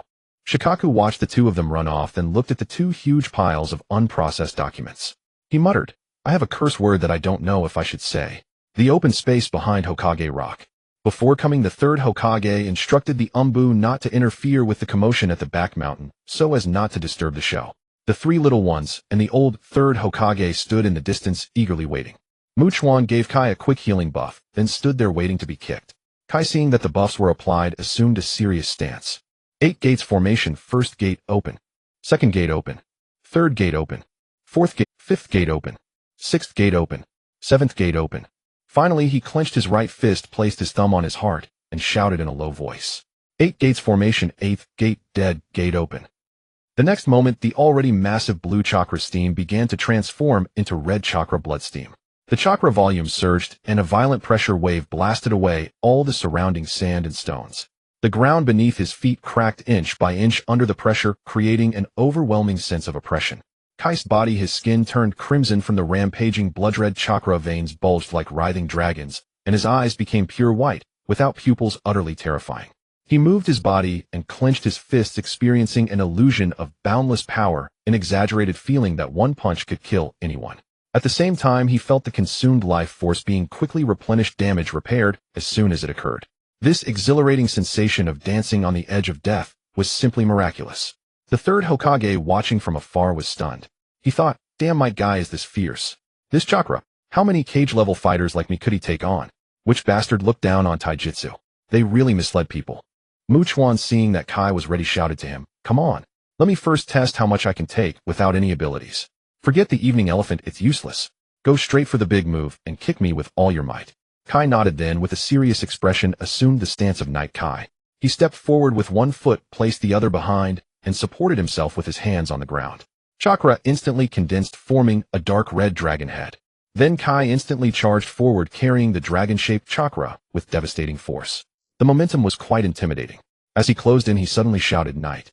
Crippled leg. His shout almost made Chuan lose his composure. Bro, you actually changed the name. Before he could finish his thought, Kai's foot had already landed on his stomach. The blood-red, dragon-shaped steam carried a heat that could incinerate everything, warping the space around it. Mike Guy's right leg fell like a meteor, striking heavily on Chuan's lower abdomen. Chuan broke out in a cold sweat. Damn it, where are you aiming? Are you trying to hit my little brother, you bastard? The next instant, his hard abdominal muscles collapsed, ribs fractured, inward internal organs were damaged by the violent force. His body was sent flying backward by the kick, the air exploding with a dull roar, and a deep trench was carved into the ground. He spat out blood while flying backward, curled up like a shrimp. He was horrified. Damn this damn power. His entire body crashed into the mountain like a meteor, his abdomen caved in at a terrifying angle. Regaining his senses, he spat out another mouthful of blood to calm himself, then panted as he applied a quick healing. This damn power. If he took a few more hits, he might actually be killed. He had overestimated his natural defense. He had thought that with the dual-class omnipotent attribute boost, he would be much stronger than the fragile shinobi of this world. Unfortunately, while there was a gap, it wasn't earth-shattering. Among the abilities of the ninja world, almost none enhance personal defense. Susanoo doesn't count its external defense. As for the Six Paths power, the so-called all-attribute enhancement probably doesn't include defense, or if it does, the increase is minimal. The main focus is not on defense. Because after entering the reincarnation chakra mode, a temporary Six Paths level, he didn't feel much increase in defense when fighting the Raikage. Presumably gathering all-tailed beast chakra to reach the true Six Paths level would be the same. Otherwise, why would Madara have been kicked into such a state? Perhaps Six Paths level doesn't need defense because of the truth-seeking balls and the fast recovery of yin-yang release. After being hit by Night Kai, half his body and heart were destroyed, but he recovered in a few words. Indeed, they look down on defense. Take Kaguya at the peak of Six Paths, for example. She is the type who acts recklessly. Hey, you can try to kill me if you're so tough. I'm just playing with you. Let me introduce you to my immortality. Only those who lack ability resort to sneak attacks and sealing. If you have the skill, go ahead and kill me. But Chuan didn't think that way. Even if he wasn't afraid of death, he couldn't let just anyone break his defense. What about his style? What about his face? As a big boss, the sense of oppression from being bombarded with various ultimate moves without breaking his defense was essential. Sigh. I still need to level up. The stats from this level aren't enough to clear the stage without taking damage. It's a pity that my system doesn't have an equipment function. That's the key for adventurers to slay gods. If I really had equipment, I'd slap on 12 pieces and laugh at everyone. They'd all look like easy prey. Who could fight me? Who would dare? The mere mention of my name would make all heroes tremble in fear. Not like now stuck here grinding levels and wasting time. Feeling that he had recovered enough, he stood up and headed back. On the other side, Akai was ecstatic after seeing the power of his kick that sent the deputy Hokage flying. So this was the thrill of using an ultimate move as a normal attack. Pure bliss. The third Hokage, watching from afar, clicked his tongue in amazement. Good heavens, that power. Truly, Konoha is overflowing with talent. I think next time we ask the daimyo for funds, we should be more assertive. With two great gods guarding Konoha, we dominate the ninja world. Spending a little extra is only Chuan returned to Akai with a smile. Not bad, decent power. 2 more hits like that, and you might actually dismantle me. In terms of taijutsu, Kai, you're undeniably the best. In fact, even in single-target lethality, you're among the top. The only downside is that using it kills you. Akai just smiled and said nothing. Without waiting, Chuan cast the Guardian Emblem buff. A translucent blue shield flickered over his body and vanished. Come on, let's continue. Let's see what happens this time. Akai looked puzzled. What had he just buffed himself with? A transparent shield that flashed and disappeared. A defensive technique. Never mind, he'd just enjoy another ultimate move. Following the same process, the crimson dragon-shaped chakra steam charged at him like a runaway train. At the last moment, he roared heavenly maiming kick. Then Chuan was sent flying into the mountain. But this time Chuan remained utterly calm, even managing to style his hair mid-flight. So comfortable. This damn defense was truly comfortable. He didn't even feel the impact. If it weren't for the lack of super armor, sending him flying, he'd still be standing there watching Akai land with a dumbfounded expression. But flying wasn't inevitable. If he actively met the strike, he wouldn't be flung. Only when passively relaxed would he get knocked away. Returning to Akai, he flicked his hair. Kind not to be rude, but this ultimate move is just so-so. See? No damage, not even a hair out of place. Akai's face was full of disbelief. Who am I? Where am I? What just happened? Had he been slacking? No way. How could he emerge unscathed? Could it be? Because of that defensive buff he added earlier. Chuan chuckled, cast Holy Spirit Hammer to boost speed, attack, and accuracy, then waved again. Come on, let's continue. This time he'll try to catch your move. Akai mechanically went through the motions, not even bothering to shout the technique name. He just gritted his teeth and kicked with all his might, putting in every ounce of strength. Surely it would work this time. But expectations were high, reality harsh. Chuan, smiling, punched at the exact moment Kai's foot came in, meeting it heat. Fist and foot collided in midair, the air rippling like water as it compressed and expanded outward. In the instant of massive impact, a visible shockwave exploded from the point of contact, spreading in rings of air, stirring up dust and debris. The ground beneath them collapsed into a circular depression. As the dust slowly settled, a deep crater was left behind. Chuan had already withdrawn his strike, still smiling, while Akai stood pondering his life. Their clothes and hair whipped in the residual wind, and the air still hummed with the heat of the collision. Chuan got the answer he wanted. With just 2 key buffs, he could already relax at the 6 paths level. If he activated all 9 job buffs plus the reincarnation chakra mode and Susanoo, while the mere mention of his name would make all heroes tremble. Next, he just needed the core level 30 buff of the priest, honor blessing, and head truly soar. Then everyone would be like easy prey. With the massive damage boost from honor blessing, even a single buff would make an ordinary punch capable of obliterating the entire Konoha village. Seeing Akai's stunned expression, Chuan walked over and patted his shoulder. Ahem, my condolences. It's not your technique, it's my problem. Go kick anyone else, and you'll send them straight to heaven. I'm serious, I don't lie. Konoha folk don't lie to Konoha folk. Akai dejectedly exited the 8-gate state, nodded slightly, as if to say he was comforted, but please don't comfort him again. However, when he saw Rock Lee approaching, he instantly perked up, his spirits soaring. If it doesn't work, then I'm not strong enough. If I'm not strong enough, there's room for improvement. Haha, time to train. Lee starting tomorrow. No, starting today, double the training. Let's sweat our youth together. Rock Lee, though clueless about the situation, shouted excitedly, yes, Teacher Kai. Let's sweat our youth. Chuan ignored the passionate duo, turned around, and instructed Tenten to learn Flying Thunder God and mutually multiplying explosive tags. Tenten, hand me 2 of your scrolls. He'll record the techniques for you to study later. Tenten obediently handed over the scrolls and stood by. Chuan used the sealing method to convert his thoughts into sealing characters, imprinting them directly onto the scrolls. It was quite convenient how sealing techniques could produce written characters out of thin air, save the trouble of drawing and writing. After leaving the scrolls, he thought for a moment and said, come give me your 2 gloves. He'll seal a couple of attacks into them.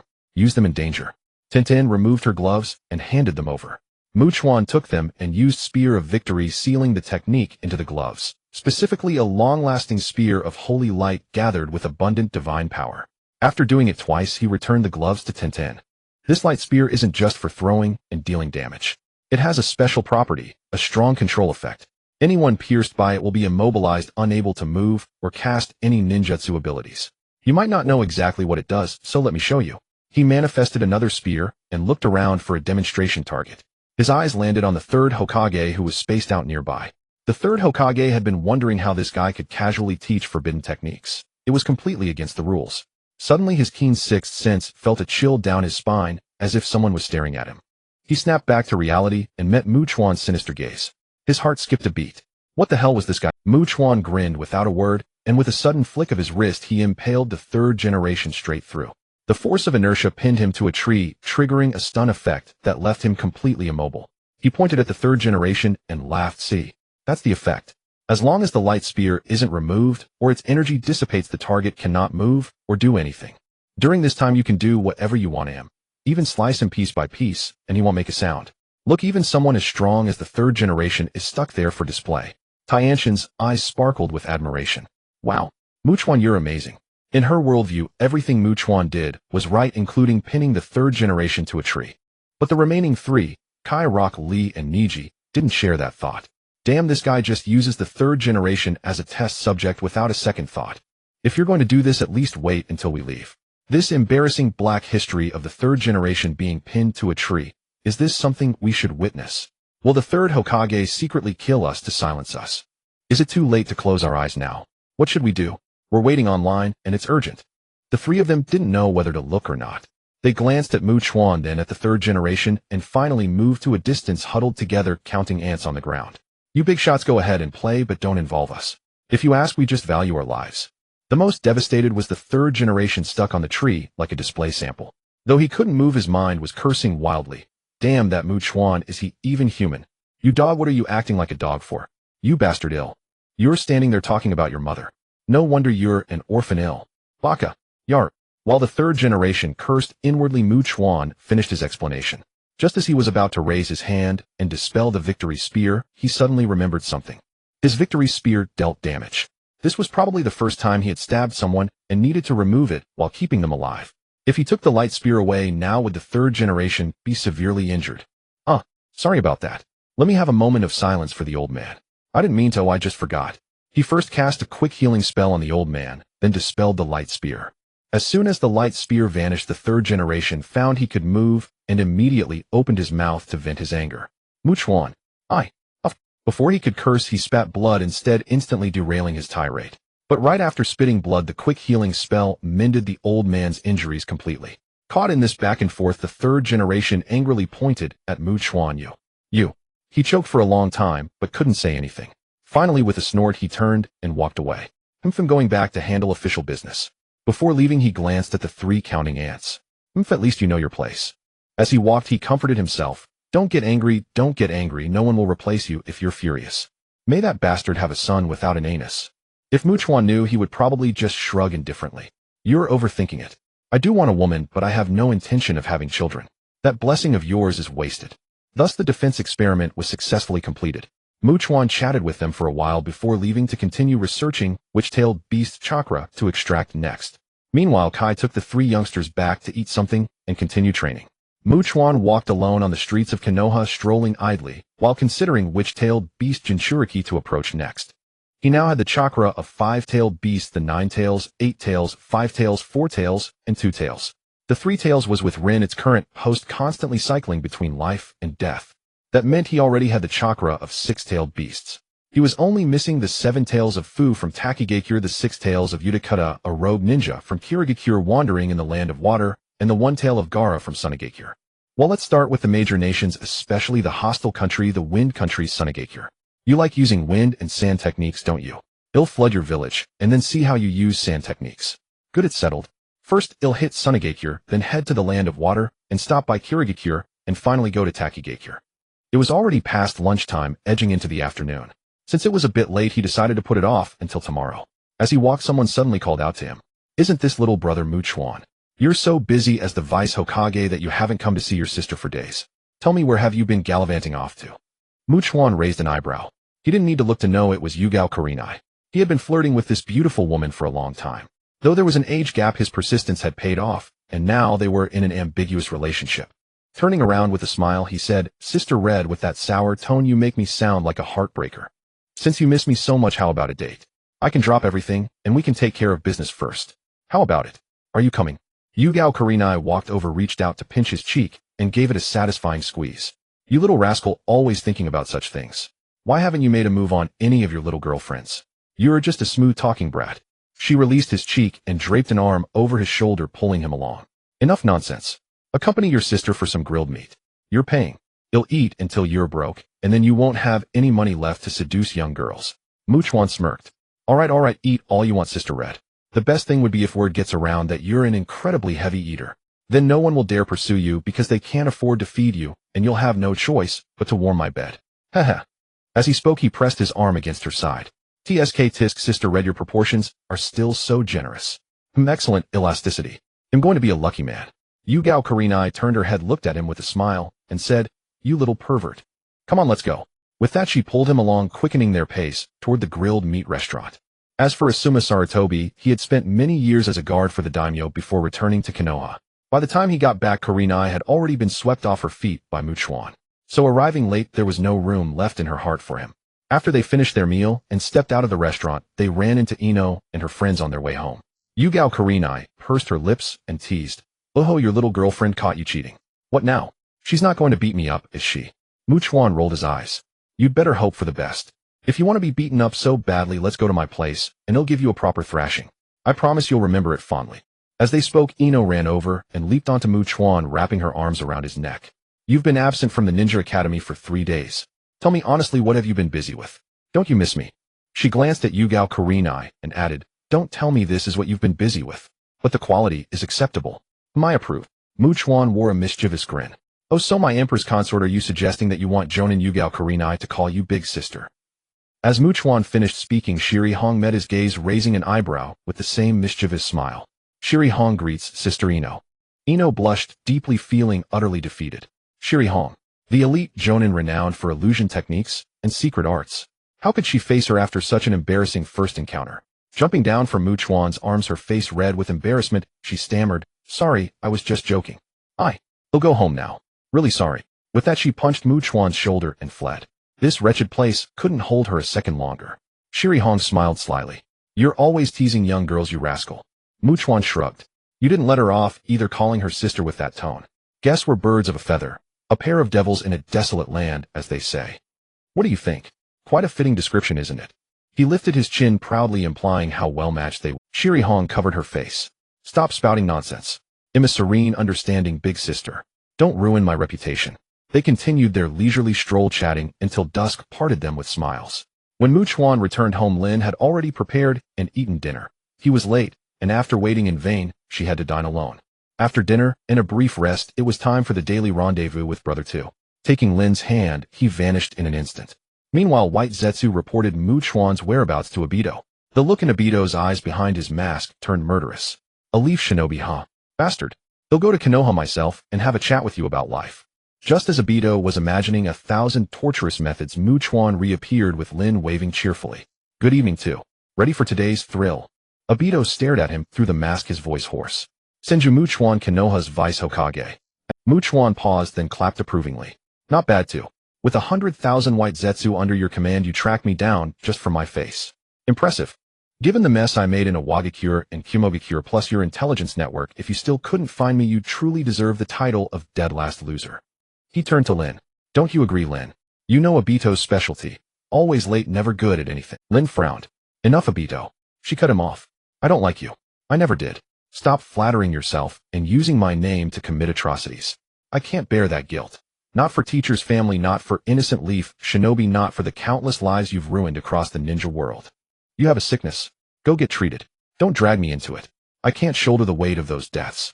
Liking me is your own business, but the way you love me is disgusting. Please, I beg you, stop liking me. Why don't you like Kakashi instead? Why must you drag me into this?" Her outburst left Obito, stunned, his mind reeling from the verbal assault. His own moonbeam. How could she say such things? This world must be fake. Lin couldn't possibly not love him. This is hell. Let this false world crumble. They'll create a world where Lin belongs only to me. Lin. My Lin. Chuan watched with relish. A prime spectacle, the ultimate crush lamb basting the ultimate simp.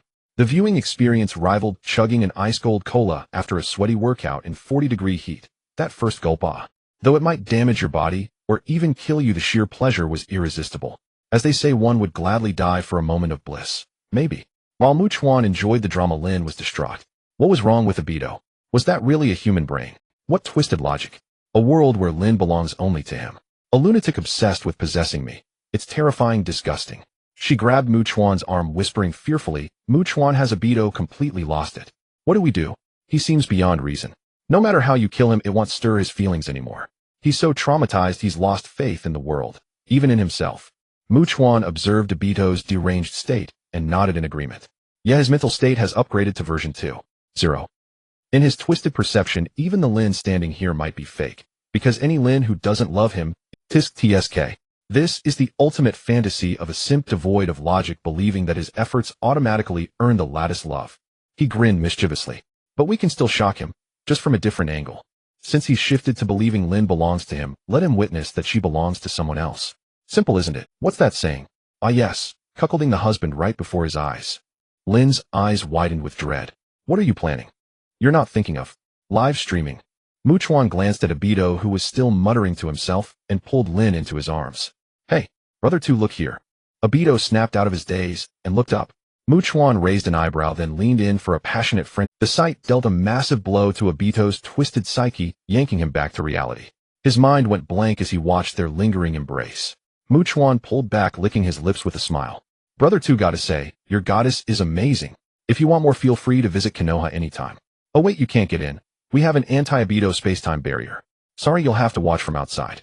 That's all for today. Goodbye. Having said that, he intended to teleport back home with Lin, but suddenly remembered something. Turning back, he added, also don't go taking your anger out on the ninjas coming in and out of Konoha. If I find out, I'll kill you. Believe me, you really don't want me to personally inflict physical torment on you. And another thing, your time-space dojutsu is useless against me. Don't think you can fight me with that pathetic intangibility. I'm a causality user, guaranteed hit is the basics, understand? Alright, that's it. Goodbye. Having said that, he swiftly teleported home with Lin. Obito, eyes void of life, shed tears of humiliation, falling to his knees in agony. He's been cuckolded. Cuckolded. That bastard just cuckolded me right in front of me. A beast. A damn beast. No. Heiju emerged halfway from the wall, shaking his head at the sight of Obito kneeling in despair. Obito was a lost cause. He wondered how Konoha suddenly produced such a nuisance as Chinsho Chuan, and he was fixated on this useless Obito coming to provoke him every day, hitting his sore spots with precision every time. In a way, that guy was quite a master. Sigh. When will my grand plan to save Mother ever be accomplished? As for Chuan, he didn't think that far. He only cared about having fun, and the rest was none of his business. Back home, he fell asleep, hugging a large Lin-shaped pillow. Price, 10000 points. Oh, an endless coffee cup. Was this useful or useless? Endless coffee cup, a portable, indestructible coffee cup with a straw and direct drink dual opening capable of producing any type of coffee instantly based on one's thoughts, truly achieving coffee freedom. Price, 10000 points. Oh, an endless coffee cup. Was this useful or useless? If you said it was useless, it could provide endless coffee, which was nice sometimes. At least no need to buy coffee, and honestly, coffee was quite expensive. If you said it was useful, it could only produce coffee with no additional effects. Even if he drank to his heart's content, how much could one person consume? Sigh, better than nothing, I suppose. Since he was not short on cash, now a mere 100 points was negligible. Having a novelty item was also nice. He directly paid 100 points to purchase the coffee cup. Account balance 194975500 points. He took the coffee cup out of the space and examined it as he walked. It was a modest 500 milliliters, black and white with a screw-off lid. The lid had two openings, one for direct drinking and one for a soft straw. An ordinary portable cup. Thinking of having an iced latte, the cup instantly filled with coffee. Chuan raised an eyebrow. This thing was quite interesting. Then he wondered how infinite was this infinite. Could he pour endlessly? He decided to test it. Going outside, he started pouring the coffee onto the ground. As soon as the cup was empty, it stopped. He had to right the cup and think of coffee again to refill it. So it couldn't be used like a magical artifact to pour a river. That was a pity. It seemed the system's items were designed for their intended purpose, leaving no room for bug exploitation. After testing, he tossed the cup back into the system space and went inside for breakfast. After eating, Lin cleaned up the dishes while Chuan lounged on the sofa. Thinking that Lin was right there, he decided to extract some of the Three Tails chakra without delay. It would also be a good opportunity to resolve the master-servant relationship between the three tails and Lin, allowing her to activate the tailed beast chakra mode. With that in mind, he called out to Lin, who was washing dishes. "Lin, come here for a moment." Lin had just finished and wiped her hands, walking over to ask, "What's the matter?" Chuan stood up from the sofa and said, "I need to extract some of the three tails chakra and also help you subdue it so you can use its power. From now on, you won't have to worry about running low on chakra, and you'll be able to utilize some of the three tails abilities. It will be a significant boost for you." Lin tilted her head, thought for a moment, and smiled, nodding. "Okay, then I'll leave it to you, Chuan. Once I get stronger, I can help you fight too, hee." Chuan smiled, placed his hand on her head, and entered the space where the tailed beast was sealed. Following the same procedure as with the nine tails, he had a friendly conversation with the three tails. Before long, after a cordial discussion, the understanding three tails willingly accepted Lin as its master, making her a perfect Jinchuriki. Chuan had always believed that tailed beasts were just power bank tools. If they didn't obey, you beat them into submission. What nonsense about mutual understanding. They were merely beast-like entities formed from the chakra of the Tin Tail's outer path. Did they think they were above it all? Afterward, Lin stayed home to familiarize herself with her new abilities while Chuan went out to continue his escapades. Today's target, Sunigakure, the village known for betraying allies and stabbing backs. Sunigakure allies are for selling out, Kage are for ambushing, heroes are for sacrificing, and backstabbing is our specialty. He teleported in front of Gaara with Temari and Kankuro training nearby. The surveillance ninjas spotted a stranger and immediately went to report to the Kazekage. Chuan tilted his head toward Gaara and said, "Oi, good morning, kid with the love character on your forehead. I need some of your one-tails chakra. Be a good boy and hand it over nicely, thank you." The three of them looked at Chuan. The other two tensed up, watching the sudden intruder cautiously. Gaara, however, glared at Chuan with a ferocious expression as sand began to coil up his legs. Chuan glanced at Gaara's grimace, then down at the sand wrapping around his own legs. He chuckled. He looks like you want to spar. Alright, let's play. I'm going to flood Sunigakure, so please put up a fight and entertain me. No sooner had he spoken than Gaara attacked, raising his hand and clenching. Sand coffin. Chuan felt the sand tighten around his legs, attempting to crush them. But it was completely ineffective. He could withstand this petty technique without even using any enhancements. He looked up and taunted, "Is that all? Buddy, you're not even good at this. The massage pressure is just right though. I guess I lucked out with an exotic sand massage. Not bad, not bad. Technician number one, I can still take it. You can add a little more force." Gaara's face grew even more vicious. Seeing that the technique didn't work, he summoned more sand to cover the opponent's entire body, then clenched his hand again. Sand burial. This technique exerted a far more violent pressure than the sand coffin. Those with weak defenses would be crushed to pulp, blood splattering everywhere. But for Chuan, it was child's play. Most ninjas above the Kage level were not afraid of such low-level jutsu. He easily shook off the sand clinging to his body with a slight burst of strength. He looked down at a 45-degree angle with contempt, sneering, "Ha, child's play. Just a shoe shine for me." The sibling duo beside him watched in utter astonishment. Good heavens, this was the first time Gaara's attack had been effortlessly blocked. Their monstrous younger brother usually crushed his opponents into a bloody pulp. Had he failed today? Could it be that even a tailed beast Jinchuriki had moments of weakness? He wasn't even middle-aged yet, so why this sudden impotence? Seeing that he couldn't kill his target twice in a row, Gaara's face twisted with fury. Just as he was about to unleash the tailed beast's power again, his father, the fourth Kazekage Raza, arrived. Landing and taking one look at the intruder, Raza cursed inwardly. Why did it have to be this plague? Senju Chuan, the so-called deputy Hokage of Konoha. This was the ruthless bastard who had single-handedly taken on both Awakens and Kumogakure. What was he doing in Sunigakure? Was he trying to conquer the other four great hidden villages? Damn it, just because you're strong doesn't mean you can be this arrogant. You really deserve to die. Though he cursed inwardly, Raza still plastered a smile on his face to greet him. He knew his village couldn't withstand even a fraction of the man's power. He wasn't foolish enough to think he was stronger than other village leaders to test the waters and end up beaten like a dog. Why bother? So it's the deputy Hokage of Konoha. May I ask what brings you to Sunigakure? If there's anything you need, just... Unfortunately, before he could finish, Gaara went berserk. With a twisted expression, he began to partially transform into a tailed beast, reaching out with a sand hand toward Chuan. Die. Raza was jolted by the scene. Damn, this is going to be trouble. He quickly raised his hand to stop him. Gaara, stop. Chuan frowned. This brat was determined to kill him, wasn't he? Look at those eyes, that expression, that venomous intent. How terrifying. This was the first time since his transmigration that he had seen such a ferocious and vicious face. Even Danzo was more pleasant to look at. Screw it, let's do this. You scared me and still want to get off easy. Dream on. I already had a bad impression of Sunigakure, and now it's even worse. He raised his hand and fired an elemental blast shattering the sand hand. Then with a flicker he teleported to a higher vantage point planning to flood Sunagakure. Water style who built this dam. Great waterfall. With a single shout a massive wave of water materialized out of thin air surging outward from Chuan's center. The first to be drenched were the people in front, especially Gaara, who seemed to calm down a bit. But that was all. It didn't flood Sunagakure. It only created a few rivers in the streets. The others thought he was going to unleash some massive technique, but it was just a little water. They all stood on the water staring at him blankly as if to say, is that it? Raza in particular was confused. Great waterfall. That's it. Could the intelligence reports have exaggerated his strength? Was he here to deliver water because he saw Sunagakure, a 1,000-mile delivery of warmth? What a kind man. Chuan was awkwardly frozen. Damn it. He knew this jutsu wouldn't work the same way as the normal version. The casual release was too weak. If he wanted to intimidate them need to amplify it. But he couldn't show weakness. With an arrogant expression he said, what are you looking at? That was just to cool down your dog heads. What else could it be? You think I'm weak. Now comes the real counterattack. He'll turn Sunagakure into Water Village. Let's see if you can handle it. With that he activated a third turtle Susanoo with 2 heads and 4 arms. Together with his own hands they formed seals channeling a massive amount of chakra to unleash a supersized great waterfall. Damn it, C-Style who built this dam. Seeing Chuan's movements, Raza knew trouble was coming. He poured all his chakra into magnet-style gold dust to cover the village. He shouted to Gaara, Gaara, cover the village with sand now.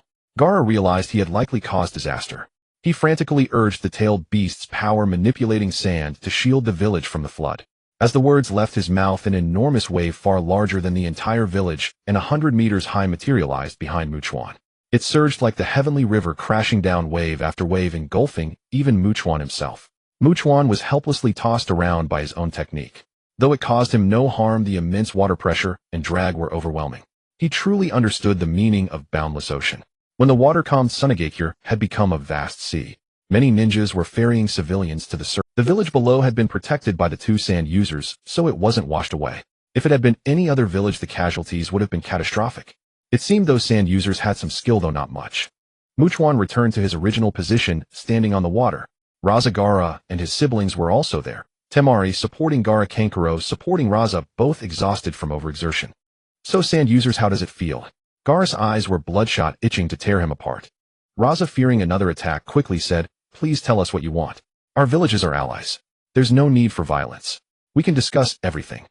Chuan sneered, cut the crap, Kazekage. Everyone knows Sunagakure's specialty is betrayal. You talk about allies. Do you even deserve it, huh? You lowlifes. This joked Raza. The truth was their reputation for betrayal was well known. There was no denying it. But facts were facts. You still shouldn't say them openly.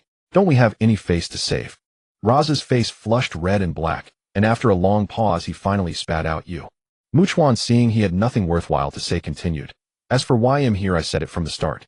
But your people really aren't very friendly. Look at your son. That expression like he wants to devour me. TSK. Can you control him, or should I do it for you? Look, he's still glaring. Glare again, and he'll pluck out his eyeballs and stomp on them like marbles. Raza frowned at his youngest son. Gaara, restrain your violent impulses. Now is not the time for your outburst. But Gaara kept the same expression as if he hadn't heard. This made Raza, both father and Kazekage, lose face. He frowned. Was this Jinchuriki beyond control? Was he rebelling? Did he need another suppression? Squinting, Raza's voice turned heavy. Gaara, are my words meaningless? At that moment, the usually silent elder sister Temari stepped in to mediate, placing a hand on Gaara. Gaara, listen to father. This isn't the time for a tantrum. Seeing that their persuasion was about to calm him down. But Chuan wasn't happy. If you stop causing trouble, where's the fun? So he continued to provoke with a disdainful expression. Kid, you're not convinced, are you? What, relying on that little raccoon inside you? If you've got the guts, let it out. Let's see if I can kill it on the spot. Gaara, who had just barely calmed down, instantly lost it upon hearing this. Raising his hand to form a seal, he was about to unleash the one tail and start a massive battle to make this bastard know what tailed beast power meant, what a village-destroying nuclear weapon was. Seeing the situation spiral out of control, a cruel glint flashed in Raza's eyes. He raised his hand and used magnetic release gold dust to suppress Gaara, then applied a sealing technique. After finishing, he turned and said, Deputy Hokage of Konoha, what exactly do you want? Why do you keep provoking Gaara? If you want to fight, I can tell you straight up, no one in Sunagakure has the strength to fight you. If you have another purpose, please state it plainly. If it's within my ability, I won't refuse. Hearing this, and seeing no fight was about to happen, Chuan shrugged with a look of regret. Fine, if you don't want to fight, then let's talk business. It's actually very simple. I already said it when I arrived. I need some of the one-tail Shikaka's chakra. But your youngest son, as if he has some kind of aggression syndrome, immediately tried to kill me. He then turned to Temari and said, "Don't you agree, Temari? You've been too quiet. Aren't you supposed to be a strong-willed woman? Why have you been playing mute the whole time?" Temari raised an eyebrow, surprised. How did this involve her? Well, I guess. I didn't speak because this is a matter for big shots. What do I, a mere Jinin, have to say? My opinion doesn't count anyway. She then turned to Raza and said, "Isn't that right, Father Kazekage?" Raza's face darkened. "So that's your excuse for not stopping Gaara on the scene?" Temari was stunned, utterly incredulous. "Father, are you serious? You want me, a rookie Jinin, to stop a If you want me dead, just say so. In that situation, there's no way he'd see me as his big sister. If I dared to intervene, I'd be the first to die. Besides, even under normal circumstances, do you think I mean anything to him in his heart? He'd probably crush me without blinking. And for that matter, his brother Kankuro was there too. Why don't you ask him why he didn't stop him?" Kankuro. "Hey, big sister, are you for real? I'm a nobody here minding my own business, and you have to drag me into this. Hey, what do you mean by that? You think Gaara would kill you as big sister, but not me, his brother?" Temari rested on her 3-star iron fan and shrugged, as if to say, who knows. Kankuro was speechless. He turned to Raza and said, "Father, you know Gaara. With my puppet skills, I can't even last 2 moves against him. I really wanted to help, but couldn't." Raza's forehead was dotted with black lines. These 3 children were truly ruined. What kind of mess was this? How frustrating. Chuan smiled and said, "Kazekage, stop shifting the blame. Without your magnetic release gold dust to suppress Gaara, you'd be dead too. Do you think he wouldn't kill his own father? Surely you remember what you did. With someone as twisted as you being a father, and even becoming Kazekage, it shows how pure the customs of Sunagakure are." Heh. Raza's face darkened further. Rage burned within him, but he dared not vent it. He could only endure. Forcing a change of subject with a dark expression, he said, "Since you need part of the one-tail's chakra, Gaara is already suppressed. He's right here. Feel free. I can't help with that. None of us know how to extract tailed beast chakra." Chuan waved his hand dismissively. "Alright, I'll do it myself. Don't need you. Oh, and by the way, go copy a scroll of the magnetic release technique for me. I want to learn that jutsu." Saying this, he pressed his hand onto the gold dust, sealing Gaara, forcing dark energy inside to extract the one-tail's chakra. He finished in no time, then turned to see Raza still standing there. "Why are you still here? Go copy the scroll. Unless magnetic release is so simple, you can just teach me casually. I want all the experience and detailed explanations." Raza looked conflicted. "Well, you see, could you pick something else? Magnetic release is the core of Sunagakure." Before he could finish, Chuan raised his hand again to form a seal ready to fight with an expression that said, "If you don't give it, forget it," savagely dominant. Raza was startled. All right. Put your hand down. What's with you? We can negotiate, discuss things. Why do you resort to violence at the slightest disagreement? Young people are so impatient." With that, he dove straight into the village submerged below the water to retrieve the items. There was no need to worry about the scroll getting damaged by water. The secret storage scrolls had excellent waterproofing. Soon after, Chuan received the scroll. Putting it away, he glanced at Raza. This guy had also been colluding with Orochimaru to betray Konoha. Kazekage, not to criticize you, but getting involved with Orochimaru is hardly a wise choice. Let alone stabbing Konoha, our allied village, in the back. With your skills, you'd probably die at Orochimaru's hands without even knowing how. I advise you to stop scheming and focus on developing your own strength. That's the real path. You even betrayed your own village's hero and top combatant. What kind of logic is that? Unless you're really as stupid and oblivious as a pig." Raza listened, his face turning extremely sour. How did this guy know about his dealings with Orochimaru? Was his intelligence network that terrifying? And to be called out in front of everyone, scolded by a young man to his face without daring to snap back. What a damn situation. Beside him, Temari and Kankuro both turned their heads away to look at the sea view, but their faces were full of agreement, thinking, well said. All the rotten things their father had done needed a good scolding. How satisfying. After lashing out, Chuan didn't bother with Raza's expression or wait for a response. He simply teleported away. The entire desert area of Sunagakure had been submerged by the rushing water, sinking a section, now turned into a great river cutting through the land of wind. Those people would have to study how to rebuild the village now. They probably wouldn't have time to happily stab Konoha in the back with Orochimaru. As for whether Orochimaru would still come after the third Hokage, who knew? If he was reckless enough, Chuan figured, he wouldn't mind exchanging a couple of blows with him. Just a couple. In the land of water, the Six-Tails Jinchuriki Utakata was strolling leisurely when Chuan appeared behind him with a teleport. For these overly cautious Jinchuriki, Chuan was already tired of wasting words. He simply started with the Spear of Victory, striking the waist to trigger a strong control. Followed by a heavy slap, that knocked him unconscious on the ground, then began extracting the six-tailed beast chakra. Talking to these stubborn types was a waste of emotion and time. After all the back and forth, it always ended in a fight, so he might as well cut to the chase. As for his psychological issues, none of my concern. You're not as strong as me, so if I beat you, so what? After draining six-tails chakra, he glanced toward the direction of Kirigakure. Chuan mused, that wretched place isn't even worth visiting. I don't need to cause trouble there. The Bloody Mist rule is already destroying itself from within. However, this wasn't entirely Dai-Tu's fault. They had always operated under a system of mutual slaughter. Dai-Tu merely used his Sharingan illusions to control the fourth Mizukage and intensified the brutality out of vengeance. It seemed to have only just begun to improve. The folk there. It wasn't until Zhao Meiming ascended as the fifth Mizukage and continuously reformed the village that things returned to normal. Speaking of which, Zhao Meiming is quite a beauty, I suppose. At least she has an elegant bearing, mature, alluring, yet calm and decisive. As long as you don't mention marriage, she's absolutely fine. The main issue is that I genuinely can't appreciate her hairstyle. Oh well, let it go. She's probably very busy. According to the plot, she couldn't even attend the Chunin exams invited by Konoha, so cleaning up Kirigakure's mess must be quite the task. Seeing that it was still early, he decided to go extract Seven Tails chakra as well. After finishing this last-tailed beast, he could find a place to summon the demonic statue of the Outer Path and merge with the Six Paths power. He wondered if Dai-Tu would go mad upon discovering the statue missing. The guy might even go after Chongmen. As the only Rinnegan user who would believe Chongmen knew nothing, the outcome would be either Chongmen and Chuan and teaming up to beat Dai-Tu to a pulp, or Dai-Tu ambushing Chongmen and beating him to a pulp. Pity that no matter who gets crushed, they won't find the demonic statue. By then, Chuan would have already fused it to unlock his Six Paths power. The demonic statue of the Outer Path isn't unique. At this stage, there are actually two. One is Kagaya's, the one with the rabbit, sealed as the core of the Six Paths Chibaku Tensei, inside the moon. The other was one created by the Sage of Six Paths himself. Since the intangible Ten Tails chakra couldn't be directly inserted into the body, he used divine tree material to forge another statue to contain it. He then sealed it within himself using the Six Paths Ten Tails coffin seal to become the Ten Tails Jinchuriki, and later split the Ten Tails chakra into the nine-tailed beasts. Thus only a few possibilities remained for Dai-Tu to obtain the demonic statue. One, the Sage of Six Paths out of boredom suddenly appears and crafts another one for him. 2. Chuan himself out of boredom suddenly appears and crafts another one for him. 3. Dai-Tu becomes so ridiculously powerful that he steals Chongmen's Rinnegan, implants it, and forcefully breaks the Six Paths seal to summon Kagaya's rabbit-bearing statue from the moon. The first possibility is most likely. The old sage might actually show up and lend a hand to help his own son's reincarnations develop. The second possibility, not impossible either. Chuan himself doesn't know what he'll do next. Perhaps he really will conjure up a demonic statue for Dai-Tu and let him continue shining in the shinobi world, giving everyone some excitement.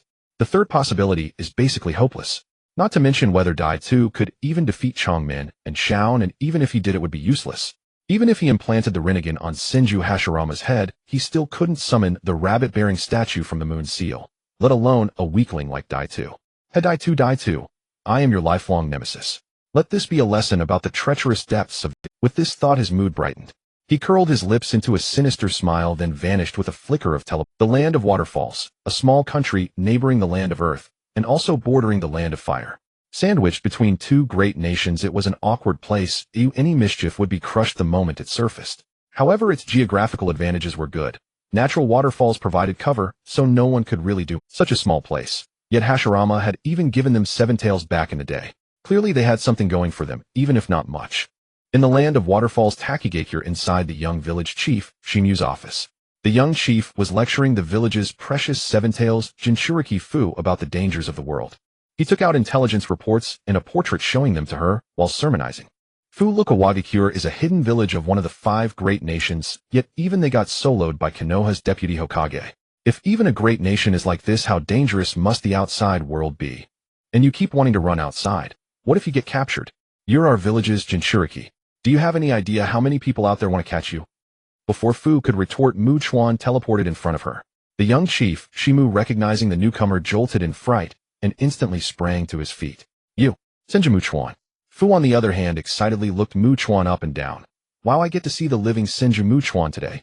I must say he's really handsome.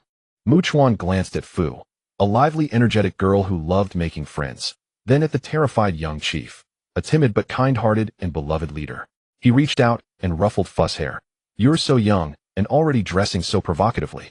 Who taught you to wear your skirt like that, riding so low on your hips? What's the intent? Trying to seduce someone? Fu blinked in confusion, looked down at her little skirt, and fell into thought. Chuan then turned to Shimu, stroked his chin, and decided to tease him. Out of the blue, he said, 1,000-year-old ginseng. Shimu nonplussed. Lord Chuan, is there something you need? Chuan, 1,000-year-old ginseng. Shimu broke into a cold sweat, puzzled by the meaning. He braced himself and asked again, please stop playing games with me. If you have something to say, speak plainly. Chuan, you repeat after me, or I'll spar with you and your village. Shimu's head buzzed. What's wrong with this guy? He comes here just to play a rhyming game. But for the sake of the village, he forced a smile. All right, then go ahead. I'll try. Chuan calmly began, 1,000-year-old ginseng. Shimu replied hesitantly, wild royal jelly. Chuan continued with satisfaction, human-shaped fleece flower root. Shimu raised an eyebrow, matching the rhythm, premium bird's nest. Chuan, 9 heavens tribute gelatin. Shimu, imperial saffron. Chuan, snow lotus from Tianshan. Shimu, rainbow-colored lingji. Chuan, beesore from an ancient tomb. Shimu, deep sea ambergris. Chuan waved his hand grandly, all melted in one furnace. Shimu's mind went blank. Good grief, he's concocting pills. He quipped back, that's way too many ingredients. Chuan's lips curled, there's more. Chuan, add a meter-long cordyceps. Shimu, a spiritual earthworm. Chuan, a 5-meter-long geoduck.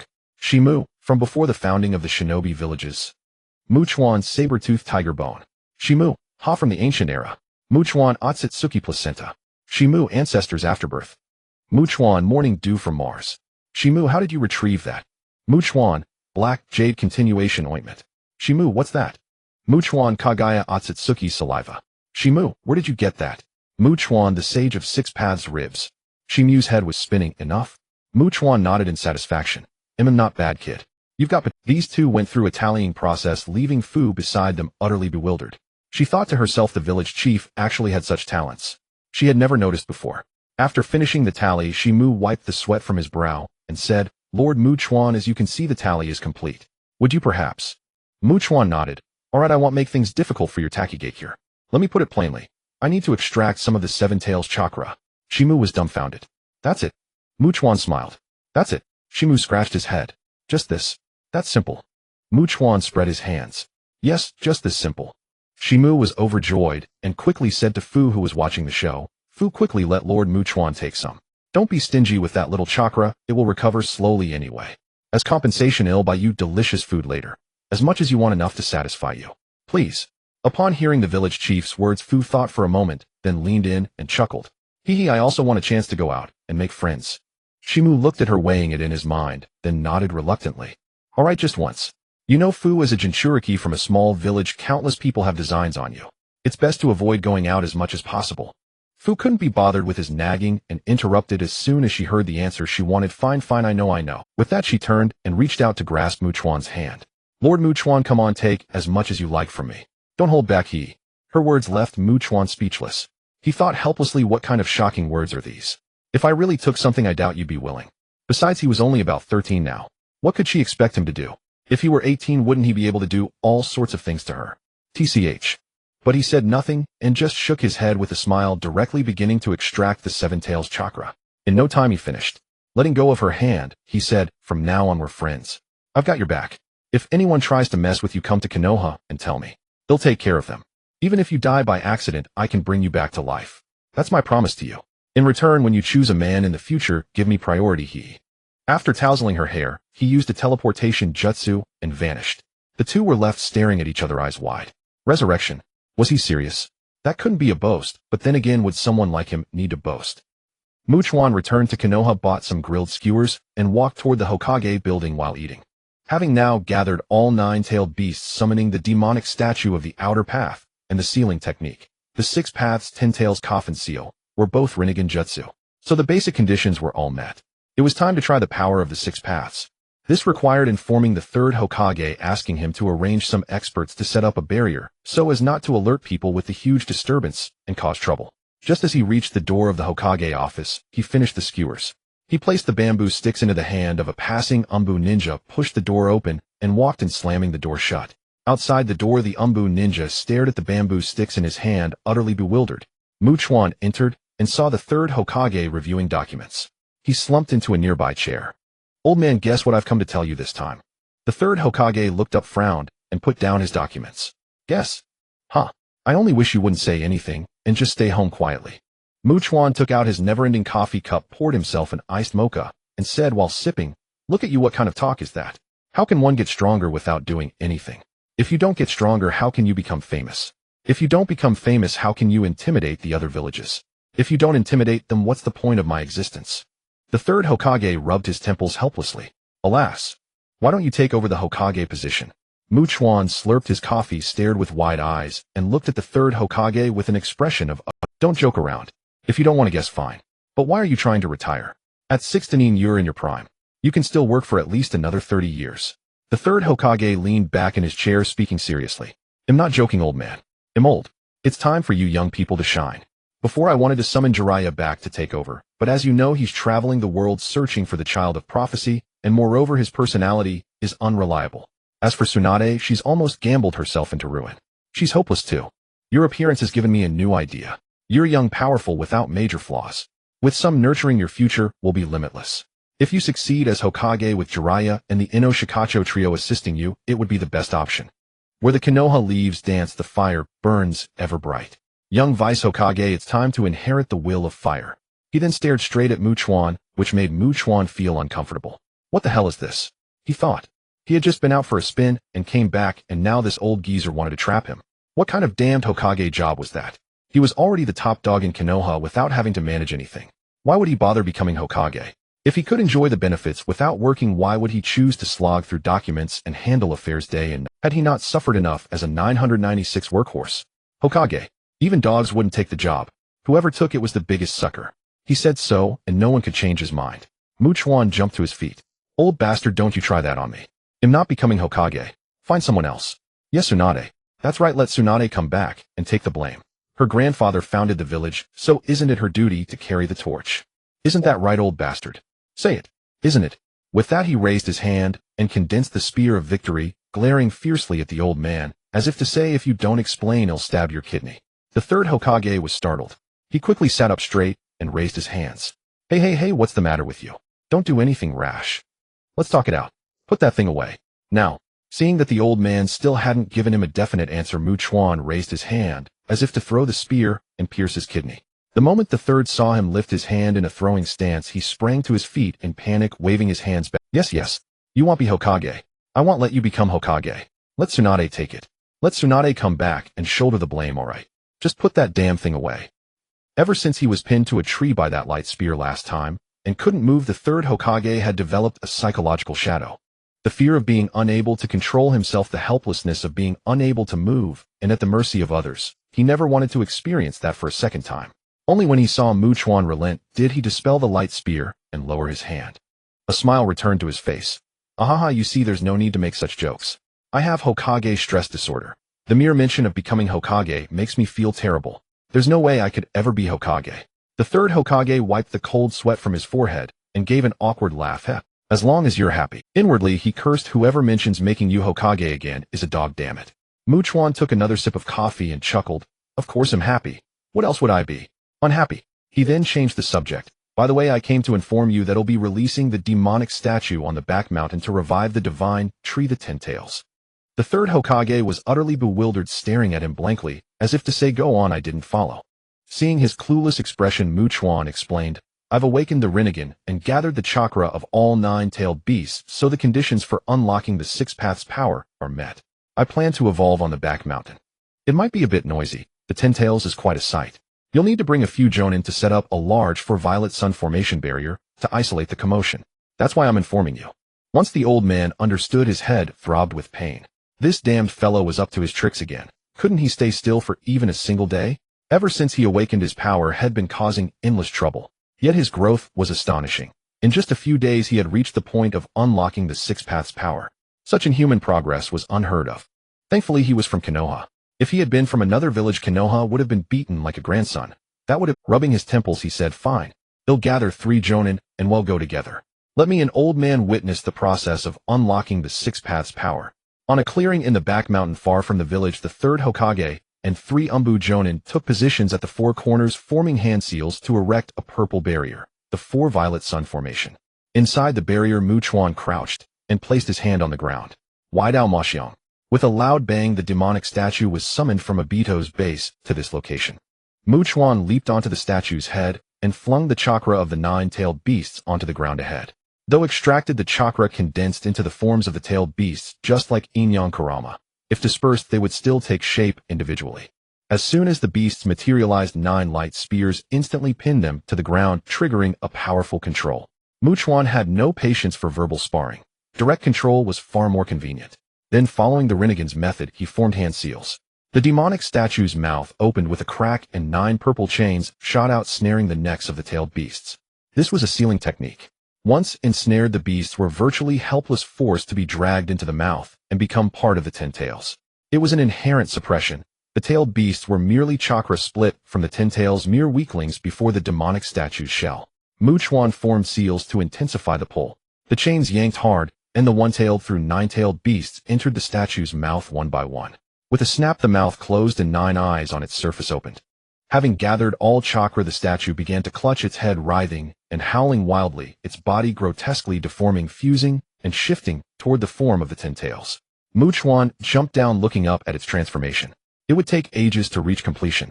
Remembering his sweet berry wine that restored health and chakra by percentage, he decided to feed it a few to finish the change instantly.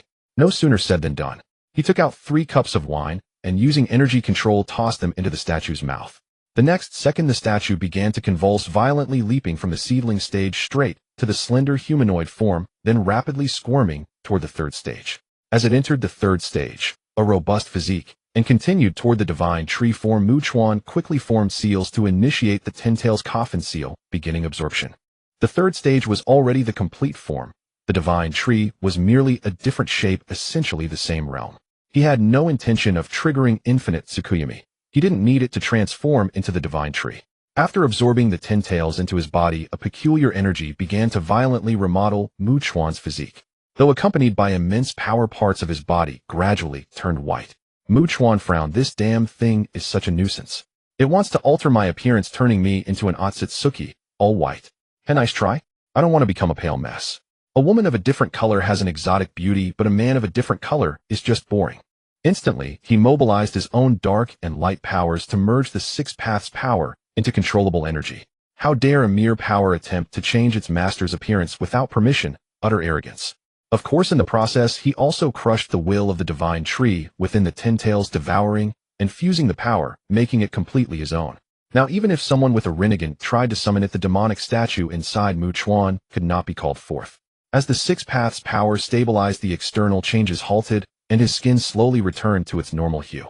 The 3 Jonin, maintaining the barrier, watched from a distance in sheer horror.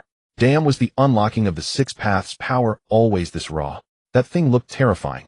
Even a single finger of it would crush them. And yet the deputy Hokage had absorbed it whole. A god among men. The 3rd Hokage remained relatively calm, mostly numb.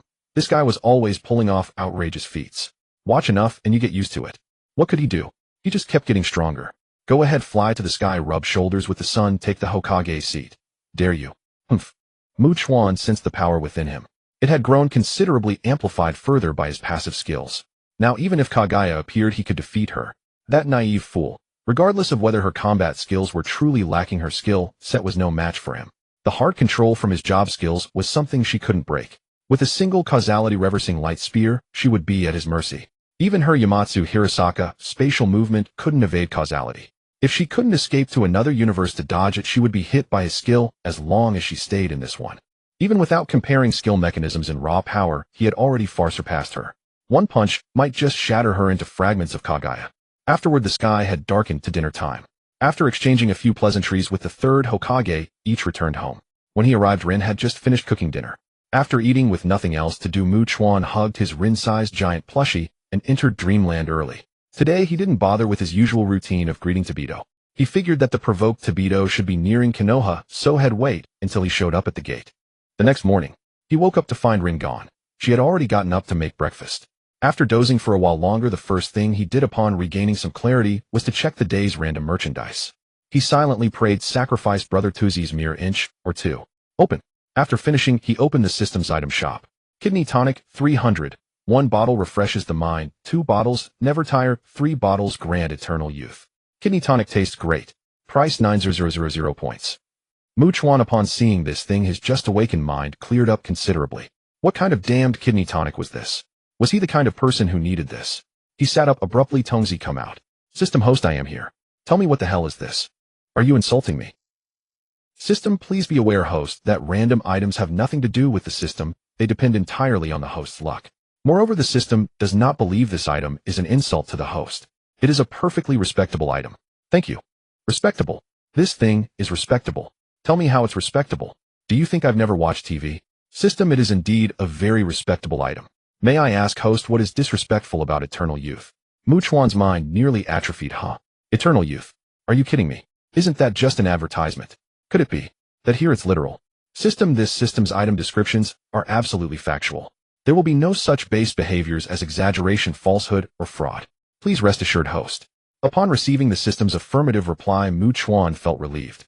The system was reliable, at least more reliable than people. But then a curious thought struck him, and he asked, Tongzi, since you can talk, why don't you initiate conversation with system? This system is merely an existence akin to a superintelligence. It generally only answers the host's questions regarding the system. When the host does not actively call, it remains in standby mode. He raised a hand to ruffle his disheveled hair. I see. Suddenly Lin opened the door and entered. Hey, you're awake.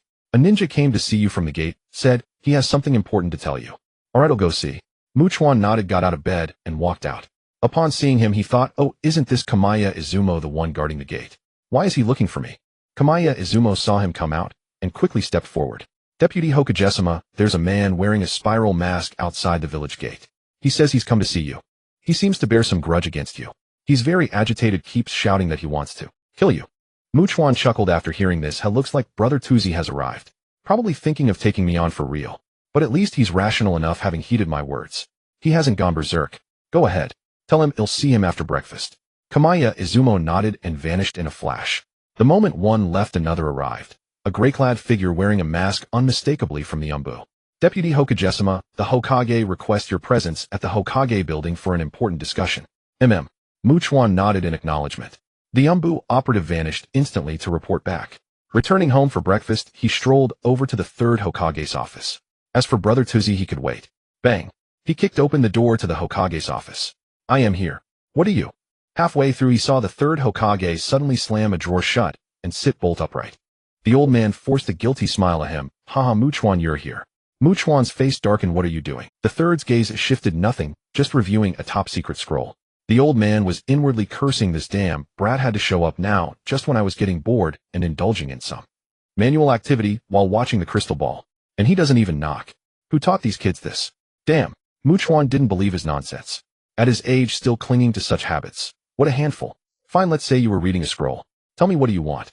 The third finally relaxed. First things first, that man outside the gate. It's Uchiha Obito, isn't it? I provoked him pretty badly, and he came to pick a fight with me. He slumped into a chair. Want me to take some people and gang up on him? With your old bones. Going out to feed him kills. Besides, I summoned this monster. He's not after you. What right do you have to steal my prey and get the last hit? Have you no sense of decency?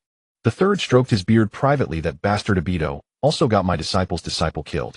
Publicly, he caused the death of the fourth Hokage of Konoha. As an elder and senior, it wouldn't be right if I didn't teach him a lesson. Chuan shot a disdainful glance at the old man. Not to discourage you, but you really can't beat Obito. Don't think about feeding the enemy, alright? Day in day out, less fiddling and more work. Don't end up dying from physical depletion before you're even 70. That would be shameful to mention. The old man, caught red-handed, coughed awkwardly and changed the subject. The idea of taking the kill was dropped. Well then, fine. Leave the fighting to you youngsters. Now for the serious matter. I called you here to discuss the issue of Tsunade succeeding as Hokage. Chuan pouted. Let her succeed. What's there to discuss with me? The old man took a puff of his pipe and sighed. The thing is, I can't get her to come back. He then slightly tilted his head, squinting at Chuan, then lowered his head again, sighing and shaking it, putting on a troubled expression. Chuan was irritated by his pretentious attitude. Bullshit. You can't even get your own disciple back. You think I can? Hearing this, the third perked up immediately, his old face suddenly brightening. Exactly. That's why this depends on you. Soft talk won't work, force is needed. And as one of the Sannin, the only one who can overpower her is you. So you see, you'll have to go and bring her back by force. Chuan looked expressionlessly at the ceiling. Hey, don't look at me. I'm not going. I can't be bothered. Why lie around at home only to travel all that way to kidnap someone? The third got up and leaned in with a lecherous grin at him. You've never met Tsunade, right? Let me tell you she's quite beautiful. He paused and added, and most importantly, big. At those words, Chuan's eyes fixed on the ceiling widened. Now you're talking. Just thinking about Tsunade's face and figure. Tsk, she really was big. Especially her outfit, the front so open, you could almost see everything.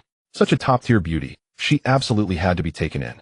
Wasn't his true intention to give every beautiful girl a home? How had he forgotten his roots? Damn. At that thought he jumped up and declared solemnly. As a member of Konoha and the deputy Hokage with the belief that Konoha is my home, bringing the future Hokage back is my duty. Old geezer, leave this to me, and rest assured. Oh, and this counts as an Unrestrained mission, so remember to pay up. If there's nothing else, I'm off.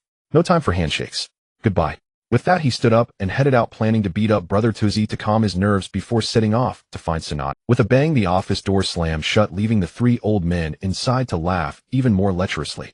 It was amusing to think of Tsunade, that disciple, getting entangled by that bastard Chuan. If it worked out, what would that be called? Wasn't it like a small horse pulling a big cart? Ahem, back to work, oh dear. Youth is splendid indeed. Chuan swaggered out to the main gate with an arrogant gait. The first thing he saw was Kakashi exchanging pleasantries with Obito, who was outside the gate. Kakashi, Obito, you bastard, I truly misjudged you. Obito, shut up, you useless Kakashi. I told you to protect Lin. How did you protect her, huh? And you still have the Kakashi, that's no excuse for your heinous deeds. You even laid hands on the master and mistress. Have you no humanity, you beast? Obito, useless Kakashi, what are you barking about? I ask you, what are you barking about? Who are you to scold me? Come out and fight me, onion. Kakashi, beast. Obito, do you think you're not barking either? You dog, you're worse than a dog. If you have the guts, come in here. Can you even get in, you piece of trash? Obito, woof. Woof woof. Woof woof woof. Kakashi, woof woof. Woof. Woof woof woof. Chuan watched with utter speechlessness. What was all this? Why didn't they just fight? Kakashi, you coward, just go out and face him head-on. What's there to fear? Worst case, you'll be a good man again in 18 years. This cowardice of yours is truly exasperating. He walked over and kicked Kakashi aside. Move aside. Why waste words with him? Just beat him up. Watch me demonstrate the proper way to handle Obito. With that he stepped outside the gate, instantly teleported behind Obito, and drove a spear of victory straight. Obito watched him exit the gate and vanish in an instant. His sixth sense screamed a frantic warning. Cold sweat burst out and he instinctively activated intangibility and teleported away in the distance. Chuan saw that his light spear had only hit a shadow and that his target had vanished and was trying to flee. He immediately sneered, ha. Trying to run. Causality, reversal. At the same time, he casually flung the light spear aside. With a hum the spear shot out, then seemed to pierce into water, creating ripples in the air before vanishing entirely. Not far away, with a thud, Obito was pierced by the light spear, triggering a forced suppression. He fell to the ground, having been directly knocked out of the Kamui dimension. Chuan teleported over, kicked him back to the gate, then stepped on his swirling mask, shattering it. How about it, Obito? Weren't you dissatisfied and wanted to fight me for real? I told you don't have the skill, but you wouldn't believe me. Don't you think I'd have some ability if I dared to keep messing with you for fun? Are you thinking of using Izanagi to break control now? It's useless. This forced control is an absolute rule. As long as this light spear is in your body, you can't move or use any ability. After saying that, he brutally beat Obito, stripped off his black cloud robe, and left him kneeling at the Konoha gate in nothing but shorts. He also hung a sign on Obito's chest that read, I am Obito, a beast seeking humane treatment. After finishing, he instructed the two gatekeepers Kotetsu and Izumo. I have a task for you two. This light spear will last about 3 days. During that time, anyone can come and hit him. Just make sure no one gouges out his eyes or takes him away. They bowed. Yes, Deputy Hokage-sama. Chuan nodded in satisfaction. Then he turned to Kakashi and said, maybe you could take his other Sharingan now and install it to complete the pair. Kakashi looked at Obito, shook his head, sighed, and returned. Truly, life is unpredictable. Who would have thought that the old Obito would turn out like this? Seeing that he didn't act, Chuan shrugged in boredom, then teleported away to find Tsunade. In the land of fire, inside an izakaya, near a casino, Tsunade and Shizun were eating. While Shizun was eating, Tsunade was drinking, already tipsy. In this state, her cheeks were slightly flushed, her eyes soft and bright, her body relaxed, and her mind clear. A comfortable state where some people become more talkative. And indeed, Tsunade was now lying on her generous chest as a cushion, muttering to Shizun while drinking about how she had almost won at gambling, vowing to win next time. Shush! Chuan suddenly appeared in the seat opposite the two. They were in a semi-enclosed booth with partitions, so no one else noticed the anomaly. Though not observing closely, they were certain that the kid had appeared in an instant. Either an improved, enhanced body flicker, or some kind of space-time ninjutsu. Shizun, who had been eating, put down her chopsticks and looked at him warily. Tsunade, confident in her skills as one of the legendary Sannin, was unafraid. She remained lying on her chest, slightly lifting her eyes to look at the kid, silently asking him to explain himself. Chuan took in the view of Tsunade's pressed figure, feeling an itch in his heart. He clicked his tongue and spoke first. The big spender. Bang! She slammed her cup on the table. Tsunade propped herself up, leaned forward, and glared at Chuan with a dark face. Kid, you'd better have a good reason or else. Chuan pointed at her collar, interrupting a sorry, but leaning like that I can see everything inside. I mean, I can see it all. Tsunade stopped mid-scold, glanced down at her wide-open collar, and thought, damn. As a veteran ninja and a famous Sannin, she could still manage her expression. Though embarrassed inside, she kept a calm face. To save face, she even teased back, do I need you to tell me? A qualified ninja wouldn't care about such things. It seems you're not a qualified ninja. Well, you little pervert, haven't seen them before. Still looking? Want me to let you touch them too, you bastard? I swear. Chuan selectively heard only the word touch and thought, such a good deal. Why be polite? He blinked, gratitude, really? Then I won't be polite. Thank you for the treat. With that, he reached in, directly squeezed. Ah, the sensation. Don't say her makeup breaks the guest's heart. Her snow-white bosom and soft hands smell like lotus fragrance. Such a scale, impossible to hold in one hand, truly extraordinary. Meanwhile, our generous hostess Miss Tsunade was stunned. What was this little brat doing? How dare he actually make a move? At such a young age he was this bold. Damn it, kid, you're asking for death. She immediately tried to retreat to escape the demonic hand. But Chuan, sensing her pulling away, instinctively tightened his grip to hold on. Oh, you little bastard, let go of me. Tsunade experienced the most embarrassing moment of her life. Who could have thought that at her age she would end up capsizing like this? At this moment, the silently watching Shizun was utterly astonished. She had assumed that Lady Tsunade was merely toying with the young lad, but what on earth was happening now? My goodness, Lady Tsunade actually let a young brat take advantage of her. How is this fair? You two must have been involved long before, and this was just an act for my benefit. Meanwhile, the two main parties. Chuan snapped back to reality when called out, cursing inwardly. What had he done pressing harder like that? This was truly awkward.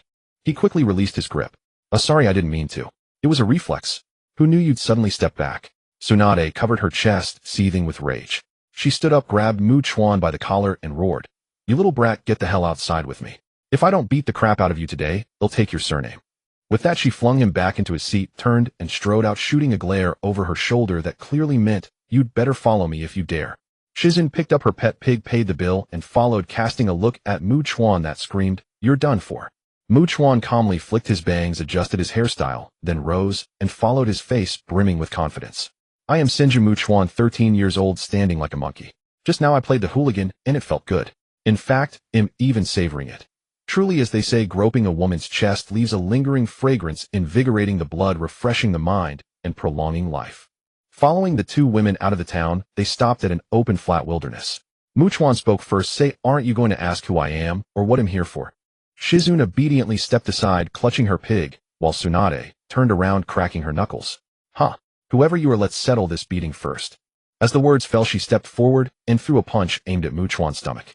Watching the approaching fist, Chuan sighed. What a mess this was. If he blocked it, it would be too weak, unnecessary. Probably out of kindness, she feared seriously injuring him. This punch carried almost no force, merely looked intimidating. Such strength couldn't even breach his usual defense. If he didn't block it, it might seem disrespectful. Having just taken advantage of her, she was just venting her anger. Acting like, sis, you're no match, would be rather inappropriate. In the end, as the fist was about to land, he helplessly raised his hand to catch it.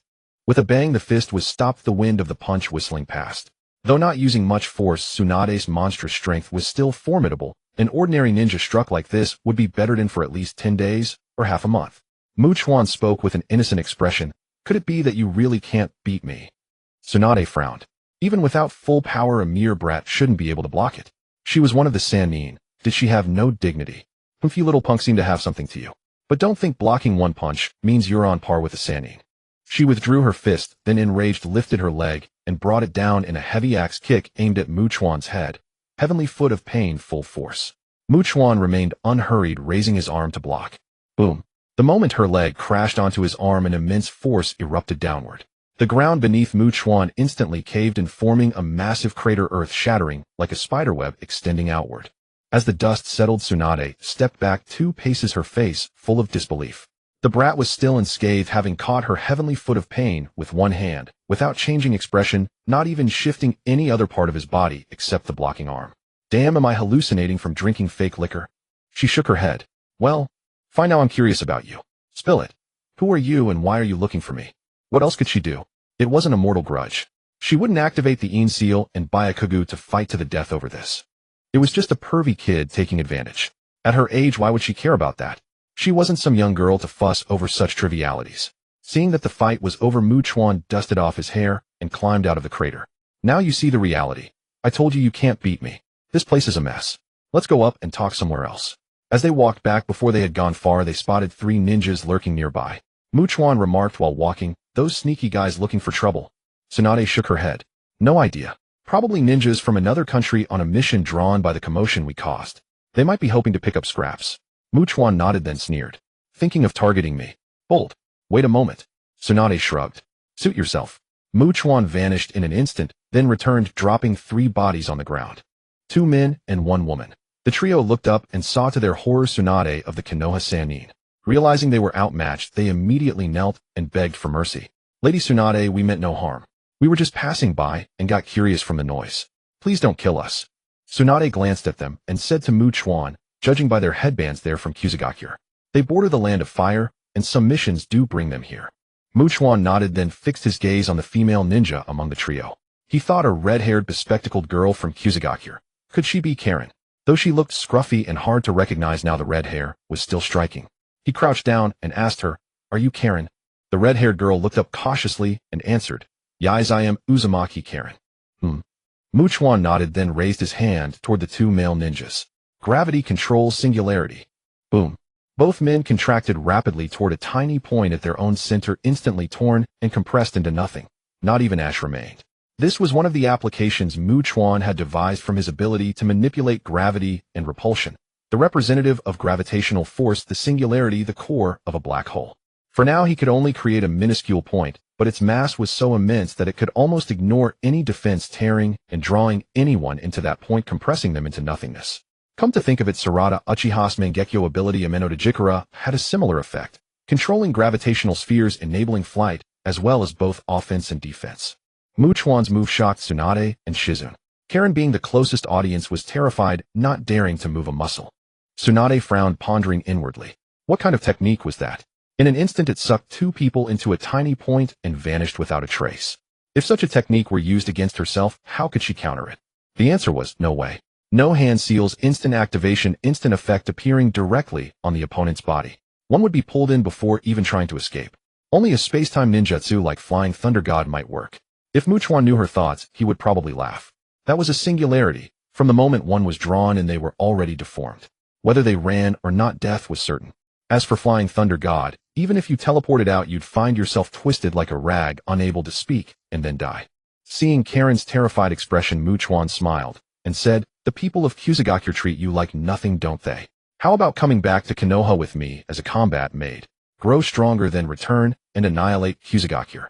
I'm sure you realize that staying there will only lead to a miserable end, just like your mother, bitten to death alive. Xianglin was startled, but she forced herself to calm down and weigh the pros and cons. Then she realized she had no choice at all. Not to mention, this man had just killed 2 Chao-in village ninjas right in front of her. Would she dare to refuse? Was she tired of living? She could only nod pitifully and say, Okay, I'll go with you to Muyi. Chuan nodded in satisfaction, rubbed her red hair, and said, very good. It seemed like he was saving a tragic girl, but the real motive was his belief that Xianglin at 30 would possess a unique charm. It would be a shame not to take her in. Gangsho finished organizing the intelligence from this man's words, and suddenly guessed who this lecherous brat was. She turned her head to confirm. You said you're from Muyi, right? Chuan looked puzzled. Yeah, where else in the land of fire would I be from if not Muyi? That's a strange question. Gangsho crossed her arms and rolled her eyes. Nonsense. If you had worn a Muyi forehead protector, I would have known you were from Muyi. You have the nerve not to wear the village emblem. Anyway, that's not important. The point is, you an unknown superpowerhouse, still young and handsome, and from Muyi. So, you are that Muyi deputy Hua-ing Qian-Shou Chuan who recently swept through the hidden villages of the 3 great nations, right? Chuan looked helpless. I am Qian-Shou Chuan. You put on such a serious face just to say this. I thought you were going to say something earth-shattering. How boring. I was about to tell you that later anyway. Why do you have to guess now? Then he gave Gangsho a look of pity for the intellectually disabled. He helped Xianglin up and said, Come on, let's go eat, and then get you new clothes. Those dog-like Chao-in village ninjas are beasts. They didn't even give you decent clothes. Gangsho, I really want to kill him. I really do. If only I could. As they entered the town, they noticed strange glances from some people, looking at Xiang Lin and then at them. Chuan suddenly realized the reason. The dense bite marks on Xiang Lin's exposed arms. These people probably thought they were abusing the girl. Speaking of which, the recovery ability of the Xianhua clan was bizarre. It could heal wounds at super speed, but left marks. And not all wounds left marks. For example, bite marks remain, but a hole in the stomach heals without a trace. Isn't that ridiculous? What's more absurd is that the person who bit her to recover could heal completely, without leaving any trace. He reached out and patted Xiang Lin's shoulder, casting a quick healing technique to restore her to normal. Xiang Lin was startled by the pat, and looked at him in confusion, as if asking what he was doing. Chuan smiled. Nothing. Just giving you a beauty treatment. Don't mind it, keep walking. The next moment Xiang Lin felt a surge of life force filling her body. As a member of the Xianhua clan, she was quite sensitive to this. Then she felt a slight itch on her skin, but it was only for a moment, and quickly faded. She raised her hand to look at her arm. Smooth and tender, the bite marks gone. She turned to look at Chuan in surprise. So that's what beauty treatment meant. As a member of the Xianhua clan, it had always been others biting her to heal and recover. This man was the first to treat her instead. He was the only one who had been kind to her since her mother left. The only one. The group found a nice-looking restaurant and settled into a booth to eat and chat. Gangsho still had to have a sip of sake. She smacked her lips. This place's sake is not bad. Then she looked at Chuan. Tell me, as Deputy Huaying, what are you looking for me? Don't say there's a mission that needs my help. I don't believe there's anything you can't handle with your strength that I could. Chuan looked indifferent, took a sip of fruit juice, and said, It's nothing major.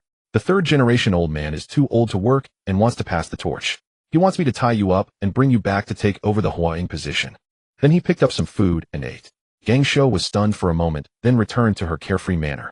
No way, no way. Only someone with a screw loose would want to be Huaying. I'm not stupid. Swallowing the grilled fish in his mouth, Chuan raised a finger and shook it. No, no, no. You might not have understood. It's to tie you up and bring you back. Tie up, understand? It means you don't have a choice, got it? Or do you think you can beat me or escape from me? Gangsho thought about it. Damn, she probably couldn't beat him. Looking at this guy's track record, his strength might even rival her great-grandfather's. But still, she couldn't let them push her around. Whoever wanted that damn Huaying position could have it. She wasn't going to. She slammed her cup onto the table and said angrily, Even if you tie me up and bring me back, it's useless. I want to take that position. What can the old man do? Kill me. Or threaten me. Sorry, I'm all alone now. No family, no kids, no weaknesses. Do whatever you. Then she picked up her cup again and drank nonchalantly. Chuan felt a bit exasperated. Damn, an old lady who's lived her life, single, no family, no descendants, no worries. All weaknesses dead. Truly invincible. Jing doesn't count. She's an adopted daughter and apprentice. That can't be used to threaten her. But then he thought again, what kind of person am I? I'm someone with a cheat. If you have no weaknesses, I can add weaknesses for you. If you ask what Gangsho's obsession is, it's her younger brother Xingshu. You're so defiant, huh? Watch me use Xingshu to mess with you. After figuring it out, he calmly spoke. Oh. I suppose as one of the Mu Yi San Rin you have some intel. Then you should know about my ability to resurrect people, right? Gangsho glanced at him. I know. So what? 20 billion. I don't have it. Besides, even if I had the money, you wouldn't necessarily use it casually. You're close with that Uchiha guy, aren't you? Chuan leaned closer with a sly smile. Big Gangsho, don't you want to see Xingshu lively and jumping around again? Hearing this, Gangsho's body instantly stiffened. You're going to use this to threaten me? I don't believe the old man would pay those 20 billion. Don't give me that. Chuan leaned even closer. Gangsho, you don't want Xingshu to suffer down there at such a young age, do you? Gangsho's body trembled slightly, but Chuan suppressed the urge to grin and continued to intensify. How tragic. Killed in an explosion at such a young age. He was only 12. What crime did he commit? He should have grown up healthy, become Huaying through hard work, met a girl he loved, had a happy family, had his own children. Although it didn't happen before, now there's a chance. As long as his sister is willing to pay the price, he can come back to life and realize his dreams. But his sister hesitated. Why? I think. Probably selfishness. Yes, everyone can be selfish even with family. No one is wrong. Yes, you're not wrong. It's not your responsibility. Let him despair down there. It's not your fault, you don't have to bear it, you have no obligation. Enough. Gangsho punched and shattered the table, panting heavily, her chest churning like a storm. Enraged by Mikawa's incessant jabbering, Tsunade flew into a fury and slammed the table. In an instant she silenced his mouth, which had been chattering like an old woman's tattered cotton trousers. If he kept babbling on, not only would her image be utterly ruined, but he might even manage to convince everyone she wasn't even human anymore. Shizune and Karen, who had been quietly eating nearby, were too frightened to speak and remained silent, having no desire to get involved in such a messy affair. The commotion was so great that the shop owner rushed over. "Customers, what's going on here?" Mangekyō waved his hand. "No need to worry, boss. Figure out the cost, and we'll pay full compensation. But I'm going to have to trouble you to serve another table just like this one." The owner breathed a sigh of relief. "Oh, fine, no problem. Please wait a moment." With that, he retreated to call someone to clean up and bring a new table with food and drinks. Once everything was reset, Tsunade calmed down. "So as long as I become Hokage, you will revive Nawaki, right?" Mangekyō smirked and said, half right." Tsunade frowned. "What do you mean?" Mangekyō shrugged. "Do you think my help comes that cheaply, eh?" Tsunade took a deep breath. "Hi, you little brat. Tell me all your conditions at once." Mangekyō leaned in and whispered into her ear. "And you. I want you too." Tsunade's face instantly flushed crimson. She spun around and grabbed him by the collar. You perverted little boy. Do you have any idea what you're saying? By age, I'm at least 30 years older than you. How can you even think such a thing? Don't tell me you think I'm young just because I don't look like an old hag. That's a jutsu. He'll still grow old and die. Even though I'm already an old crone and don't care about being treated that way, you're still young. You should care." Mangekyō pursed his lips and thought to himself, "That's not even an issue, alright. As long as she's good-looking, age doesn't matter. An older beauty is actually more exciting. That's a bonus point in my book." What did Soldier Boy say? "Oh right, some women are like fine wine. They only get better with age." Couldn't be. Mangekyō ran a hand through his hair and said, "I'm happy with it. Those are my two conditions: become Hokage and be my woman. Just say yes or no and stop worrying about nonsense." Tsunade pressed a hand to her forehead, her liver aching with anger, but after a moment's consideration, she finally relented. "Final accepted. You little pervert, I hope you don't regret this." Mangekyō grinned. "Great, it's settled then. Whoever regrets is a dog. Enough talk. First a kiss to seal the deal." With that, he wrapped his arm around Tsunade's neck and planted one on her. The kiss lasted several minutes, then several more, while his wandering hands shamelessly climbed toward the peaks. The sight left Shizune and Karen, who had been eating, utterly stunned. Wait, were such things no longer done in private? Suddenly the food in their hands lost all its appeal. Thus quite some time passed before the two parted. Tsunade cleared her throat and asked, "Ahem, what are your plans? Are you taking us back to Konoha now?" Mangekyō took a sip of juice to moisten his throat. Considering their current location, he thought about taking a detour to visit Konan at the Hidden Rain Village.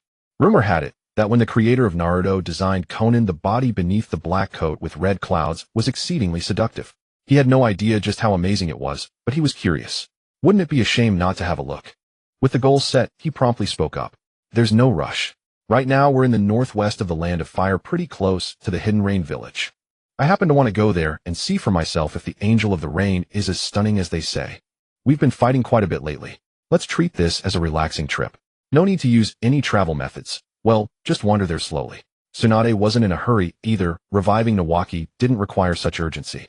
Shizune would follow Tsunade wherever she went. Karen too didn't care. Anywhere was better than the grass village. After agreeing, they took Karen to buy some clothes, and then found a hot spring inn to spend the night. 10 days later, they finally arrived outside the Hidden Rain Village in the Land of Rain.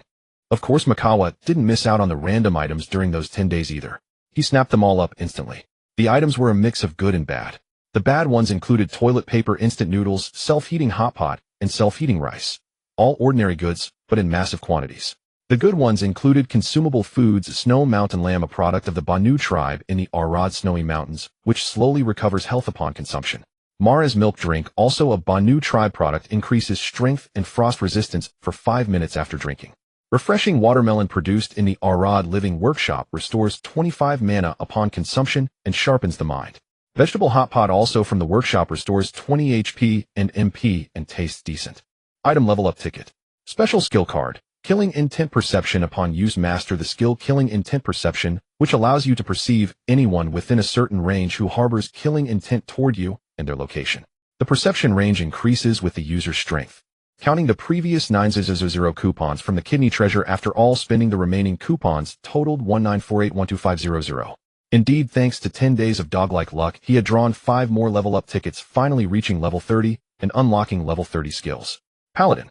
Unswerving Belief passive increases basic attack power, skill attack power, and critical. Honor Blessing buff greatly increases the target's physical and magical attack power, strength, intelligence, hit rate, basic attack power, and skill attack power.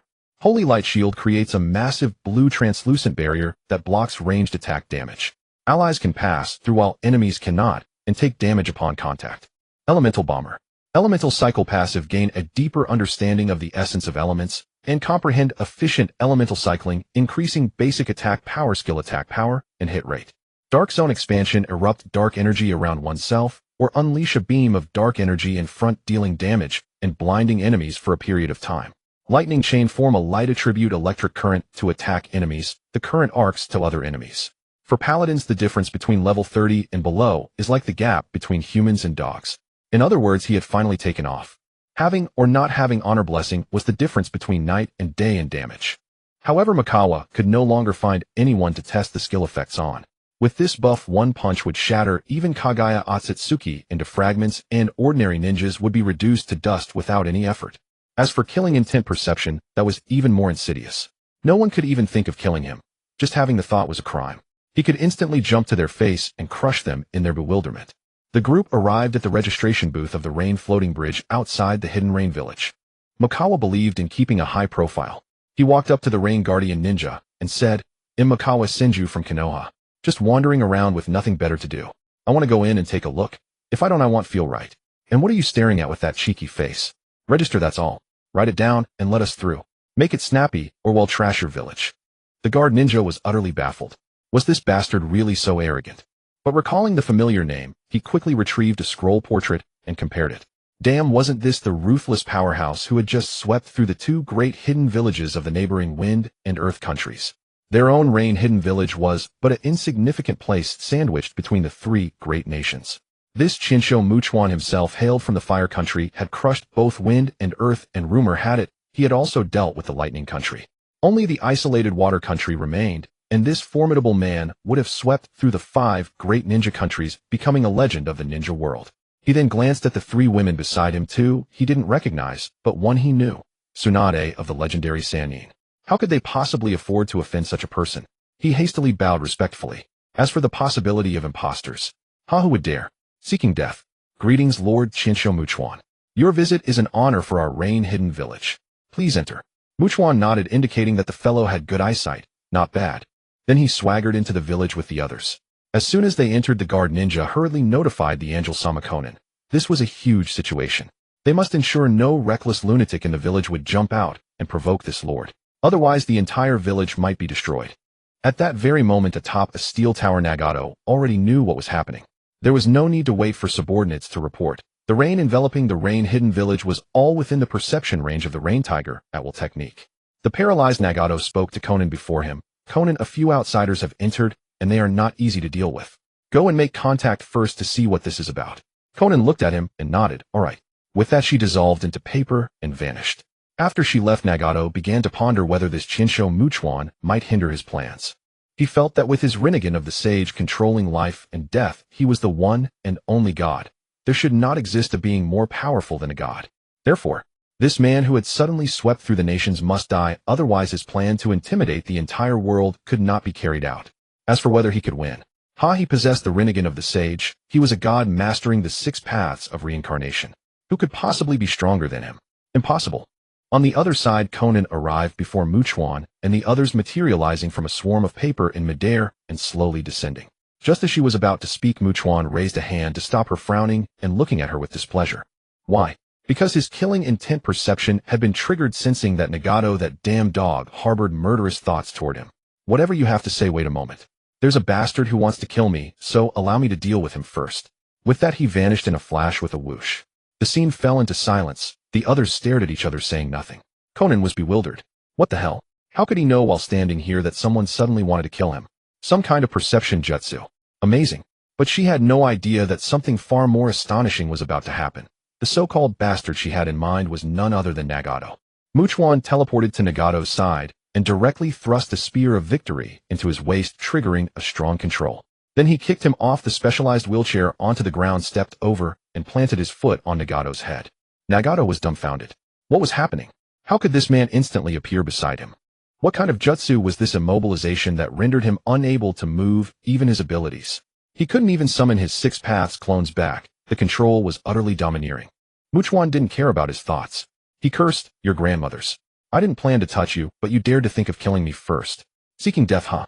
Fine, I'll grant your wish." Saying this, he crouched down and gouged out Nagato's Rinnegan in one swift motion. Then he stood up and pressed down with his foot. With a crack, Nagato's head caved in. He was dead, as dead could be. At the same time, the Six Paths clones also collapsed and died. Chuan grabbed the black rod on Nagato's back, teleported back to the earlier spot, and slammed the corpse of Nagato onto the ground. He said rudely to Conan, "Look, is this from your rain-hidden village? Your so-called god. That bastard wanted to kill me. This is what happens." Conan stared in horror at Nagato on the ground, her spirit nearly shattered. Dead. Nagato was dead, so simply dead. How could it be? That was the Rinnegan. How could he die so easily? This was her only emotional anchor. Yahiko was dead, and now Nagato too. What? The same shock gripped Tsunade and the other two women. What was happening? They had just entered the village and done nothing, and suddenly, he had gone off to kill someone. Judging from the reaction of Conan, the village leader, the dead man, was no small fry. Chuan ignored Conan's state and continued, "So your god's murderous intent toward me means your rain-hidden village has murderous intent toward me. Am right, aren't I? I must say you've got some nerve. Knowing that I just wiped out the forces around you, you still wanted to kill me. Who gave your rain-hidden village the courage? Brother Tuzi." Conan couldn't hear him anymore. She couldn't even muster the will for revenge. The gap was too vast. If even Nagato with the Rinnegan had died so easily, she had no hope. With both of her beloved companions dead, she had no desire to live. Despondently, she said blankly, "Just kill me." Chuan looked at her and asked, "So your rain-hidden village doesn't intend to give me an explanation?" Conan remained silent, still in a daze. "Ha, fine. Your rain-hidden village has guts. Die so easily. Not so fast. I'm not going to let you die. They'll let you live and watch the rain-hidden village vanish from the map. Watch your village destroyed by your inaction. Watch those rain-hidden ninjas die in agony, and let you live the rest of your life in guilt, closing your eyes to the cries, accusations, and pleas of countless souls." These words terrified Conan. She looked up in fear. "You. What are you going to do?" Chuan raised the two Rinnegan in his hand under her terrified gaze, then stored them away in his spatial storage. He walked around her, scrutinizing her as he spoke. "Nothing much. Just going to add a defensive state to you so you can withstand an attack that destroys the entire village without injury. Then he'll unleash a colossal flame cannon covering the whole rain-hidden village, descending from the sky, annihilating you all. But this flame attack won't instantly burn your ninjas to ash. It will slowly burn them to death. They'll experience the agony of being engulfed in fire, screaming, writhing. And you, my friend, protected by my state, will be unharmed. You'll witness them writhing and screaming before you, begging for help. Tisk tisk tsk. But you'll be powerless. Then you'll hate yourself for playing dumb, for seeking death, and causing your homeland's destruction." Tsunade and the other two women listening frowned. Vicious. This tactic was truly vicious. Wouldn't that break her spirit completely? Xiaonan imagined that scene, her face contorted with even more terror as she cried out, "No, don't stop it. I'll answer your questions. I can compensate you. Whatever you want, we can discuss it." Nagato became like this because he suffered so much pain that his thoughts veered into extremes. "I don't know why he wanted to kill you, and the people of the Rain Village don't know either. They are innocent." Fear is an extremely useful emotion. It can shatter a person's psychological defenses and also make them abandon resistance, allowing themselves to be slaughtered. Seeing that his intimidation was effective, Chuan stopped in front of her and began to untie her red cloud black robe, wanting to see what she was wearing underneath.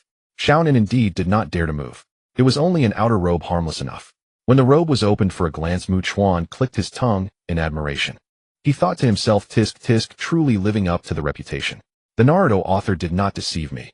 She truly possesses an excellent air body, absolutely stunning." After a moment of admiration, he withdrew his gaze and said, "You said you can compensate, right?" Xiaonan nodded yes. Chuan changed to a lecherous face, leaning in, and said, "Then I want you." "What do you say?" Xiaonan bit her lip and thought for a moment, then whispered, I can." This was her choice after weighing the pros and cons. Just a body. If it could buy peace, why not? If you can't beat them, join them. That's the wisest decision. Stubborn resistance is meaningless and only leads to greater misery. Besides, she had no other aspirations now but to protect her hometown, the shared hometown of her two dear friends. Hearing her agree so readily, Chuan felt intimidation was indeed the best method, the top choice to break defenses. Having achieved his goal, he stopped fooling her and generously made a promise. Wise choice. Now that you're my woman, I naturally have a different attitude toward my own people. You want peace, right? I can guarantee that the land of fire won't touch your rain village. As for the land of wind and land of earth, you can tell them you are my woman and they won't dare to attack you either. This way the great nations won't make a move against you. As for the smaller villages, you're not afraid of them with your strength. If you don't fight at all, you'll become weak. So keep playing with them in battles. Hearing the promise, Xiaonan nodded. I understand. Thank you. With the matter resolved, the group stayed in the Rain Village for 2 days to experience the village's atmosphere. And with Nagato dead, Chuan smoothly became the supreme leader of the Rain Village. Over these 2 days, Chuan studied Chuan thoroughly, everything except the final step. What else could he do? Damn, he was 13. Before leaving, he told Chuan, if the masked man with the spiral pattern comes for the Rinnegan, just tell him that Senju Chuan took it, and if he has the balls, come to Konoha to ask for it. Also tell him if he dares to lay a finger on you, he'll take off his bells, stuff them in his mouth, and make him swallow them.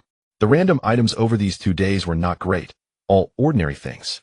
One was a large pile of spicy strips, the other a large pile of cantaloupes. Of course, no matter how bad, he still bought them. Something is better than nothing. The guy didn't refuse anything, after all they were still food. With that, he waved goodbye to Chuan and teleported back to Konoha village with the 3 women. He arranged for Karen to be taken home and handed over to Rin, then took Tsunade to see the 3rd Hokage old man to collect his salary. For Unrestrained mission of bringing back the future Hokage to take off his head, better get at least 2 or 3 million ryo. The old man saw that the person had been brought back. Without dawdling, he generously paid up, and out of consideration for Chuan's face, gave 3 million ryo as the reward. They discussed until the afternoon to finalize the handover procedure and timing of the Hokage position. As he was leaving, Chuan, feeling bored, slapped the desk and used space to steal the 3rd's damn crystal ball so that bastard could no longer spy on people in his spare time. Soon after, a desperate scream came from the Hokage building. No. Who the hell did this? With that matter settled, Chuan teleported back inside the moon to swap in a new batch of shadow clones for training. He arranged the newly acquired ninjutsu and withdrew the previous batch of shadow clones. Instantly his mind felt much more enriched, but he had a strange feeling of both knowing something and not knowing anything at all.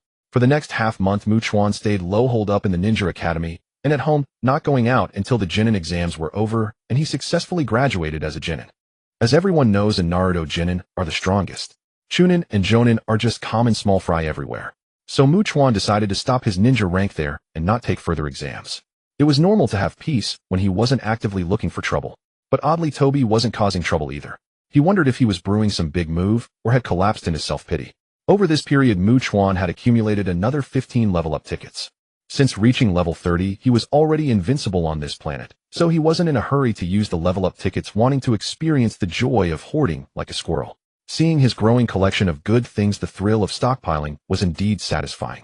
These half-months items besides the level-up tickets were mostly ordinary items, food, ingredients, and tools. Many duplicates, nothing outstanding, and only a few new things. Ordinary items included otaku happy water, fried chicken, family bucket, boneless chicken feet. Tool-type foods, strawberry mousse cake produced by the Dungeon Living Workshop. Eating it restores 20 MP.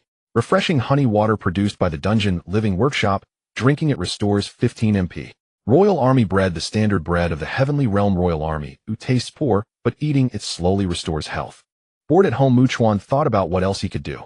After considering, it seemed there wasn't anything interesting. The major tasks remaining were Kagaya Otsutsuki inside the moon, the half-dead Ishiki Otsutsuki hiding somewhere, and then the Otsutsuki clan's invasion over a decade later.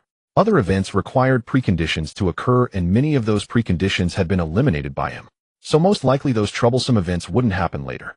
Ishiki probably wouldn't show up either. Without Kawaki, the perfect vessel appearing would be meaningless. So the only thing left to deal with now was Kagaya, and then there was nothing else. As for methods to grow stronger, the only thing left to learn was Sage Mode. Chuan stroked his chin, thinking, I need to find toads, snakes, or slugs to learn this. Without protagonist luck, it's hard to learn, and I also need to improve it. This thing clearly isn't meant for humans. It's more suited to animals. Otherwise, why would animals have no restrictions while humans have so many? It doesn't match, so of course it has limitations. So I must modify it after learning to create a Sage Mode adapted for humans, otherwise it's too weak. Thinking over the 3 summoning beasts, toads, snakes, and slugs, Chuan still preferred summoning slugs. At least they have a pleasant voice, a good personality, and are polite.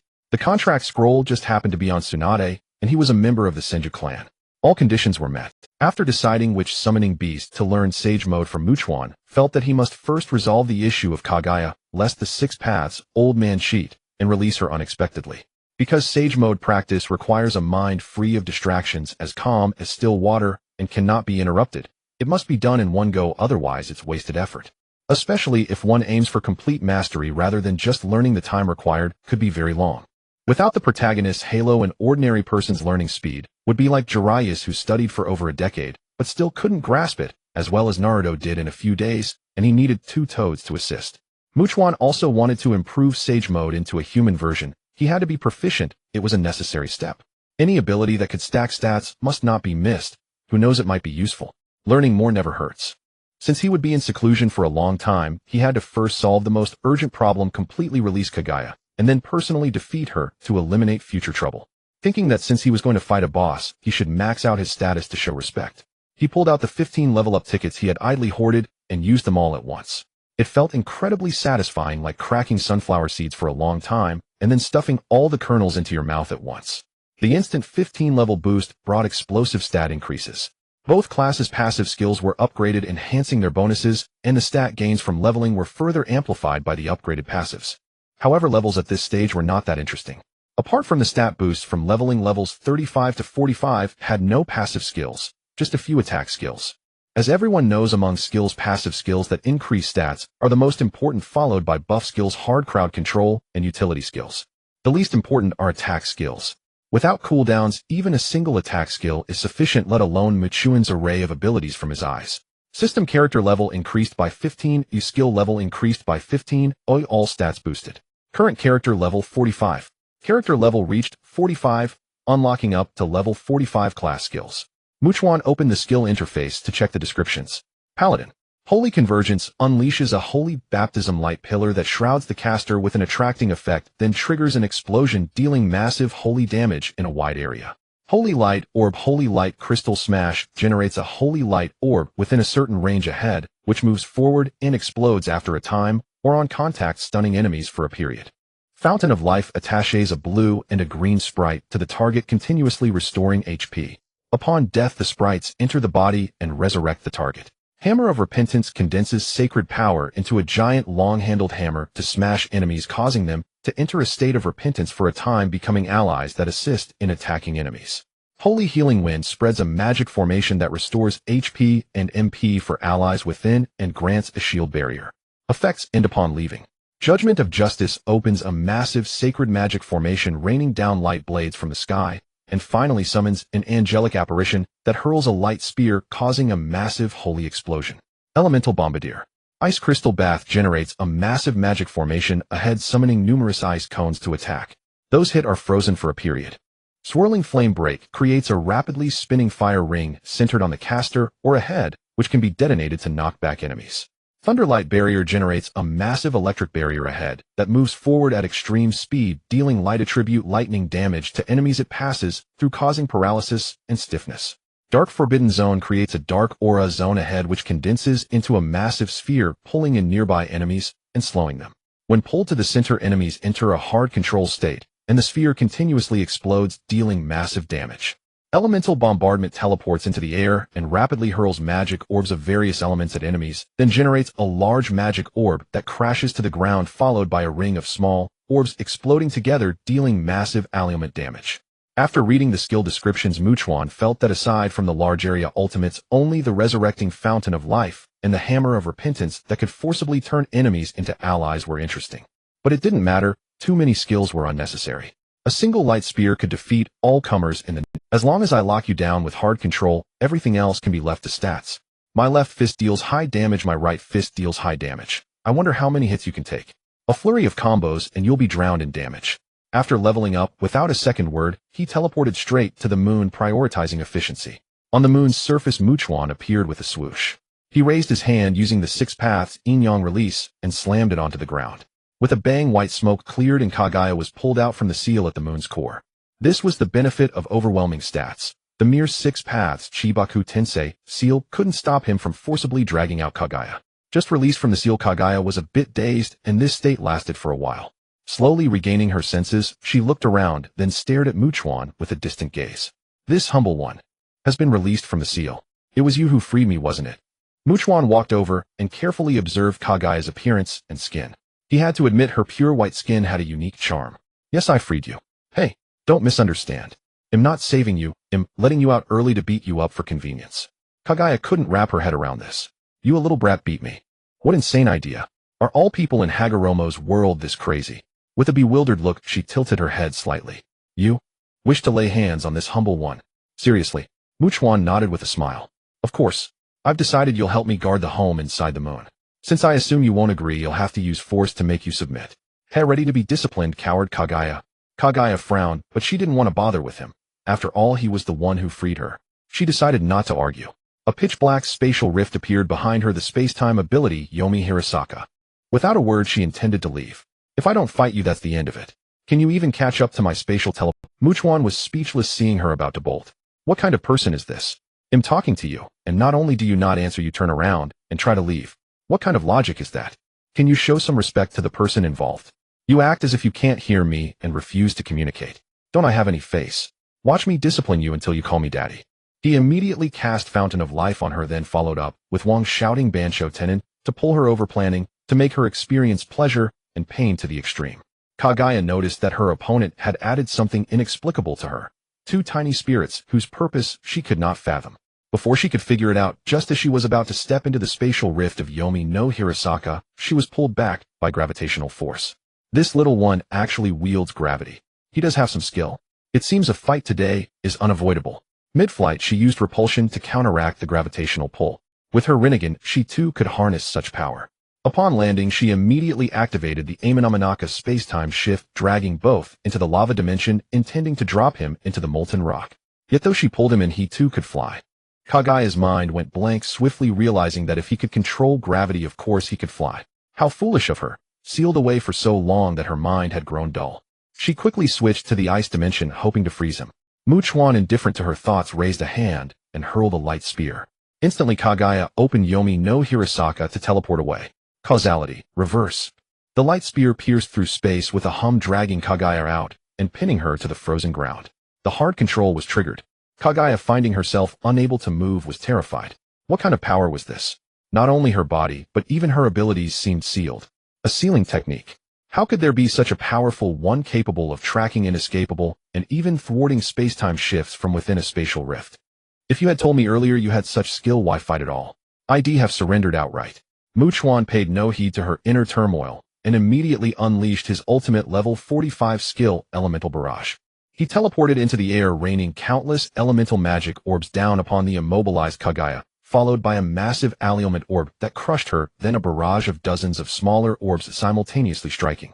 The violent alliement explosion triggered a chain reaction, annihilating the area into a vacuum filled with the aura of obliteration. Chuan landed beside her, finding Kaguya now battered and broken. In the next instant, the 2 tiny spirits of life source merged into her ruined body, resurrecting her. After resurrection, Kaguya was still dazed. Looking up at Chuan, she recalled that she might have been perhaps roughly killed just now. Such terrifying destructive energy capable of killing her and Otsutsuki, who had consumed the chakra fruit, was truly horrifying. Wait, if I was killed, how am I alive again? She suddenly noticed the 2 tiny spirits that had been floating beside her were gone. Could it be that he had added something akin to resurrection? You? Did you just kill me?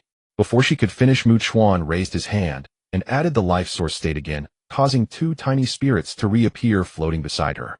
Kaguya's face contorted in terror. Chuan remained silent, but once again hurled the spear of victory. At the sight of the light spear, Kaguya instinctively tried to flee, and a spatial rift of Yomi no Hirasaka opened behind her. Yet what awaited her was the same pattern. Causality, reverse. Before she could even start running, she was once again pinned to the frozen ground. Hard control triggered, the rift vanished, and she was frozen still. Chuan smiled without a word, raised his hand, and unleashed his level 45 ultimate skill, Judgment of Justice. A massive golden magic circle expanded, and countless holy blades of light pierced her like a sieve. Finally, a colossal angelic phantom appeared in the sky, hurling a giant light spear at her. Upon landing and piercing her, it burst into dazzling golden light, then exploded fiercely. The overwhelming holy explosive damage killed her once more. The 2 tiny spirits dutifully revived her again. Kaguya was on the verge of madness. Though she could not cry out while controlled, the pain was real. Not screaming did not make it hurt less. Twice she had been blown to death, twice. What grudge, what enmity. After revival, she quickly waved her hand and shouted, "No. Stop killing. You just want me to obey you, don't you? Just say it, there's no need for this." Unfortunately, Chuan believed that a powerhouse like Kaguya would never have fear rooted in her by 1 or 2 deaths. At least a sufficient number of times was needed to grind down her mental threshold.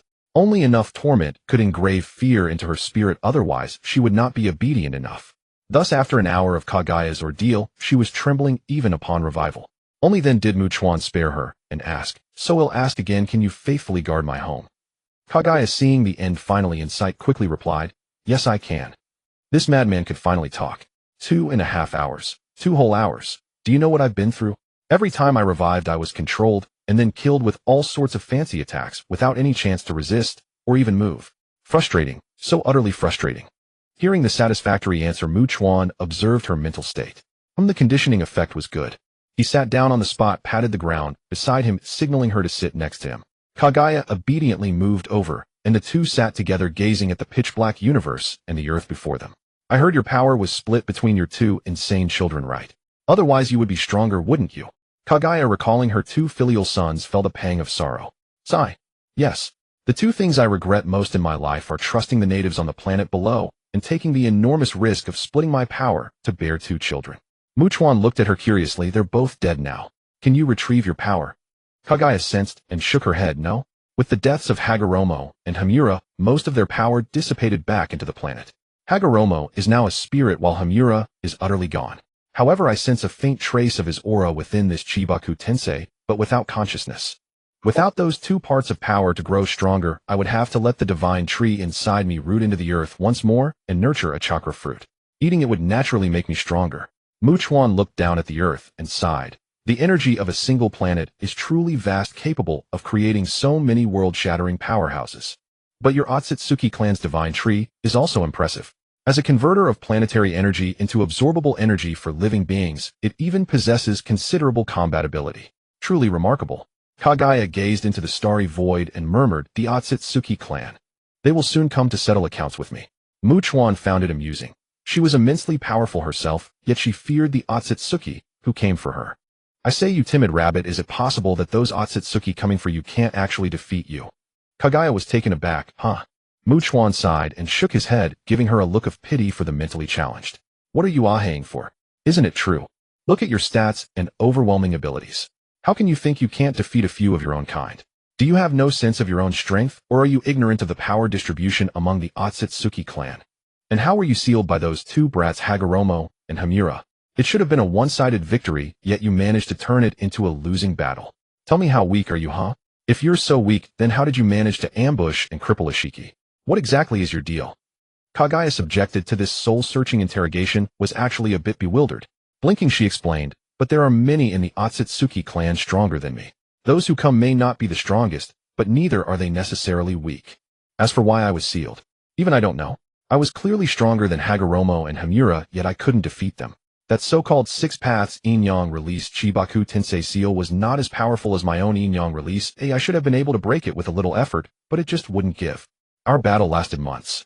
With the same system, they were mere weakened versions of my power. How could they resist me? That is indeed strange. As for Ishiki, it's because he never took me seriously. He didn't expect me to resist. With him off guard and my surprise attack, killing him was possible. It wasn't difficult." Chuan thought for a moment and agreed. He had seen the plot and knew the incoming Otsutsuki were all pushovers, but Kagaya didn't think that way. She knew how powerful the Otsutsuki elites could be. If a strong one came, she would be right to be afraid. Understandable. That part about Ishiki also made sense. A sneak attack had a slightly higher success rate, and with Ishiki's arrogant nature, he really did look down on Kagaya. Everything else could be explained, but her 2 children sealing her made no sense. What kind of logic was that? A nascent soul cultivator sealing a divine transformation powerhouse. It really was just the author's power forcing it to happen. What came after was even more absurd. If Hagoromo and Hamura were at nascent soul, then Naruto and Sasuke were at most Golden Core juniors borrowing some power from a nascent soul senior. And yet right after borrowing that power, these Golden Core cultivators could also seal a divine transformation powerhouse. That logic was truly beyond criticism. Even a dog would shake its head at it. Since it couldn't be explained by logic, he stopped pondering these issues. Chuan took Kagaya to the Chibaku Tensei, the interior of the moon, to arrange a residence for her. After making arrangements, Chuan gave her some instructions. "You belong to me now. Just live well here. Don't think about causing trouble in the ninja world." Kagaya nodded. With a powerful backer, she no longer feared the Otsutsuki coming after her. Who cared about those natives? "After I leave, I might go into secluded cultivation. There are many shadow clones of mine in the inner world outside the Sun Palace. If an unexpected Otsutsuki attacks, and you can't handle it, go to them for help. Don't worry, my shadow clones are generally stronger than you. They have unlimited stamina and energy. Unless I dismiss them, few can directly disperse them." Kagaya nodded. See, this was what security felt like. There's a teleportation passage here that leads directly to my home in Konoha. If you're bored and have nothing to do, you can go for a visit. Although you're a hardcore homebody, you can't stay cooped up forever. What if you develop problems from it? Kaguya nodded, but inwardly she thought, what's wrong with quietly staying home? I have nothing to say to those natives. After giving final instructions, he waved goodbye to Kaguya and teleported back to Konoha. He found Tsunade and signed a summoning contract with Katsuyu the Slug. Sensing Mu Chuan's immense life force, Katsuyu happily agreed to sign. Finally, someone else was signing a contract with her. After signing the contract, he summoned a small slug and held it in his hand. The texture was squishy and soft, and combined with its sweet voice, it gave off a feeling of being easily bullied. It seemed quite nice.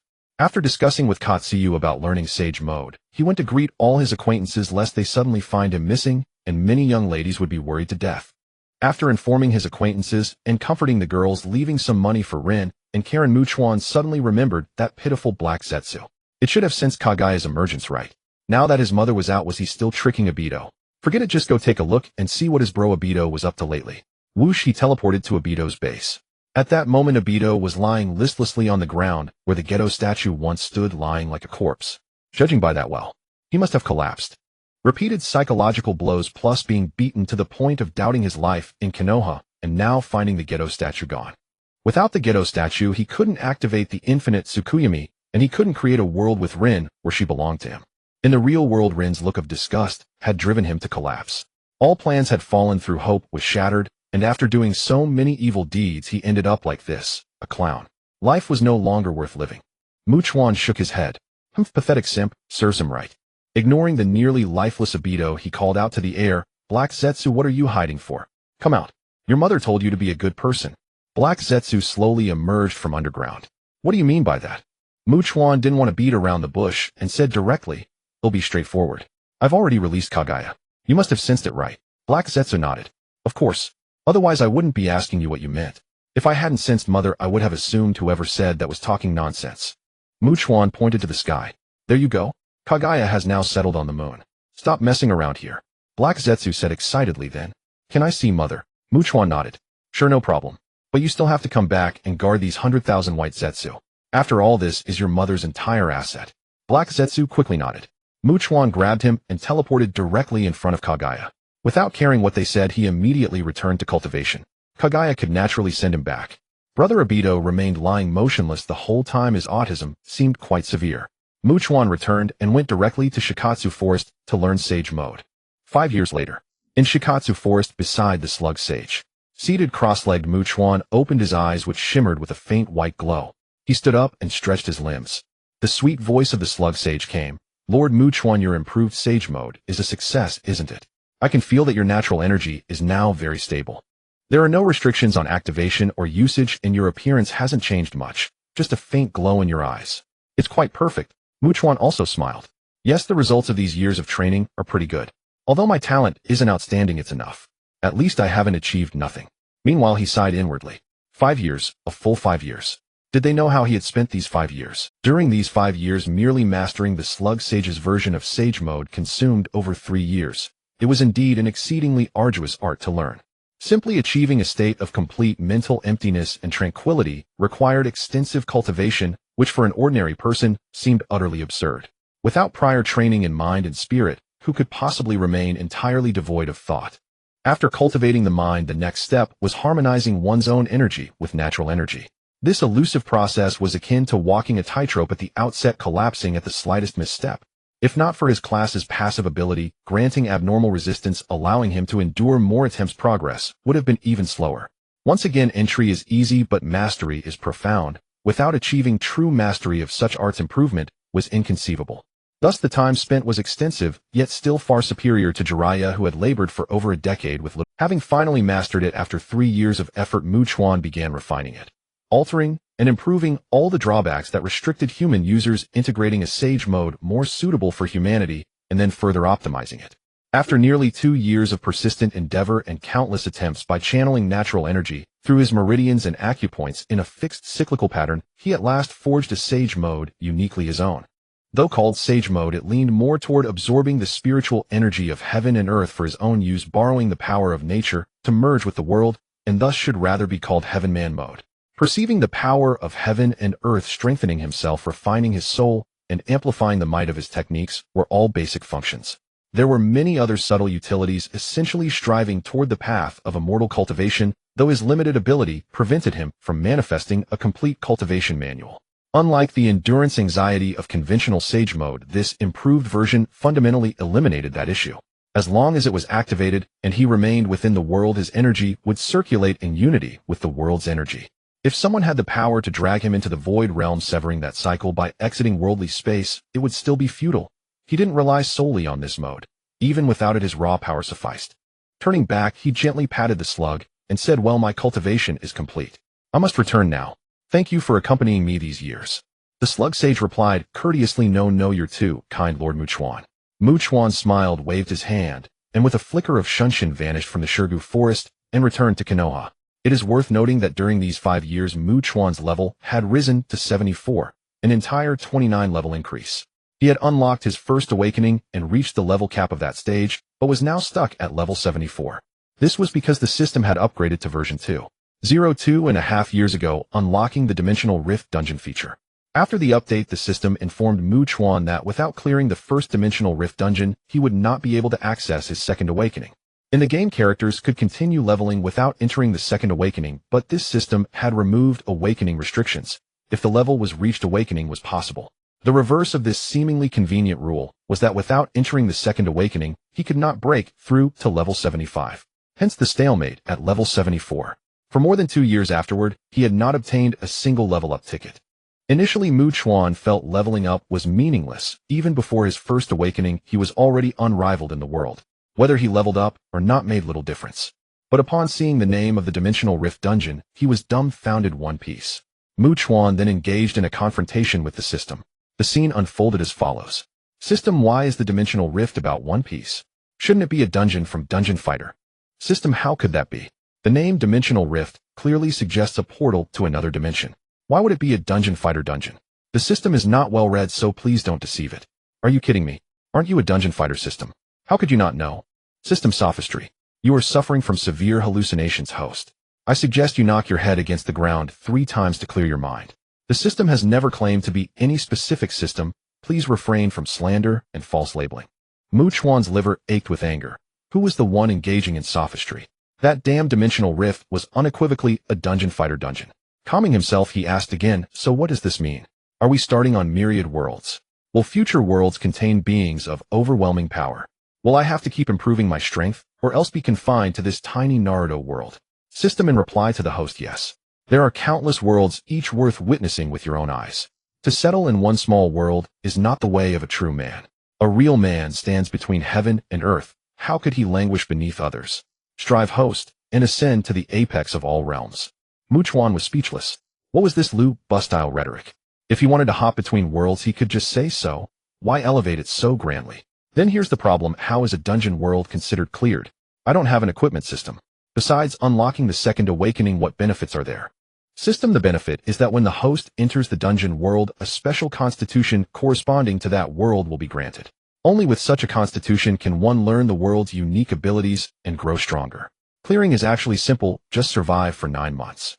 Oh, a special constitution for the world. The constitutions in the One Piece world are indeed special. Ideal for body cultivation. No matter what you do, you can just train wildly and become stronger, defying all logic. Suddenly, Chuan recalled a critical issue. If his memory was correct, that damn Dimensional Rift dungeon had a concept called resistance value. When he first entered, most of his attributes were suppressed. System: tell me, are there any restrictions when entering the Dimensional Rift dungeon? It's not something like resistance. System: there are host. Entering another world through a spatial rift triggers world rejection suppression, requiring gradual adaptation. The corresponding world's resistance value slowly increases. After 9 months, when it reaches the threshold, the host can exert full power. Chuan was covered in black lines. Fine. You really do know what the Dimensional Rift is. Never mind. Tell me the suppression ratio. Will I be unable to even defend myself after crossing over? System: rest assured, host. The world's rejection suppresses only 90 of your stats. Your mechanisms and abilities remain, but their power and range are weakened. Every day you recover some strength, reaching full power after 9 months. Also, any improvement the host makes within the target world will not be suppressed by rejection. The world only rejects abilities from outside that appear abruptly. Native abilities have no restrictions. Chuan stroked his chin. I see. So if I find a top-tier devil fruit and eat it on the spot, I'll gain power immediately. If I awaken Haki quickly enough, I'll also become stronger instantly. But I shouldn't underestimate even 1/10 of my stats. That 1/10 might already be enough to dominate. After all, I can now destroy planets with my stats. 10% is still plenty. That was how it happened. When Chuan returned to Konoha, what was the first thing on his mind? How naturally it was to take up his spear charge in and out 7 times and unleash his pent-up desires. 5 years. 5 whole years. Now he was an 18-year-old adult, soon to be 19. I want to fight. The saying, Bowtie Bower is hero's grave, holds true. Chuan spent nearly half a year to fully explore every beauty in his own backyard. The main reason was that he had to stay in each place for over 10 days before the novelty wore off. Those with experience know that each person feels different. At first the sensation was so intoxicating that one wished to be forever intertwined. Chuan felt that staying just over 10 days in one place was a testament to his unwavering resolve. Chuan gave all his girls a power boost. The method was simple. Over the past few years, a large number of chakra fruits had been generated. Chakra fruit, a fruit born from the divine tree of the Naruto world, which absorbs planetary life and energy. It contains vast amounts of chakra and the origin of Rinnegan and Sharingan visual prowess. Consuming it elevates one to the 6 paths level, evolves one's life form, grants the Rinnegan, and awakens 3 exclusive ocular techniques. The system's version eliminates the risk of body explosion for ordinary people, allowing safe consumption. Note if split and shared, the power weakens and side effects appear. 1 chakra fruit meant 1 6 paths level, unbelievably convenient. Now all his girls possessed the Rinnegan, and the advantage of eating the whole fruit was that they could turn it on and off at will without affecting their appearance. With so many 6 paths powerhouses, when he went to the One Piece world, he wouldn't have to worry about accidents here. Even if the Tongmu clan suddenly arrived ahead of time, they would be the ones getting beaten. Having enjoyed himself, it was time to enhance his strength, for power was the foundation. Besides, other worlds had plenty of beauties, each offering a different experience. He announced to everyone that he would go into secluded cultivation, then teleported to the moon and opened the system's replica function. He selected the Dimensional Rift One Piece. System, start the crossover. The One Piece world. On the main street of the Xiangbidi archipelago, everyone knelt on both sides of the road, leaving the middle path clear. Not only that, they dared not raise their heads, afraid to see something forbidden. And in the middle of the road, of course, stood the celestial dragons, the pinnacle of privilege in the pirate world. 3 celestial dragons wearing bubble headgear, leading slaves chained and crawling on the ground passed by. Armored soldiers and their exclusive bodyguard CP0 accompanied them. They were the epitome of uselessness among ordinary celestial dragons, yet extremely fond of causing trouble, the Loozawade family. And as luck would have it, their son St. Charles set his eyes on a beautiful woman kneeling by the roadside. He pointed at the woman and said, bring her back to me. I want her as my 12th wife." 2 attendants immediately stepped forward and approached the woman to seize her. The woman, with her head lowered, had no idea she was the one being pointed at. Only when she saw 2 pairs of feet standing before her did she realize she was the unfortunate soul. Terrified, she crawled backward. "No, please. I have a husband and family. I beg you. Spare me." The man beside her also pleaded, "Respected Celestial Dragon Lord, that is my wife. Please let her go, I beg you." An elderly relative joined in the entreaty. St. Charles, with a thick stream of snot running from his nose, said, "Husband, family. I say you have none, so you have none. Hurry up, you worthless scum. Are you so slow because you want to die?" The moment he spoke, 2 more attendants came forward, ready to finish off her family. The people around trembled in fear, not daring to make a sound, terrified of being implicated. Despair flooded the woman's face. She resolved to kill herself at the last moment to preserve her honor. Just then a crack appeared in the space between St. Charles and the woman, and a figure emerged. It was Chuan, freshly transported through the dimensional rift. Both parties stared at the sudden appearance of this man, speechless in astonishment. Chuan felt an uncomfortable suppression of 90% of his attributes. He sighed helplessly and glanced around to see where he was. The first thing he saw was the bubble headgear opposite him. He thought, isn't that the exclusive headgear of a celestial dragon? Taking a closer look at the face, damn, isn't that the same guy Luffy beat up in the anime? A born trouble-seeking saint, useless, yet always looking for fun. So this crappy place must be either Marihoa or the Xiangbidi archipelago below it. What rotten luck. Right from the start he lands in celestial dragon territory. Truly infuriating. He complained to the system mentally. "Hey system, what's the deal? Who in their right mind enters a dungeon and spawns right in the boss room? Huh, are you trying to keep me on my toes? System, the spatial rift is random. It's simply the host's bad luck. The system didn't tamper with anything." Before he could say anything else, the celestial dragon St. Charles was displeased. He drew a gun and aimed it at Chuan. "Hey you, why aren't you kneeling? Are you looking for death? Chuan snapped back to reality at the irritating voice of the fool. He glanced at the bubble head and said, "Don't yap at me. I didn't kill you right away because I had no time for you. Keep babbling, and it'll make you fly." The celestial dragon, a brainless waste, was one of the types Chuan hated most, second only to fake humans. St. Charles, who had never dreamed that anyone in the world would dare insult a celestial dragon, was momentarily stunned. After cursing the celestial dragon, Chuan stretched his body and circulated his energy, discovering that he was indeed suppressed in every aspect. Although his energy was still infinite, the amount he could channel and output was reduced. If before he could output 100, now it was only 10. It wasn't a simple subtraction. The further one progressed in power, the harder it was to estimate. If a 10-point output could send out 100 units of energy, then restoring to a 100-point output would multiply geometrically, possibly releasing hundreds of thousands of units.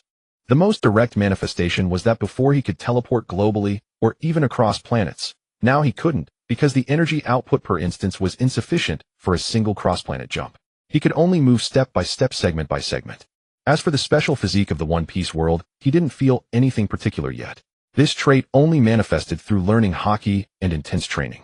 Without this innate body, one couldn't learn Haki, as it was a unique system of the One Piece world requiring a native constitution. Now that he understood his physical condition, it was time to learn Haki. He had originally planned to learn from the Marines, but that was no longer an option. He had definitely offended this celestial dragon. So he changed his plan. As everyone knows, after killing a celestial dragon, the best place to lie low is, well, Emperor Hancock's bathroom. Ahem, the Amazon Lily, also known as Nine Serpent Island or Women's Island. Not only could he learn Haki there, but he could also win over a love-struck empress. Simply delightful.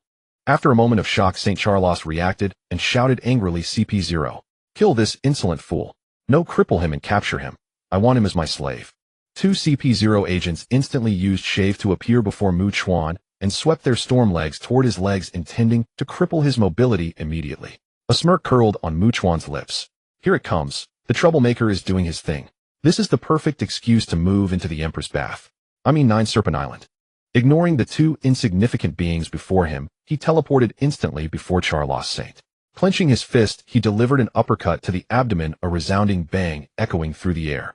The bubblehead figure was launched skyward by the force of the punch, blood gushing ceaselessly from his mouth, like a human fountain, albeit with an erratic spray pattern. Chuan had no intention of letting him escape. Teleporting midair, he pressed against his back and declared, "Repulsion control, white hole singularity." A deafening bang resounded as the central part of Charlos Saint's body exploded in a torrent, scattering crimson powder across the sky. Then 2 feet and a head plummeted down. This horrifying sight left everyone stunned, their eyes bulging and mouths agape. Chuan shook his head. Though he hadn't exerted his full strength, the suppressed power was far too weak. He had expected it to reduce the target to nothingness instantly. Repulsion control, white hole singularity, was the antithesis of the gravitational black hole singularity. It generated an instantaneous outburst of immense repulsive force, shattering the opponent into particles. Gravity was a technique of inward collapse, infinite densification and contraction. Repulsion was one of outward eruption, infinite expansion and explosion. Chuan sighed. Even at full power under suppression, his output could no longer annihilate planets as before. Yet diminished as it was striking a human body still reduced it to a mist of blood.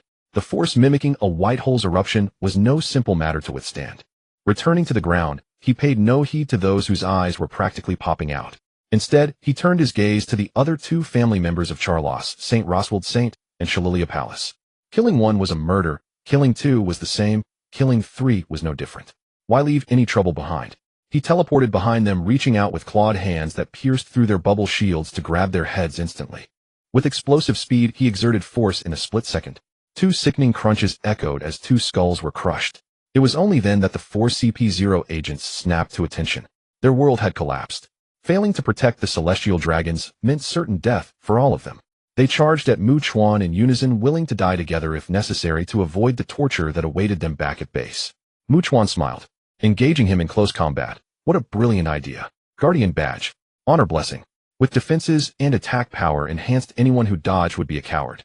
He withstood the attacks of 3 opponents, then initiated with Tiger Strike, a strong control grab that seized one by the neck and slammed him into the ground with a thud, followed by white hole singularity, a bang that instantly disintegrated the head.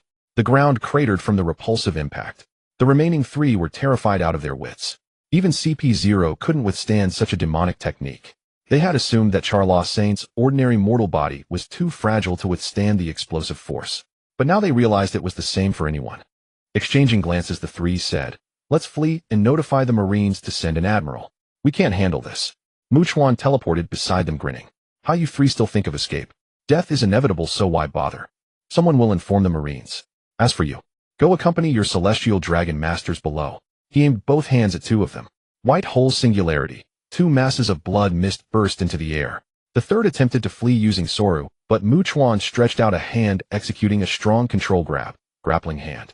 Once ensnared, he triggered white hole singularity right in his palm, reducing him to mist.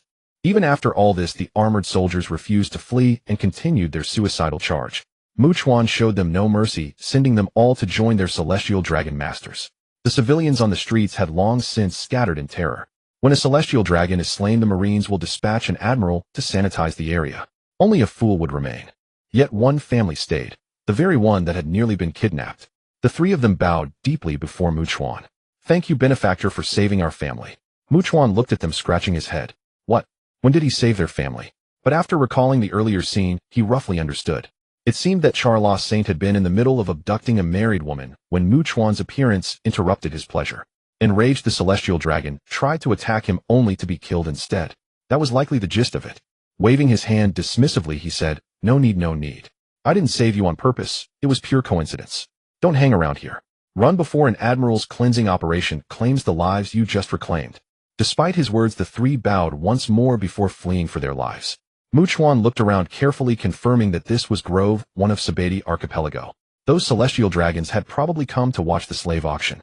Judging by Charles Saint's arrogance, Monkey D. Luffy hadn't beaten him yet. Otherwise, had been holed up, and the Marines would likely arrive soon. He wondered which admiral it would be, hoping it wasn't Kizaru. Not because he feared him, but because he was annoying. Damn Lightspeed. If that guy wanted to chase you, you could run until you dropped, and still never shake him off. Here in the Four Seas, you could run wherever you liked. Let him give you a 3-day head start, then come catch you. He'd still be waiting ahead. Even if his glint fruit didn't grant true light speed at 1/10, or even 1/100th the speed of light, the result would be the same. If even 1/100th was too much, then forget it. Don't call it the glint fruit. How embarrassing having light speed slow enough for the naked eye to track. His handsome face had probably been captured by Den Mushy or video snails. Well, he'd just wait for the wanted poster and see what bounty the world government placed on the heads of 3 celestial dragons. He couldn't teleport directly to Amazon Lily just yet. The news needed time to spread. It would be awkward to arrive before Boa Hancock saw the news of his deed. He leisurely strolled to the slave auction house, swiped some berries, then bought a modest ship, and set sail toward Amazon Lily. With control over gravity and repulsion, he needed neither propulsion nor steering. He placed a rocking chair on deck, set up a grill on the right with beef and lamb sizzling, and on the left a table laden with fruit drinks and snacks. Thus he drifted leisurely over the sea, rocking in his chair under the blue sky and white clouds, eyes half closed, mind empty. Rocking back and forth, sheer bliss. It felt like a peaceful retirement. But his respite was brief. The next afternoon, as Chuan lounged in his chair, basking in the sun and sea breeze, sipping a drink between bites of skewers. Suddenly a flash of light. A figure materialized on the ship, Admiral Kizaru. Before the man could speak, Chuan clicked his tongue in annoyance and said, "TCH, my luck is terrible. Why did the Marines have to send you? Is Akiji dead? Or kinda down?" "TCH, my luck is terrible. Why did the Marines have to send you? Is Akiji dead? Or kinda down?" Kizaru wore a lecherous chrysanthemum-like grin. "Oh, young people these days have no manners, speaking of which you really know how to enjoy life, killing a celestial dragon, and instead of hiding you're drifting boldly over the sea, sunbathing and barbecuing.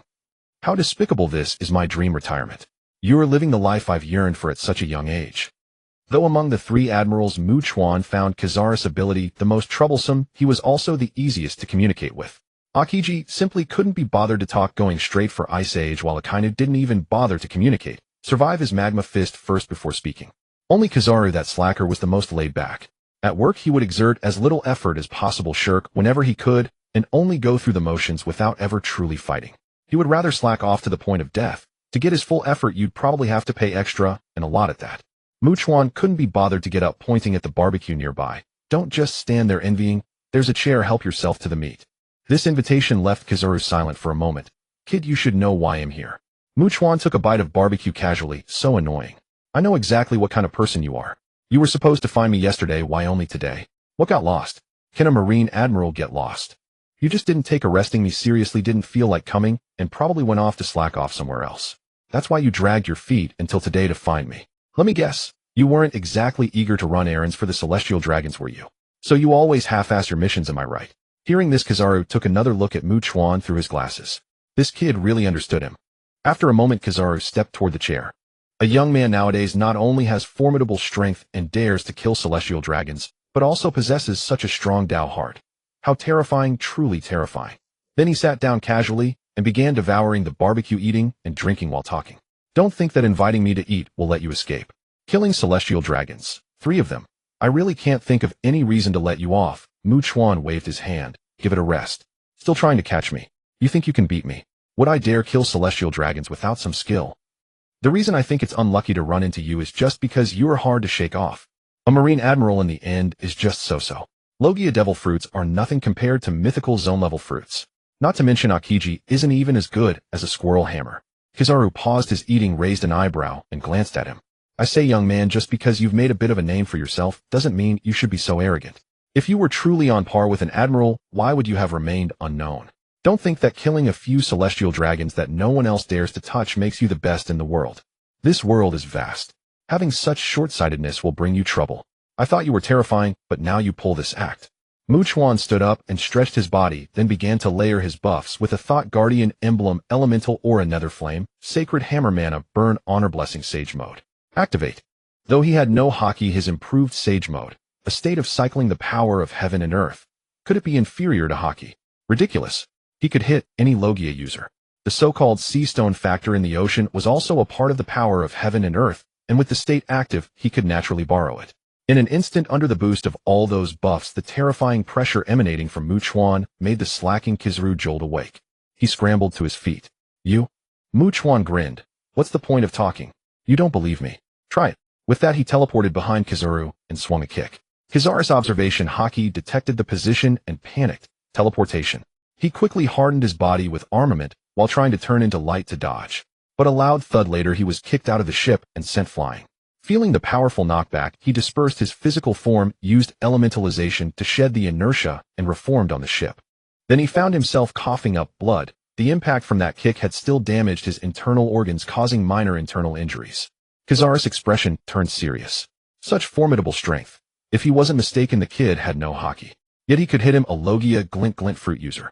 What kind of technique was that? Before he could figure it out, he saw Chuan step forward again, pulling back his fist to punch him with a terrifying white light gathering on it. It clearly didn't look like anything good. Kizaru quickly raised his hands. Whoa. I never said I wanted to fight. Young people are so hot-tempered, how terrifying. Only a fool would go all out. Why exert effort when you don't have to? Did he think him Akiji the honest one, or Akainu the extremist? At the same time, he felt extremely frustrated.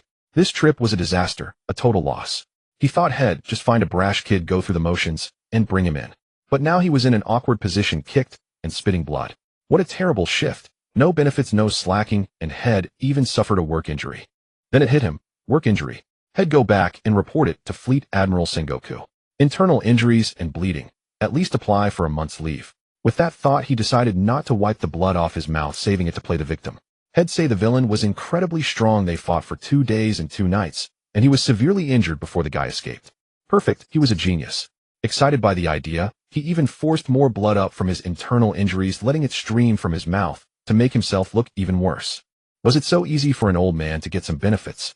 Getting beaten and putting on a show. Chuan, seeing him raise his hands and surrender, had stopped his attack. But before he could speak, he saw the guy forcing blood out of his mouth. Chuan's forehead creased with irritation. Hey, what are you? Trying to scam me? Have you no shame? You think you'll pay compensation? Kizaru waved his hand. Cough, no, don't worry about it. This is all part of the necessary procedure. Public servants, you know how it is. The bitterness of old age. You young folks wouldn't understand.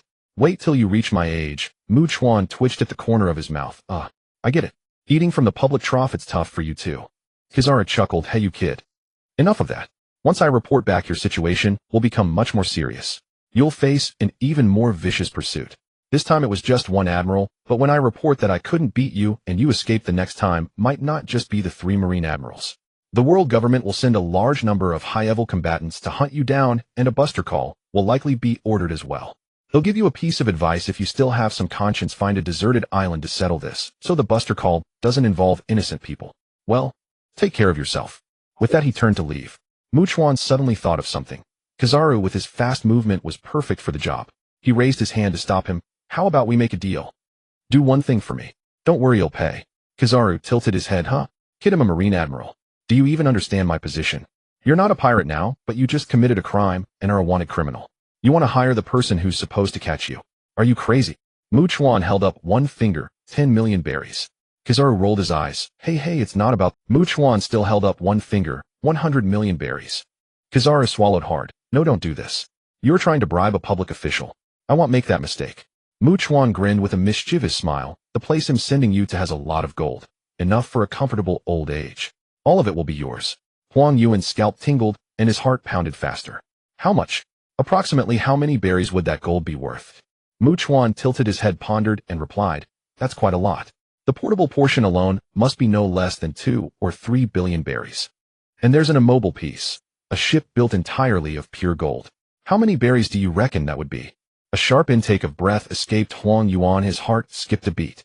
What kind of crazy statement was this? Billions of berries worth of gold. A golden ship. Who would be foolish enough to create such a monstrosity? He composed his expression and tone before asking. You're not talking about one of the member states with a gold mine, are you? That won't do. The Navy can't touch the assets of member nations. No any owned wealth. Any country within the 4 seas. We must not harbor ill intentions. Forget it, this is a line we cannot cross. Chuan shook his head. That place isn't among the nations of the 4 seas, and it's currently in dire straits. Take out their ruler, and you can do whatever you want. Huang Yuan grew increasingly uneasy. Suddenly a location dawned on him. Hey, you're not talking about Sky... Chuan gave a thumbs up. Sharp. Congratulations, you guessed it. It's Sky Island. I want you to make a trip there and stick something for me. Huang Yuan asked curiously, does Sky Island really have that much gold? Tell me first, what do you want this old man to stick? He mused to himself, so it really is Sky Island. The Navy High Command knows about the place, but I've never been there and have no idea what it looks like. Chuan smiled, reached out, and produced a small disc. This is a devil fruit extraction device. I need you to go to Sky Island and attach it to the body of the god of Sky Island, Ai, Lu. The devil fruit extraction device. Its full name is the Devil Fruit Transfer Extraction Device, which pairs with the Devil Fruit Enhancement Device. It can extract the devil fruit ability from the person or fruit to which it is attached and transfer it to the enhancement device's storage chamber. The extraction device itself will also teleport back. Then you can choose to enhance the ability, which results in a positive evolution. This item was a product that refreshed in Chuan's inventory 2 days after arriving in this world. He had spent considerable time deliberating over which devil fruit he wanted, but ultimately decided that the rumble fruit was both cool and practical. However, it resided within Ai Lu on Sky Island, and Chuan himself had no time to go. Then Huang Yuan appeared, fast enough, powerful enough, and more than a match against Ai Lu, who lacked hockey. He was the perfect errand runner. Huang Yuan's hair instantly stood on end. He recoiled 2 steps, pointing at the small disc. Talk, but don't come closer. Are you saying that device can steal someone else's devil fruit? No joke. How terrifying. This guy had something that could seize another's devil fruit. Anyone who relied on their fruit would be helpless against him. Seeing his fright, Chuan shrugged. Yes, stealing others' devil fruits. Lying to you does me no good. Huang Yuan sighed. Aren't you afraid he'll turn this over to the 5 elder stars? After all, this thing is too dangerous. Chuan returned to his rocking chair, laid back, and took a sip of juice. No, I'm not afraid. I have more of these, and besides, this is just a sub-device. It's useless to you. Even if you gave it to Vegapunk, it would be useless. It has a self-destruct mechanism built in. Moreover, if you really intend to deceive me, think carefully. I will definitely strip your ability afterward, as long as you can bear the consequences. Suit yourself. Huang Yuan pondered for a moment, then looked up and asked, that Ai Lu on Sky Island. What fruit does he have? Chuan, the rumble fruit. Huang Yuan frowned. A Logia. And lightning at that. Are you sure this old man can beat him? Chuan shook his head. No. That guy doesn't know hockey. You only need to stick the device on him. You don't have to defeat him. Once the device is attached, it activates immediately and begins extraction. During that process, he'll be completely weakened and unable to resist. He does have mantra, a special form of observation hockey that covers the entire Sky Island. But you also possess advanced observation hockey, and electricity isn't faster than light. Listen to me. From outside Sky Island, lock onto his position, then use full speed to instantly dash to his side and stick the device. Overwhelm him with speed. That's the safest method, closing in from 1,000 miles in an instant. He won't have time to react before it's done. Otherwise it might take some effort. Huang Yuan considered this, and then agreed. Alright, this old man will take this private job. Once it's done, he'll never have to worry again. Mu Chuan tossed him the device, then produced a briefcase, and threw it over as well. Here, your reward 100 million berries. Even if you can't bring yourself to take the gold, at least you won't have worked for nothing. Huang Yuan accepted both items cheerfully. Ho ho ho, he'll gratefully accept then. Kid, I hope we meet again. With that he flashed away and vanished into the distance. Mu Chuan took another sip of juice and continued drifting onward, planning to find a lonely island near Sifa Island to wait for the second wave of encirclement. If a buster call happened, he didn't want to implicate innocents. To resolve this matter, he would have to fight a major battle, intimidate the 5 Elder Stars, and show them through sheer power that he was not to be trifled with. Continuing this fight would benefit no one. They had to be forced to abandon the hunt, or it would never end. If he wanted to strike a large number of enemies simultaneously, Mu Chuan felt that unleashing his first awakening ultimate was the only way. Indeed, after the first awakening, he unlocked 2 passive and active awakening skills, plus 2 level 60 and 70 skills. Divine Awakener. Faith Aura passive as Steadfast Faith grants the Divine Awakener the authority of conviction, increasing basic attack and skill attack power, and generates an aura that grants allies bonuses to strength, intelligence, vitality, spirit attack, speed, movement speed, and physical magic attack. Heavenly Radiance unleash sacred power to split the sky, raining golden lightning and spears of light to judge enemies. The Holy Light descends to bless allies, increasing strength, intelligence, attack, speed, and movement speed. Holy Rush charge forward with sacred power, ramming enemies in the path, then swing a giant weapon formed from holy power to strike the enemy. Sacred Spear generate an ancient sacred spear and hurl it at the enemy. After striking, the spear flies into the sky and then plummets vertically, triggering a sacred explosion. Demon Emperor. Elemental Burst passive understand the flow of elements and master their unstable parts, maximizing elemental efficiency, increasing critical hit rate and critical damage. Phantom Quartet gather destructive aura imbued with various elemental attributes and trigger a massive explosion. Elemental Condensed Sphere condense elemental power to form a magic sphere and launch it. The sphere bounces along its path, generating shockwaves, and finally explodes. Elemental Annihilation generate 5 large magic spheres in the air arranged in a pentagon and smash them into the ground. Upon landing, they form a magic array that triggers a violent elemental explosion. Mu Chuan felt that aside from the first awakening ultimate and passive, the other 2 skills were nothing impressive, merely destruction forms with greater output. He could achieve the same form without these skills. In truth, once one grasped the core origin of the profession, purely offensive skills became obsolete. They were merely different forms of energy attacks that one could develop on their own. Only functional skills with special mechanisms, those involving unique rules, were beyond self-development. For example, effects like powerful control had an irrational special additional property. On the other end, Kizaru returned to Marine Headquarters Marineford. In Fleet Admiral Sengoku's office, most of the high-ranking officers were present, all lounging with legs crossed during the meeting. The topic at hand was how to handle the aftermath of the Celestial Dragon's murder, an incident of immense gravity. As soon as Kizaru entered, everyone's eyes fixed on him, and frowns immediately creased their brows. Borsellino looked a mess, blood all over his chin. Good grief, had he been beaten up on his field assignment. No, to think someone could thrash an admiral, the Marine's top combat power, and send him back bleeding. Who would? Yet upon reflection it made sense. Anyone daring enough to kill celestial dragons must possess formidable strength. Back then, Fisher Tiger, a fishman of moderate power, had stormed the Holy Land, married Geos, and freed slaves. The world always harbors those audacious souls who every now and then commit earth-shattering deeds. Akiji, observing Kizaru's injuries, offered no opinion, merely remarking, Era, how unbelievable.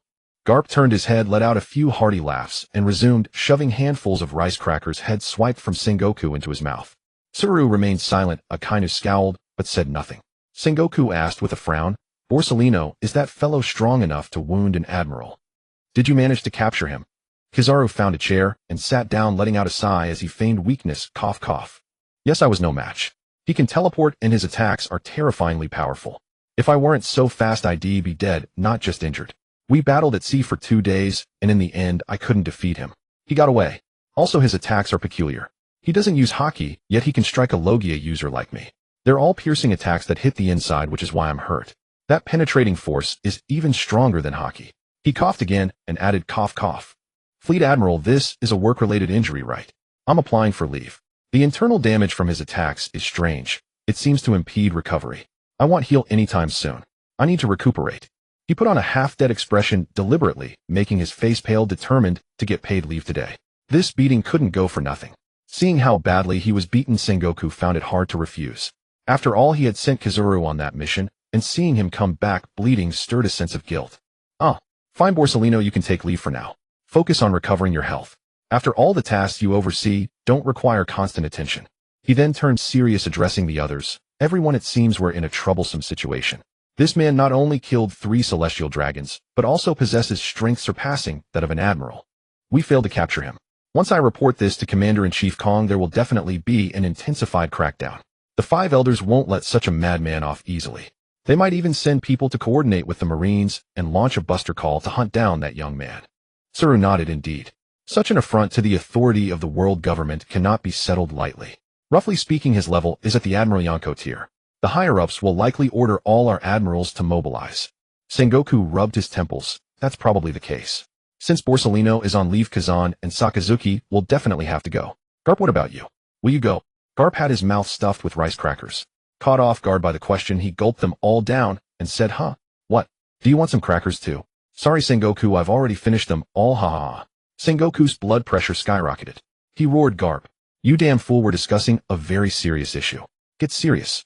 This old friend could drive him to an early grave, always acting like a buffoon. Among his old comrades, only Tsuru was reliable. Garp laughed heartily. Ha ha ha, what's there to discuss? They only killed a few celestial dragons. What a fuss over nothing. Don't those scum deserve to die? Ha ha ha. Sengoku slammed the table. Shut up, Garp. Watch your mouth, you damn fool. He quickly pulled several packs of rice crackers from the drawer under his desk and threw them at Garp's face. Just eat your crackers quietly. We don't need your opinion. After taking a deep breath, he said, Fine, let's adjourn for now. He'll report the situation to Commander Kong and see what the higher-ups decide. The others nodded and filed out. Sengoku began dialing a den mushi. Meanwhile, Mukuen had been drifting on his boat for a while when trouble found him again. Truly, fortune was against him. He saw an extremely luxurious grand ship parked in front of his own. Standing on it were men in black suits and white suits, obviously CP agents. And between them, 2 figures with bubble headgear. Damn, another celestial dragon. Mukuen raised a hand and slapped his own face in utter exasperation. Was he destined to clash with these people? He hadn't even settled the matter of the 3 head killed, and now 2 more showed up. They looked like they were about to cause trouble again. These morons. What a pain in the neck. On the luxury ship, one of the celestial dragons was excitedly talking to a higher-up via video, den mushi. Hey father, guess who I've encountered? Haha, it's the scoundrel who killed Roswald and his family. This lowlife dared to do such a thing. Today I'm going to kill him. Haha, how about that, father? Am I not? The face on the den mushi twisted in alarm. What? You encountered that madman. Don't provoke him. Come back immediately. But the bubblehead man remained nonchalant. Father, don't worry. We are noble celestial dragons. With a single word, that lowlife will die. He watch me make him kill himself. He then ordered a black-suited agent. Hey you, go tell that lowlife to come up here and commit suicide in front of me. The other bubblehead man chimed in. Yes, go quickly. Have him come up and perform suicide for us. The black-suited CP agent felt cold sweat trickling down his forehead. He knew they were doomed today. Was that someone they could afford to mess with? Did they really think any fool would dare kill a celestial dragon? Besides, the man had not only killed, but was still roaming freely near Eni's lobby, clearly indicating he was a tough customer. Yet they couldn't defy a celestial dragon's order. Follow it and die, or disobey and die. Either way, death was certain. Forced to steel himself, he nodded. Yes, sir. He vanished with a shave and reappeared on Mukuen's boat. Tensei said, Lord Prumming Saint says, you are to go up there and commit suicide. Seeing the CP agent's nervousness, Mukuen smiled wryly. Hey, you can't even speak properly. Why go as sacrifices for these scum? It's not worth it. The CP agent replied, It is our duty. It is the reason we exist. Mukuen stood up and stretched. Fine, looks like you'll have to add more blood to my hands. Those damn celestial dragons are piling on my karma. They won't get an easy death. Chuan lazily rolled his neck to loosen up, then instantly teleported onto a luxurious ship. The 2 bubblehead figures grew even more excited as he boarded. Here he comes, haha. Yeah, quick you there. What's your name? Never mind, just kill yourself, so we can walk. Chuan stared at these 2 imbecilic beings, and almost felt like laughing. What kind of twisted thing could spawn creatures brimming with such intellect? From this, it was clear that Emu was utterly brain-dead, insisting on letting a bunch of fools sit atop the pinnacle of power. Even a slightly rational being wouldn't have done such a thing. Chuan spitefully speculated that Emu might have been castrated in the past, leading to a twisted psyche and such idiocy. Otherwise, there was no other explanation for a ruler who personally carved out an empire being a complete moron. He glanced around, calculated the number of people, then flicked his wrist and shot out a volley of light spears, piercing them all and triggering a hard control that pinned down every soldier, agent, and bodyguard. As for how many would survive, that depended on their own fortune. If their health bar was thick enough to endure the piercing and still live, they were lucky. Then he strode step by step toward the two bubblehead figures. As he walked, he manifested truth-seeking orbs which morphed into massive hands that flew forward, grabbing the limbs of the two bubblehead figures and stretching them taut.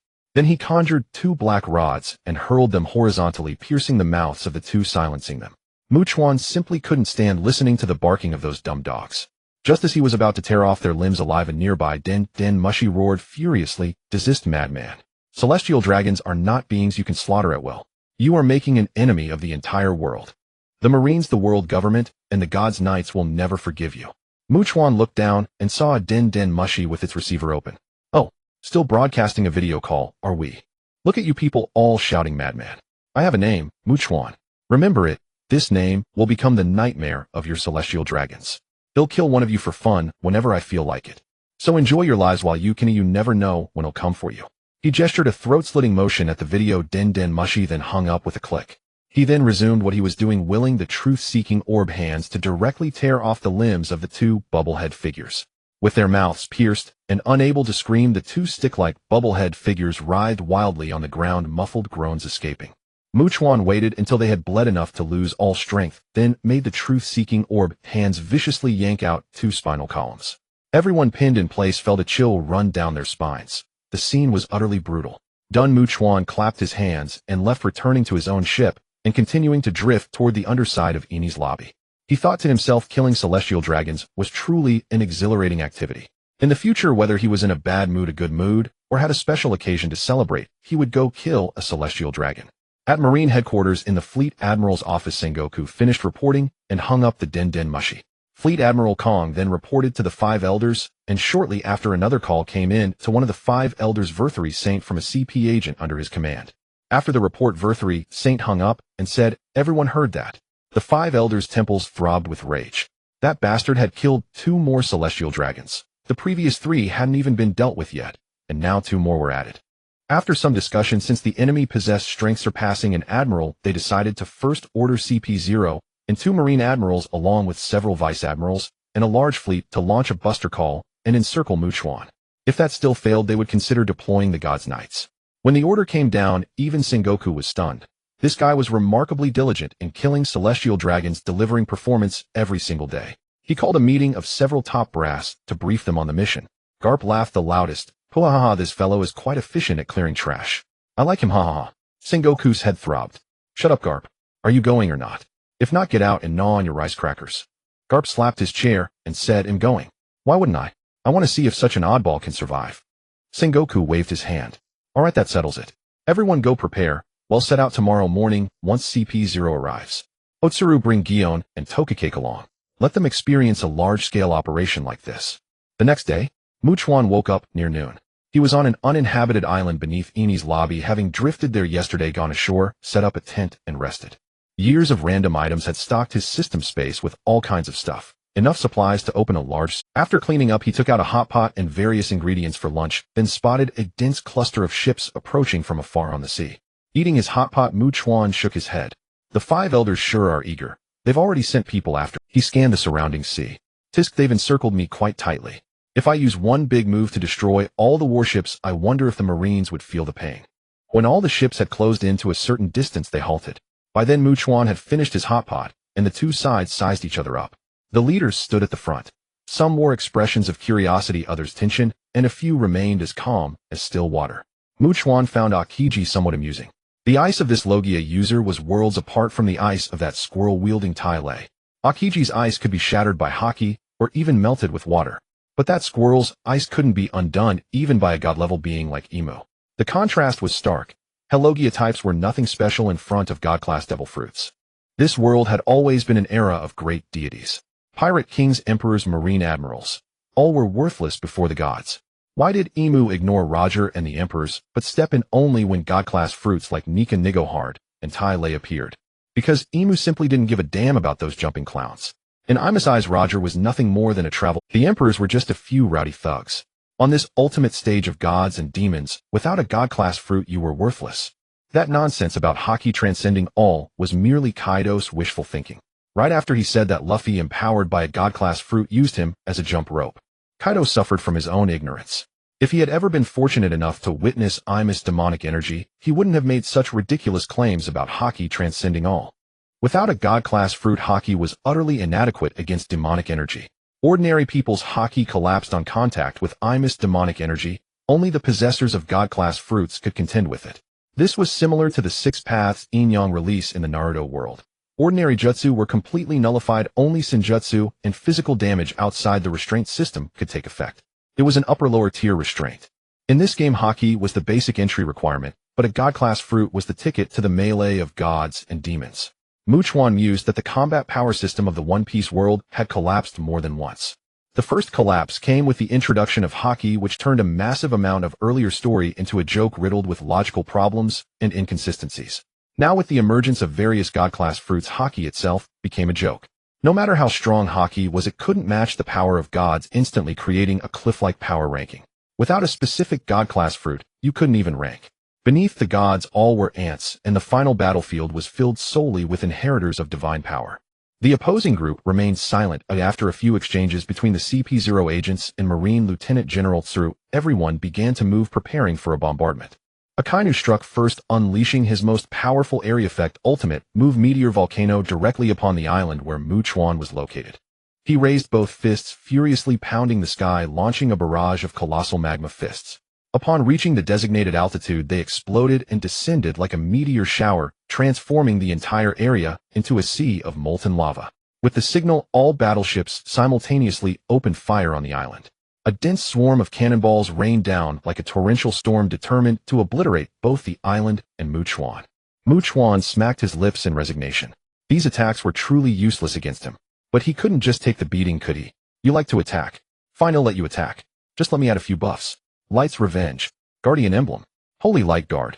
One triggered a heavenly thunderous retribution upon being struck, one boosted defense, and one erected a protective barrier.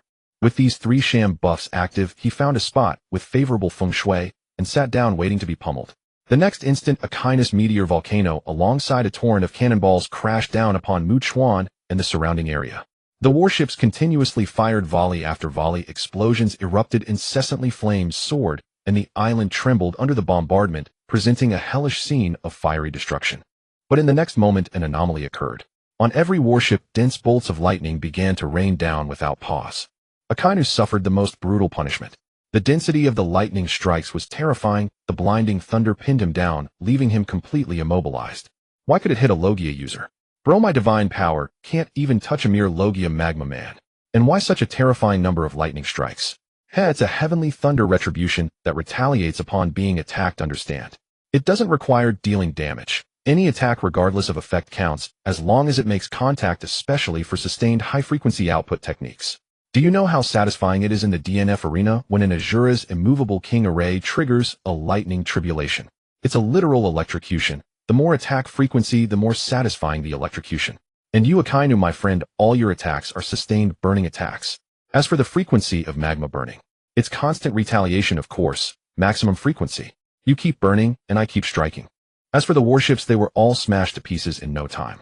The ring of ships around the island was utterly obliterated by the roaring thunder, a truly magnificent spectacle. Only the ships that hadn't fired survived, along with the one Akainu was on, because all the lightning was concentrated. The rest were destroyed. Those struck by lightning died instantly. Those who survived ended up in the sea, while Devil Fruit users simply sank to the bottom. On the few remaining flagship vessels, Lieutenant General Tsuru twitched the corner of her mouth. She had seen it all today, truly a first. What kind of affair was this? Had they committed an act so heinous that even heaven was outraged? Was this divine retribution? If you claimed it was human attack, there was no trace of human intervention. It appeared purely out of thin air, and this retribution only struck those who attacked. If you denied it was human, that didn't make sense either. Surrounding a mere young man hardly qualified as an outrage to heaven. When they had unleashed the Buster Call on O'Hara, the innocent deaths were far more numerous. How could that not be more heinous? Yet no retribution came. Tsuru glanced at Sakazuki, still bathing in lightning, shook her head, and said, "Garp, stop daydreaming. Take the men down to rescue the devil fruit users, first fish them out. Garp snapped out of his daze upon hearing Tsuru scratched his head and said, all right, he'll go rescue people. Tsuru noticed that the CP0 members weren't moving. Frowning, she asked, gentlemen, a little help wouldn't kill you, would it? Though your authority exceeds ours, you can't just stand there coldly watching. One of the CP0 members replied, Vice Admiral Tsuru, I'm afraid you misunderstand. We are also ability users. Tsuru apologized. I see. My apologies for the misunderstanding. The CP0 member showed no emotion, no need to care. Tsuru sighed, looking at the Marine's devastation. What now? The buster call can't proceed. Should we withdraw or continue onto the island to encircle him? The buster call cannot proceed. Should we withdraw or continue onto the island to encircle him? The CP0 member gazed at the island in silence for a moment before saying, let's land. If we can't complete this mission, the world government will lose face. We'd better do everything we can, otherwise we won't have an explanation. Tsuru looked again at Sakazuki, still bathing in lightning, and said, the key point is this lightning counterattack ability. It's quite troublesome. Whoever attacks him gets struck by lightning. How do we even approach? A CP0 member suggested, how about trying close quarters combat? Akiji, lounging nearby, spoke lazily. I have an idea. That lightning counterattack seems to be based on attack frequency. If we use single powerful strikes, can we reduce the counter frequency? I think the damage from that lightning counterattack isn't very high. With our strength, enduring single strikes one by one should have no impact. Tsuru looked more closely at Sakazuki and recalled the earlier scene. Indeed, some warships had a low frequency of divine retribution, while others were extremely dense, likely related to the burning flames. The flames from cannonball friction and impact lacking fuel extinguished quickly, while Sakazuki's magma would persist for a while, so he kept being counterattacked. Seeing this, it seemed to hold true. She nodded in agreement. Reasonable. Let's try it later. Wait for Garp to return. With him here, we'll have a better chance. Everyone nodded. Now no one dared to underestimate Mu Chuan on the island. As for Mu Chuan, he was sitting on the ground, clicking his tongue in awe. Watching the ring of warships being simultaneously shattered by falling lightning was quite a spectacle, a visual feast. He found it amusing to see Akainu still being baptized by lightning. He deliberately picked up nearby magma to keep it burning. He couldn't let it run out. Keep washing the thunder must not stop. The Marines' rescue operation lasted a long time, as there were many people. Some remained on the ships while others went ashore. After regrouping, Garp, Akiji, Momosaji, Chatten, the CP0 members, and several powerful vice admirals all headed toward Mu Chuan, ready to gang up on him. Mu Chuan saw them surrounding him and stood up, stretching lazily with a smile. Hell, done cleaning up. You guys are pathetic. Starting off like this, how embarrassing for your reputation. Someone might think the Marines are useless. He then said to Akiji, right, little thunder rat. Akiji, caught off guard by the address, replied automatically, huh? What little thunder rat? Mu Chuan gestured a squirrel shape and a hammer shape, saying, a hammer that ate a mythical Zoan devil fruit can turn into a squirrel. It also uses ice. He then put on a disgusted expression, but that ice can't be broken by anyone's hockey.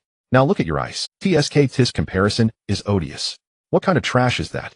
It can be shattered or dispelled by hockey and even melted with water. Bro, if I were you, I'd be too embarrassed to go out claiming to be an ice user. How pathetic. Akiji was even more baffled by the disdain. This man meeting him for the first time, why does he look down on others? Why only look down on me? Isn't Sakazuki in a more sorry state right now? Why don't you speak ill of him?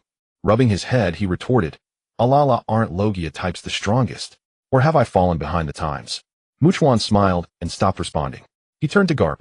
I say, Garpson, that brat from your hometown wants to go out to sea again. Aren't you going back to see him? If you do go see him, won't you give him a lesson of love? Use your iron fist of love to remind him of his dear mother. Garp was stunned, then exclaimed in shock, Nanny. Luffy wants to go out to sea and become a pirate again. Damn it, that rascal Luffy. I wanted to train him to be a Marine. Wait till I get back, he'll break his legs. The CP0 agent could no longer wait. He spoke directly, Gentlemen, don't waste words on him. Let's attack now. That statement would have been fine, but Mu Chuan thought otherwise. With a displeased expression, he said, Hey buddy, you guys have been doing all the fighting.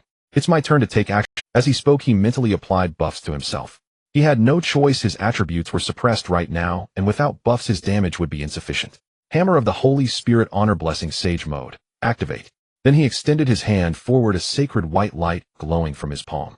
Ignoring whatever they thought, he said with an evil grin, I am Mu Chuan, a dual-class cheat. Today you'll use just one move. Whether you live or die depends on how strong you are. With that he clenched his fist and extinguished the white light. Apocalypse. In an instant the clouds in the sky parted, and a slightly tinted pure white sacred light poured down, further enhancing Michuan's stats. Everyone looked at the sky, wondering what kind of technique this was. Its area was massive, covering the entire island and the surrounding sea. The next moment, the sacred light instantly generated golden lightning and golden spears that rained down with incredible speed. There was no time to dodge nor any place to hide. They could only endure with haki. Countless sacred golden lightning bolts struck the ground and exploded. The golden spears pinned into the ground did not disappear. Anyone pierced by the spears was immobilized and helplessly bombarded by the lightning. After the lightning and spears finished their barrage, the spears glowed once more and simultaneously exploded with a deafening roar. The violent sacred blast killed outright many who could not withstand it. Those who could endure were not much better. All were gravely wounded on the verge of death. The Admiral-level fighters managed to survive with severe injuries, but not death. As for the island, it was now utterly wrecked with seawater already flooding and threatening to sink it at any moment. Chuan surveyed the effect and was fairly satisfied. If another 2 months had passed, and he added buffs, he estimated he could sink the Red Line continent. He looked at Garp, who still had some mobility. See, I told you working for the Celestial Dragons leads to no good. Better call headquarters for reinforcements. This island is about to collapse. If someone doesn't come to pick us up soon, all Devil Fruit users will die. Nobody else has the speed, so it'll have to be Kizuru. He's the only one who can make it in time. How that guy really is a workhorse. After saying that, he strutted arrogantly to the shore, released his small boat, lay down on it, and drifted toward back with the Marines after Garp called Sengoku for reinforcements. Sengoku indeed dragged Kizuru back to rescue the victims. After all, who else was faster? At the Five Elders' office, the CP0 agent they had sent had kept a din mushy, recording the entire scene. Watching the footage, even they felt their scalps tingle. What kind of background did this sudden intruder have? How could his abilities be so diverse? He always pulled new tricks, never using the same power twice. With that level of destructive power, even sending the Holy Knights would make no difference. Even if they themselves went, they would likely only fight a war of attrition using their immortality. They couldn't possibly ask Im-sama to intervene. After a moment of thought, they decided against it. They dared not bring it up, lest Im-sama deem them useless and strip them of their immortality. Warcury said, judging by his actions, he doesn't seem to want to conquer the world. How about, we just, Nustero, but what if he continues killing celestial dragons? We can't just let him kill them. Saturn, it's not impossible. There are so many useless celestial dragon scum. How many can he kill? A few hundred. Mars, 1,000. Can he kill them faster than they are born? If he has to keep an eye on celestial dragons all day, he won't have time for anything else. Peter, thinking about it that way, it's actually not bad. He'll clean out the trash. Mars, alright, as long as he doesn't destroy the Red Line, I have no objection. Nustero, fine. Killing off some trash will also save a lot of expenses. Warcury, yes, politically speaking, it could even appease the common people. It will also make the celestial dragons from the major families behave themselves and stop causing trouble. The public will think the celestial dragons have changed, and we can earn some reputation. After tallying the pros and cons, the five decided it was more advantageous and immediately resolved to ignore him and let him kill. They turned around and issued a bounty poster for Chuan, giving him the apt epithet, Dragon Slayer Chuan, with a bounty of 5 billion berries. The amount was set based on the number of celestial dragons. He had killed 10 billion per celestial dragon. A lower amount wouldn't be imposing, so 10 billion was just right. He had killed 5, hence 5 billion. If he continued killing celestial dragons, the bounty would increase according to the same standard. This move by the five elders left Sengoku utterly dumbfounded. The world government actually swallowed such a great humiliation and merely issued a bounty poster. They even used the news to publicize him. What was the meaning of this? What were they thinking? So the Marines' heavy casualties just go ignored. We were the only clowns in this whole affair, beaten, dead, ships destroyed, and it's all part of your game. Were we just pawns in your entertainment? Meanwhile, after drifting at sea for 2.5 days, Chuan's devil fruit sublimation device reacted. The extraction unit had returned.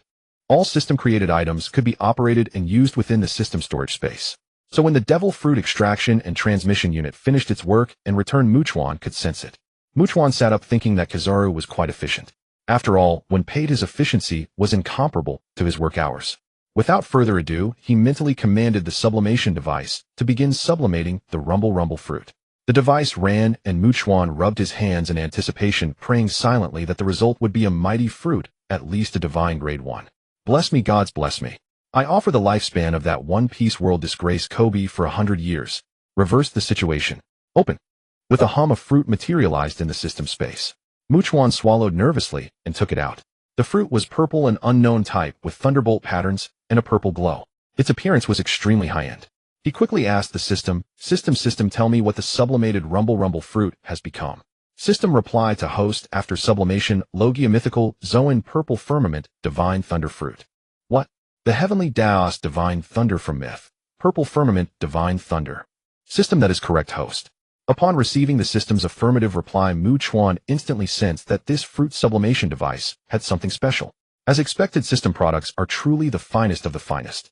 Winning a major prize on the first sublimation was quite a stroke of luck. The Zixiao Divine Thunder was the heavenly Daos Divine Thunder from the Honghuang mythological system. Even if it were a counterfeit imitation, a devil fruit sublimated into a mythological lightning fruit of this caliber could not possibly be inferior. It would at least be far stronger than the god-grade fruits of this world. Tongzi, show me the details of this fruit. Logia mythical breed Zixiao Divine Thunder fruit originating from the heavenly Dao Divine Thunder of Honghuang, commonly known as the heavenly Dao Tribulation Lightning. Its killing power is terrifyingly effective. The Divine Thunder possesses divinity, thus it inherently has multiple special effects. Effect 1: Sin accounting doubled against evil specifically punishes those who defy the heavenly Dao or commit heinous evils. The deeper the target's sins, the exponentially greater the thunder's power. Effect 2: Suppression of all techniques, cleansing of all evils. The thunder carries the order and laws of the heavenly Dao, restraining all evil. Any heretical arts, demonic techniques, dark qi, ghostly paths, forbidden restrictions, or abnormal effects will nearly dissipate and fail upon contact. Evil entities, goblins, and demons struck by it have almost no means of resistance. Effect 3: Nothing can overcome it. Instead, it suppresses all paths, belongs to a primal order thunder seed. It is not restricted by acquired attributes like the 5 elements or yin-yang. Instead, it can reverse suppress the vast majority of techniques and physiques. Effect 4: Auxiliary body refinement. The Zixiao Divine Thunder can temper the physical body, purify inner demons, and simultaneously refine the body and soul, enhancing and solidifying the foundation.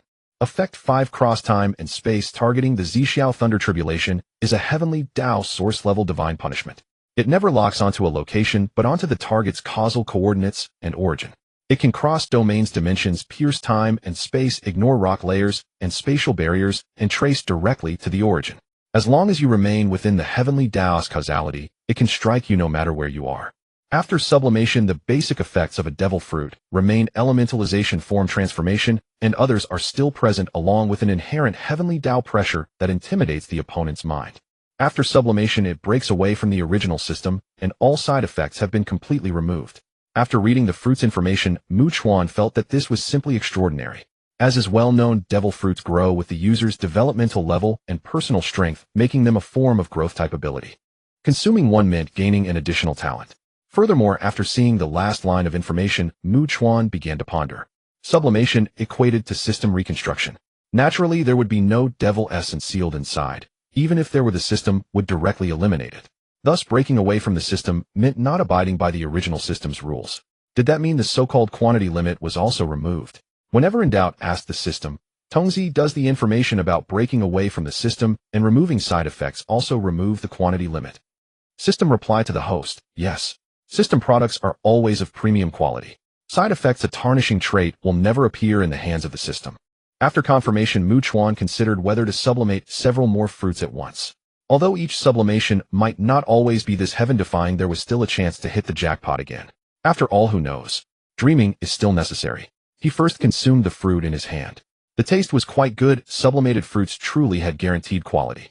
After eating, he raised his hand to look at the surging purple thunder, then laid back down to let the fruit and himself gradually adapt. This thing did not require deliberate release or training. As long as the user had enough knowledge and knew how to apply it, it could be developed quickly. Reclining in a rocking chair while sipping orange juice, Chuan mused about what other fruits to acquire next.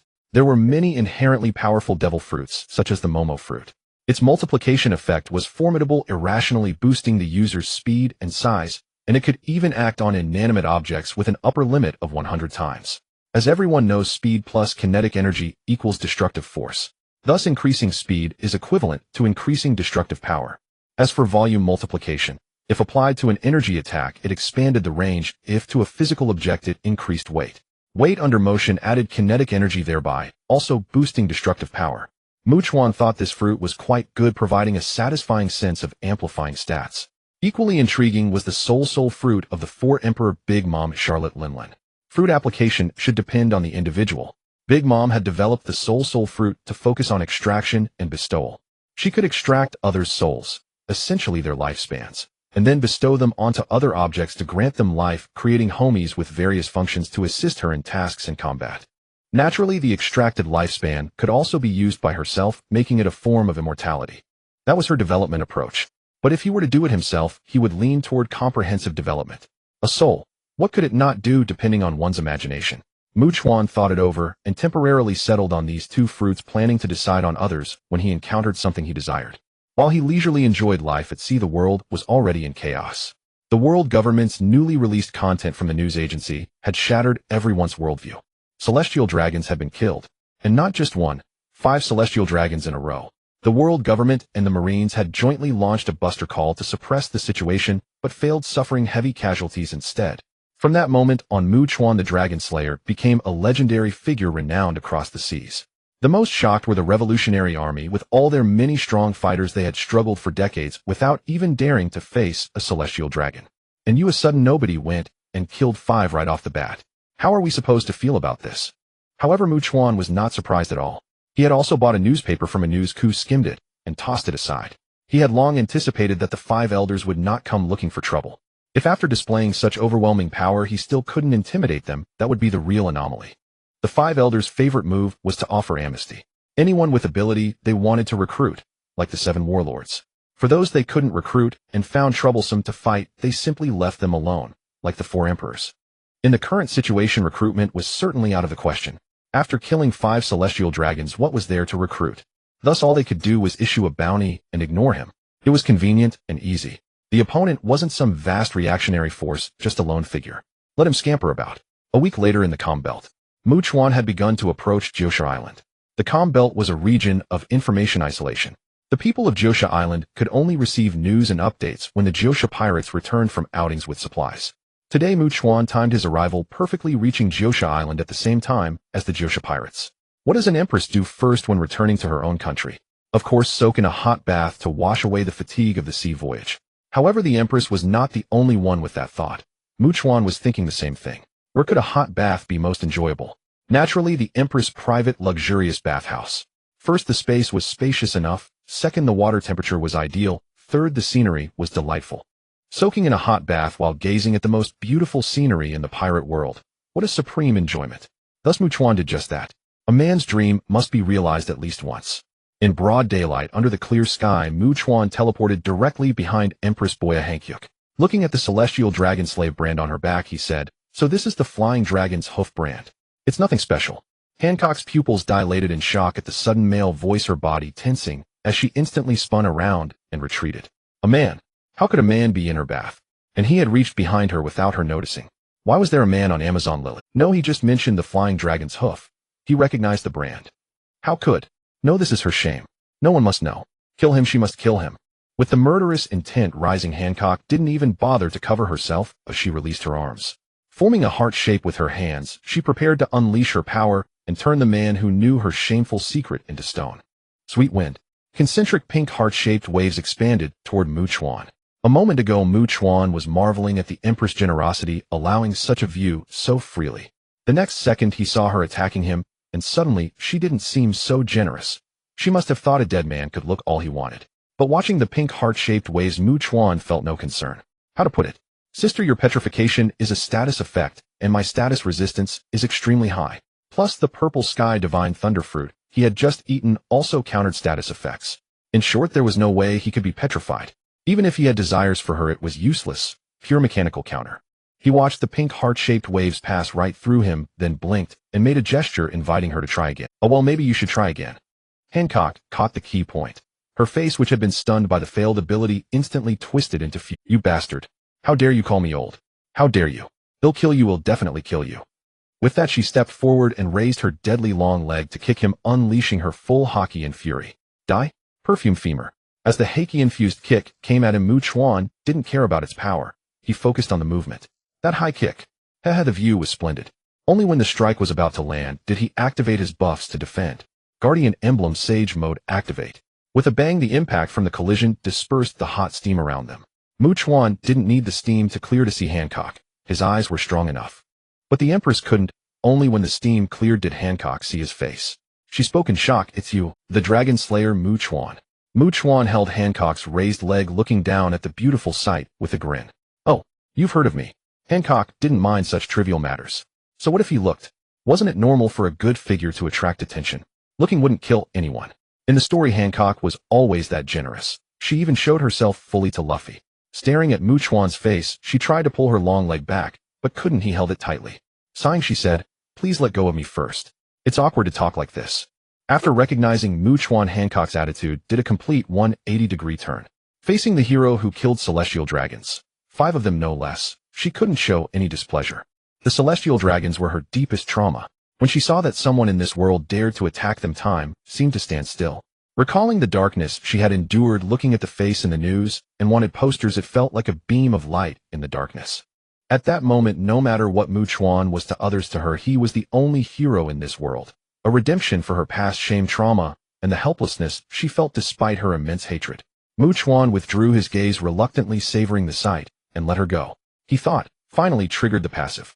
My identity as the celestial dragon executioner is starting to pay off. Hancock nervously blinked, stealing a glance at Chuan before looking away, looking shy.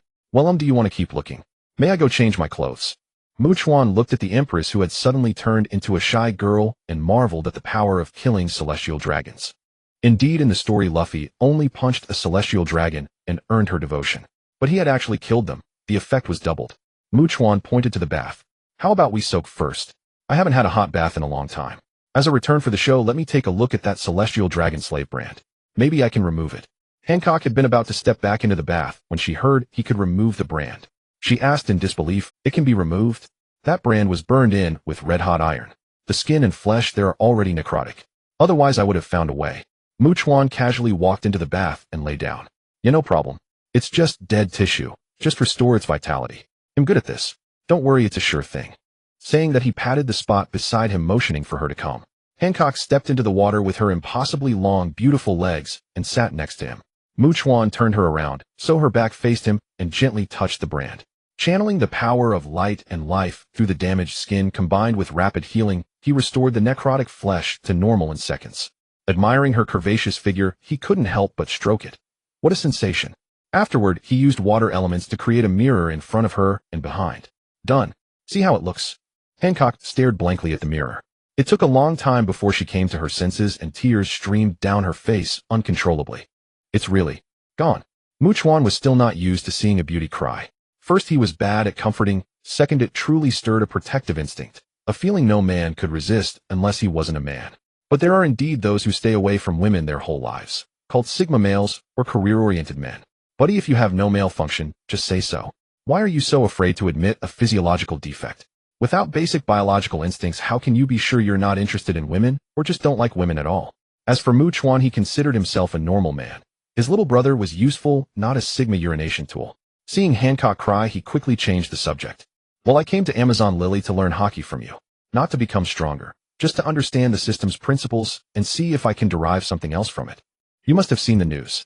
Without hockey, I can still sweep through Admiral and Emperor-level fighters.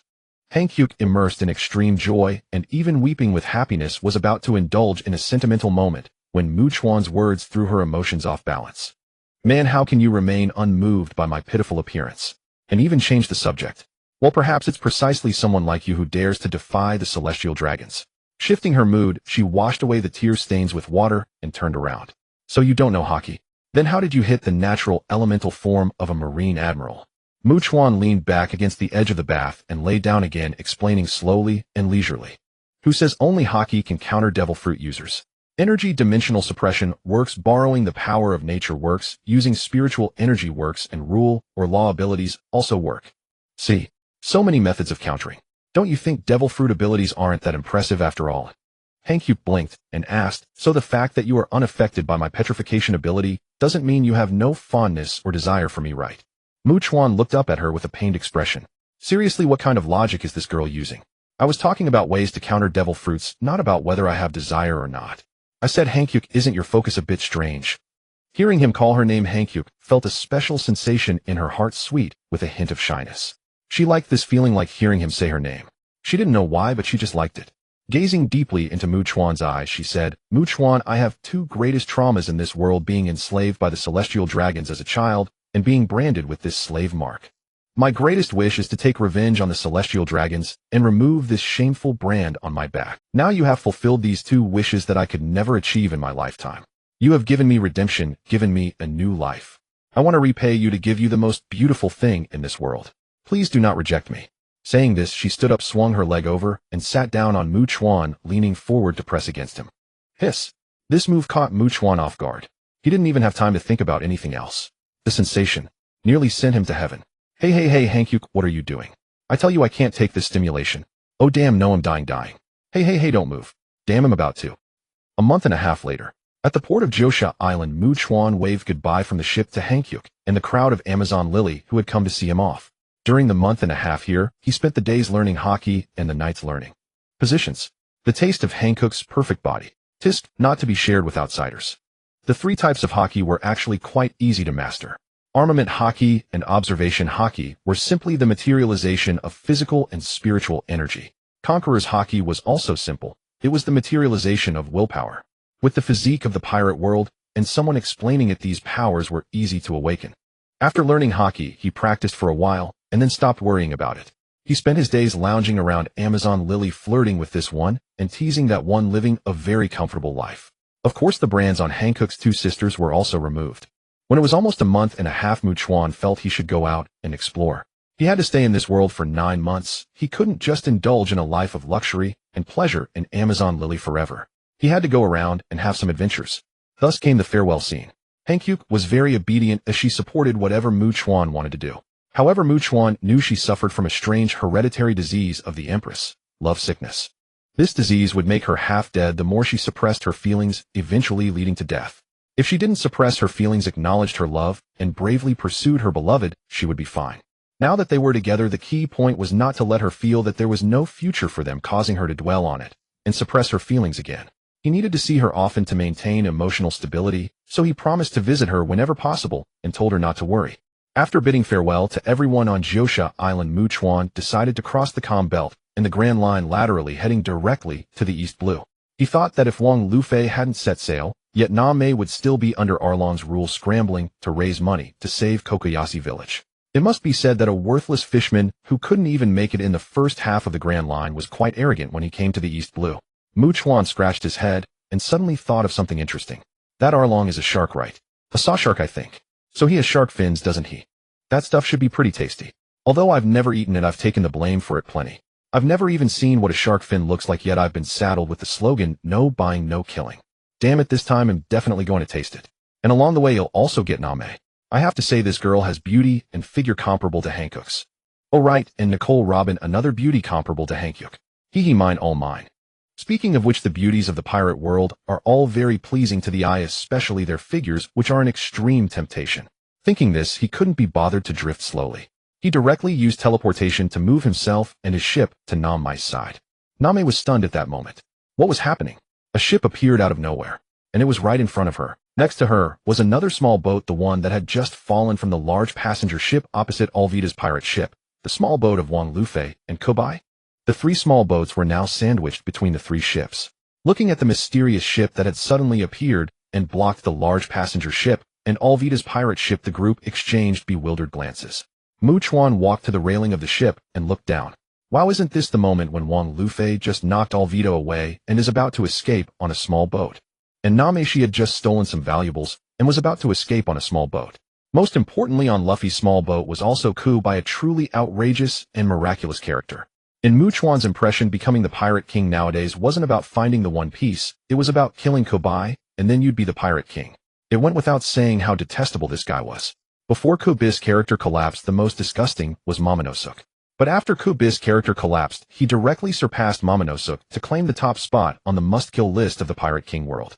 This guy had many nicknames: King of Deserters, King of Effort, King of Ungrateful Bastards, King of Fools, King of Cowards, Future King of the Marines, New Generation Hero, King of the Marines. This string of titles was practically outrageous, all negative buffs. Mu Chuan looked down at Ku by clicking his tongue in disapproval. He wondered if the original author had messed up, or if the people over there were just brain dead. Anyway, this character was portrayed like crap, yet they insisted it was his perfect depiction of the future of the Marines. The funniest thing was that this guy Kubai learned from Red Hair. Red Hair bet one arm in the New World, while Kubai bet his old mentor in the New World. These days if you don't bet something in the new world, you can't achieve anything great.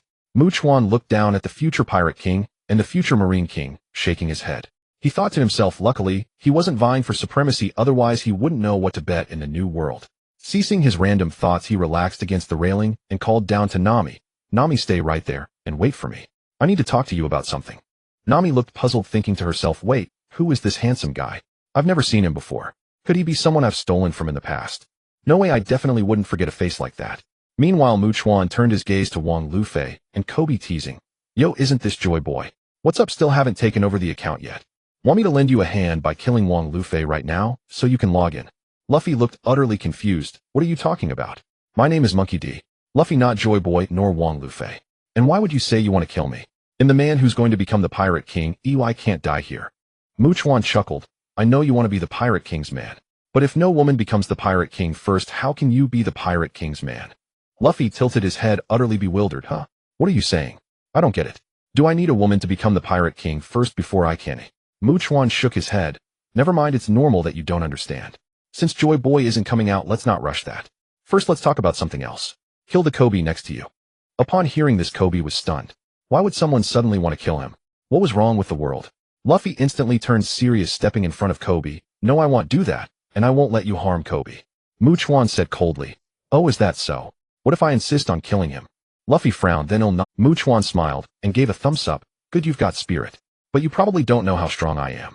Your grandfather Garp visited you recently, didn't he? All those injuries he had were from me. As for his level of strength, even explaining it to a weakling like you would be pointless. All you need to know is that your grandfather Garp, whom you can't even beat with one finger, can't even lay a finger. With that in mind, are you still willing to fight me for him? You could die. If you die, you won't become the Pirate King, and you won't be able to return red-haired Shanks' straw hat. Think about it. Answer me clearly. Luffy stared quietly at Chuan, then spoke. I will knock you flying. Chuan shook his head helplessly. It seemed this guy was truly stubborn. Could it be that he only gained understanding through loss? But when Wang Lufei suffered a loss, it was when his friends were defeated. Instead of gaining insight, he collapsed completely. He wondered what the reaction would be if it were a blood relative. Perhaps he should test it first to see if the vessel of Joy Boy had any normal thinking at all. After a moment's thought, he turned to Luffy and asked, let me ask you a question. If you had to choose between Kobe dying or Garp dying, which would you pick? Luffy answered without hesitation, Grandpa dies. Kobe can't die. Don't you dare hurt Kobe. Chuan raised an eyebrow. Wow, you really are filial to Garp. Could it be that the Nika vessel was like this? Only recognizing comrades and brothers, ignoring blood relations. That was too savage. Even Nami, standing nearby, was astonished. Selling out even your grandfather to protect a friend. Chuan had lost his patience for conversation. He simply raised his finger toward Kobe behind Luffy, his fingertip crackling with lightning. Too bad you don't have the strength to protect him. As the words fell, a boom echoed and a flash of purple lightning suddenly struck down, hitting Kobe squarely. The terrifying heat and destructive divinity within the fierce lightning reduced him to ash without a sound. The scene made Luffy's eyes nearly split with fury. Kobe. Oh. He then charged forward, intending to fight Chuan. Chuan shook his head in disdain. Brave, but lacking brains. I hear you're good at doing sit-ups. I wonder if I can make you awaken Nika in no time. If that's not possible, at least you should awaken your Haki and Master Armament Haki to the level of Ryuo, and Conqueror's Haki to the level of Haoshiku Infusion. Otherwise I'd be embarrassed to sit at the same table as that mediocre teacher Rayleigh.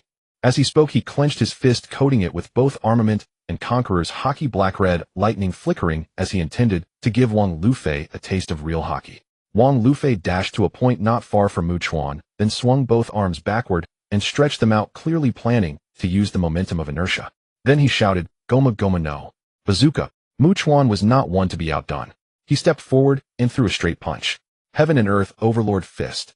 This was a move Chuan had borrowed from the King of Fighters. Applied with dual Haki energy, it was moderately powerful, but more importantly, the name was impactful. The two attacks clashed without any suspense.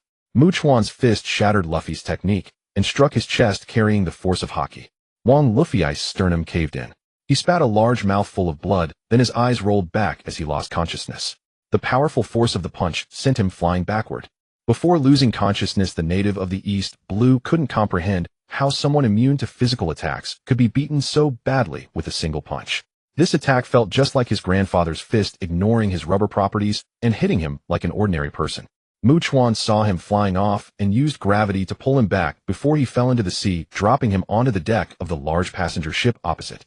While Luffy was doing his sit-up recovery, Chuan pulled Nami onto his own ship using gravity.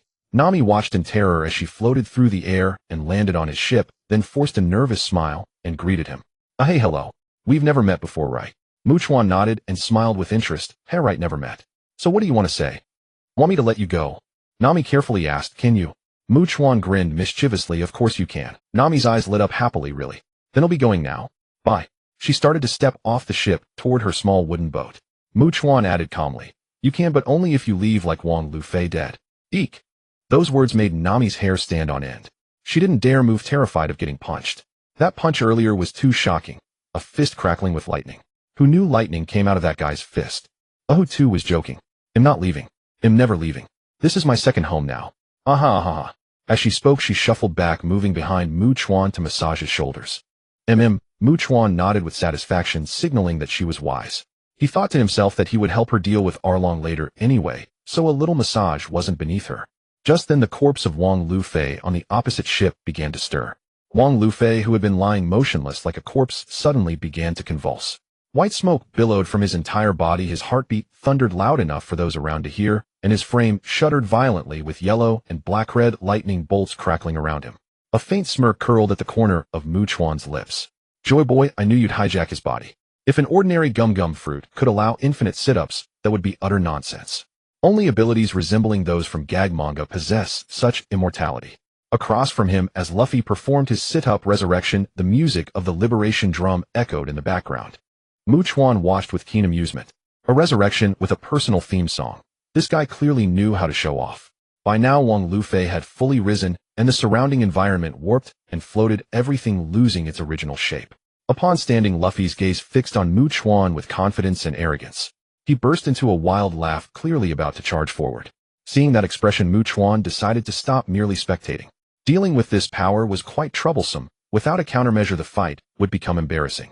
Thus he did not overestimate himself, and directly invoked the divine thunder that countered all flashy abnormal abilities. With a focused gaze he summoned the purple firmament divine thunder. Purple firmament tribulation descend. Boom. The sky was instantly shrouded in thunderclouds with no preamble. A pillar of purple lightning mingled with black-red fury as thick as a water barrel crashed straight toward Wang Lufei. Wang Lufei looked up at the descending, enlarging thunderbolt, laughing heartily as he leaped toward it, reaching out a hand to grab the lightning. Normally this would have been fine. His comedic ability could indeed seize lightning. But unfortunately this was no ordinary lightning. Seeing his opponent attempt to catch the purple firmament divine thunder, Chuan let out a chuckle. Hi, you fool. Do you think that's ordinary lightning, something you can just grab? That is my order divine thunder, which inherently counters all flashy abilities. A tribulation thunder that cannot be altered or affected by any external force. And indeed it was. The moment Wang Lufei touched the tribulation thunder, he was instantly engulfed by the mighty lightning and slammed into the sea. Even his Nika form was shattered, reverting him to factory settings. Chuan waved his hand, using gravitational force to pull him up and toss him onto the opposite ship of Alvida's pirates. By now everyone on both vessels had hidden away, not daring to breathe loudly. What kind of godly combat was this? Were there such powerful beings in the East Blue? Chuan examined Wang Lufei's condition and shook his head. Tisk, still not good enough. He's dead again. It seems his current physique hasn't been enhanced yet, and his haki hasn't awakened. Without a solid foundation, Joy Boy's haki alone isn't that strong when he hijacks the body. He rubbed his chin thoughtfully. This time his sit-up speed should be slower, right? Energy doesn't come from nowhere, gathering it still takes time. He turned his head to glance at the corpse-like Wang Lufei. Chuan felt it was no longer interesting, he had played enough. He decided to wait until the next time this guy did his sit-up, then throw him to Marine headquarters. They would surely be delighted to capture the sun god Nika. While whether Garp would be happy remained unknown. Using gravitational force, he pulled Wang Lufei's corpse onto his own ship's deck and left it there. Then he turned to Nami and said, let's go. Set sail. To your home. Nami's mind couldn't keep up. Why go to her home after fighting someone? She asked blankly, huh? To where? Chuan reached out and ruffled her short orange hair, smiling. Your home, Kokoyashi village. Is that clear enough? Nami instinctively retorted. Why are we going to my home? There's nothing special there. Are you craving oranges? Chuan used gravitational attraction and repulsion to keep the ship sailing, then laid down in a rocking chair. I don't want oranges. I heard you have delicious shark fin there, so I thought I'd go try some. Nami was utterly puzzled. Shark fin? What's that? Never heard of it. Chuan laughed. No, that's fine too. Then I'll just eat you instead.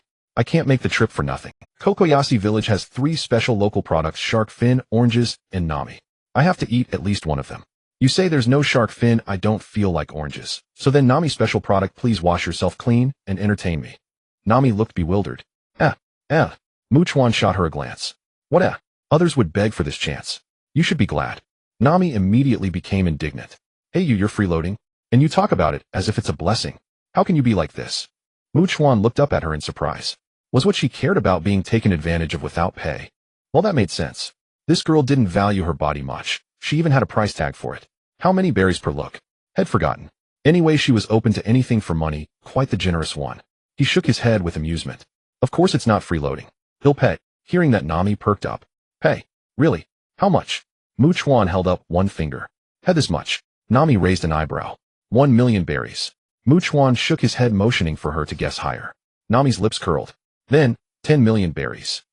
Chuan shook his head again with an air of superiority, implying her vision was too narrow. Nami instantly shifted to a fawning expression, her eyes turning into berry symbols. Oh ho ho ho. Then, that would be 100 million berries. Chuan nodded with a smile. Exactly 100 million. What do you think? Is that enough to buy the special product Nami of Kokoyashi Village? Nami nodded like a garlic pestle. Yes, absolutely. Boss is so generous. Do whatever you want, don't treat Nami like a human. Chuan was speechless. This girl? Just as he was about to tell her to be more ladylike, Wang Luffy's corpse began its sit-up again, and the surroundings started to warp and float.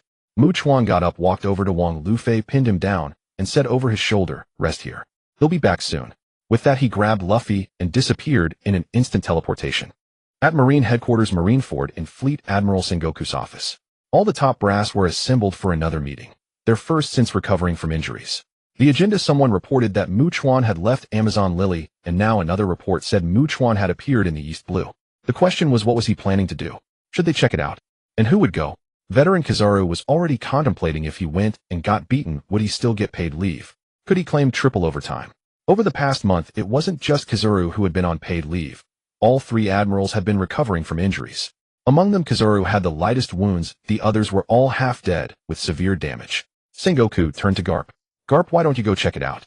After all, your grandson is in the East Blue too. That murderous madman is also there. It's a good chance to ensure his safety. You don't want to cry over something unexpected, do you? Garp shoved a rice cracker into his mouth dismissively. I'm too busy. Military affairs have piled up for over a month. Besides, my grandson Luffy being in the East Blue has nothing to do with Chuan going there. I refuse to believe that Chuan has nothing better to do than go to the East Blue just to beat Luffy to death. Then, recalling the unfortunate incident with the celestial dragons, he laughed.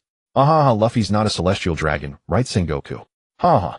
Zhangguo's face darkened, was about to rebuke Kapu. Suddenly, with a swoosh, 2 figures appeared in the middle of the office. One standing upright, the other convulsing, as if undergoing a bizarre mutation. When everyone recognized who it was, they all jolted with fright, exclaiming inwardly, "Damn, why has that wretched thing come to Marine Headquarters? Wasn't he in the East Blue? Can his teleportation really cover such a vast distance? Is there no safe place left? Damn." Meanwhile, Kapu's smile vanished the moment he saw the figure twitching on the floor. What the hell, Luffy? Zhangguo, momentarily at a loss for words, resorted to sarcasm to lighten the mood. Hey Kapu, you were laughing so heartily just now. Why did you stop? Is it because you were never born to laugh? Kapu, too preoccupied for banter, shot up from his seat. Chuan, what do you mean by this? Why did you capture Luffy? What happened to him? What did you do to him? Chuan spoke with a grin. What could I possibly do? He's perfectly fine. Just underwent a devil fruit awakening, and he might have even mastered the 3 forms of haki. He then glanced around the room. Everyone, since our last parting time has passed. I deeply apologize for hurting you all last time. As compensation, I've brought you the sun god Nika. The world government has been desperate to capture Nika, so I'm gifting you this monumental credit. No thanks necessary. With that, he teleported away in an instant, leaving everyone exchanging bewildered glances, looking at each other, then back at Kapu. Kapu's mind was about to explode as he roared with fury, Chuan, you bastard. Yet Luffy had already undergone the Nika transformation once more. The surrounding environment began to warp and twist, and the drum of liberation resounded again. The others exchanged glances once more, and after a decisive look from Zhangguo, they all rose, activated their abilities, and prepared to capture Nika Luffy alive. Kapu clenched his fists so tightly they cracked as he stared at the scene before him. He couldn't fathom how an ordinary rubber fruit could become the sun god Nika fruit. Am I hallucinating? Am I dreaming right now? But damn, even in my wildest dreams, I wouldn't dare think of this. Meanwhile, Chuan teleported back to his ship unconcerned whether they would capture Nika or not. Whether you show Kapu any respect depends on whether you can convince Chuan. That man will never keep silent about this, Chuan mused. Name, who had just sat down to snack, saw Chuan return. She stood up with a mischievous grin. Hee, when do we start? Payment up front or later? Or should I go wash myself clean right now? Chuan lay back in his rocking chair, took a sip of orange juice, and said, What's the rush? Are you that eager? Surely you haven't been that pent up all these years. Didn't you ever relieve that tension by yourself? As he spoke, his gaze flickered downward suspiciously. His words made Name's face alternate between red and black. What are you saying? I would never do that. I just want to earn money as soon as possible. She thought that if she could use her body to instantly earn 100 million berries and buy back Cocoa Village from Along, she would grab the money desperately. As for enlisting this gentleman's help, Name decided she shouldn't let her imagination run wild. He was clearly a big shot from another region who had come to the East Blue. Someone of his caliber would demand a price far beyond her means. Who this man was didn't matter to the people of the East Blue. As the weakest sea, even the flow of information was. No one cared about the news, a few even bought newspapers. The majority were poor, unable or unwilling to spend money on something irrelevant to their lives. There were hardly any wanted posters exceeding 10 million berries, and people paid no attention to pirates with bounties over 1 million because the East Blue was the domain of pirates with bounties in the hundreds of thousands. Wanted posters for pirates with bounties from 10 million to 100 million were never distributed among the civilian populace. They were only sent to local marine branches for reference, since it was pointless. Could a bunch of weaklings really take down a pirate worth over 100 million? Seeing her reaction, Chuan guessed what was on her mind, but he couldn't just assume everything outright and declare, You want to buy your freedom, don't you? So he paused and asked, You want to use that money for something, right? Tell me what requires 100 million berries. Buying a devil fruit. Name shook her head. I want to buy my hometown Cocoa Village. Chuan smiled. Buy an island. Want to become an island lord. Name's expression fell as she said, No, it's because a group of fishermen pirates occupied Cocoa Village and the surrounding islands, forcing us to pay them every month. If we don't, they kill. So I made a deal with them. If I can collect 100 million berries, I can buy back Cocoa Village's freedom. I've been saving for 8 years. They'll have enough soon. Just a few more jobs. Chuan interrupted her. Even if you save 10 billion berries, it'd be useless. You must realize that, don't you? If they were beings of reason and honor, would they still be pirates? What do pirates do? They burn, kill, loot, break promises, and commit every evil. That's what pirates are. Their very existence relies on plunder. You have no leverage over them. Why would they keep their word? Wouldn't it be better for them to take your 100 million and force you to start saving all over again? Name's body went limp as she collapsed to the floor. She had considered these questions before, but she had no choice. She could only gamble that Along and his crew would keep their promise. Now, hearing him speak the truth, her heart shattered. For a person, the absence of hope is not terrifying. What is terrifying is having hope that turns out to be a cruel joke. When that hope is crushed, the despair that follows is the most devastating. Watching her break down, Chuan knew it was time. Now, if he helped her, her gratitude would be absolute. He spoke unhurriedly. So what's so hard about this? They're just a few seafood. I can deal with them easily. Name heard his words as if they were celestial music. You mean it? You're willing to help me? Chuan waved his hand dismissively. Trifling. A mere triviality, not worth mentioning. You're mine now, bought and paid for, so how could I let anyone bully you? Besides, they're just seafood. You could even stew them and eat them if you wanted. Name rushed forward and threw herself into his arms, holding him tightly. Thank you, really thank you. Chuan patted her back. I told you it's no big deal. But it's not just the pirates. There's also the marine branches matter. Name looked up in confusion. Chuan took out a den mushi that Hanku had given him and called Kapu. Brew. Brew, click. Hello? Who is it? Speak quickly, I'm busy. Chuan, hello Kapu-san. Looks like you finished the fight, pretty fast. By the way, how's your grandson? Kapu. Chuan. You bastard still have the nerve to call me. Chuan, come on, I was just hoping to ask a small favor. Kapu, you damn bastard. He'll help you my ass. Chuan, Pirate King Roger had a son. Kapu, fine. He'll help. What do you need? Chuan grinned smugly. Little Garp, I've got him in the palm of my hand. That's more like it. From now on, speak to me with respect, or he'll send that brat straight to Sengoku's office. Garp, boy, don't go too far. Chuan, tisk, you don't believe me. How about this? He'll not only send Roger's son to the Marines, but also bring the Revolutionary Army leader Dragon before the 5 elders.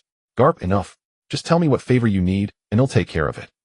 Chuan, I just used my observation hockey to sense this area, and after some investigation I've confirmed that the rat of Marine Branch 16 in your East Blue has been colluding with pirates oppressing the islanders, committing every evil from arson and murder to looting. Chuan, originally how he acted had nothing to do with me, but coincidentally, he messed with my people. So what should be done? Garp. They'll send a new captain to take over. Chuan, had quite decisive Garpson. You're not even going through the military procedure, just letting me kill him. Garp, don't talk nonsense. I only said I'd send someone to take over. I never said anything about killing him. That's your words. Chuan. Ah yes, everything is my doing. You people in public service are so pretentious. Chuan. Then let me ask you, what about this place after I leave? Do I kill all those Marine Branch personnel for you, or what? Chuan. If I don't kill them, won't they take revenge on the island after I'm gone? And what if the new ones are also the same trash? I want a permanent solution. Garp. Then, they'll send a squad to take over. This time they will be true soldiers of justice. Chuan. Fine. But do it quickly. They'll make my move soon. Don't let chaos break out because no one is— Click. After saying that, he hung up the den mushy and put it away, then said to Nami, all done, problem solved. When we get there, he'll send all that trash to meet Roger. Then when the new men Garp sends arrive, the previous problems won't happen again. Nami nodded woodenly. Ah, okay. She shook her head to clear her mind and said, I never imagined the Marines were involved. No wonder they never dealt with the Arlong pirates all these years. They were in cahoots. Chuan gestured for Nami to lie back in the chair, then rested his head on her lap and said, that's just how the world is. There are no absolute good people, but there are absolute bad ones. The two chatted as they steered the ship toward Kokoyashi village. As they passed Syrup village, Chuan thought of Kaya, that delicate young girl.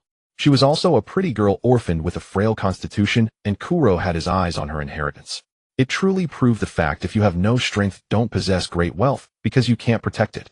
Since he had nothing better to do, he decided to go see if he could recruit another one.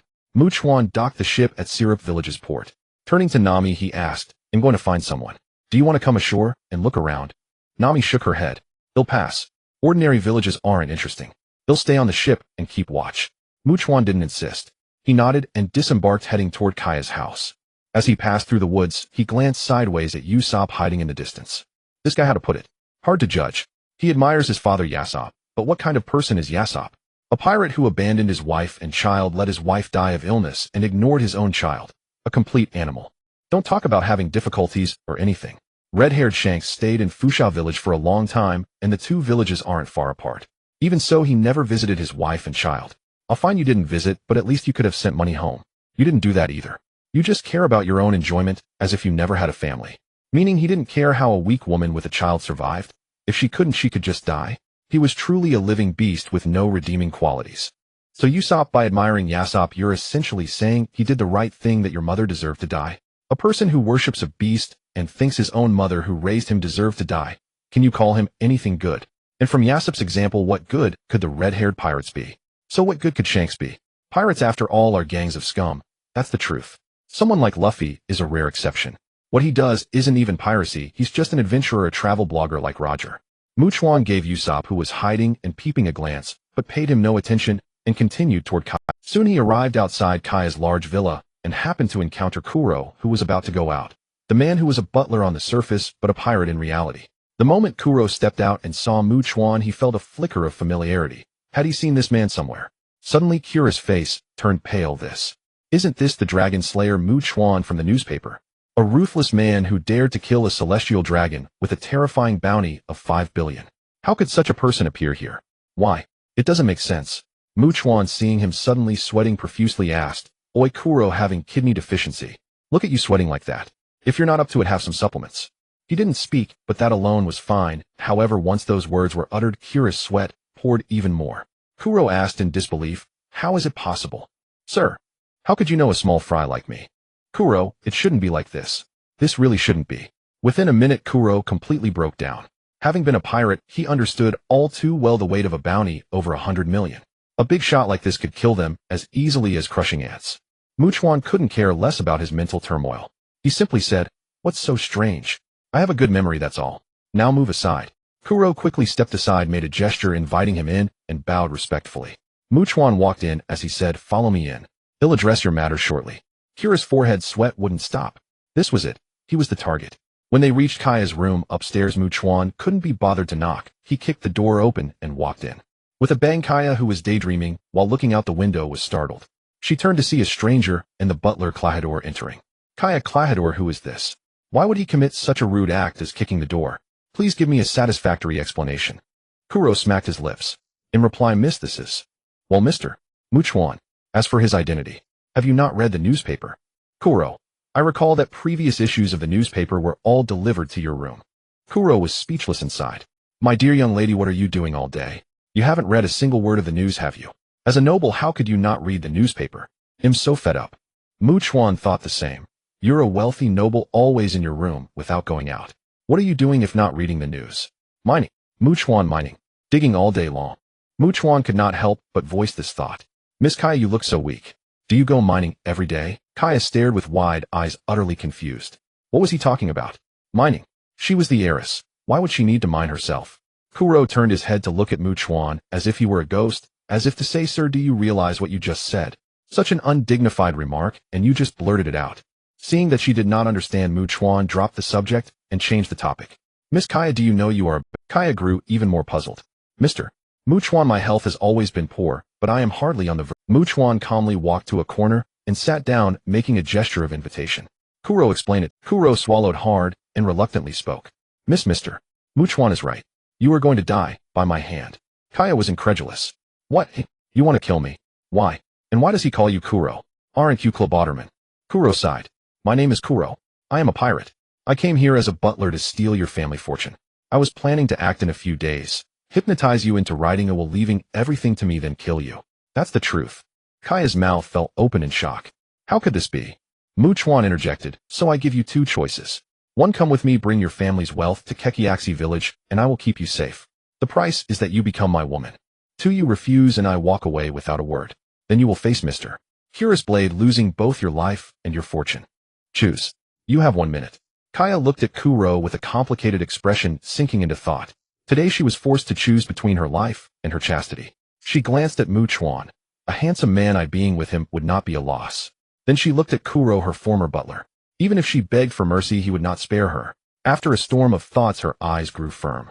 Mr. Chuan, I will go with you. Kuro instantly deflated. It was all over. All his planning had been for nothing. If this powerful man did not kill him, he would have to go back to being a pirate to survive. Chuan nodded with satisfaction. Good. A wise man adapts to circumstances. Only the living matter.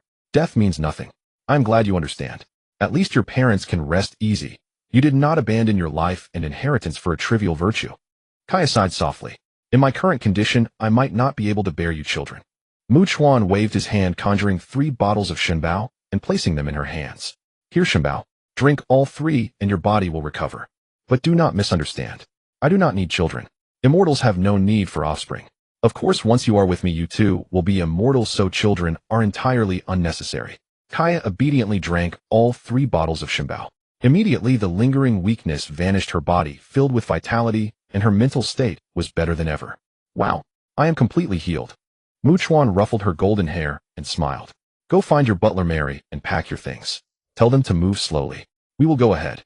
I will have a few words with Kuro and wait for you on the ship at the harbor. Kaya nodded and went downstairs cheerfully to find the old butler, instructing him on the relocation. As she left, Chuan turned to Kuro. Kuro, your vision is too narrow. Kuro nodded obediently, playing along without argument. That was the only way not to anger this man. Life was good. Why court death? He was not like those brainless pirates who just blustered and shouted. He was a thinker. Seeing his cooperative attitude, Chuan continued. You have been a pirate and you have some reputation. How could you have no sense at all? Since you have already faked your death and want to live ashore, why not join the Marines? Kuro was flooded with question marks. Brother, do you hear yourself? Me, a pirate, join the Marines. Do I have a death wish? Chuan read his expression. Wipe that look off your face. I am giving you a legitimate path. You don't understand a thing. If you want to be a local tyrant with the rank of captain, you can be assigned to a branch in the East Blue. You know Lao Shu, the head of Marine Branch 16 in the East Blue. He is the boss of the Kekiaxi village area. He makes easy money through legitimate channels. And reaching the rank of captain is actually quite simple, especially for someone like you with talent and physical techniques. You can quickly master the 6 powers. Once you do, you can independently command a branch in the East Blue. Think about it. You still have time. With a military rank, you gain both fame and fortune. As long as you pretend to have no ambition, you can be sent to the East Blue as a branch chief. Just don't be stupid enough to try any evil deeds. Save money while you are young, enjoy retirement benefits when you are old, and maybe even live in the protected Marine family quarters. Kuro listened stunned. He thought, yes, why had he never considered joining the Marines? It was a decent path too. If you can't beat them, join them. With my abilities, I could handle either a desk job or a combat role. Having figured it out, Kuro quickly bowed. Thank you for your guidance. Should I go enlist in the Marines right now? Chuan waved his hand. Yes, go ahead. I have no grudge against you, so I won't harm you. Leave in peace. Kuro bowed and turned to leave. Whether he actually went to the Marines, Chuan did not care. He had only spoken. Seeing everyone gone, Chuan teleported back to the ship to wait for Kaya. By the time Kaya boarded and the three of them set off, it was already late. They anchored the ship at sea to rest. The next morning, Chuan woke up to stretch. He walked onto the deck, took a deep breath, and admired the sea view. Then he caught sight of a fool standing on a small raft in the sea, urinating into the water. Looking closer, damn, it was Hawkeye's. Good lad, you are secretly pissing into the sea, and I caught you in the act. He shouted, hey Hawkeyes, showing off your bird in the morning. How shameless, not even bothering to hide. Hawkeye's body went rigid. Why did that ship's occupant have to come out at this time? The ship had been drifting there for ages without anyone appearing. Why now? Was it targeting him? He had only taken a leak because no one was around. How unlucky could he be? No, this embarrassment must not be known. He had to kill to silence the witness. Taking a deep breath, he pulled up his pants, grabbed his black sword, and unleashed a massive long-range sword slash, determined to destroy both the man and the ship. Die. This dignity Hawkeyes would defend it at all costs. Chuan, still on the ship enjoying the spectacle, was about to hurl another taunt when he saw the hawk-eyed figure swiftly pull on his pants, draw his blade, and hurl it toward him. Then an enormous green sword wave came crashing down. It seemed the man intended to silence him. Chuan knew he was petty, but witnessing it firsthand left him speechless, his lips twitching in exasperation. He raised his hand and cast a skill to block the sword wave. Holy light shield. With a hum, a massive, square, blue transparent shield materialized in front of the ship. The sword wave struck, but didn't budge it an inch, repelled entirely beyond the shield, unable to advance further. In the next instant, the wave dissipated, canceled out. Chuan grinned. Since you threw the first punch, now take one from me. He raised his hand upward, a faint glimmer in his eyes, and a golden light sword coalesced in his palm. A weakened version of the Tenseigan's golden wheel reincarnation explosion. But Chuan disliked the name. It lacked flair when shouted. He decided to change it. This thing clearly resembled Saber's Excalibur, so that's what he'd call it. Excalibur. He swung downward, and the golden light sword's radiance surged forward, shattering the sea surface as a torrent of golden sword energy shot straight at the hawk-eyed man. The overwhelming force, the oppressive might of that attack. A golden sword energy devoid of sword intent, yet steeped in annihilation. The hawk-eyed man's eyes twitched wildly, his sixth sense screaming danger. Can't block it. Blocking means death. He'd stepped on a landmine. So the swordsman did the most disgraceful thing a master could do. He turned tail and fled. Using his fastest speed, he escaped the golden energy's range in an instant, then blinked onto Chuan. Chuan spun around, appearing right where the hawk-eyed man landed, golden light, sword raised for another strike. Run, will you? Let's see how many times you can. Cold sweat dripped down the hawk-eyed man's face. Wait, stop. Chuan didn't halt. Instead, he angled his attack away from the man's head, blasting the golden beam diagonally into the sky. The hawk-eyed man stood frozen, his peripheral vision fixed on the terrifying radioactive golden energy. Beside his head, sweat trickling down his cheek. So close to meeting his ancestors. When he'd moved closer, he recognized who this was, and instantly regretted how reckless he'd been, attacking without even knowing the man's identity. He'd thought the East Blue had no strong fighters that he could casually kill to save face, then continue hunting Krieg. But now, instead of seeking trouble had found him. Chuan withdrew his sword and turned to walk toward the lounge chair under the umbrella. Hawkeye, my hawk, you think you're something special, huh? First meeting, and you hit me with a flying slash. What, you think Chuan is easy prey? Some random street dog you can cut down on a whim. Arrogant, aren't you? Hawkeye followed stiff-necked. Ahem, what if I said I didn't mean it? Would you believe me? Chuan lay down smirking. How, what do you think? What if I said I didn't mean to kill those 5 celestial dragons? Would you believe that? Hawkeye forced a smile. I believe you. Chuan's lips twitched. Even if you spin that yarn, I won't buy it. Hawkeye. Chuan pulled out his infinite coffee cup, poured himself a hot coffee, and said, there's a reason I won't kill you. I want to learn your swordsmanship. He found it a peculiar attacking style. No energy required, just physical strength to release slash. It resembled the realm of cutting iron, a state of mind, but once you comprehend it and overcome mental barriers, you can cut anything. This qualitative change seemed logical yet illogical, so studying it wouldn't hurt, just to broaden his knowledge. Hawkeye wore a strange expression upon hearing the man wanted to learn swordsmanship. You're already this strong, why bother? It's pointless. Chuan shrugged. Is that so? Then I'll just kill you now. Hawkeye's forehead darkened. I'll teach. Swordplay is wonderful. You must learn it. It's a craft. With a sword in hand you own the world.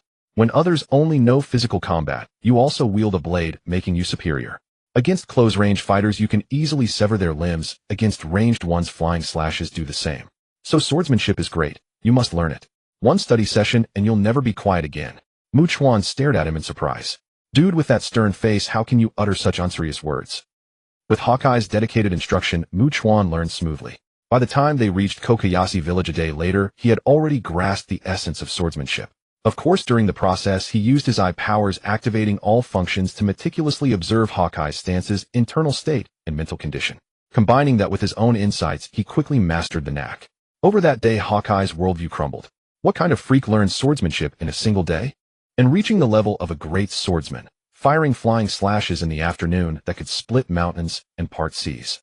If that's the case, what were we who trained for decades? Just good at hard work. Unable to bear the shock, Hawkeye took his leave upon arriving at Kokoyashi village. He needed some quiet. Arlong Park, Kokoyashi village. Arlong sat on a beach chair drinking while the fisherman Chu beside him said, Arlong Nami should almost have collected 100 million belly. Are you really going to let Kokoyashi village go? Arlong sneered. Kahaha. Let them go.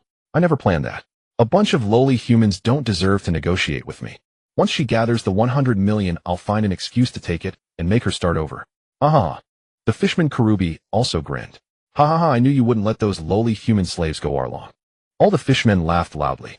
Meanwhile, Chuan headed toward Arlong Park with Nami. Kaya disliked violence, so she stayed to guard the ship. Before leaving, Chuan placed a barrier around the vessel to prevent accidents. Along the way, villagers spotted Nami returning with a man and heading to Arlong Park, so they hurried to report. The two arrived at the entrance of Arlong Park. Nami was about to push open the gate when Chuan grabbed her. I don't do normal door openings. No presents at all. If you did that, people might think you're just dropping by a friendly neighbor. With that, he stepped forward and kicked the gate. Bang! A loud crash. The gate shattered under Chuan's kick. Arlong and his fellow fishmen were enjoying themselves when the door violently burst open, startling them. They glanced toward the entrance. It was Nami along with a man who had just set down his kicking leg. Clearly that lowly human had smashed the park's gate. Arlong's shark eyes turned into slits, blood vessels surfacing with a menacing look as if ready to devour. Nami, what do you mean? Are you trying to rebel against us? Do you want everyone in Kokoyashi village to die? Nami, emboldened by someone's backing, now showed no fear of Arlong, even taunting him. Arlong, is this all you've got? I heard you're a bunch of losers who couldn't make it in the Grand Line. Relying on your paltry innate skills as fishmen, you come to the weakest sea, the East Blue, to bully powerless humans. Fishmen. Outside the East Blue, you're nothing but lowly slaves, food on the table, trash. It's not the filth of the insults that hurts, but the sting of truth. Each fact pierced Arlong's heart like a blade. Agony, sheer agony. The fact that fishmen were slaves in the Grand Line was his nightmare, the very reason he loathed humans. Yet hatred was futile. He couldn't fight back. Humans killed them as easily as fish. So he fled to this godforsaken East Blue, seeking dignity, reclaiming fishman pride by bullying the weak. Now the truth was laid bare, spoken by a lowly human they had tormented for years. Rage, shame, venom, and murderous intent converged, flooding his mind in an instant. Arlong slowly rose, fists clenched with bulging veins, bloodshot eyes locked onto Nami. Nami, it seems you truly want to die. And those damned Kokoyashi villagers, they all deserve death. Every last one of you. My brethren, slaughter them all. Leave no one alive on this island. No sooner had the words left his mouth than Chuan delivered a slap that sent him sprawling, half his face and jaw smashed to a pulp. Then with a look of disdain, Chuan said, What the hell are you yapping about? Leave no one. Who do you think you are? A measly little shark, not even a sea king, and you dare to strut on land. Sea kings are nothing but prey for the strong. What makes you think you're anything? With a gesture, he unleashed a flurry of spears of victory, pinning every fishman on the spot to the ground, triggering a paralyzing hold that left them motionless. He then stomped down, breaking Arlong's limbs, and said to Nami, Come here. He'll tell you. Sawshark fin is the best. Go on, tear off his fin so we can have a taste. He handed Nami a blade, letting her have it. Arlong. In truth, it was to let her vent. Years of repressed anguish needed release, and carving Arlong was the perfect outlet. For this reason, Chuan deliberately refrained from fully paralyzing Arlong, instead breaking his limbs so he couldn't resist but could still writhe and scream. Revenge without hearing the enemy's cries is utterly meaningless. While Nami sliced Arlong, Chuan went to bother another fishman. Approaching an octopus fishman, he grinned. So you're Hachi, huh? You know Silver's Rayleigh the Dark King, the right hand of the Pirate King, right? For your misdeeds alongside Arlong, I'm taking 4 of your 6 arms today as punishment. Crawl back to Sabaody and tell Rayleigh that Chuan cut them off. If he dares, let him come find me. In his mind, he mused just for kicks and experiment. If Rayleigh dared retaliate for this fishman, he'd have no qualms about capturing Shaki and cuckolding him right before his eyes. The message was clear: this fishman had tormented his woman and her sister and neighbors, so he punished it. If Rayleigh came seeking revenge, that would mean he endorsed the fishman's actions. Well then, sorry, he'd just have to bully his woman too, and that would be just as justified. After all, who doesn't enjoy a married woman? With a swift light blade stroke, Hachi was left with 2 arms. Chuan released his hold. Get lost. Say one more word, and he'll finish you off now. Hachi, though dim-witted, feared death, and promptly dove into the water and fled. Meanwhile, a crowd of villagers arrived, armed with various tools. They believed Nami was about to risk everything against Arlong, so they were ready to die together, refusing to let her fight alone. But when they reached the scene, lo and behold, Nami was slashing away at Arlong with a knife, a savage look on her face. The sight stunned the villagers into silence. They simply stared at Nami's handiwork. Chuan stood up and shouted to the villagers, "What are you all doing? Just standing there. Lend a hand. So many fishmen. Let's finish them off together." Startled back to reality, the villagers remembered they had come to fight for their lives. How had they been scared stiff by just one glance at Nami? Then it dawned on them again, wait, that's not the point. The point is the Arlong pirates were all immobilized, and Arlong was being butchered like fresh seafood by Nami. So Arlong Park was finished. Were they just along for the ride? They'd done nothing, and Arlong Park had fallen. This felt a bit redundant. Over the years they had wanted Nami to run away, but she never did. Now that she was ready to fight to the death, they figured they'd join her in dying. But she had already killed Arlong. Good grief. Doesn't this make them look like ungrateful bystanders who did nothing? Awkward. Still, they quickly finished off all the remaining fishmen. After all, these deep-sea fish were nutritious, second only to sea kings. Perfect for stew. Chuan stayed in Kokoyashi village for about 10 days, alternating between Nami and Kaya, exploring the meaning of life. On the very day Arlong Park fell, he had wiped out Branch 16, waiting for the Marines under Garp to take over. Kaya moved her assets over and began building a villa connected to Nami's house. Chuan taught them combat techniques and hockey training methods, then planned to travel elsewhere. Since Nami wanted to live with Nojiko, and they could keep Kaya company, Chuan had no intention of dragging them along. Life here was good. Setting sail, Chuan drifted on his boat, for a while grilled some barbecue, and decided his next destination, Alabasta. There was Vivi, a beautiful woman with sky-blue hair, quite charming. And Nico Robin, though she was a bit tanned at this time, still had a unique allure. The local big shot was Crocodile, the legendary 55 Wonder. Chuan found Crocodile fascinating. In the Paramount War, this former warlord somehow snatched the MVP. His face, split by a single scar horizontally, perfectly embodied the 50-50 ratio. The guy could hold his own against anyone, and he only picked fights with top-tier legends. His entire career was high-stakes matches. The only time he lost to a low-level opponent was against Luffy, who had a cheating immortality cheat. Kill him once, he came back. Kill him again, he came back. No matter what, he wouldn't die, driving Crocodile mad with frustration. Chuan pondered. The members of Crocodile's Baroque works were truly extraordinary. They perfectly embodied the saying, when gathered they're a pile of crap, when scattered they're stars across the sky. Under Crocodile's command they were all so well behaved, but after the group disbanded, each one turned out to be more of a man than the next. Typical examples: Mr. Free, Mr. 2, Mr. 1, especially Mr. 3A, who back then had the strength to easily defeat 2 giant clan leaders. The 2 giant leaders together had bounties of 3.6 billion, pirates strong enough to fight the 5 elders. So Mr. 3 possessed at least the strength of a 3 billion berry pirate, and could even take on the 5 elders. He was definitely at least at the level of a Yonko's right-hand man. So you understand how much of a favor Mr. 3 did for the Straw Hat Pirates back then. No wonder Crocodile was so furious that he grabbed him by the neck, drained his moisture, and tried to kill him. What was the motto of Baroque works? Baroque doesn't keep useless people. So Crocodile, the leader with supposedly equal to everyone's strength, clearly knew that Mr. 3 had power rivaling a Yonko. Yet you still pretended you couldn't beat the Straw Hats. You're just mocking me, your boss, right? Magellan, the chief warden of the Navy's Impel Down, was still stopped by Mr. 3. Sengoku, with a punch, in his mythical Zoan Great Buddha form, was also withstood by Mr. 3's single candle wall. It can be said that if Crocodile didn't have that equally matched strength, he wouldn't even be qualified to be Mr. 3's boss. As for the other 2, no need to elaborate. Mr. 2 risked his life in Impel Down to save Luffy from danger, even sacrificing himself to open the gate. Truly a real man. Mr. 1 was defeated by the then rookie swordsman Zoro, but during the Paramount War he could withstand a slash from the world's greatest swordsman Mihawk. Who could argue with that? Crocodile once suspected that these guys were all putting on an act back then. Otherwise, with their skills, how could they have been defeated? Chuan reined in his scattered thoughts, tidied up the barbecue grill, and teleported himself and the ship directly to the port of Alabasta, where it came to a stop. He then teleported himself directly to Rain Base, the underground base of Baroque Works headquarters.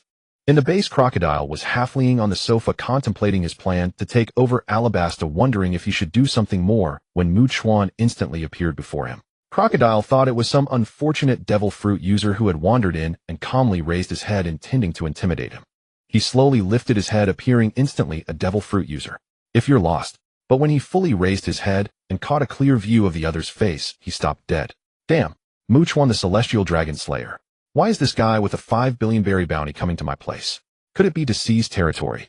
Chuan smiled and greeted Yo. Crocodile, have you eaten? Crocodile's forehead was sweating slightly. This guy's track record was simply too dazzling. Even the world government dared not provoke him. What did he have to fight with? He might be in trouble today. Chuan, what are you doing here? Chuan lay down on the sofa opposite him. I'm here to do desert greening. Crocodile darkened his face. Stop joking. Just state your purpose. If it had nothing to do with me, you wouldn't have come specifically to find me. Chuan spread his hands. I'm really here to do desert greening. Why don't you believe me? Crocodile closed his eyes and took a deep breath. So then do you want me to donate? Chuan took out his endless coffee cup, poured himself an iced coffee, and said, no need for that. I came to see you mainly to make a deal, and then I'll go do the greening. Crocodile, what deal?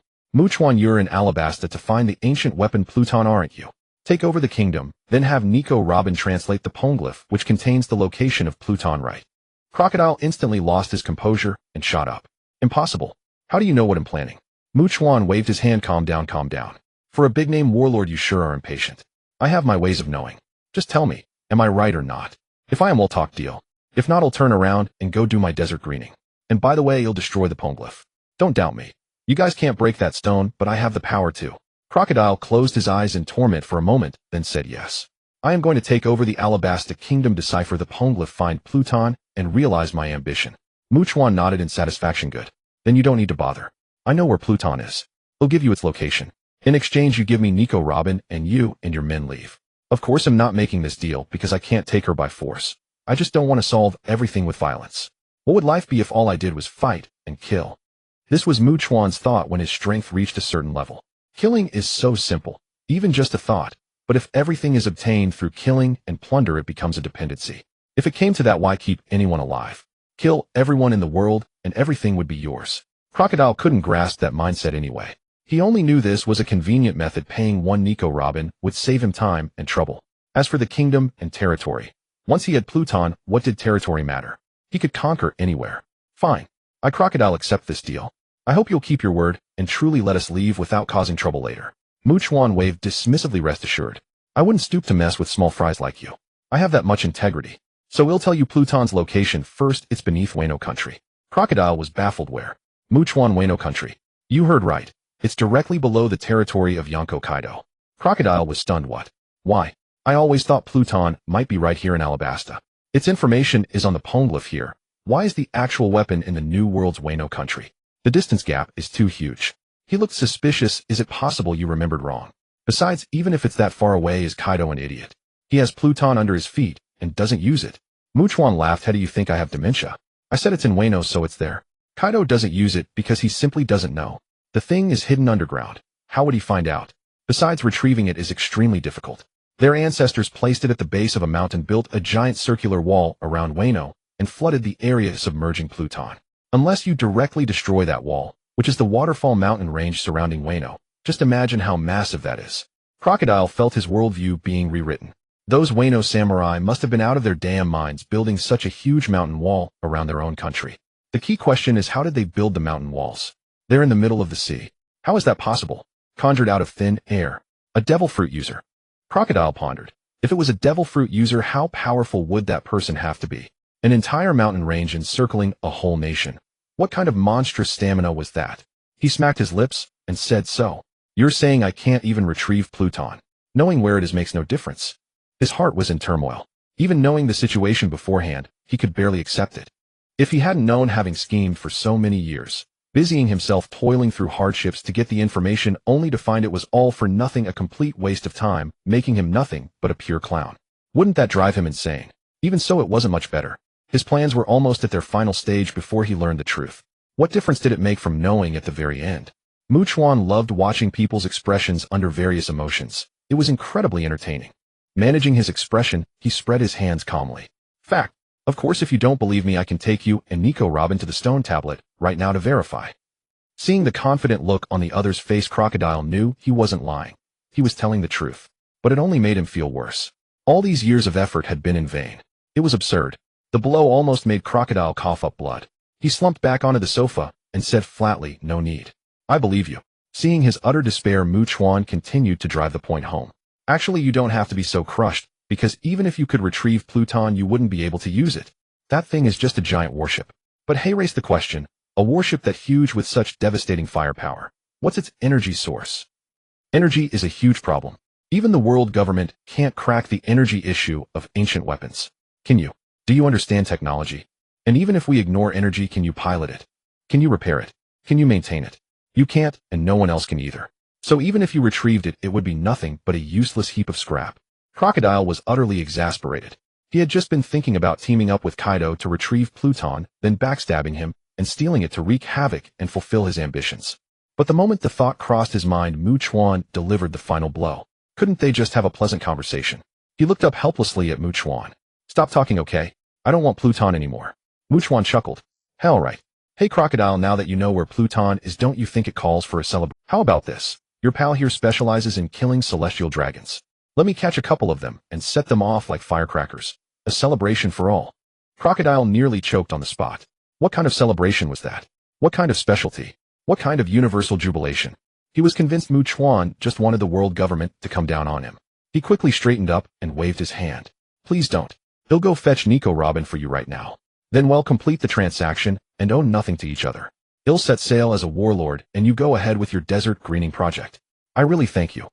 With that, he hurried out to find someone to summon Nico Robin back. Before long, Crocodile returned with Nico Robin and immediately handed over the so-called vice president to Chuan.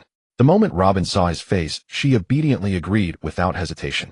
After all, if a warlord could secretly offer her, the wanted devil child, protection, then the man before her could protect her openly. He dared to kill celestial dragons and even turned the Buster Call, an extermination operation launched by the world government in alliance with the Marine Admirals, into a laughingstock. What was a petty bounty on her head compared to that? So this was definitely a ticket to the strongest backing in the world. As long as she latched onto this patron, she would never have to hide again. All she had to do was make sure everyone knew whose side she was on, and even standing right in front of the Marines, they wouldn't dare arrest her. Chuan accepted the person without making things difficult for Crocodile, and asked, "Where's Miss Wednesday?" Crocodile thought for a moment, and said she seemed to have gone to the royal capital on business. Chuan nodded, pulled Robin along, and headed straight for the capital.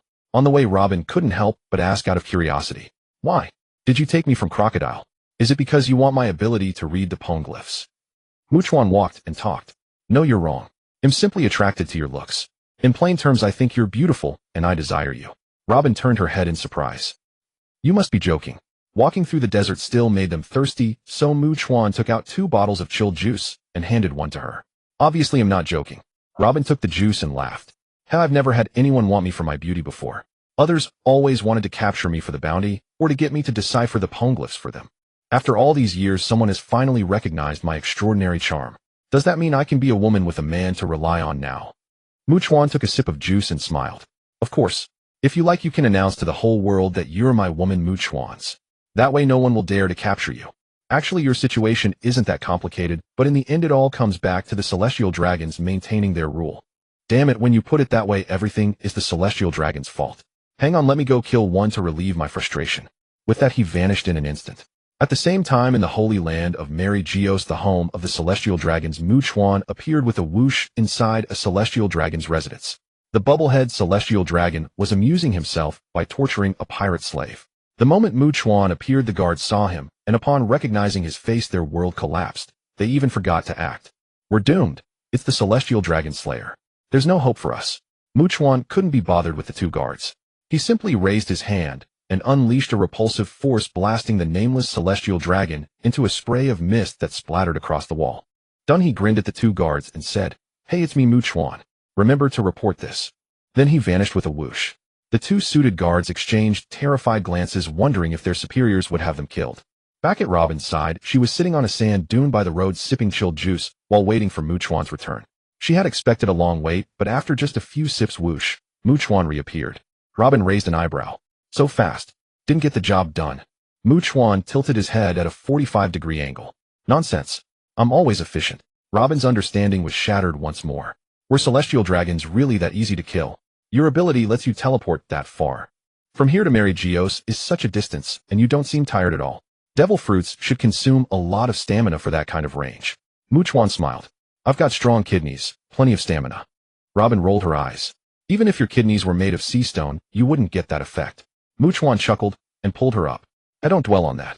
My teleportation isn't a devil fruit ability, and even if it were, my stamina is still top-notch. Come on, let's go talk to Princess Vivi about pricing for the desert greening project. The two strolled and journeyed, giving Chuan a taste of the unique desert scenery of the pirate world. A day later, Chuan and Robin appeared before Miss Wednesday, aka Princess Vivi. At this moment, Vivi still sported a spirited punk look, high ponytail, tank top, hot pants, and boots exuding a villainous aura.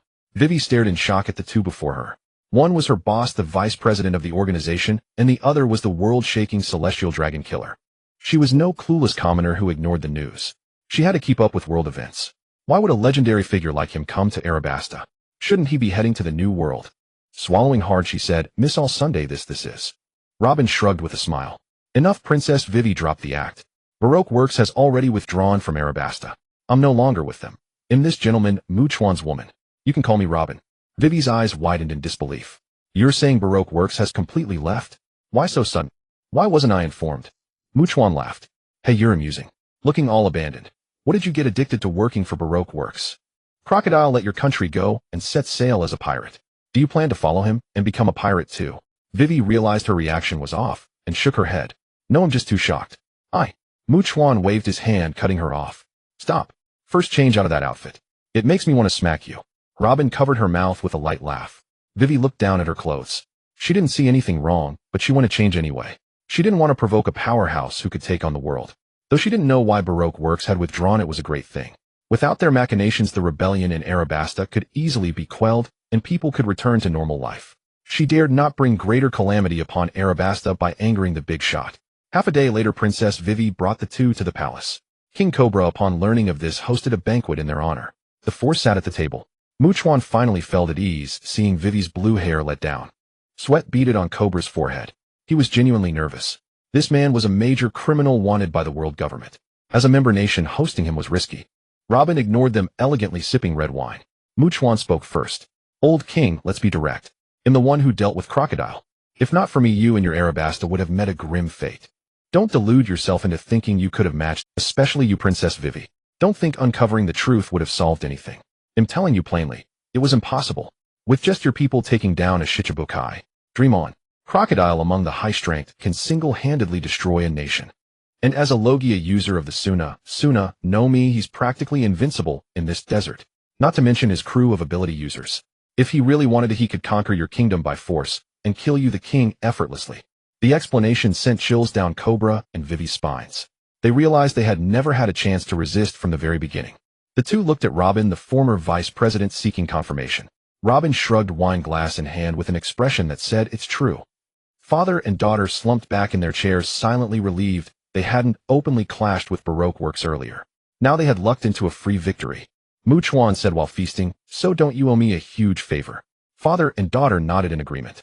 Chuan continued, then I assume you won't refuse a few requests, right? They exchanged glances and nodded. Chuan put down the grilled meat. Two things. First, I want Princess Vivi to be my woman, though I won't take her away. Cobra shot up. What a... Vivi gasped too. Huh. Robin raised an eyebrow, glanced at him, then turned back to swirl her wine glass. Chuan frowned at the standing Cobra. What? Objections? Cobra stammered, Lord Chuan, this. Vivi quickly interjected, Father. I agree. Cobra looked at his daughter. Vivi. She shook her head. This outcome is fine, isn't it? I'd have to marry some noble or royal eventually anyway. No difference. Chuan clapped appreciatively. Astute. Actually, Vivi being with me has benefits. First, I can help solve your desert greening problem. Second, my reputation carries some weight. Spreading the word that Vivi is mine means Arabasta is under my protection. Any scumbag pirates will have to think twice about whether they have enough lives to spare. Cobra sighed and sat back down in silence. Vivi turned and asked, fine, I agree to that. What's this? Chuan gave a sly smile and stroked his chin. I have an idea. I need to borrow your family's pongla. Actually, Crocodile caused all this trouble for your kingdom just to get that stone and its contents legitimately. So that stone is the root of your misfortune. Think it over carefully. Robin glanced at him curiously again, then returned to swirling her wine glass. Vivi turned to Cobra. Father, is that stone really that important? If not, it's better to get rid of it. Crocodile wanted to destroy Arabasta over it, and keeping it will only attract more villains. Cobra's troubled expression deepened. Vivi, it's something our family has guarded for generations. It holds a secret that must never fall into others' hands. Chuan scoffed. Oh please. It's just an ancient warship, the location of the ancient weapon Pluton. Did you think it was some earth-shattering secret? Cobra couldn't believe his ears. How could this man know what was recorded on it? How did you know? Chuan rolled his eyes in exasperation. Bro, are you losing your mind? Not only do I know, but Crocodile knows too. Otherwise, why would he want the stone tablet's content? Cobra was stunned. So, you're saying that many people know what information is recorded on the historical text our family has guarded? Chuan waved his hand.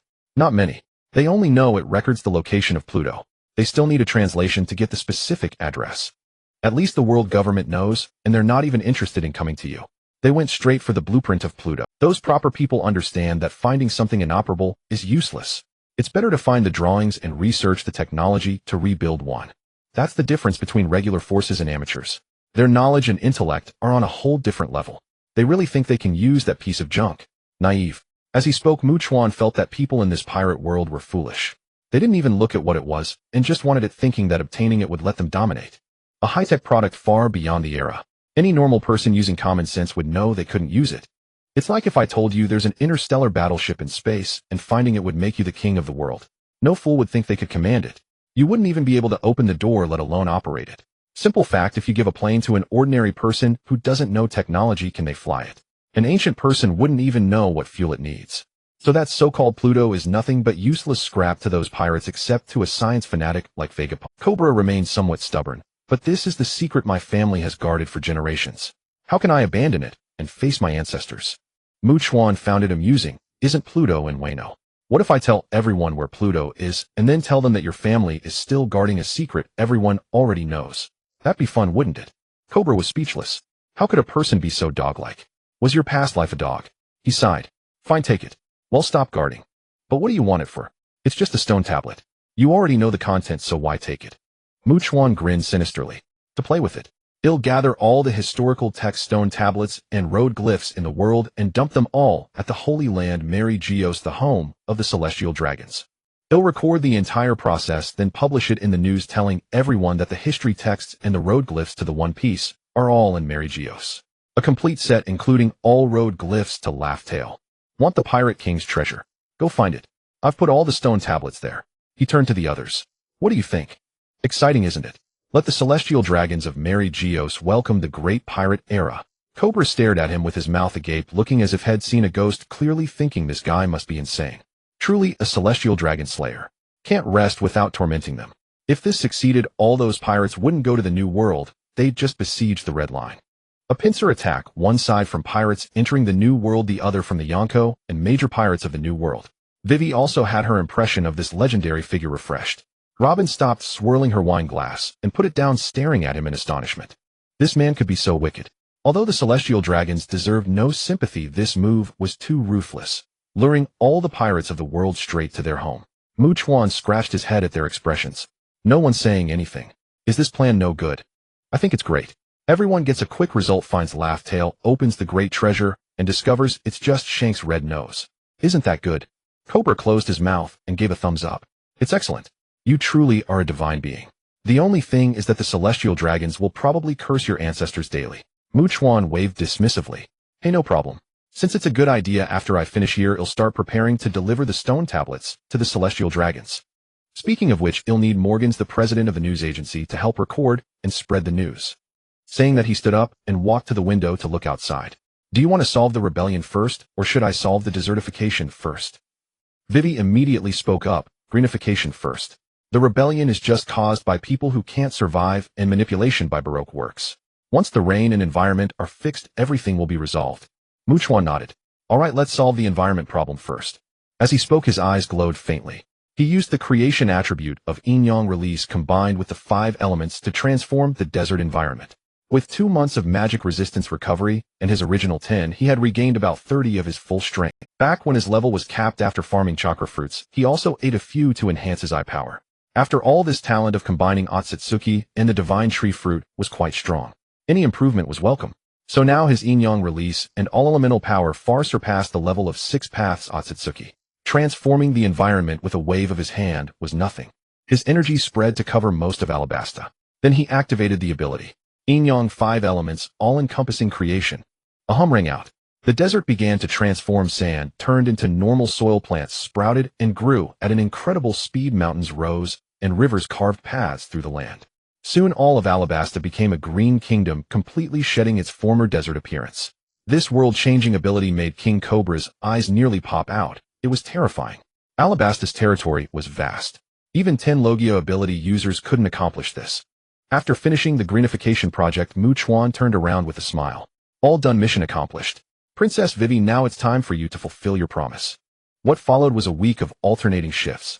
1 week later, Chuan taught Vivi and Robin the physical arts and the 3 types of hockey. Then he went to collect the history text stone tablet and later sent it to the celestial dragons. Then he took Robin, bid farewell to Vivi, and set off for Water 7. His target was Khalifa, the perfect figure of a bespectacled secretary in a suit. He couldn't let Spandam, that pathetic CP9 leader, have her. As their ship drifted toward Water 7, Chuan took a moment to teleport to the news agency and discuss a partnership with Morgans. The visit went smoothly. Morgans, true to his nature, delighted in reporting sensational news, especially anything involving the celestial dragons, the most shocking of all. Before leaving, Morgans gave Chuan a visual den mushy, ensuring that whenever he sought out the celestial dragons, the news agency would receive first-hand information and immediately publish it as a headline. Chuan also took the time to teleport and collect poneglyphs from various locations, planning to dump them all on Mangekyōs, at once hoping to crush quite a few celestial dragons in the process. This act once again earned him karma. As for the heavy casualties that might result when pirates and the world government clashed, Chuan saw no issue. Death was death, and neither side was particularly virtuous. However, it was more likely that the pirates would falter a few, if any, would dare to storm the Red Line. Given IMS strength, the pirates stood no chance. They were nothing but a bunch of rabble, hardly capable of forcing him to step onto the battlefield. Most likely Im would watch these insignificant beings frolic before the gates, perhaps sending the 5 elders out to play at most. Chuan teleported back to the ship, having already collected most of the poneglyphs, leaving only those in the New World and the road poneglyphs. They stopped at an uninhabited island. Chuan said, "Let's stop here. Since you enjoy studying history, I'll leave the poneglyphs I've collected for you to research at your leisure. Then I need to head to the New World to collect the remaining road poneglyphs from the 4 Emperors' territories, and I have a few small matters to attend to there." Robin nodded in agreement. "All right, I'll wait for you here." They disembarked. Chuan unloaded nearly 20 poneglyphs near the ship, left provisions on board, and vanished with a wave of his hand. In the New World, within the territory of Big Mom, Chuan teleported directly into her treasure vault, seamlessly storing the poneglyph into his dimensional space. His next step was to extract her soul fruit to elevate his own abilities. When Chuan appeared before Big Mom, she was still asleep. Under normal circumstances, her children busied themselves with their own affairs and rarely came to her without summons. He produced a devil fruit extraction device and pressed it against her. The moment it attached, the device began siphoning her fruit's power. The agony of losing her ability jolted Big Mom from her slumber. What is happening? Her gaze snapped to the figure beside the bed, and she recognized him. "You? Are you Chuan? What have you done to me?" "What?" Chuan smiled. "Look at your question. I wanted this fruit, so I took it. There's no why." Big Mom curled in pain. "You want the fruit? You can steal someone's devil fruit ability." Within moments, the device had fully extracted the soul fruit and transmitted it to the enhancement device in his storage space. Deprived of her fruit, Big Mom lay weakly on the bed, struggling to regain her senses. Huff. Huff. "Chuan, we have no grudge between us. We've barely crossed paths. Why target me?" Chuan shook his head. "Simply because your fruit is interesting. It has nothing to do with grudges. Besides, without the soul fruit, you still have the steel balloon's natural strength. You remain a Yonka-level powerhouse. What's the difference? If you want, you can just find another powerful fruit. With your influence, Logia or mythical Zoan are yours. Even without a fruit, one can be strong. Look at Roger Rayleigh Shanks. They're all proof. You just lack training. As the saying goes, to be strong, have fewer children and train more. Look at you, overindulgent, obsessed with bearing children. You used to be quite beautiful, but now you've become this hideous thing." He added with a casual reminder. "Oh, by the way, I took your road poneglyph too. Just letting you know." I don't need it either. He'll just dump all 26 poneglyphs and the 4 road poneglyphs at the celestial dragon's homes in Mangekyō. You don't have to fight over them anymore. Just climb the red line and grab the whole set. He glanced at the still active homies, realizing that changing the fruit's owner didn't undo effects already in place. Just like Hancock's petrification, if she didn't release it, the stone remained even after the fruit changed hands. The new user couldn't undo the previous owner's petrification.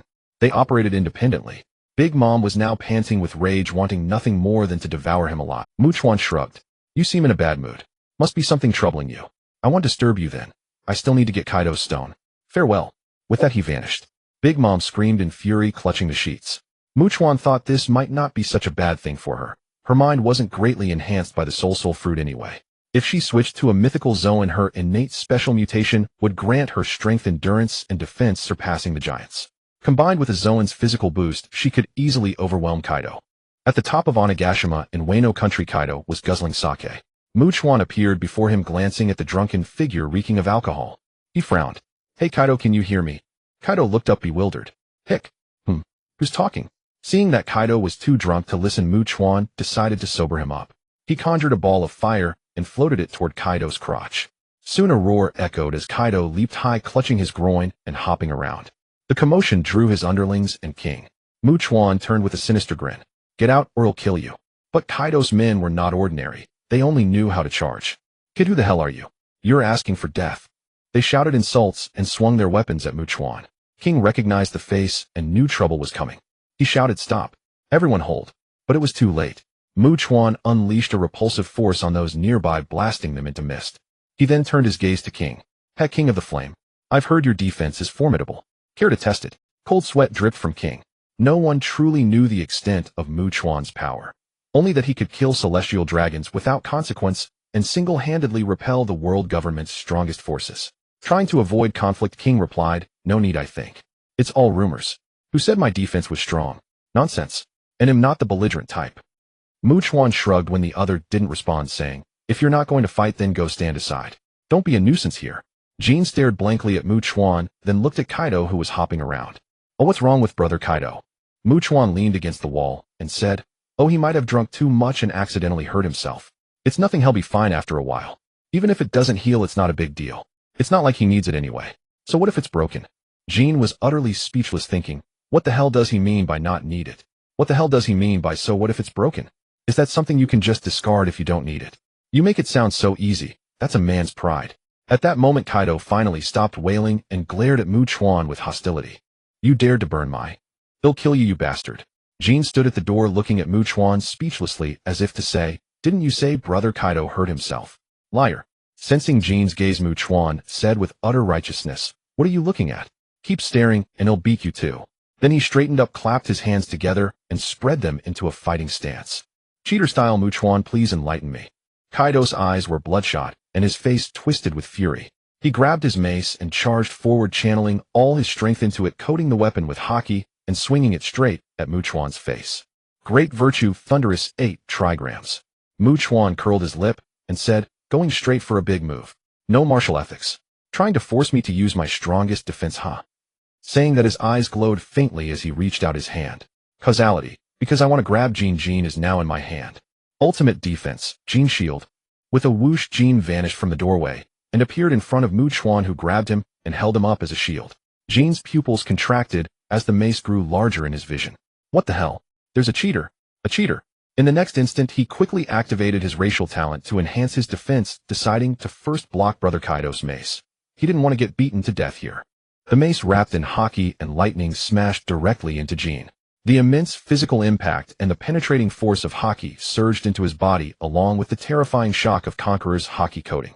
If his defense weren't strong enough, he would have been turned into a rag in an instant. Meanwhile, Chuan, that sly bastard, in order to counteract the inertia that would send him flying, simply used a repulsive wave to offset the force. Pinched in the middle, Jean spat out a mouthful of blood, feeling like he could see his great-grandma. When Kaido realized he had hit his own sworn brother Jean, he was shocked and hurriedly pulled back his mace. Jean, how did I hit you? What's going on? Jean spat out another mouthful of blood, too weak to... Chuan released Jean and clicked his tongue. TSK tisk, Kaido, you sure hit hard. Look, you've beaten your little brother to a pulp. I'm just saying, if you don't like him, you could just let him go. There's no need to be so vicious. Jean had now figured out this guy's character. A Blackheart dog full of malicious tricks. A master of kicking someone when they're down. This kind of person, cut him open and he's all black inside. Kaido was also furious. Bullshit. Jean is my brother in life and death. Don't try to drive a wedge between us. The more he thought about it, the angrier he got. Kaido immediately swung his mace again, ready to hit Chuan with another great virtue, thunderous 8 trigrams. Seeing this, Jean scrambled up with all his might and grabbed Kaido.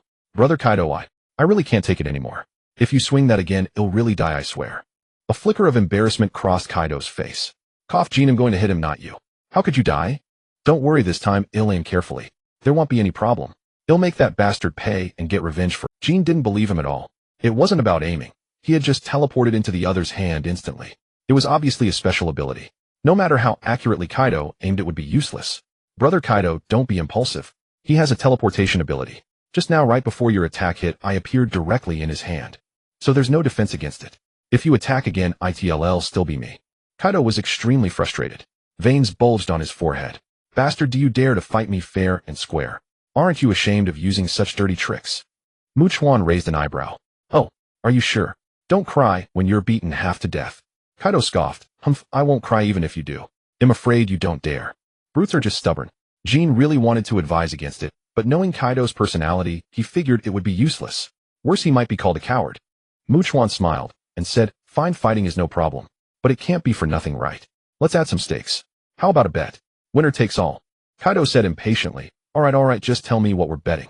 Chuan pointed at him and said, if you lose, I want your daughter Yamato. Kaido's eyes bulged.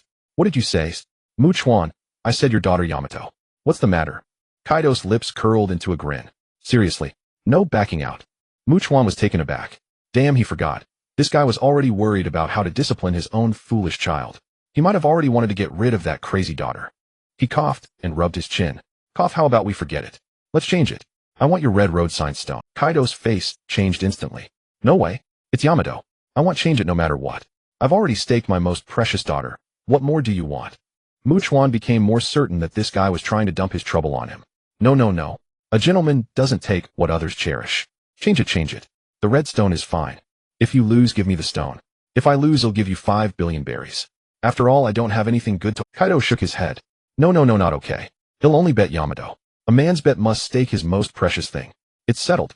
Cough, how about this? I'm not feeling well today, so I concede. I Kaido keep my word. I accept defeat. Take Yamato with you. Kyuso.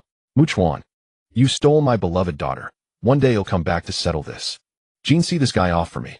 He'll be waiting for you in the banquet hall. With that, he turned and left to discuss matters with his men. Joy makes one energetic. Banquet, drinking, celebration. Maybe even set off fireworks. He finally managed to get rid of that rebellious daughter, almost stuck with her. Chuan. He felt uneasy. He got Yamato, but wasn't too happy. It wasn't that Yamato was unattractive, but the feeling was off. It's like voluntarily tasting a food of unknown flavor. That's driven by curiosity to satisfy curiosity. But if someone forces it on me, it doesn't taste right. That's reverse psychology. Watching Kaido's retreating figure, he turned to Jean. Hey, I'm not in a good mood right now. What do you suggest? Maybe I should beat you up.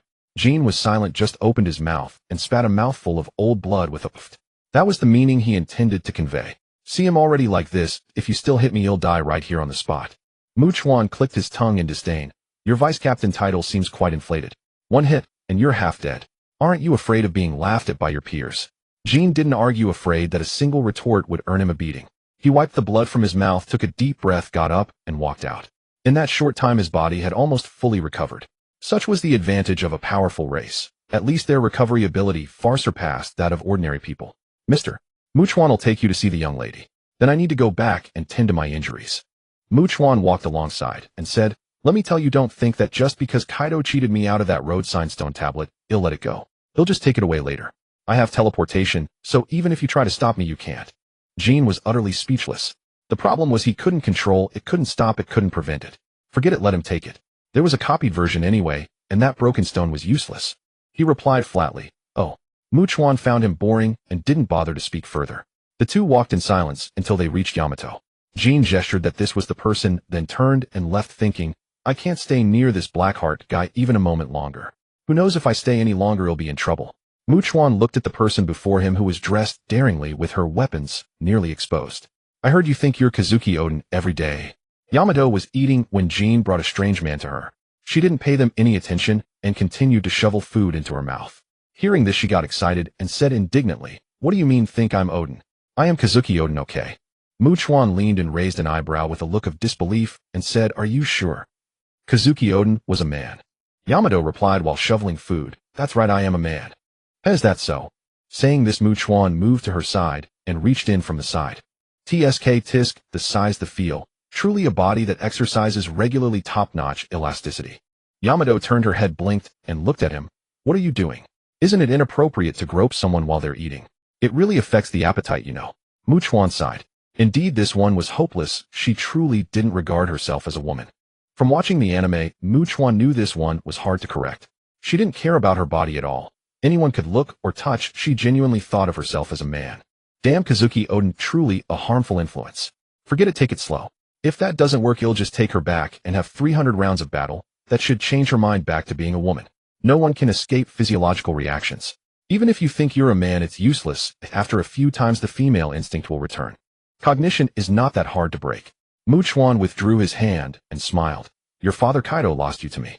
From now on, you belong to me." Yamato stopped shoveling food, her face full of shock. "What did you say?"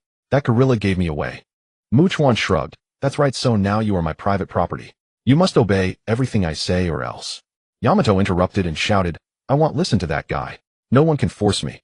I am Kazuki Odin, the man who will open the borders of Wano country." Saying this, she wanted to go find Kaido to confront him. Chuan rubbed his temples. It seemed that a strong medicine was necessary. He reached out and stopped Yamato as she was about to leave. Gravity suppression, weight change. Instantly, he used two abilities to restrain her movements. One was gravity, pressing her down. The other was increasing her body weight, making it difficult for her to move. This was an application of abilities derived from analyzing the light and heavy rock technique. In an instant, Yamato felt her body sink, and then a pressure pressed down. With a thud, she was forced to her knees, hands supporting her body to barely keep from falling flat. This was already her physical limit. She couldn't move an inch otherwise. The floor beneath her collapsed under the pressure. Yamato struggled to raise her head and look at the man beside her. What are you doing?" Chuan looked at her from the side. Her half-exposed side peaks were now fully visible. He walked to her side and reached out to hold her again. Heavy. What do you think? As my private property, shouldn't a disobedient one be punished? You don't think you have a choice, do you? Or do you think Kaido has a choice because he can beat me? I tell you, neither of you do. Oh, you like to be Kazuki Odin, right? Fine, then be Kazuki Odin. After saying that, he gave a hard squeeze, withdrew his hand, and pointed outside. Outside are those Wano samurai.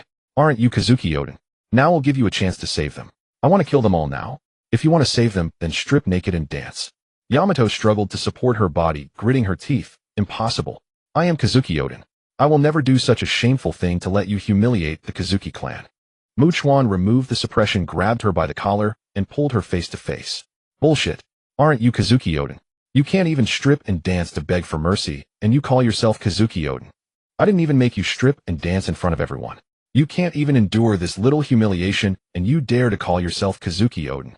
Don't you dare insult the name of Kazuki Odin. The great title of Wano's waste clown is something you can tarnish. He threw her to the ground and shouted angrily, "Strip now.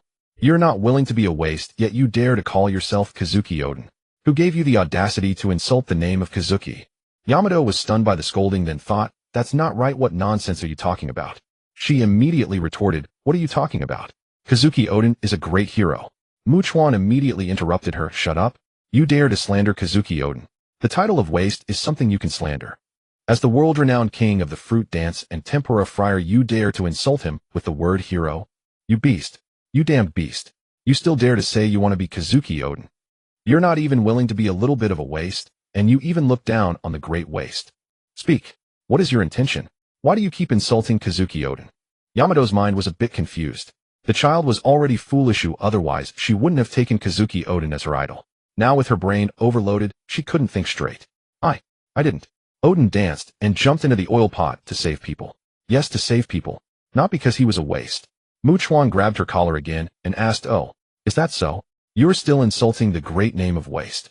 Do you really admire Odin? Why do you keep— Now the situation is that I have overwhelming power over you, right? So what do you think it would be if I, despite being able to crush you, begged for mercy from you? And then I'd perform a fruit dance for you, and then beg for mercy. If that's not enough, I'll show you a performance of jumping into an oil pot. How about that? What kind of behavior would that be?" Yamato's mind went blank. It's— Chuan glanced at her and sneered, "How did you know?" At that time Kaido had no chance of winning. Look at who was behind that damn Odin. The Pirate King Roger's crew, the Whitebeard pirates, and his own 9 red scabbards, all of them not much weaker than Kaido. And with all that, he played a perfect hand, terribly danced naked for 5 whole years, then put on a show of fried tempura and died. Dahi, hearing this analysis, felt his mind couldn't keep up for a moment. Right? Odin, as someone who followed Roger to Laugh Tale, had the backing of the world's 2 top pirate crews. The 9 red scabbards were all formidable, and his own strength could even hurt Kaido. He had people in power. But everything he did after returning. Why was it so? Stupid. How had I never noticed this truth before? Could it be that I am as stupid as Odin? No, it can't be. Chuan smirked and reached out to pat her face. What's the matter, you useless piece of trash, Odin? Hurry up and strip for me, so I can have a good look at what a clown looks like. Dahi, upon grasping the key point, quickly flushed red, thinking, it's over. What have I been doing all these years? How can I ever show my face again? No, I can't stay in Wano anymore. Everyone sees me as a clown. Lowering his head, he said softly, I don't want to be Odin anymore. Chuan suppressed the corners of his mouth that were rising. Huh? What did you say? You want to be Odin? Then go ahead, no one's stopping you. There are always some fools who like to play the role of a useless clown. Respect, but not understanding. Dahi, face bright red, shouted, I said, I don't want to be Odin anymore. Stop talking about me. I really know I was wrong. Chuan leaned in, staring into her eyes. Oh, is that so? But I've always believed that once a fool, always a fool. Tell me, are you a man or a woman? Dahi, without thinking, blurted out, I'm obviously a ma. Halfway through, he suddenly realized he was no longer playing the role of Odin, and quickly changed his answer. What? Woman? Chuan smirked. Oh, really? Then prove it by kissing me. Dahi blinked, looking at the face, so close, thought for a moment, and then leaned in. 10 minutes later, Chuan pulled Dahi along, swiped Kaido's Red Road poneglyph, and then went to the Mink tribe and other places to collect the remaining poneglyphs. As for the Wano samurai, Chuan said, tough luck. They're not my people. Let them continue being Kaido's. After returning to Robin, he threw out all the poneglyphs. Robin said, you go ahead and handle your own business. They'll continue deciphering the poneglyphs. Chuan nodded, then took Dahi back to the ship to study life. 2 days later, Robin finished organizing all the poneglyphs. Chuan waved his hand and stored them all in his dimensional space.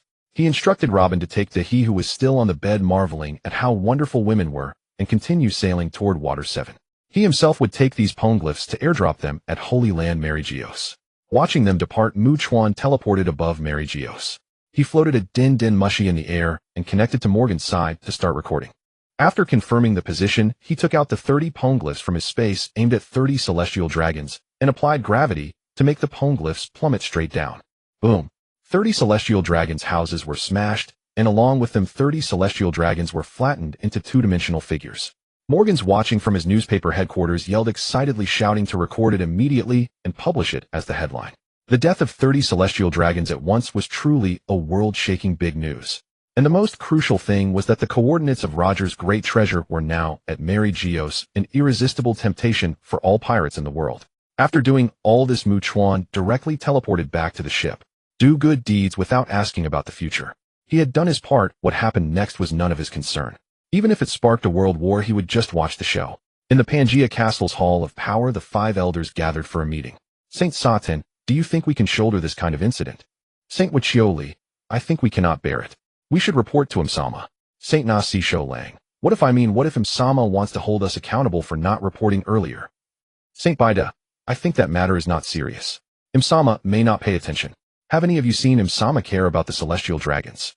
Saint Mazi, indeed, Imsama doesn't even care much about us, let alone those ordinary celestial dragons. Relax, it should be fine. Saint Wachioli, I think having all the poneglyphs thrown at our Mangekyō is actually a good thing. Think about it, Imsama doesn't want anyone to know the history, but these poneglyphs scattered everywhere will always be found. Now that Chuan has thrown them all at Mangekyō, it saves us the trouble. Now as long as we guard them centrally, we can hold the history in our hands.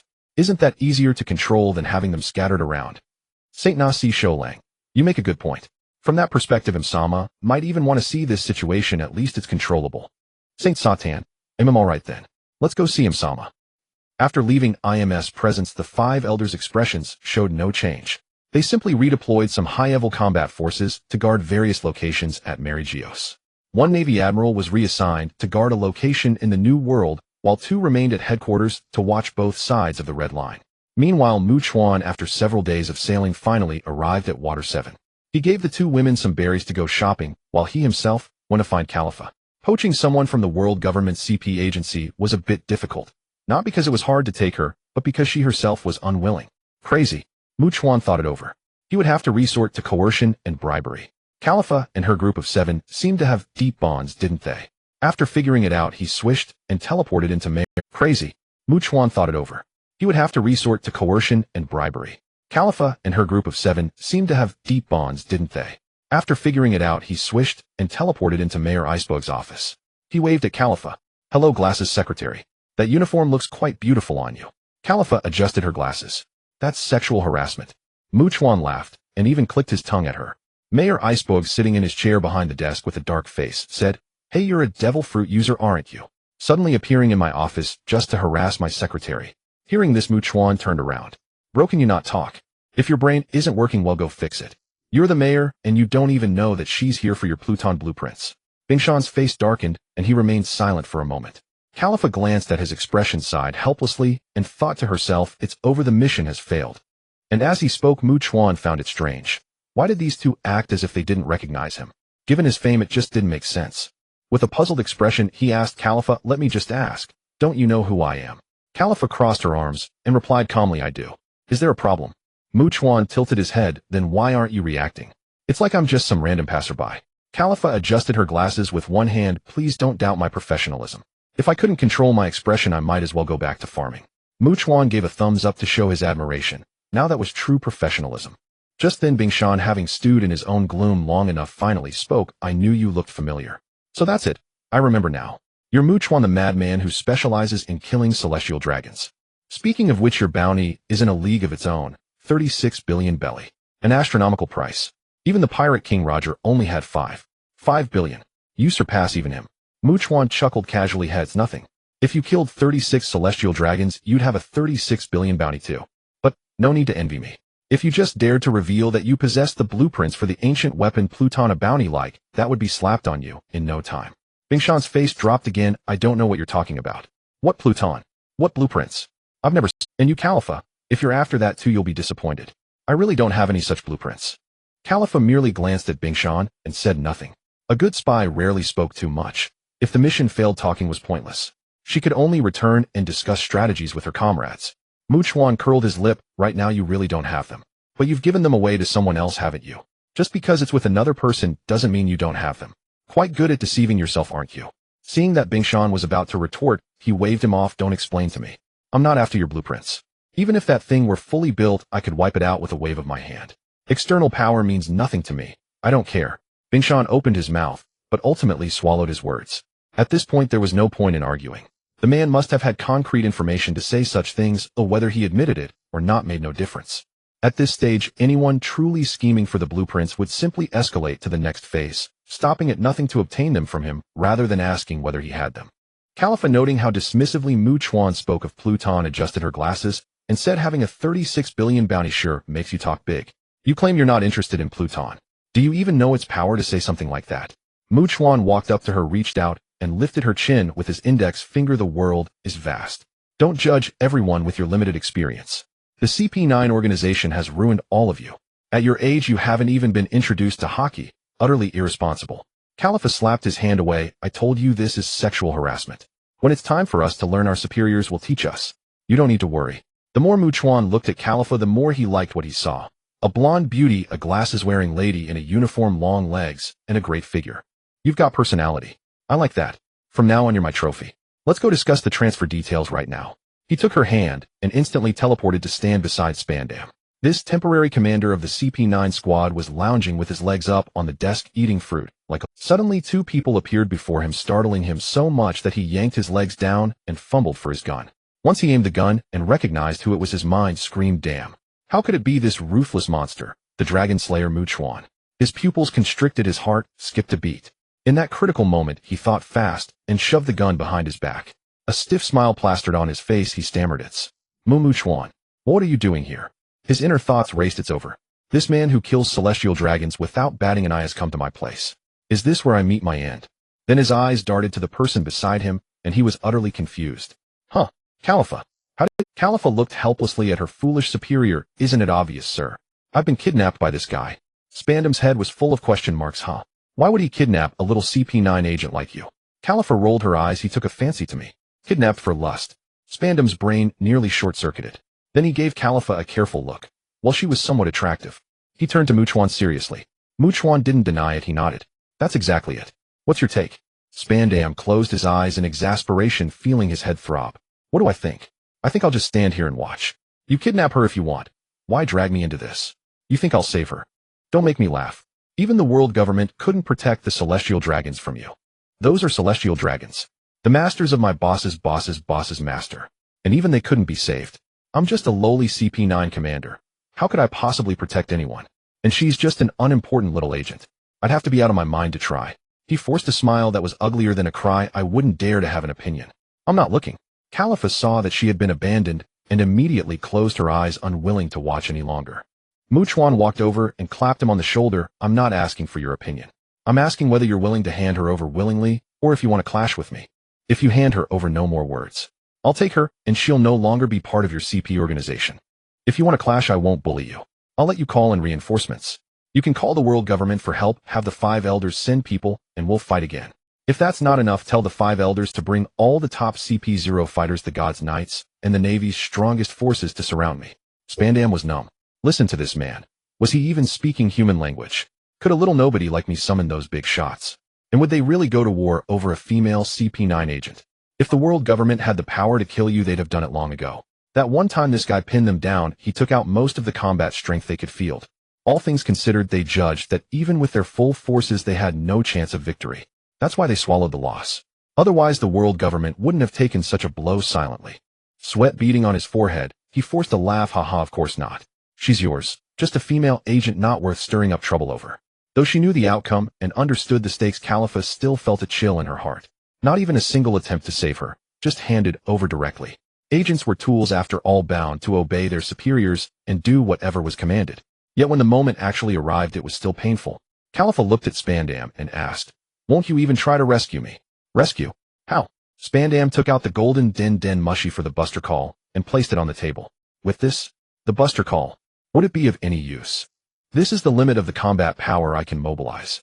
Do you think an ordinary buster call can compare to the scale the world government sent to eliminate that person last time?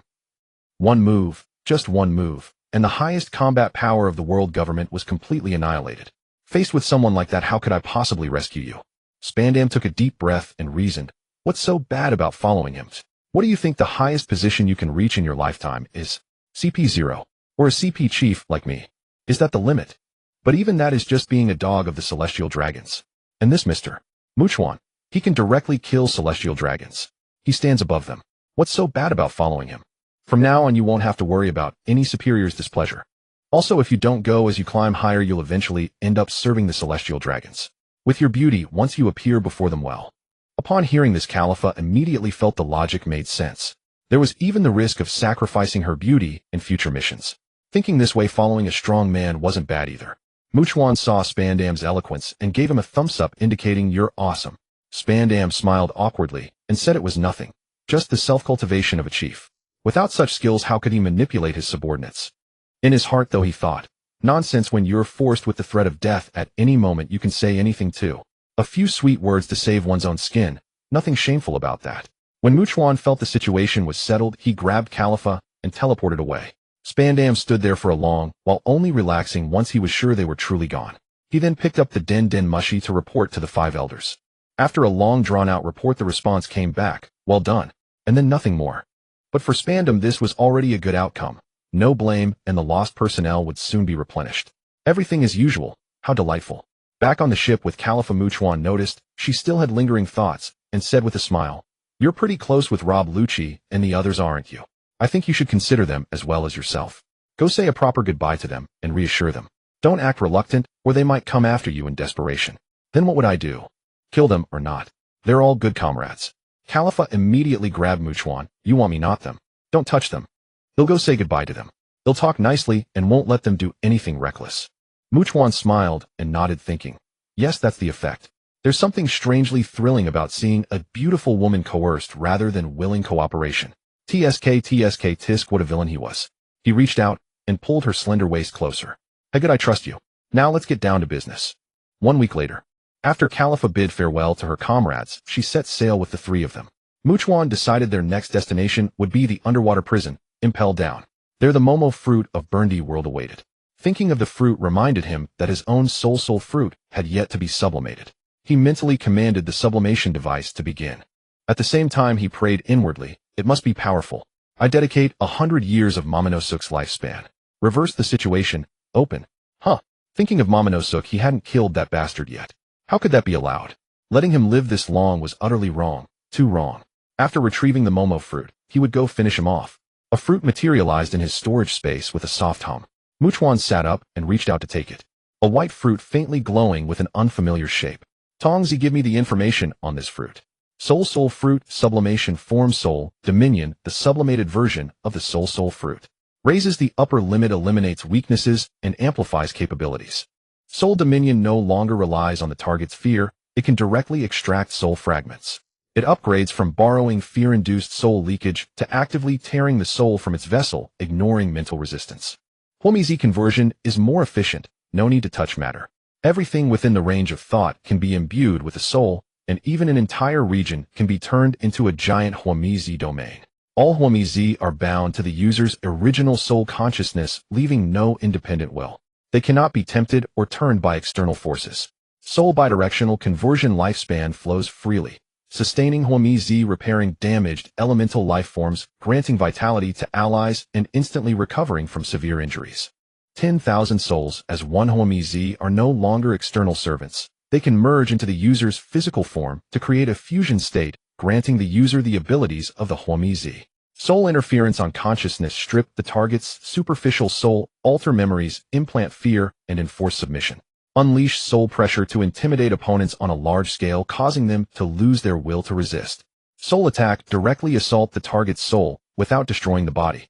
Those who cannot withstand it will instantly die, their soul dissipating. The effects of soul application are numerous and their strength depends entirely on the degree of development. Please develop on your own. Chuan was stunned after reading the information. Not Tongzi, is this right? The last one was a mythical Zoan, so it's strong. That's fine. But this Paramecia becoming a sublimation form and turning out this monstrous. Isn't that a bit overpowered? System, if the host doesn't want it, you can revert to the original form. The system is always considerate in after-sales service. Just say the word. Cough cough, I was just asking. You may withdraw now. He'll study it further. System. Chuan looked at the description. Everything can become a Huomizi, and then I can fuse with the Huomizi to use its abilities. That's essentially omnipotence in disguise. Speaking of which, if I turned space into a Huomizi, who could defeat that? Or if I ran into space and turned a black hole into a Huomizi? Of course, all of this probably depends on one's own strength and the amount of soul or lifespan stored. Aside from that, this fruit is quite interesting in terms of playability. After finishing his thoughts, he stuffed it into his mouth and swallowed it in a few bites, gaining the power of a second fruit. The moment he ate it, a peculiar sensation overwhelmed him. The ability to control souls gave him the illusion of commanding all things. Your soul is my soul, and my soul is the soul of all things. It was extraordinary.